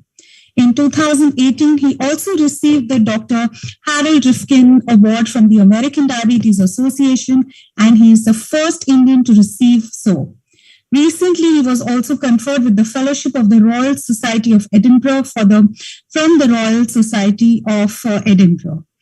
Published over almost 1,500 papers in peer-reviewed journals and textbooks, and has more than 160,000 citations and an H-index of 140, ranked amongst the top 2% of scientists in the world and highest ranked scientists in Tamil Nadu by Stanford University, and among the top 0.1% researchers in type 2 diabetes by Expertscape et al. He has also been conferred the Padma Shri from the Government of India in 2012 and is an author of Making Excellence and Habit, published by Penguin India, which is also a bestseller. Without much ado, he's a wonderful human being, and let's hear it from him. We have his recorded lecture, and I request RX team to play the same. I would like to thank Team Diabetes India particularly Dr. Banshi Sabu, Dr. Arvind, and others for inviting me to give this talk. Unfortunately, I'm not able to attend in person, but I'm happy to give this talk virtually, a recorded talk. I would also like to thank Boehringer Ingelheim for sponsoring this talk. The topic of my presentation is diabetic cardiomyopathy outcomes, implications from emperor-preserved study. You may be wondering why in a diabetes meeting we are talking so much about heart failure. And the reason for that, of course, you all know, is that we now have a class of drugs, the SGLT2 drugs, which have become the drug of choice for heart failure. And of course, diabetes has a lot to do with heart failure, as we will see. If you look at the global burden of the global burden of disease study, the GBD study, and if you look at the CV deaths in the Indian population, I am also associated with this particular study. In 1990, only 15% of the deaths were due to cardiovascular disease. But by 2016, this had increased to 28%. It's almost a doubling. With that, the communicable diseases came down, non-communicable disease went up, and CV death alone, more than a quarter of all the deaths. And of course, these numbers are very rapidly increasing. So if you do this now in 2022, you'll probably find it's much more. It's probably more than 30 or 35% now. The national health policy goal is to reduce the premature deaths in India by 25%. So if we have any drug which can reduce CV deaths, obviously that will be of interest to us. This is a paper we published in Heart Asia some years ago, where we made the point that type 2 diabetes and cardiovascular disease share a common soil. In other words, if you look at the risk factors for diabetes and cardiovascular disease, many of them are the same. Age, male gender, South Asians are more prone to it, family history, physical inactivity, unhealthy diet, obesity, low birth weight, inflammation, hypertension, dyslipidemia. All these are associated with both diabetes, not to mention psychosocial stress and smoking. These are associated with both diabetes and CVD. And therefore, any attempt that we make at treating diabetes will have a beneficial effect on CVD and vice versa. Now, this is more recent data from the UK Biobank, where they have looked at the risk of CVD in South Asians and Europeans. Now, we have known for a long time that South Asians in general and Indians in particular are more prone to cardiovascular disease. But has this changed over time is something which is always worth looking at. And this is 2021 data showing that if you look at the risk of CVD in South Asians and compare them with Europeans, if you look at coronary artery disease, the hazards ratio is 2.3-fold higher in South Asians. 2.31 is the incidence per 1,000 patient years in the European population, whereas it's 5.12 in the South Asians, more than double. If you look at heart failure by itself, again, there is a hazards ratio of 1.83, which means that there's an 83% increase in heart failure in those of South Asian origin compared to Europeans. So there's increased risk that we have for both CVD as well as heart failure has not gone away. If anything, it is increasing. Now, if you take a prototype of an Indian patient, a typical patient that you and I will see in our clinic, 60-year-old male, non-alcoholic, non-smoker. So 2 of the risk factors already gone.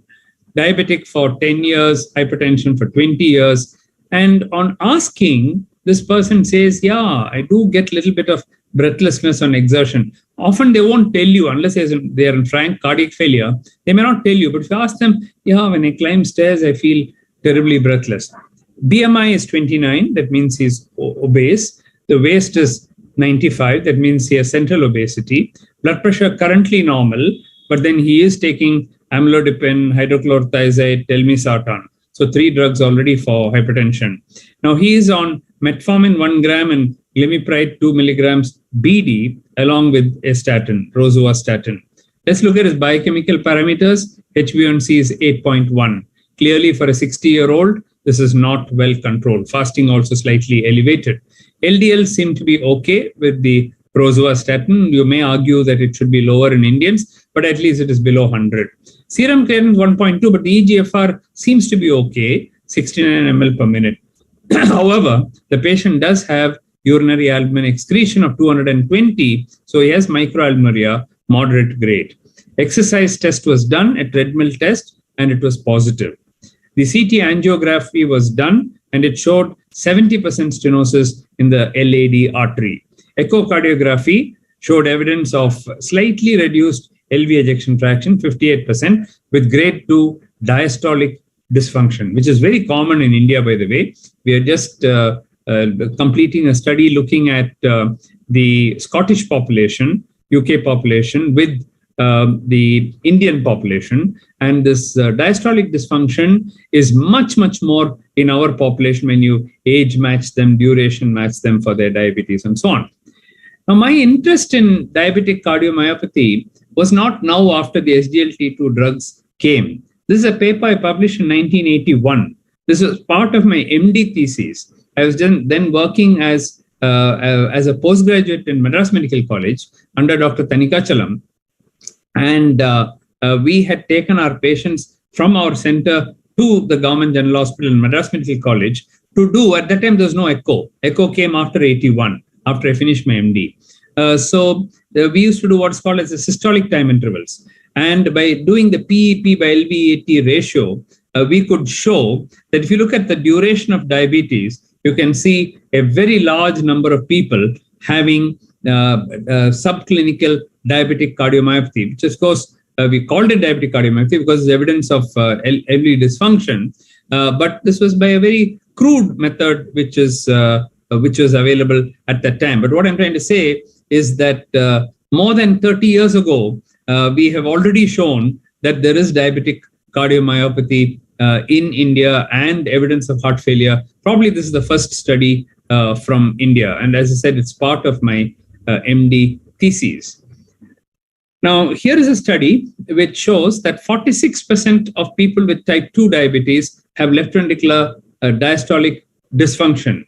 It's a study, it's a meta-analysis of 27 echocardiography-based studies. And as you can see, the prevalence is 0.46, which means that 46% of people with type 2 diabetes have left ventricular diastolic dysfunction. Now, this is actually based on a echo-based study and therefore much more reliable than the systolic time intervals, which I had reported earlier. Now, if you look at those, the heart failure, as you know, can be there with a preserved ejection fraction, what is called as the HFpEF, or with a reduced ejection fraction, which is called as the HFrEF, or the reduced ejection fraction. And we just compare and contrast these two, and you should know this very well.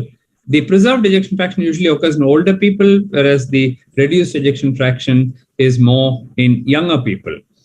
Females have more of the preserved ejection fraction. The reduced ejection fraction is more in males. And of course, look at this. Hypertension, diabetes, history of coronary artery disease, renal failure, obesity, all associated with both. There are some, like chronic lung disease, which is associated with the preserved ejection fraction and not with the reduced ejection fraction. Now, if you look at the prevalence of undiagnosed heart failure in those who have diabetes, type 2 diabetes, and who are aged more than 60 years, 1 in 4 people, 25%, may have previously unknown heart failure. So you'll have to look for it. It's not going to come and announce itself to you. You have to look for it. You have to use sensitive techniques, which we'll talk about later. So if you look at all patients, about 22% have the preserved ejection fraction heart failure, and 4% have the reduced. So obviously, the reduced ejection fraction is a more severe disease, and therefore, smaller percentage of people. It's like saying microalbuminuria or proteinuria as compared to renal failure. with EGFR down and creatinine high. Obviously, that will be the end stage, isn't it? So therefore, still significant percentages here. Look at males. It's almost 7% having a reduced ejection fraction. That's why I said this is more common in males, whereas the preserved ejection fraction is more common in females, as I mentioned earlier. Now, what are the clinical signs of heart failure? I'm very nice to go through this because this is what we learned in our third year, fourth year, and final year MBBS, and things have not changed. Specific signs of heart failure, we are taught that elevated jugular venous pressure, JVP, a hepatojugular reflux, a third heart sound or a gallop rhythm, and a displaced apical impulse. These are all signs of heart failure, and they have not changed over the years. What are the symptoms of heart failure? Breathlessness, of course, orthopnea. So you're not able to lie down and you develop the symptoms. PND, paroxysmal nocturnal dyspnea, is one of the first things we're taught when we go to the third year clinical medicine posting. And reduced exercise tolerance, of course. Fatigue, not commonly recognized as a sign of heart failure, but symptom of heart failure, but that can be there. Of course, ankle swelling due to the edema. So you can have both signs and symptoms, but you must look for objective evidence. And what is that objective evidence? First of all, simple things. Start with the 12-lead ECG. It may not show you anything, may show an LVH. Transthoracic echocardiography, excellent. It will pick up heart failure. It will also tell you the ejection fraction. So it will tell you whether it's a preserved or the reduced ejection fraction. Chest X-ray, still good. I still use it. I still measure the cardiothoracic ratio, the CT ratio. The CT ratio is more than 0.5, very crude, but it still tells you the patient is in heart failure. And then today, the natriuretic peptide, about which we'll talk about, the pro-BNP and the BNP, are very good measures of heart failure.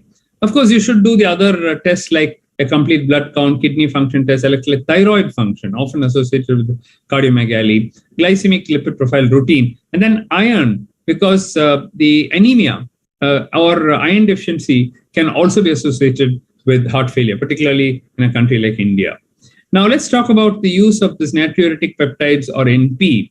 NP should always be used in conjunction with other clinical information. Don't take it in isolation because sometimes you can get a false positive or a false negative results. Also remember that obese patients have lower natriuretic peptide levels. And therefore, if you use a very high levels to diagnose heart failure, you'll miss it in obese people. So you'll probably have to use half the levels in obese patients. A patient with dyspnea, this NP testing or natriuretic peptide testing has a very high diagnostic accuracy. It also has high prognostic accuracy for heart failure events in people with stable heart failure. So if you find that the BNP or the pro-BNP are increased, then the prognosis is not very good.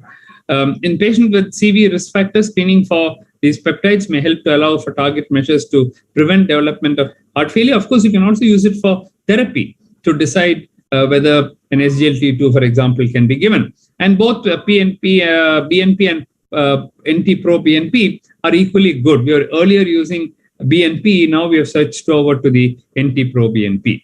Now, why should we know all this? Because in the ADA standards of care, the 2022 guidance, that means the latest guidance, they are very clearly saying that in a person with type 2 diabetes, if there is evidence of atherosclerotic cardiovascular disease or of very high risk, then either a GLP-1 receptor analog or an SGLT2 can be used, or both also can be used, okay, in this group of patients.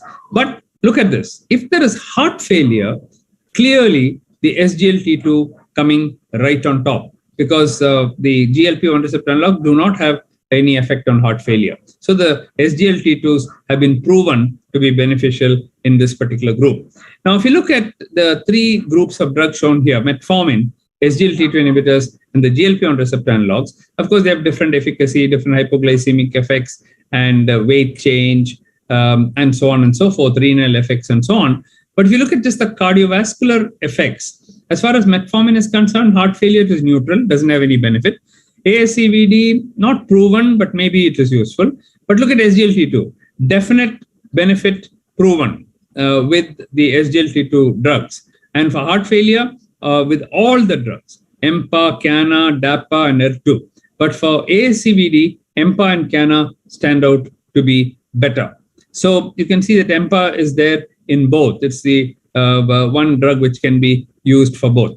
And of course, the GLP-1 receptor analogs have no effect on heart failure. They may have some benefit for ASCVD, particularly dulaglutide, semaglutide, and liraglutide.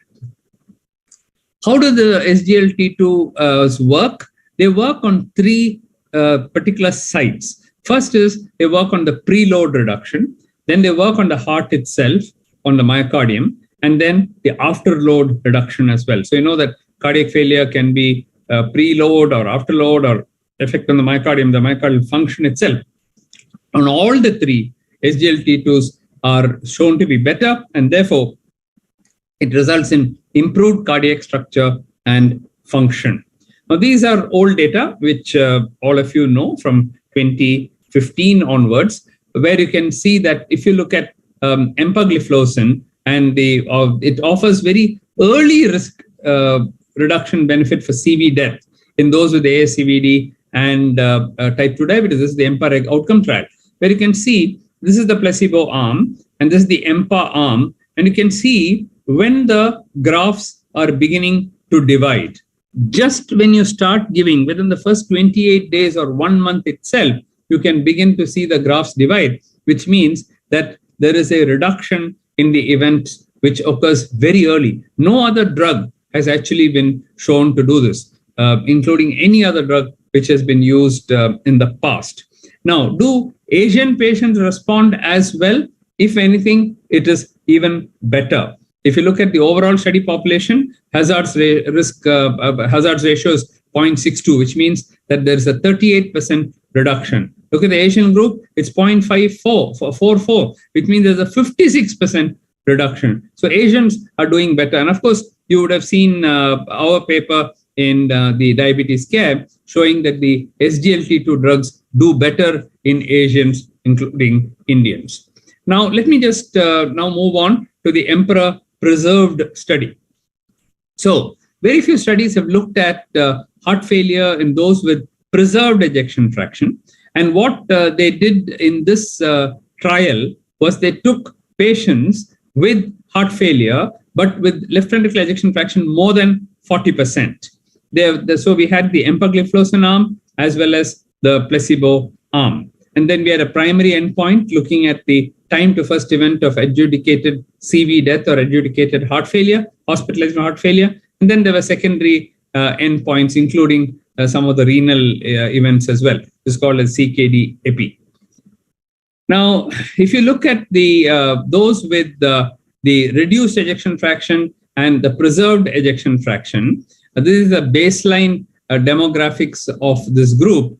Well, to be honest, there were some statistical differences between the groups. Naturally, when you look at those with the reduced ejection fraction, they are a little bit more severe. So look at their pro-BNP, NT-proBNP, higher than those with the preserved.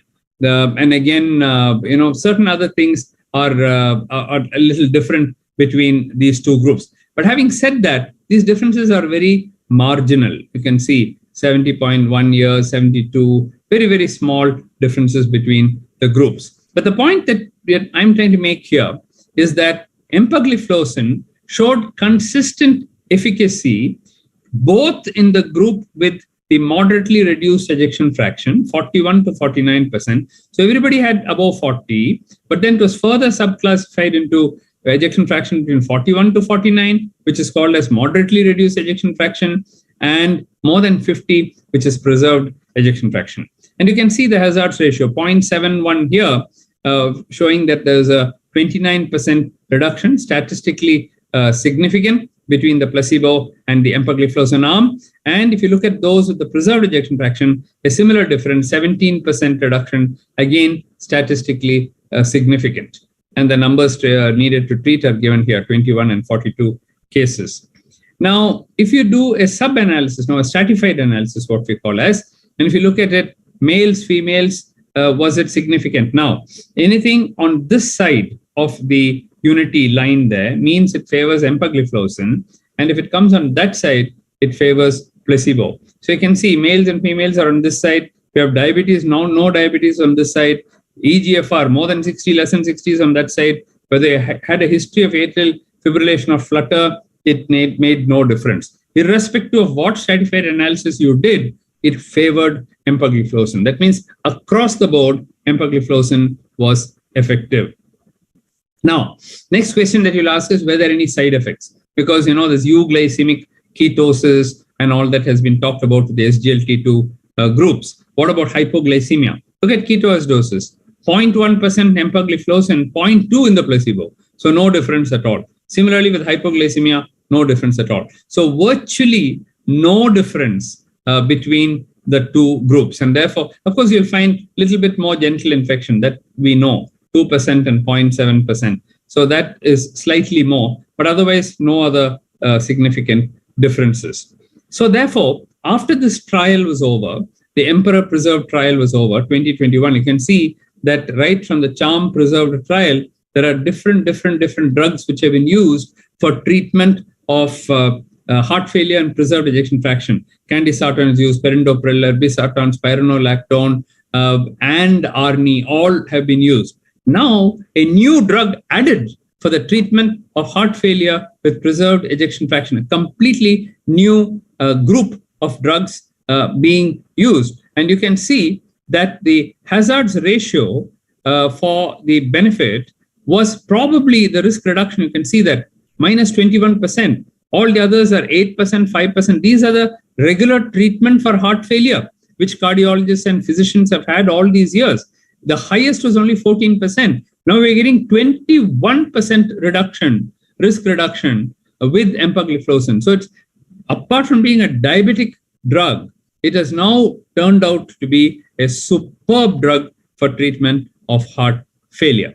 Now, again, if you look at now, if you add that data onto this and look at all the data for EMPA that we have for treatment of CV death or hospitalization for heart failure, these two endpoints, if you take, if you just have type 2 diabetes and your CV risk is low, there is a reduction in the CV death and hospital heart failure. If you have just atherosclerotic heart disease, it works. If you have atherosclerotic heart disease with prior CV event, it works. If you use heart failure with preserved ejection fraction, it works. If you take with moderately reduced ejection fraction, it works. And if you have with markedly reduced ejection fraction, it works even better. So as the risk increases and you get more and more severe heart failure, the reduction also improves. Naturally, this is not so. People may ask, so shouldn't we use it in those who are normal? That doesn't mean anything at all. It is still having effect there. Now, it's like if your starting HbA1c is 11%, you'll get a 4% reduction if you use any drug. If your starting HbA1c is 8% or 7.5%, you'll get only a 0.5% reduction. It depends on the baseline, isn't it? So similarly, if you have severe heart failure, it works much better. Whereas if you don't have it, it still works. So empagliflozin can be used in any type 2 diabetic patient from the time of diagnosis till late stage and irrespective of the severity of the heart failure. And therefore, it is not surprising that the American Heart Association, American College of Cardiology, in their recommendation, 2022 guidelines, I'm giving you all the latest guidelines. Look at this. Their recommendation is in patients with type 2 diabetes, this is hypertension general population. We are concerned with type 2 diabetes. In patients with type 2 diabetes in either established CVD or at high cardiovascular risk, SGLT2 inhibitors should be used to prevent hospitalization for heart failure, period. They've given it like that, black and white, they have given it. And these are not by the Diabetic Association people, but this is by the American Heart Association, American College of Cardiology. And this is for primary prevention for patients at risk for heart failure. This is to prevent heart failure.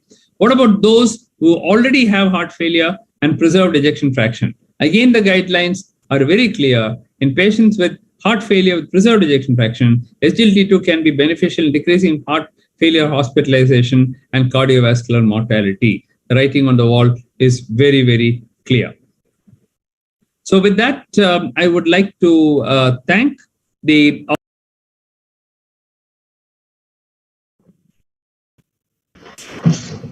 Thank you. After those two brilliant talks by Professor V. Mohan sir as well as Dr. Michael Rock, we move on to the diet talks from the US. We have 4 legendary speakers, and to chair the session, may I invite with honor Professor Dr. Shashank Joshi sir and Dr. Sanjay Reddy sir to take over, please. Professor Dr. Shashank Joshi sir needs no introduction. He is also a Padma Shri awardee and right at the forefront of India fighting the COVID-19 pandemic. And Dr. Sanjay Reddy is a consultant endocrinologist from the city of Bangalore, and also the organizing chairperson for Diabetes India. Thank you, Purvi, for your kind words. Probably the most sought after speaker on planet Earth is Professor Ralph DiFranzo. If Banting and Best was the people and scientists of the 19th century, of the 20th century, if somebody has made some landmark seminal contributions in type 2 diabetes treatment, it is Professor Ralph DiFranzo. I know him because of my mentor, Professor Sri Nair, and he came to India in Mumbai long time back. And after that, he's become an honorary Indian citizen. We would have loved to have you over here, sir. And he's no stranger to Indian audience. We all know that he's the chief of diabetes division at the University of Texas Center, Texas Diabetes Institute, at the Banting Award. We all know the DiFranzo's octet, DiFranzo's laws. But today, he has been an active proponent of combination therapy in type 2 diabetes and how it has changed. And he has some cutting edge science, and what and how we treat diabetes today is what he had envisioned probably a decade and a half back. Ralph, we know that time is no limits for you, and you're always there for science, education, and research. You really are a mentor to many, and your path-breaking research has paved the way how people with type 2 diabetes live a better life today and a complication-free life. Over to you, Professor Ralph DiFranzo. Okay, Professor Joshi, you are very, very kind. So it's a great pleasure to be joining you. I am not the computer whiz kid. My diabetes knowledge is a lot better than my computer knowledge. So let me see if I can get the screen up to share with you. This is always a problem for me. Oh, I can see. This is going to be a problem. Ralph, we can see your screen now. Oh, you can? Yeah, so we can. So you just need to get your slides uploaded now. Yeah, that's what I'm trying to do. I know. There we go. Combination therapy. Yes. And let's see here. Okay, I'm getting closer. Yeah.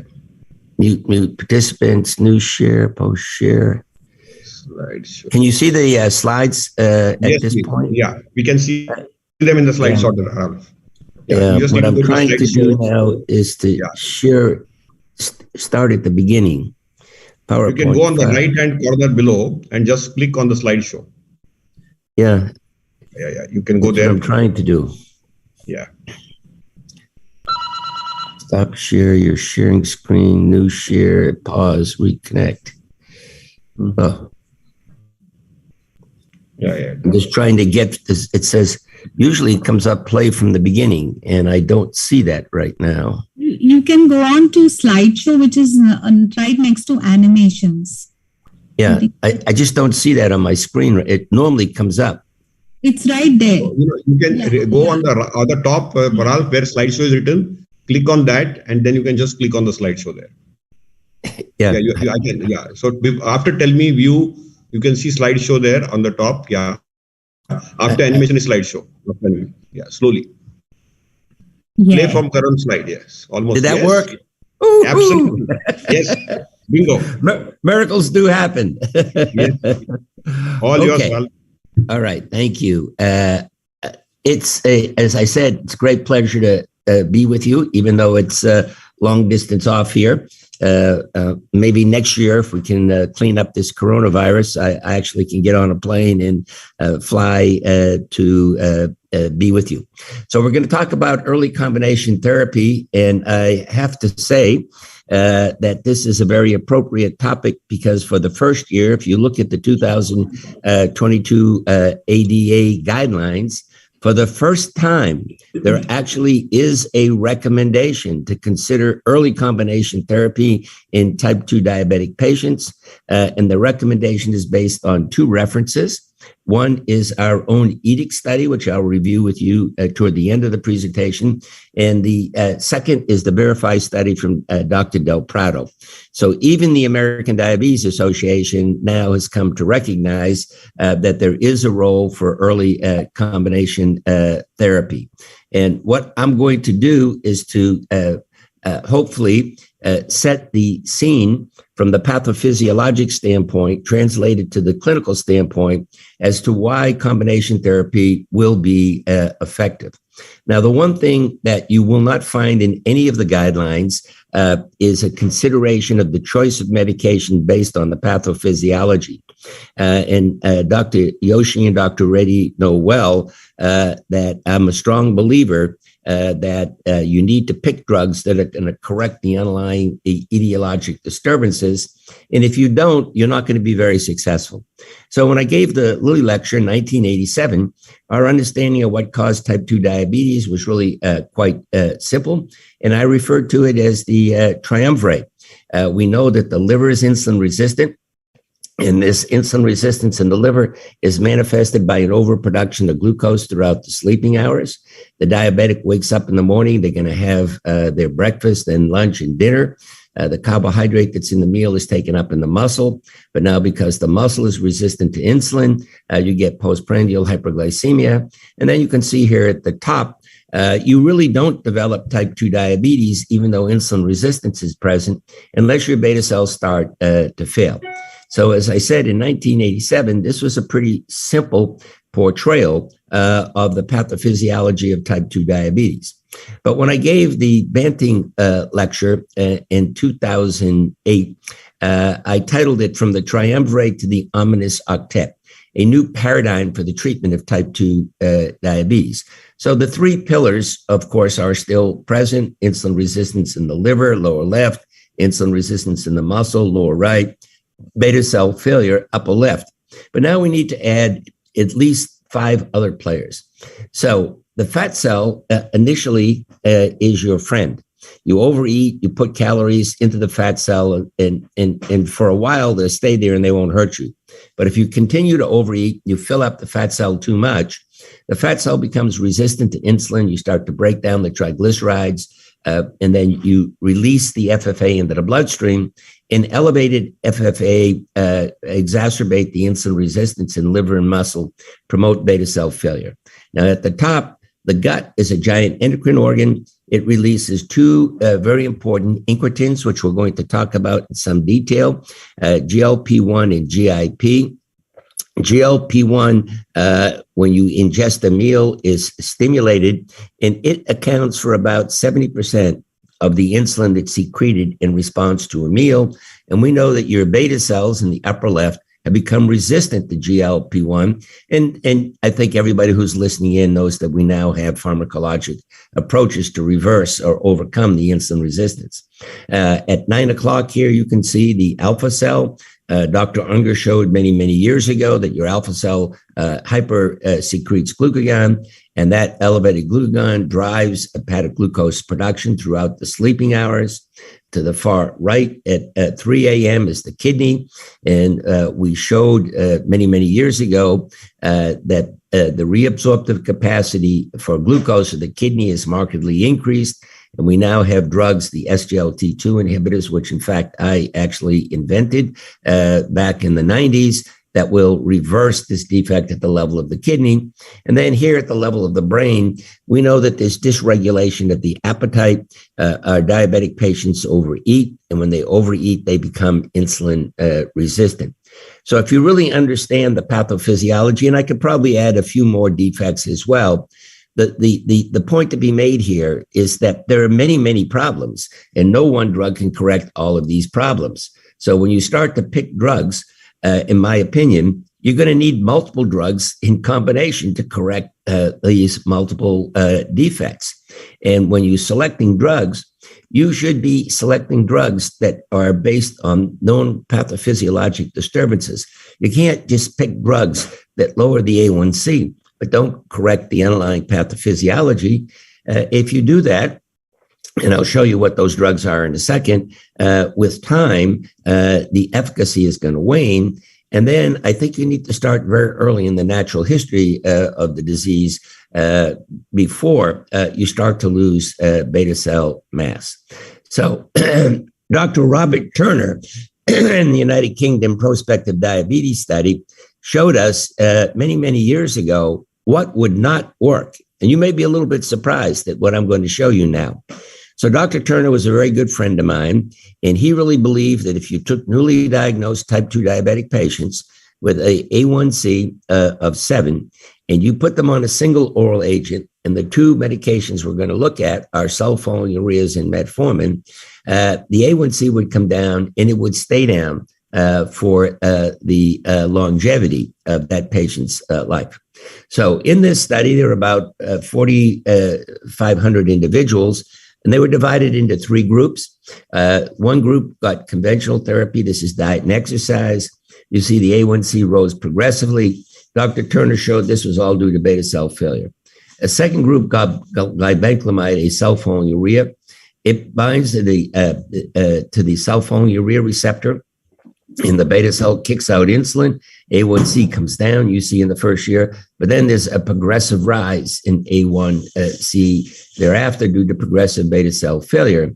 And this is probably what's going to be surprising to you. The third group is metformin. Contrary to what you have been taught by your professors, metformin is not an insulin sensitizing drug. Metformin gets into muscle through the organic cation transporter, and the organic cation transporter does not exist in muscle. So metformin can't get into muscle. There's no way it could be an insulin sensitizer in muscle. It inhibits gluconeogenesis at the level of the liver. Fasting glucose comes down. But because it is not a true insulin sensitizer and it does not affect beta cell function, there's a progressive rise in A1C. So Dr. Turner showed us many, many years ago that on a long-term basis, neither sulfonylureas or metformin are going to be successful. Nonetheless, this is a landmark study. Why? Because this 1% separation in A1C between the conventional and the two treatment groups resulted in a 37% decrease in microvascular complications. And this was really the first demonstration that good glycemic control was important. So let's now move on and let's take a look at the drugs that really work. So here now you see the thiazolidine-dione class of drugs, which is one of my favorite classes of drugs. I've been using pioglitazone for many, many years and have continued to do so. And you can see whether it's pioglitazone or rosiglitazone, and we no longer have rosiglitazone in the US, a very different picture than what happened in the UK PDS. The initial drop in A1C differed because the study designs were different, but whatever that initial drop was, the A1C remained decreased for upwards of 6 years. Now, why is this? So I'm sure that everybody knows that pioglitazone, which I'm going to focus on for a while, is a very potent, in fact, it's the only true insulin sensitizing drug. But if the A1C comes down and stays down, that drug, pioglitazone, must have a big effect on the beta cell. And in fact, we've studied this extensively. And the most important action of pioglitazone, it's not its insulin sensitizing effect, it's its effect to preserve beta cell function. So if we come back now to the ominous octet, you can see that TZDs are going to be very effective in treating our patients. Why? They correct for the problems. They correct the insulin resistance in the liver. They correct the insulin resistance in the muscle, lower right. They correct the insulin resistance in the fat cell, upper right. And they improve beta cell function, upper left. We also know from the proactive study, which is a big study involving over 5,000 individuals with a previous cardiovascular event, who were randomized to pioglitazone in orange or placebo, that there was a highly significant reduction in recurrent cardiovascular events. It was 0.84. And we also know from a A more recent study, the IRIS study, carried out by Drs. Kernan and Zucchi, if you take non-diabetic, I want to emphasize that, non-diabetic individuals who had a previous stroke or a TIA, and you then randomize them to pioglitazone or placebo, you can see over a course of 5 years, the orange curve for pioglitazone sits above the yellow curve for placebo. So what's plotted on the y-axis is the cumulative probability of event-free survival. And you can see here the hazard ratio is 0.76. Now, in this study, the mean A1C is 5.8. So over half of these people actually didn't even have prediabetes. The majority of them had normal glucose tolerance. And what I can tell you in a follow-up paper that Dr. Spence, Kernan, myself, and Zucchio published, that a dose of pioglitazone of 15 to 30 milligrams was as effective as a dose of 45 milligrams. Let's now turn our attention to the incretins. So I mentioned earlier that when you give glucose orally, as compared to giving glucose intravenously, you get a much larger rise in the plasma insulin concentration. And when you ingest glucose, that GLP-1 and GIP that come out, those incretin hormones, account the bottom two lines for about 60% of the insulin that's secreted during a meal. Now, in people with type 2 diabetes, they secrete sufficient amounts of GLP-1 and GIP. The problem is that they're very resistant to the GLP-1. And of course, as everybody knows, and we're going to go into this in a little bit more detail in the next couple of slides, the beta cells in people with type 2 diabetes is resistant to GLP-1. And we now have developed a number of incretin hormones to address this problem. So the very first incretin hormone that we had was exenatide, short-acting, which we give BID. And then we developed liraglutide, Victoza, which is once weekly. And then it was once daily. And then we have the once weekly drugs, exenatide by Durion. We have dulaglutide, Trulicity. More recently, semaglutide. We now have an oral semaglutide. It's called Rybelsus. And people now are now working on hybrid combinations of GLP-1 with glucagon or GLP-1 with GIP. And as many of you may know or may not know, this combination drug GLP-1 GIP, tirzepatide, was just this week approved by the Food and Drug Administration in the United States. And I'll show you some data with tirzepatide in a few moments. So if we now come back to the ominous octet, what do we know in terms of pathophysiology? Well, GLP-1, by giving it back in a pharmacologic dose, is going to overcome the resistance at the level of the beta cell and markedly increase insulin secretion. And this is, in fact, the major mechanism of action of this class of drugs. We're going to inhibit glucagon. The increase in insulin and a decrease in glucagon shuts down hepatic glucose production. GLP-1 works on the brain to promote weight loss through decreased appetite. And when you lose weight, you improve insulin sensitivity in muscle. They're not direct insulin sensitizers in muscle, but the weight loss leads to an improvement in insulin sensitivity. So you can see we are going to correct 6 of the 8 problems. This is going to be a fantastic class of drugs for treating our diabetic patients.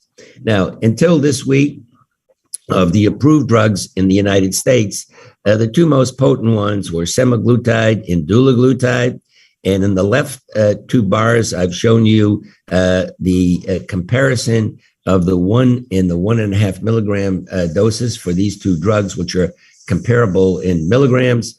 And you can see that semaglutide is a little bit more potent in dropping the A1C, 1.8 versus 1.4. And then if we look at the right-hand panel, which shows the change in weight, again, semaglutide is a little bit more potent. Now, I want to just take a moment to tell you, it really doesn't make any difference which GLP-1 you use. Yes, it is true that some are more potent than others, as I've shown you here, but all of these drugs are fantastic drugs. So the worst one is a great drug, okay? The next better one, I would say, is a world-class drug. And then the top one would be a universe drug. And then, as I'm going to show you, tirzepatide, I don't know what gets bigger than the universe, but tirzepatide may be bigger than the universe. So here, I'm going to show you to the left the change in A1C with 3 doses of tirzepatide, 5, 10, and 15 milligrams, compared to semaglutide, 1 milligram, with more efficacy. So if you're starting with an A1C of 8.5 to 8, and I drop you by 2.3%, you're in fact getting the A1C close to 6, which is really pretty close to normal. And now, if we look at weight loss, and this is now in kilograms, you can see at the top dose, we're losing about 11 kilos more potent than the semaglutide. But please note that this is the 1 milligram dose of semaglutide. And for now weight loss, we can go up to over 2 milligrams. So this difference is not quite as pronounced in terms of weight loss as we see here to the right. Nonetheless, tirzepatide, which, as I said, is a hybrid combination of GLP-1 and GIP, is a very, very potent anti-diabetic agent. Now, these drugs also have very important cardiovascular effects. So if we start from left to right, and we look at liraglutide in liter, if we have individuals who have had a previous cardiovascular event, you can see hazard ratio 0.87, 13% reduction in recurrent cardiovascular events, statistically significant. If we look at SUSTAIN 6 with semaglutide, again, hazard ratio 0.74, 26% reduction, significant. The Excel study didn't quite reach statistical significance, p-value 0.06 with exenatide once weekly, but this study was confounded by drop-in of SGLT2 inhibitors. And if you then look at the people who did not receive an SGLT2 inhibitor, exenatide once weekly was statistically significant. And then to the right, we have the REWIND study with dulaglutide, further advanced because this showed, in fact, if you look at people with risk factors, people who had yet to have their cardiovascular event, we also see a beneficial effect. So it really didn't make any difference which of these GLP-1 receptor analogs we look at. They're really all quite powerful. Now, I know that a lot of people like to use DPP-4 inhibitors. I'm not amongst those people. So this is a head-to-head comparison of sitagliptin in left in yellow, and then liraglutide in orange. And you can see that the liraglutide is clearly more potent in dropping the A1C. I might also say that these are the best data that I've ever seen in drop A1C with a DPP-4 inhibitor. Now, if we were to use a head-to-head comparison with semaglutide or tirzepatide, these newer drugs would be even more powerful in terms of separation of A1C. And if we look at the cardiovascular studies with the DPP-4 inhibitors, they're all neutral. They really don't give you any cardiovascular benefit. So I'm not a big proponent of DPP-4 inhibitors. They have modest efficacy. They are, of course, quite safe, and they do not provide any cardiovascular protection. So let's now take a look at the SGLT2 inhibitors. So as I mentioned, invented this class of drugs. All of the early work was done with fluorescein, and then I worked with Bristol Myers Squibb and eventually AstraZeneca to bring dapagliflozin to the marketplace. But these are excellent drugs, and they are correcting this novel pathophysiologic defect that we demonstrated at the level of the kidney. So the kidney's reabsorptive capacity is markedly increased. The threshold for spilling glucose into the urine is markedly elevated. And when I treat you with an SGLT2 inhibitor, I lower that threshold. You spill glucose into the urine. So high glucose levels impair beta cell function and they cause insulin resistance. So as the glucose disappears in the urine and the blood glucose comes down, we reverse glucotoxicity, we improve beta cell function and insulin sensitivity. We get a nice drop in the A1c. Because we're losing calories in the urine, we get weight loss. Because the drug works on the kidney, we can use the SGLT2 inhibitors with any other class of drugs. These drugs block sodium as well as glucose reabsorption in the kidney. You get a little natriuretic effect, so you get a nice drop in blood pressure. A very important safety benefit is no hypoglycemia. Now, in addition to these very beneficial effects in terms of glycemic control and weight loss, improving insulin resistance, and a number of other factors, one might also expect these drugs to give you cardiovascular benefit. And in fact, we know that they do. So let me first just come back to the ominous octet. You can see at 3 o'clock, the major mechanism of action of these drugs is on the kidney. As the glucosuria is initiated and the glucose comes down, you remove glucotoxicity and insulin sensitivity in the muscle improves and beta cell function improves. So let's now turn our attention to the cardiovascular benefits. So the very first study was carried out with empagliflozin, and in the first panel, you can see the MACE endpoint. In order to get a drug approved for a cardiovascular intervention in the United States, you have to show a significant benefit on the MACE endpoint. This stands for Major Adverse Cardiovascular Events.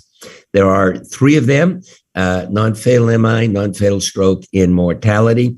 And in fact, a hazard ratio is 0.86, highly significant. If you look in the middle here, this is mortality, dramatic reduction, 0.62, highly statistically significant for the this 38% reduction. And then if we look at hospitalization for heart failure, hazard ratio 0.65, again, highly statistically significant. And I am not going to show you the data with dapagliflozin and canagliflozin, ertugliflozin, but they're very similar to what I've shown you here. So really quite marked cardiovascular benefit, quite marked drops in A1c. And then we also know that these drugs are really very, very effective in preventing the progression of chronic kidney disease. So the original studies were carried out with canagliflozin in Credence, and the endpoints were halving of your GFR, doubling of your serum creatinine, and progression to end-stage renal disease, as well as a cardiovascular combined endpoint. And you can see in Credence, hazard ratio is 0.66, highly significant. And if you now separate the cardiovascular benefit from the renal benefit, both were benefited. Now, if we come over here to DAPA-CKD, very similar data, even more greater reduction, 44%. But what was unique about DAPA-CKD is that it included diabetic as well as non-diabetic patients. So we know that, in fact, that these drugs, the SGLT2 inhibitors, work from the standpoint of the diabetic as well as the non-diabetic patient. So I believe that we need to have a pathophysiologic based algorithm. I'm not a big sort of advocate of the American diabetes approach. So I'm going to show you my algorithm. The Franzo algorithm. Of course, this must be the correct one. Okay. So yes, lifestyle is always a very important cornerstone. But then we start with triple therapy right from the beginning. And that triple therapy, I like pioglitazone. It's the only true insulin sensitizing drug. I like the SGLT2 inhibitors, but metformin could also come into play here. And I like the GLP-1 receptors. So I'm going to come back and show you the EDIC study in a few moments. And my goal is to get the A1C to 6.5. And in fact, I'm going to show you if you start with combination therapy right from the beginning, and we have now data from the EDIC study for upwards of 6 years, you can achieve that goal of getting the A1C down to less than 6.5. So the EDIC study stands for Efficacy and Durability of Initial Combination Therapy in Type 2 Diabetics. And this study was carried out in newly diagnosed patients. So, of course, they're drug naive. They're new onset patients. It's actually quite large study for a 6-year follow-up. I'm going to show you the 3-year data, but we now have data upwards of 6 years, 318 patients. And one group, half of the patients, are going to receive initial combination therapy with metformin, pioglitazone, and exenatide. So when we started this study, the SGLT2 inhibitors were not available, and exenatide was the once-weekly GLP-1 receptor agonist. So, of course, we now have the SGLT2 inhibitors. We have more powerful GLP-1 receptor agonists. The second group was the standard ADA approach, the standard worldwide approach. I start you on metformin, and you are going to fail because metformin really has no effect on the beta cell. And when you fail, we're going to add glipizide.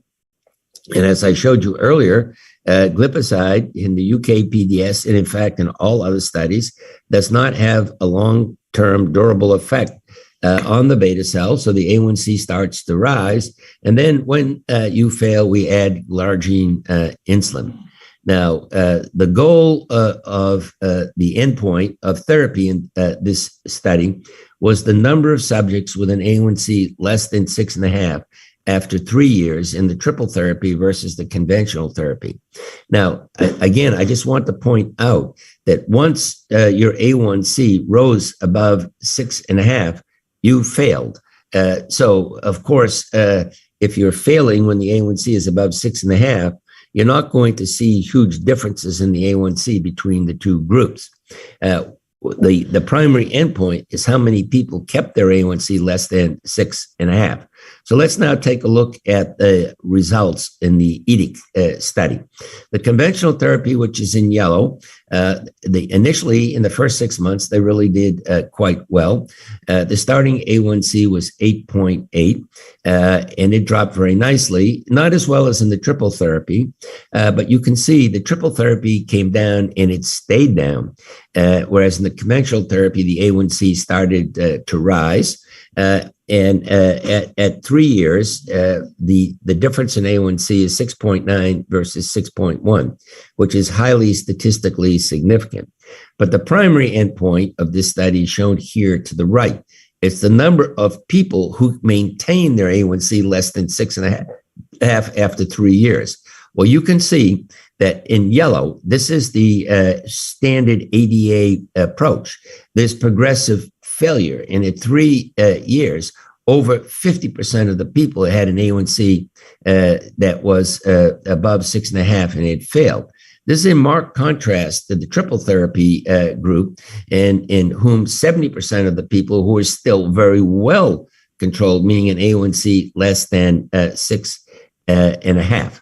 Now, if we look at carotid intimal medial thickness, it progressed in the conventional therapy, and in the triple therapy, it did not progress at all, a highly statistically significant difference. And carotid intimal medial thickness is considered to be a very good marker of atherosclerotic disease. If we now look at some of the other risk factors for cardiovascular disease, a big drop in triglycerides in the triple therapy group compared to the conventionally treated group. This is to the left.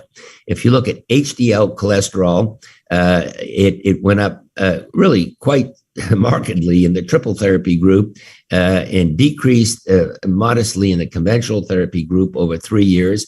And again, if you look at blood pressure, a highly statistically significant of about 7 systolic in the triple therapy group. Now, what about the pathophysiology? If we now look at the Matsuda Index of Insulin Sensitivity from the OGTT, you can see quite dramatic improvement in insulin sensitivity. Not surprising because pioglitazone in this group, and the group treated with metformin, sulfonylurea, no improvement in insulin sensitivity. If we now look at beta cell function, so this is the increment in C-peptide during the OGTT divided by the increment in glucose, all factored by how insulin resistant you are. No improvement in beta cell function in the conventional therapy, whereas in the triple therapy group, dramatic improvement. So not surprisingly, this is going to translate to a more sustained, preserved reduction in A1C.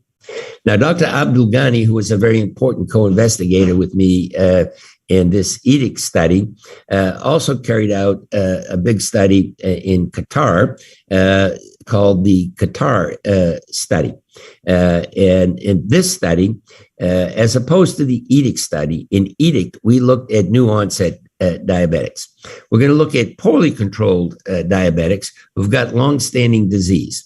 And these people were on sulfonylureas and metformin.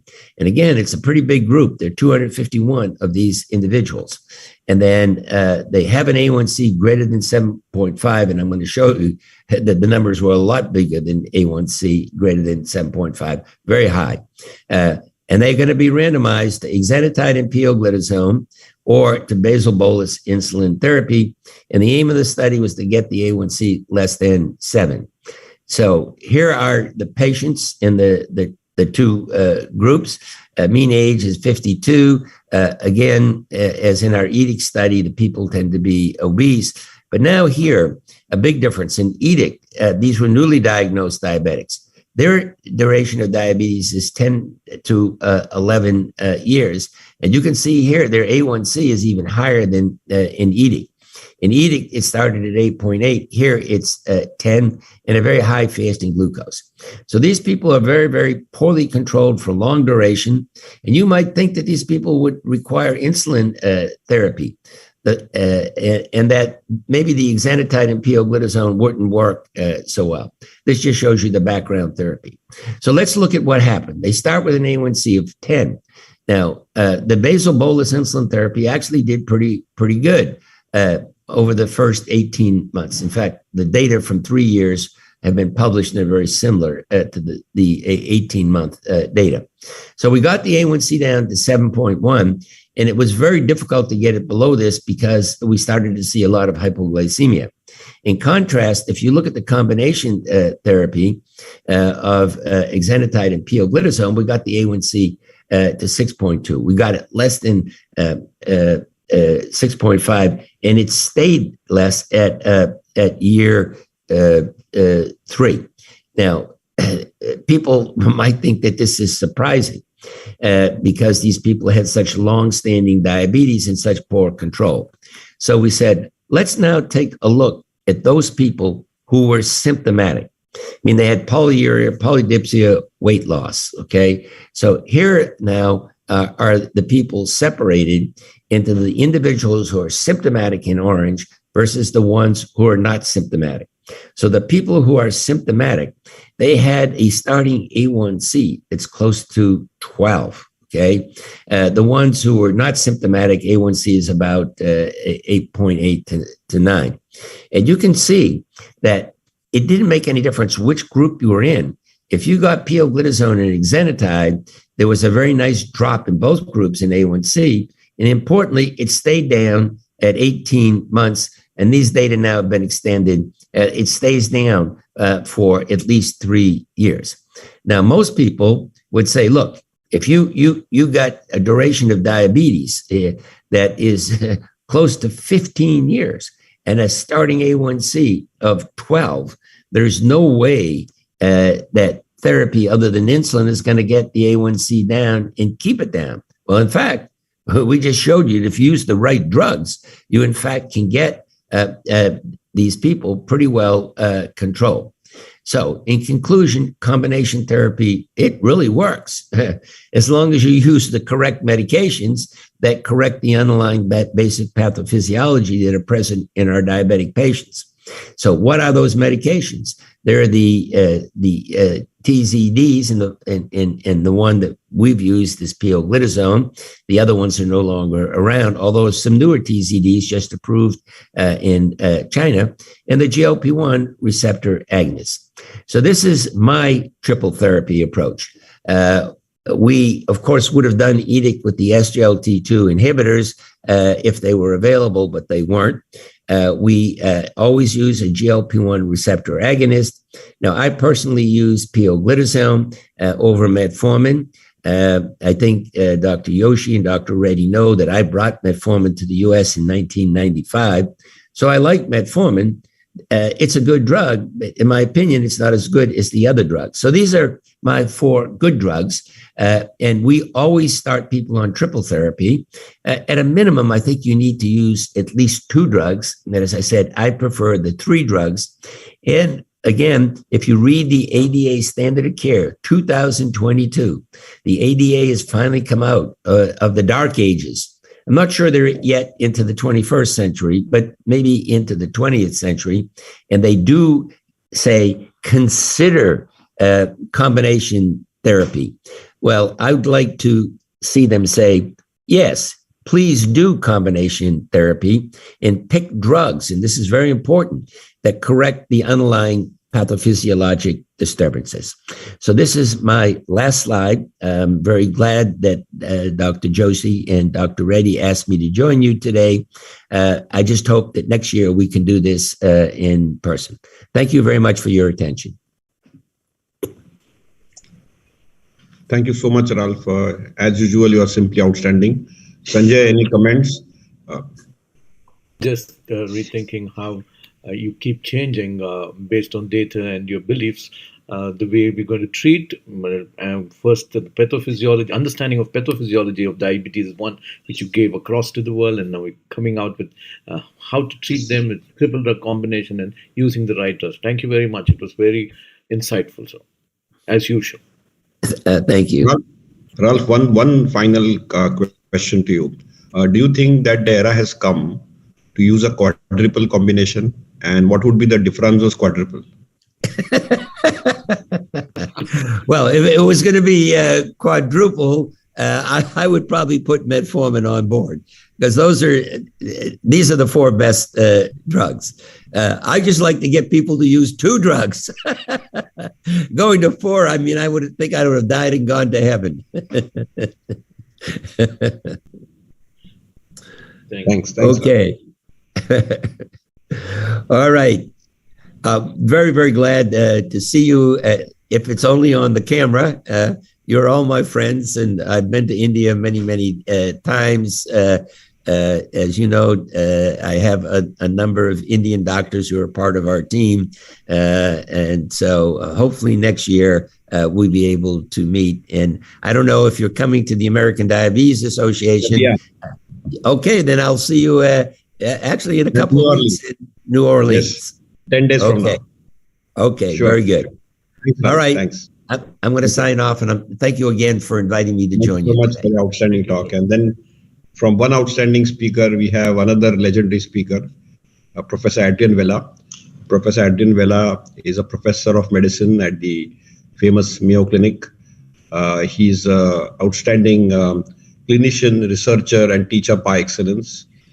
He has been under the tutelage of Professor Bob Rizza, who was the president of the ADA. And now he's the chief of the diabetes core group and the research chair for the whole division of endocrinology and metabolism. He has some very high impact cutting edge science papers in various spaces of metabolic medicine, in diabetes and vascular medicine. He has a huge interest in the genomics of prediabetes, pathogenesis of diabetes, and beta cell function. And he's also been investigating a lot of hypoglycemic issues. He's originally from Malta, but now is a part of United States at the Rochester, Minnesota Mayo Clinic. And he's a very close friend of India and a close friend of mine. And it's always a pleasure to listen to insights from Professor Vella.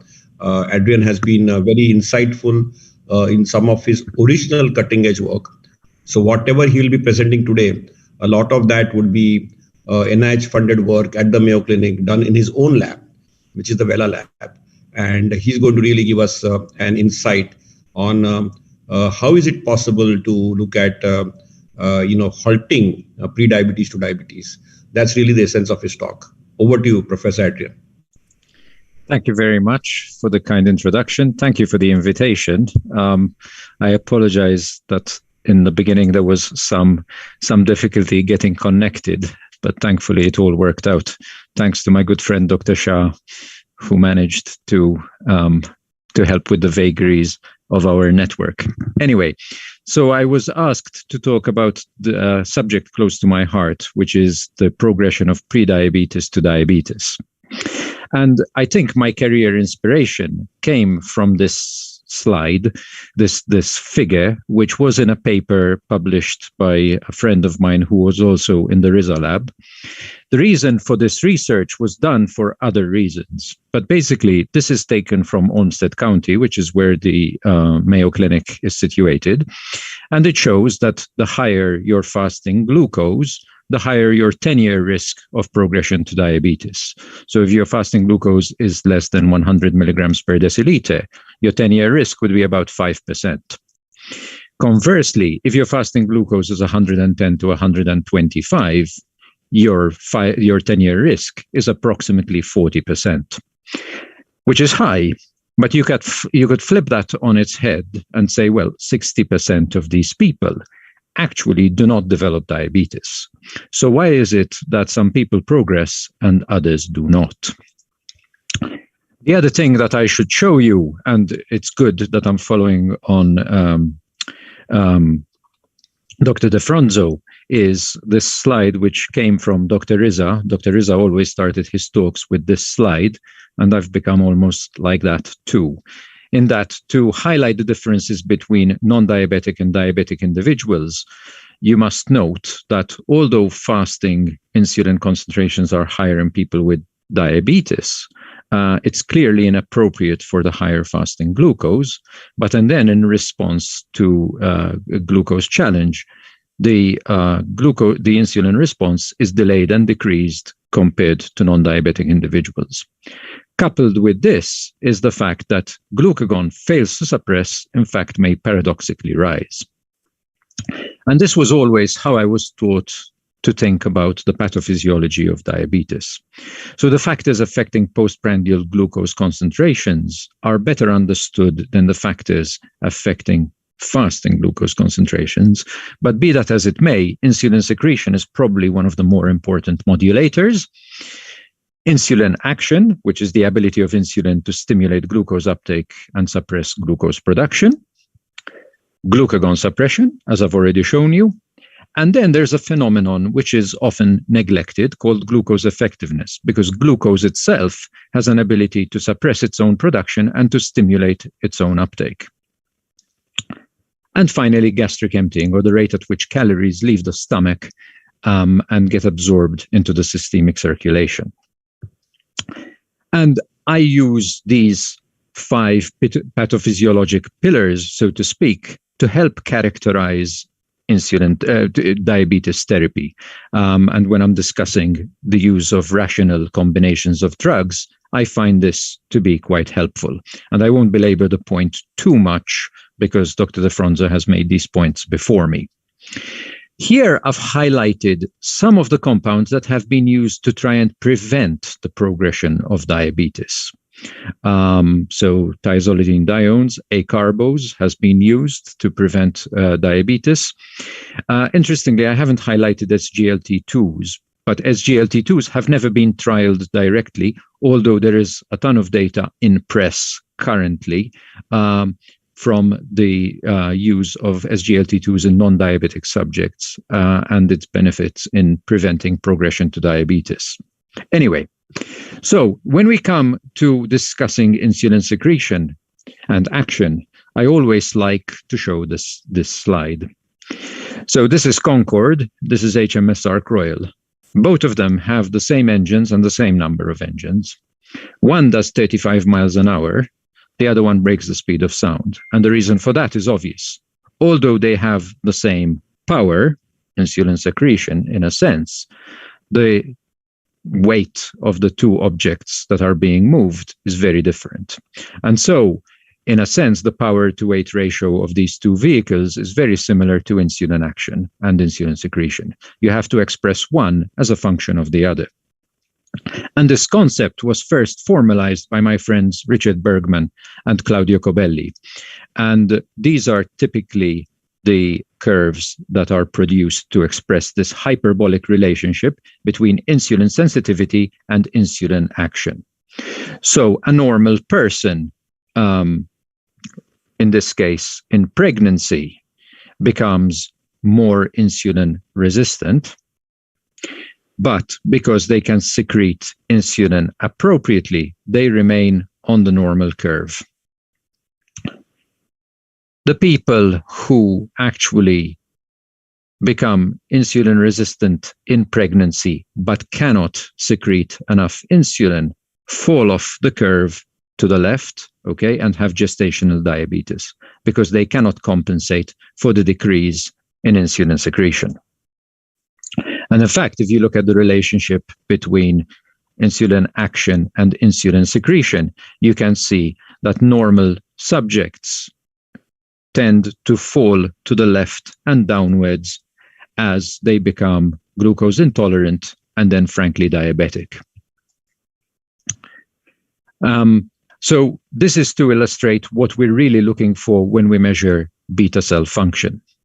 Now, acarbose, surprisingly enough, has been shown to decrease the rate of progression to diabetes in prediabetes. This was the STOP NIDM trial.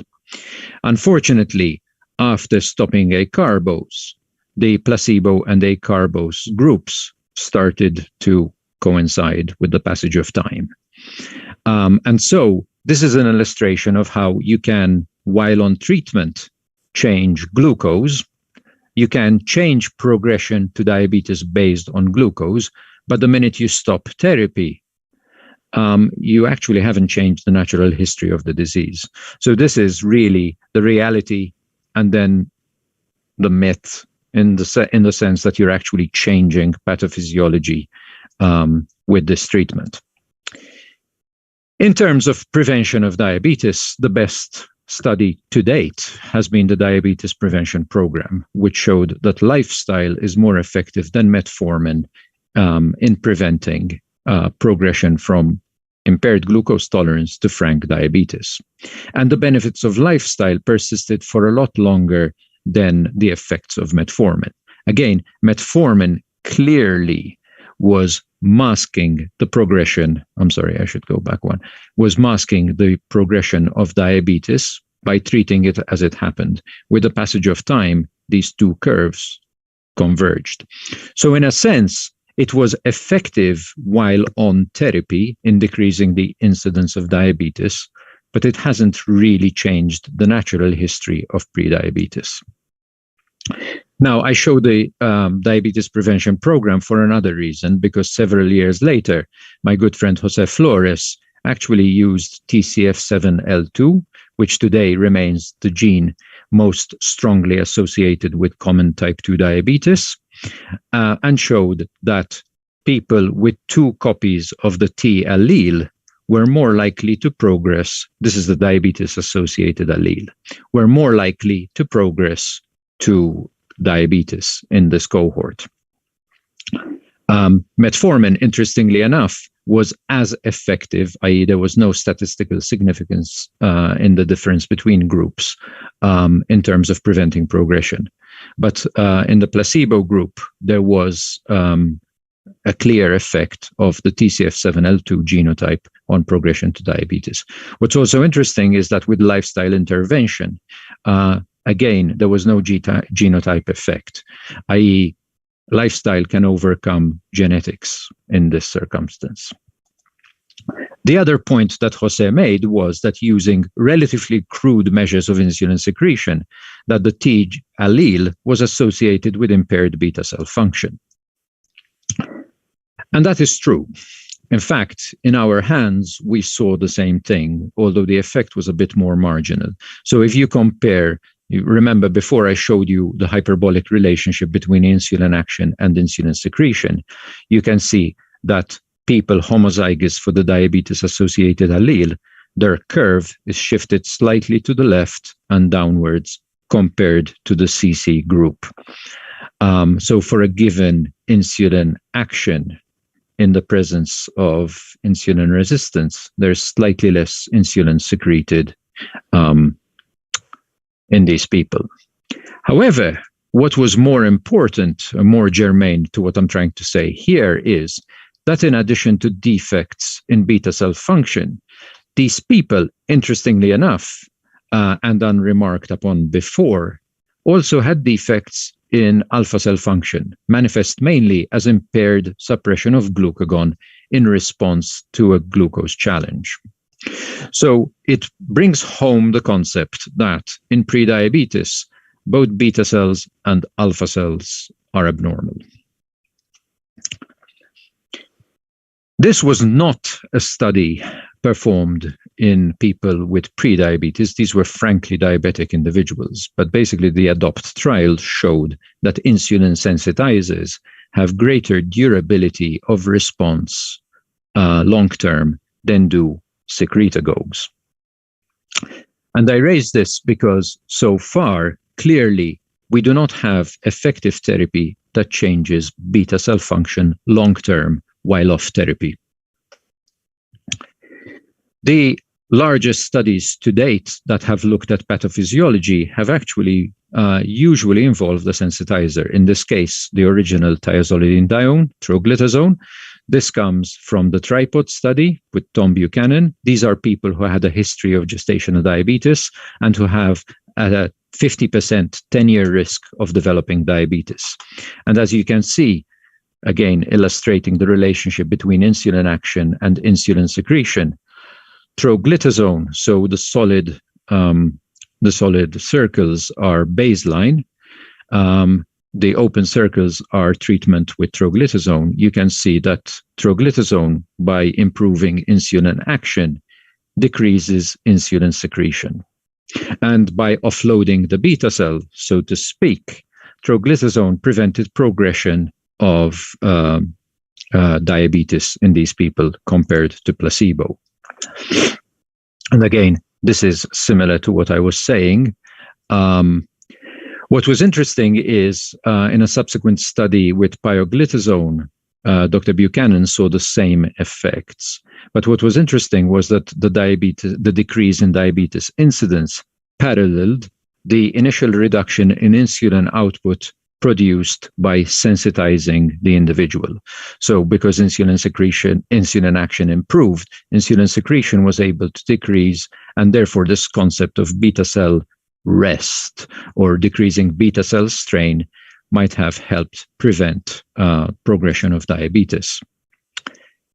Another study with another thiazolidinedione, this is the DREAM study, which showed that while on treatment, rosiglitazone decreased the risk of progression to diabetes compared to placebo. The unfortunate thing is these people were also randomized to receive ramipril or placebo. The unfortunate thing is that rosiglitazone, once it was washed out, the people who originally had received rosiglitazone started to convert to diabetes at the same rate as the people with placebo, implying that with the progressive passage of time, there were no long-lasting effects of thiazolidinedione on diabetes pathophysiology. The other thing, of course, is to consider the risk versus the benefit. So in DREAM, for example, congestive heart failure occurred in a significantly higher percentage of people receiving rosiglitazone compared to placebo. There was also an incidence of macular edema, et cetera, et cetera. So we have to consider the risk versus the benefit in terms of using these medications in prediabetes. This is a study with liraglutide, a GLP-1 receptor agonist, and the point to be made is that, again, it prevents the risk of, it actually clinically lowers blood sugars and would decrease the risk of progression to diabetes. But once you stop the medication, the effect starts to wane rather quickly.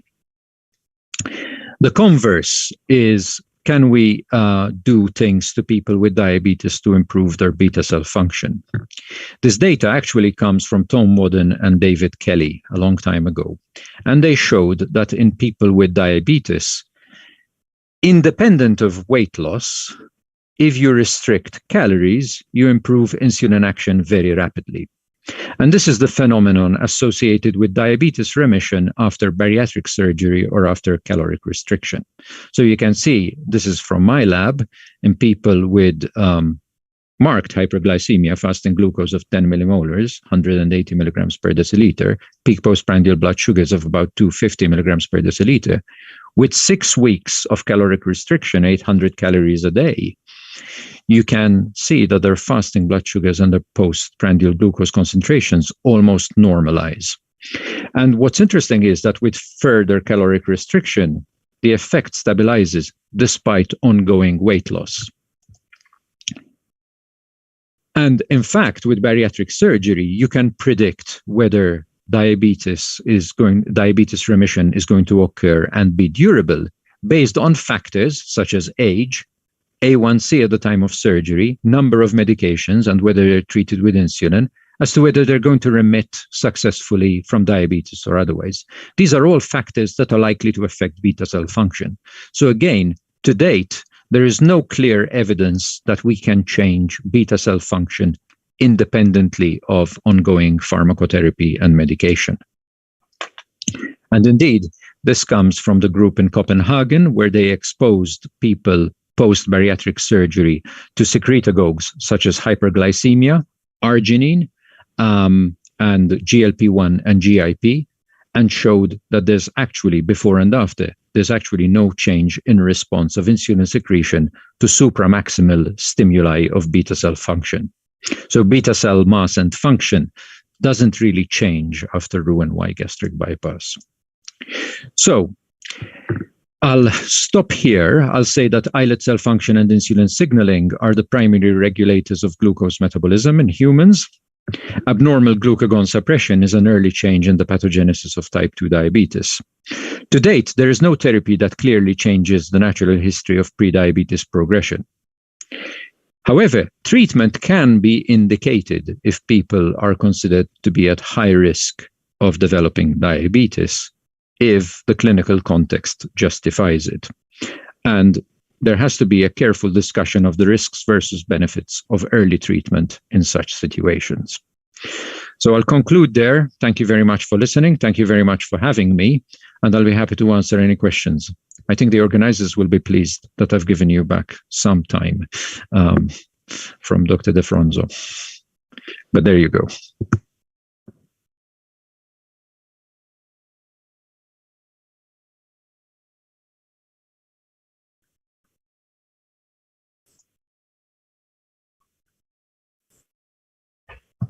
Sanjay, you there? Thank you, Doctor. No, I'm there. My internet just went off. Sorry about it. Thank you, Dr. Adrian Vella, for this wonderful deliberation on halting the progression of pre-diabetes to diabetes, myth and realities, and ultimately with all the drugs which you enumerated to us and say which one is going to work even after you stop. I don't think anyone as of now.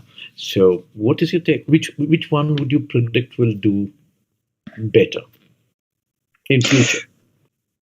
Well, so the promise, I think, for me right now lies in trying to match pathophysiology with the drug. So in reality, I think if somebody has poor beta cell function, for reasons, maybe they have a late atypical presentation, type 1 diabetes, etc. Unfortunately, pharmacotherapy isn't really going to change that. However, somebody who, for example, might be obese will likely benefit from treatment with a long-acting GLP-1 receptor agonist. Actually, the dual agonists that were mentioned previously, like GIP and GLP-1 agonists, and there's another class of glucagon and GLP-1 receptor agonists round the corner, like bariatric surgery, for that matter, if indicated, might actually prevent diabetes. In that sense, diabetes is a weird disease when you think about it, because it's defined by blood sugars, right? But the underlying pathophysiology that led to the development of hyperglycemia doesn't really go away just because you lower the blood sugars or have bariatric surgery. So we have to remember that the underlying defects so far remain, whatever we can do to ameliorate and offload the burden on those beta cells is likely to be helpful to some extent. But obviously, treatment has to be individualized and discussed around these principles, I believe. Thank you very much. Are there any questions from anybody? Dr. Manoj, any comment? Anybody else? Okay, we don't have anything in the chat box too. Thank you very much, Dr. Adrian. It was a pleasure listening to you. Hope we have better answers in the coming days. So look forward to the other two classes of drugs which you mentioned and what that's going to happen. Yes, agreed. Thank you. Thank you. Now, for the next talk, we have none other than Dr. Steve Nissen, and I think what cardiovascular the cardiovascular safety studies for diabetes drugs actually were probably one of the reasons the FDA changed is after Dr. Steve Nissen's findings on glitazones earlier a decade ago. He's the Chief Scientific Officer, Sindel and Arnold Miller Family Heart, Vascular and Thoracic Institute, and holds the Levi's and Patricia Dixie Chair in Cardiovascular Medicine. Special and clinical interests are general cardiology, intravascular ultrasound, diabetes and heart, drug safety, coronary intensive care. He's more than 35 years in experience as a physician. He's world renowned for his work as a cardiologist, patient advocate and researcher. Equally as significant is his pioneering work in IVUS technology and its use in patients with atherosclerosis. He has testified both in the Senate and the House of Representatives on the topic of drug safety and as well the need to reform the FDA. Over to you, sir.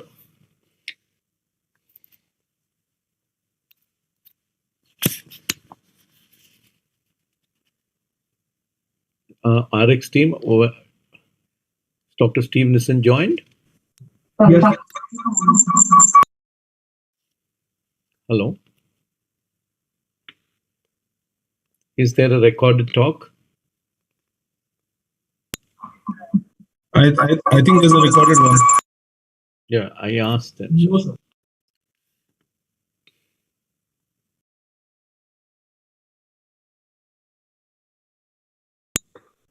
Team RX? Yes, sir. Recorded talk. Sir वो join नहीं हुए हैं।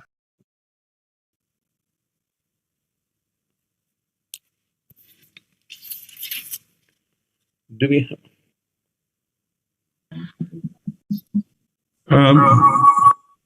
Has he sent a recorded one or is he joining live? Sir join हो रहे हैं वो अभी join नहीं हुए सर मेल कर दिया है सर उनको।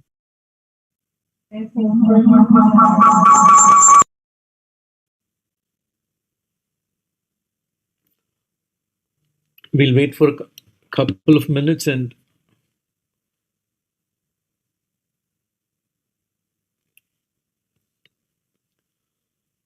okay. Manoj and I will start the discussion on something of now. If it doesn't for Dr. Steve Nissen, I don't think the FDA would have changed this cardiovascular. Wouldn't have asked companies to give cardiovascular safety data. All started with the rosiglitazone story. Then you had the musaglitazar story, and I got a message from Dr. Sanjay, I think Dr. Abraham is here and he's ready. I think we can. So we could proceed with Dr. Abraham's talk, and then once Dr. Nissen joins in. Then we will move. We Thank you, Dr. Ibrahim. Regrets for the Sanjay, small please. change. We didn't have Dr. Steve Nissen joining us, or no, we have his recorded talk. I think he's supposed to join. You're mute, Sanjay. No, I'm not. Manoj, can you hear me? Can you hear me? I think it's the... Yeah. Please go ahead. Sorry. Yeah. So we have Dr. Amar Ibrahim from the US. He's going to talk on, is it okay with wound dressing? Thanks for joining in earlier, sir. He's the General Director, Indian National Institute of Diabetes, President of the South and Central American region, SACA of the International Diabetes Federation. Over to you, Dr. Amar Ibrahim, for your talk on is it okay with wound dressing in diabetic foot, diabetic cancer patients. Over to you, sir. Sir, you're muted. Dr. Amar Ibrahim, sir, you're muted. Yeah, sorry. Good morning or good afternoon. Really, I'm so happy to share with you. It is my third time to participate in Diabetes India. I'm honored to be with you. The first time I participate with Dr. Shaukat Sadikot. I'm a surgeon and diabetic foot surgeon. And we'll talk about some wound dressing, especially for young physician and young practitioner, as we have hundreds of wound dressing for diabetic foot. So I'll try to do something about that. I'll share my screen.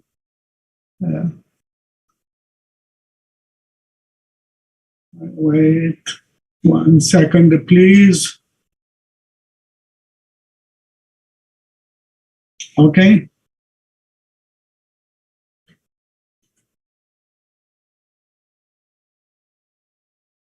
Is it clear? You're perfectly clear, sir. Go ahead. Okay, thanks. So we'll talk about some wound dressing. I have no conflict of interest. As I said, we have hundreds of wound dressing and young physician, young surgeon trying to choose the best one for management of diabetic foot ulcers. So we have something to explain and to orientate these young people. As a history, we remember the wound dressing began in the early 15th century, as you can see, with some linters, papers, cut and goes. And then after that, in the 20th century, we have a new modality of wound dressing. And the new century, 21st century, we have sensorial monitors, we have medicated polymers, chemical sensors, and so on.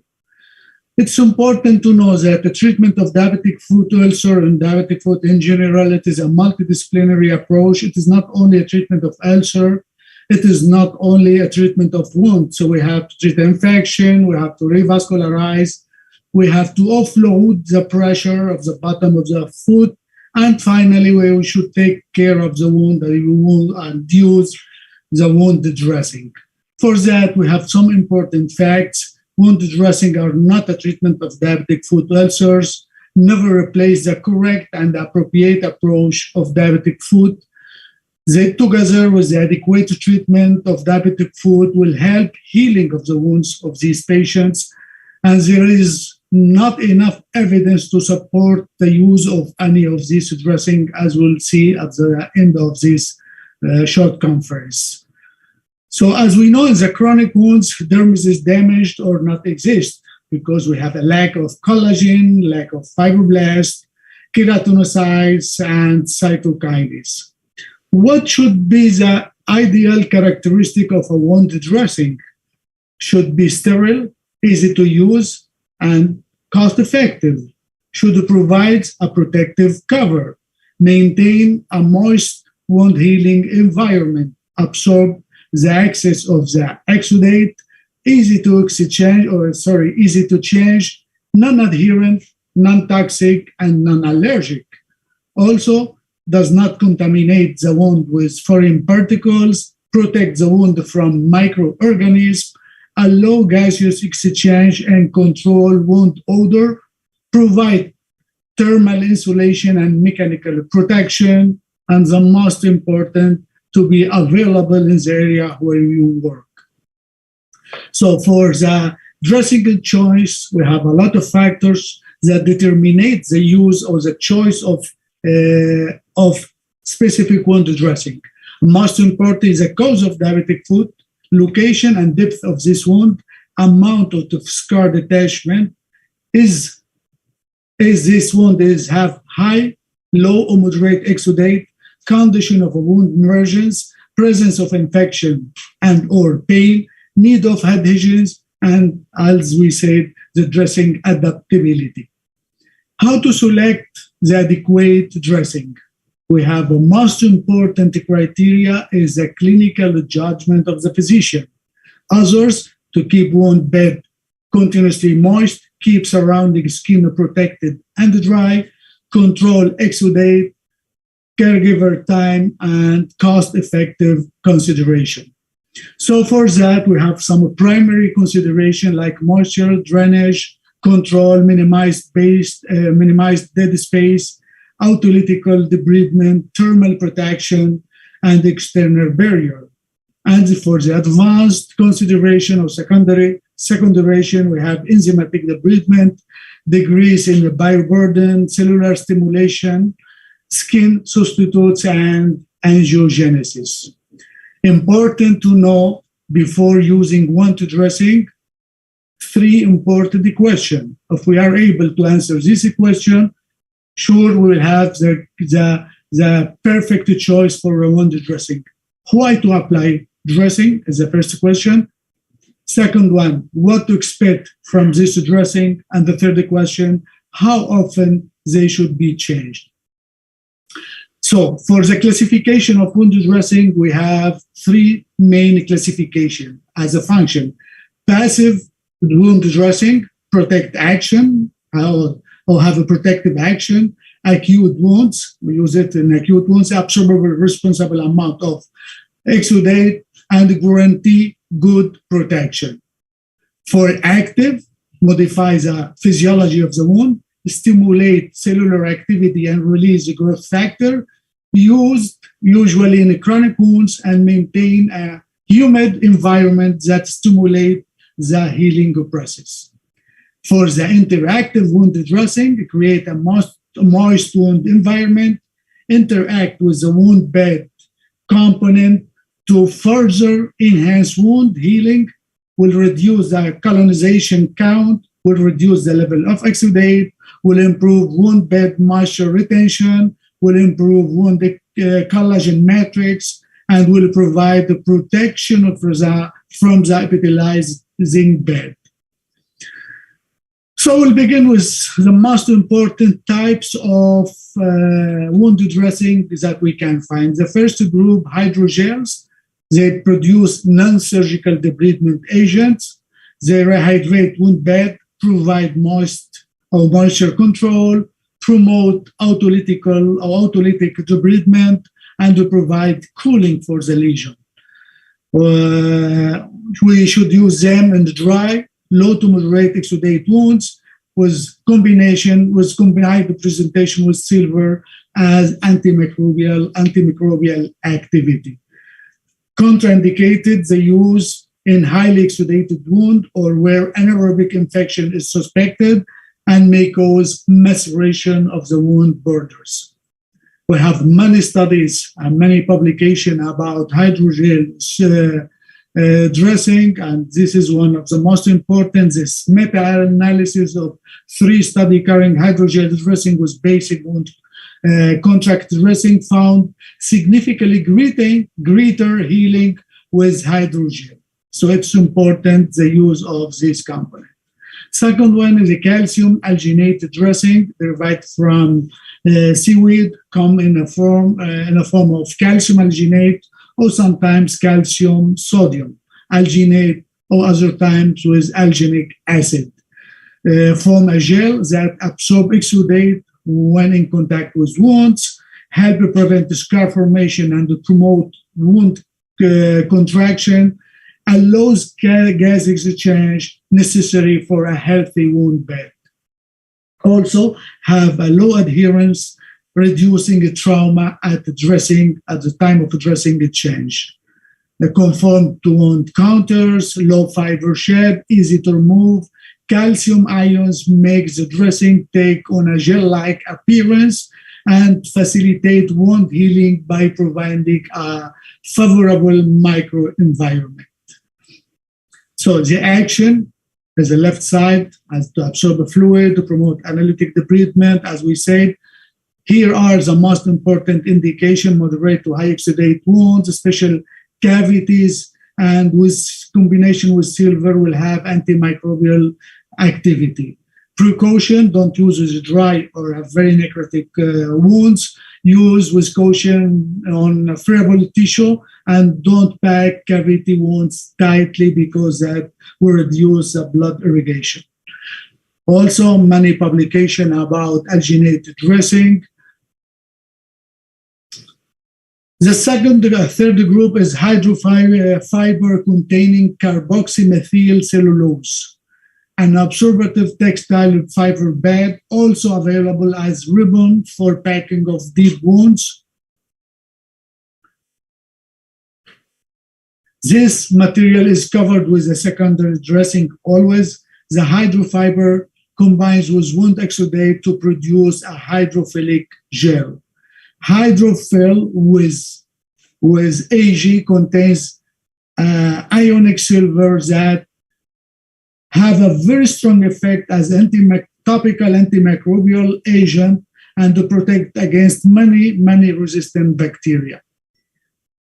Absorb wound fluid and create a soft gel which maintain a moist wound environment, absorb and retain exudate and harmful component such as bacteria contained within exudate directly to its fiber.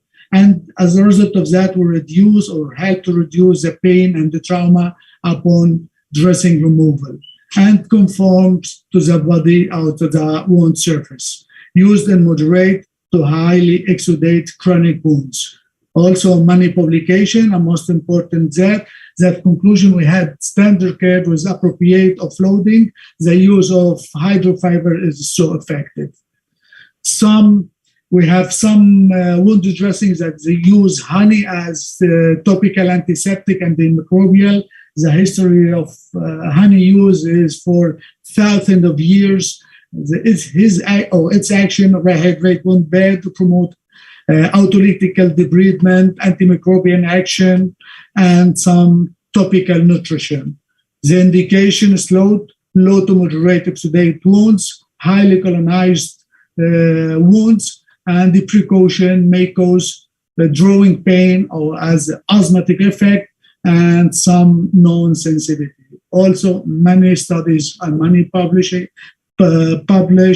papers about the use of honey dressing.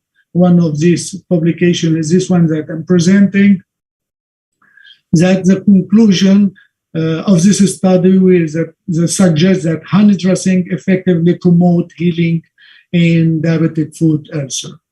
The second or next group of wound dressing is nanocrystalline silver. Have antimicrobial action. It is indicated in critically colonized wound or clinical signs of infection, low to high exudate wounds, and with combination of foams or alginate will increase the effect. Precaution: some may cause discoloration, some types of sensitivity to this substance, and to discontinue after 2 weeks of no improvement and reevaluate the use of this nanocrystalline silver. Also, we have combination of both with honey, and the studies between both to know which is better. Nanocrystalline silver alginate was potentially superior to honey and conventional dressing in healing diabetic foot ulcer in terms of ulcer size and reduction of the rate time for healing. Some groups are formed by foams, absorb the fluid, moisture control, and it is conformability for wound bed. We use it to moderate to highly exudate wounds, special cavities, low adherence version of available for patients with fragile skin. It is contraindicated, or some precaution: don't use in dry necrotic wounds or those with minimal exudates. Also, we have many studies about that result indicates that highly hydrophilic polyurethane foam dressing may provide an effective treatment strategy for diabetic foot ulcers. Next group, we have hydrocolloids absorb fluid to promote autolytical debridement. It is indicated in clean, low to moderate exudate wounds. Combined presentation with silver also have a very important antimicrobial activity. As a precaution, don't use it on dry or necrotic wound or highly exudate wounds. May encourage overgranulation. We have to pay attention for this point, as this overgranulation may produce highly moisture wounds and may cause maceration to the border of the wounds. As hydrocolloids, we have no research evidence suggests that any type of hydrocolloid wound dressing is more effective with other dressing in diabetic foot ulcer at least. We have a low adherent wound contract layer, most common commercially or publicly as silicone wound dressing, protecting new tissue growth, atraumatic to peri-wound skin, and conformable to body counters. Indication, low to high exudate wounds, use as a contact layer on superficial low exudating wounds. As a precaution, may dry out if left to place for too many days, and we have some type of sensibility. Also, I can add that silicone in hot country may increase the temperature of the skin and may produce some thermic lesion, especially in people with diabetes. Is a diabetic foot ulcer pilot study. Does silicone held sheeting reduce the incidence of the ulceration? As a result, does not seem to reduce the risk of re-ulceration, because many people use silicone insoles as a prevention of re-ulceration. And this study demonstrates that there is no way as a prevention.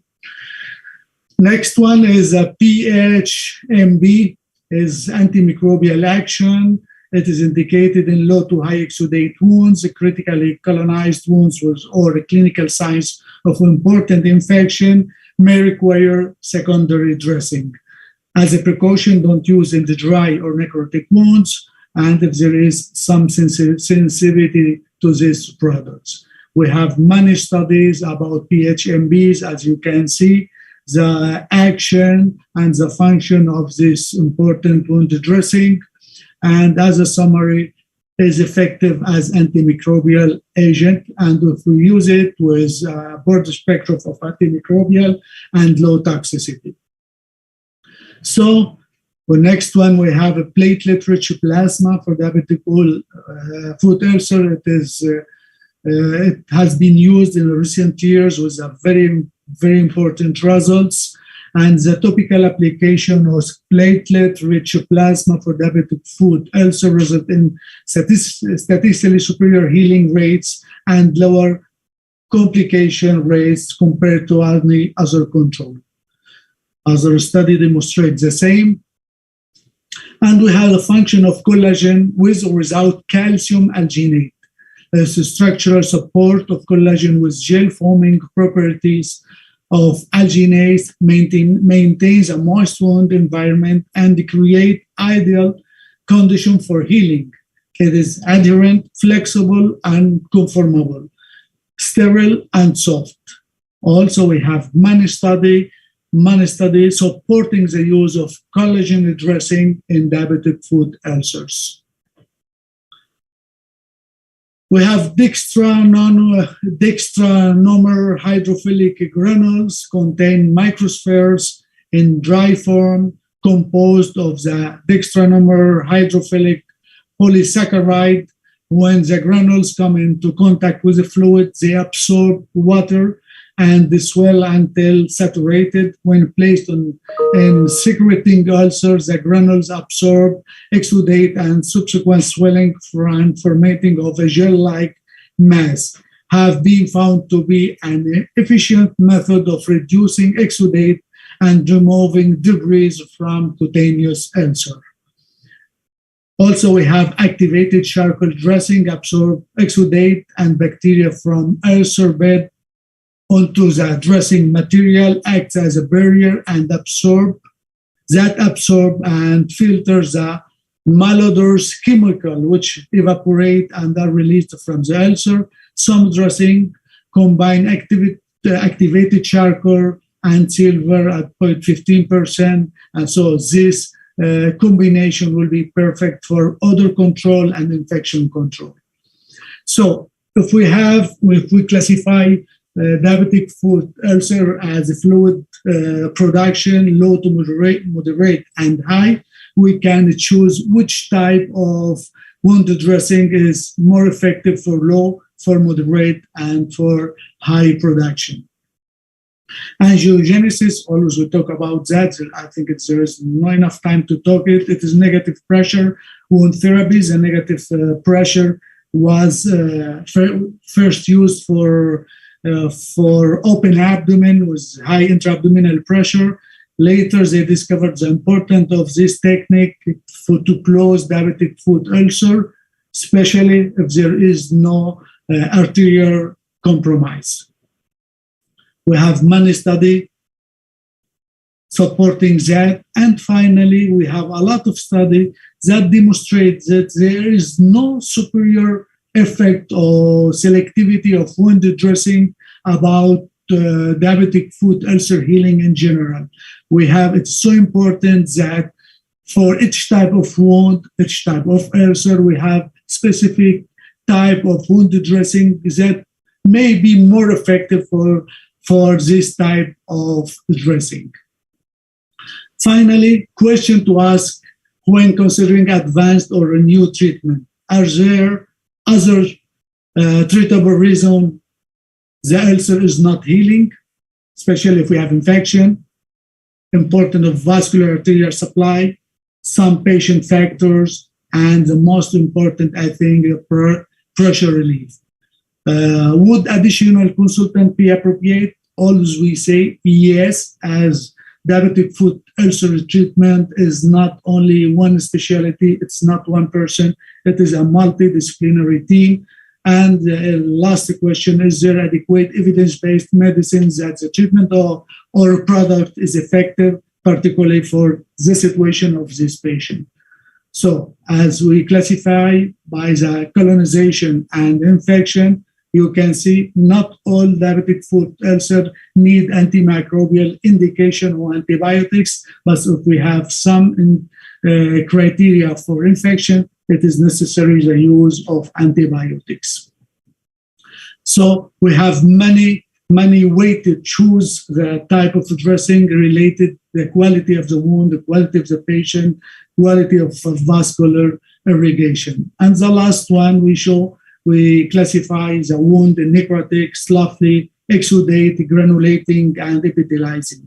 And in each type of this type of wound, we have a lot of options of wound dressing to be chosen. So, as a final message, diabetic foot ulcer treatment, it is not unique. It's not only one pattern. We have many ways. We should see the patient as a complete patient, not only as an ulcer. We should know exactly what is the cause of the ulcer, what are the components of this ulcer. So according to all these criteria, we can choose which type of dressing.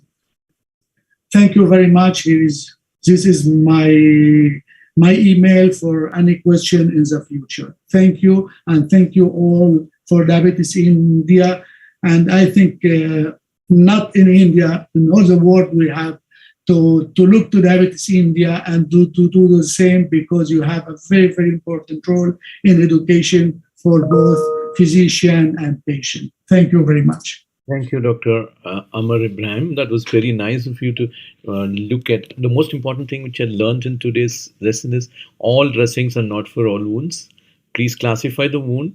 Depending on the nature of the wound, choose the type of dressing and choose dressings which have evidence-based which are affordable in a country like us. I understand these dressings are available. One of the most common complications, diabetes, food with an ulcer in the foot, and the man is not working for quite a long time till we know how difficult it is to heal them. And it was very insightful, your thoughts, and thanks for sharing all this data with us. Now, I just had a small question. Do you use honey in practice? Honey as a honey, no. But there is a new dressing that you have honey as a component. And in my practice, they have some good result, especially in some patients. But we cannot use it as in all the patients. I just wanted to know because I was impressed with some data which you showed about honey, which is available quite abundantly. And thank you very much. And Dr. Shaukat Sadikot, who I think is instrumental for founding this organization and be a good friend. So thank you, sir. Thank you for being with us. And thank you for agreeing to speak earlier because the other speaker during his time. Thank you very much. It's a pleasure to listen to you. Thank you.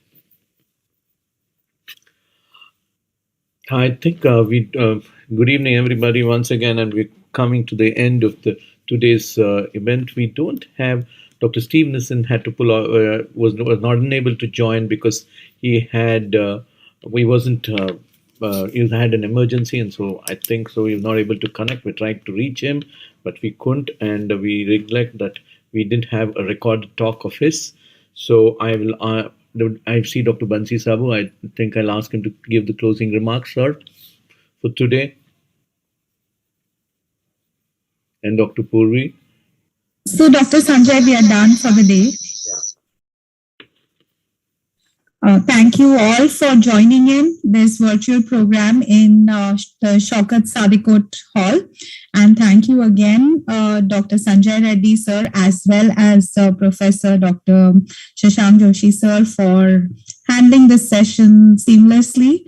And with that, we come to the end of day one, and we welcome you all once again to join us tomorrow for the Real Hybrid Conference that's going to be relayed live from Goa in India. So I think we have Dr. Banshi with us. Maybe he can.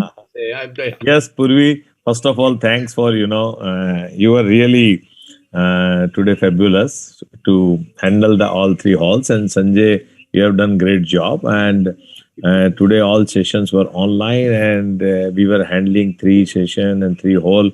Many of our coordinator and moderator were traveling to reach Goa, and we all were here at Goa, and we were handling all the halls. But once again, thanks to all international and national faculty for joining us live, and many of them could not join, so they have sent their video, but they were live for question answer. Thanks to all our delegates from all across the country and some of the from Middle East and North Africa to join us live and listen. And now we are just closing this whole A, but we will be waiting for all of you again from tomorrow, where real hybrid meeting is be there, and we all will be joining from Grand Hyatt Convention Center.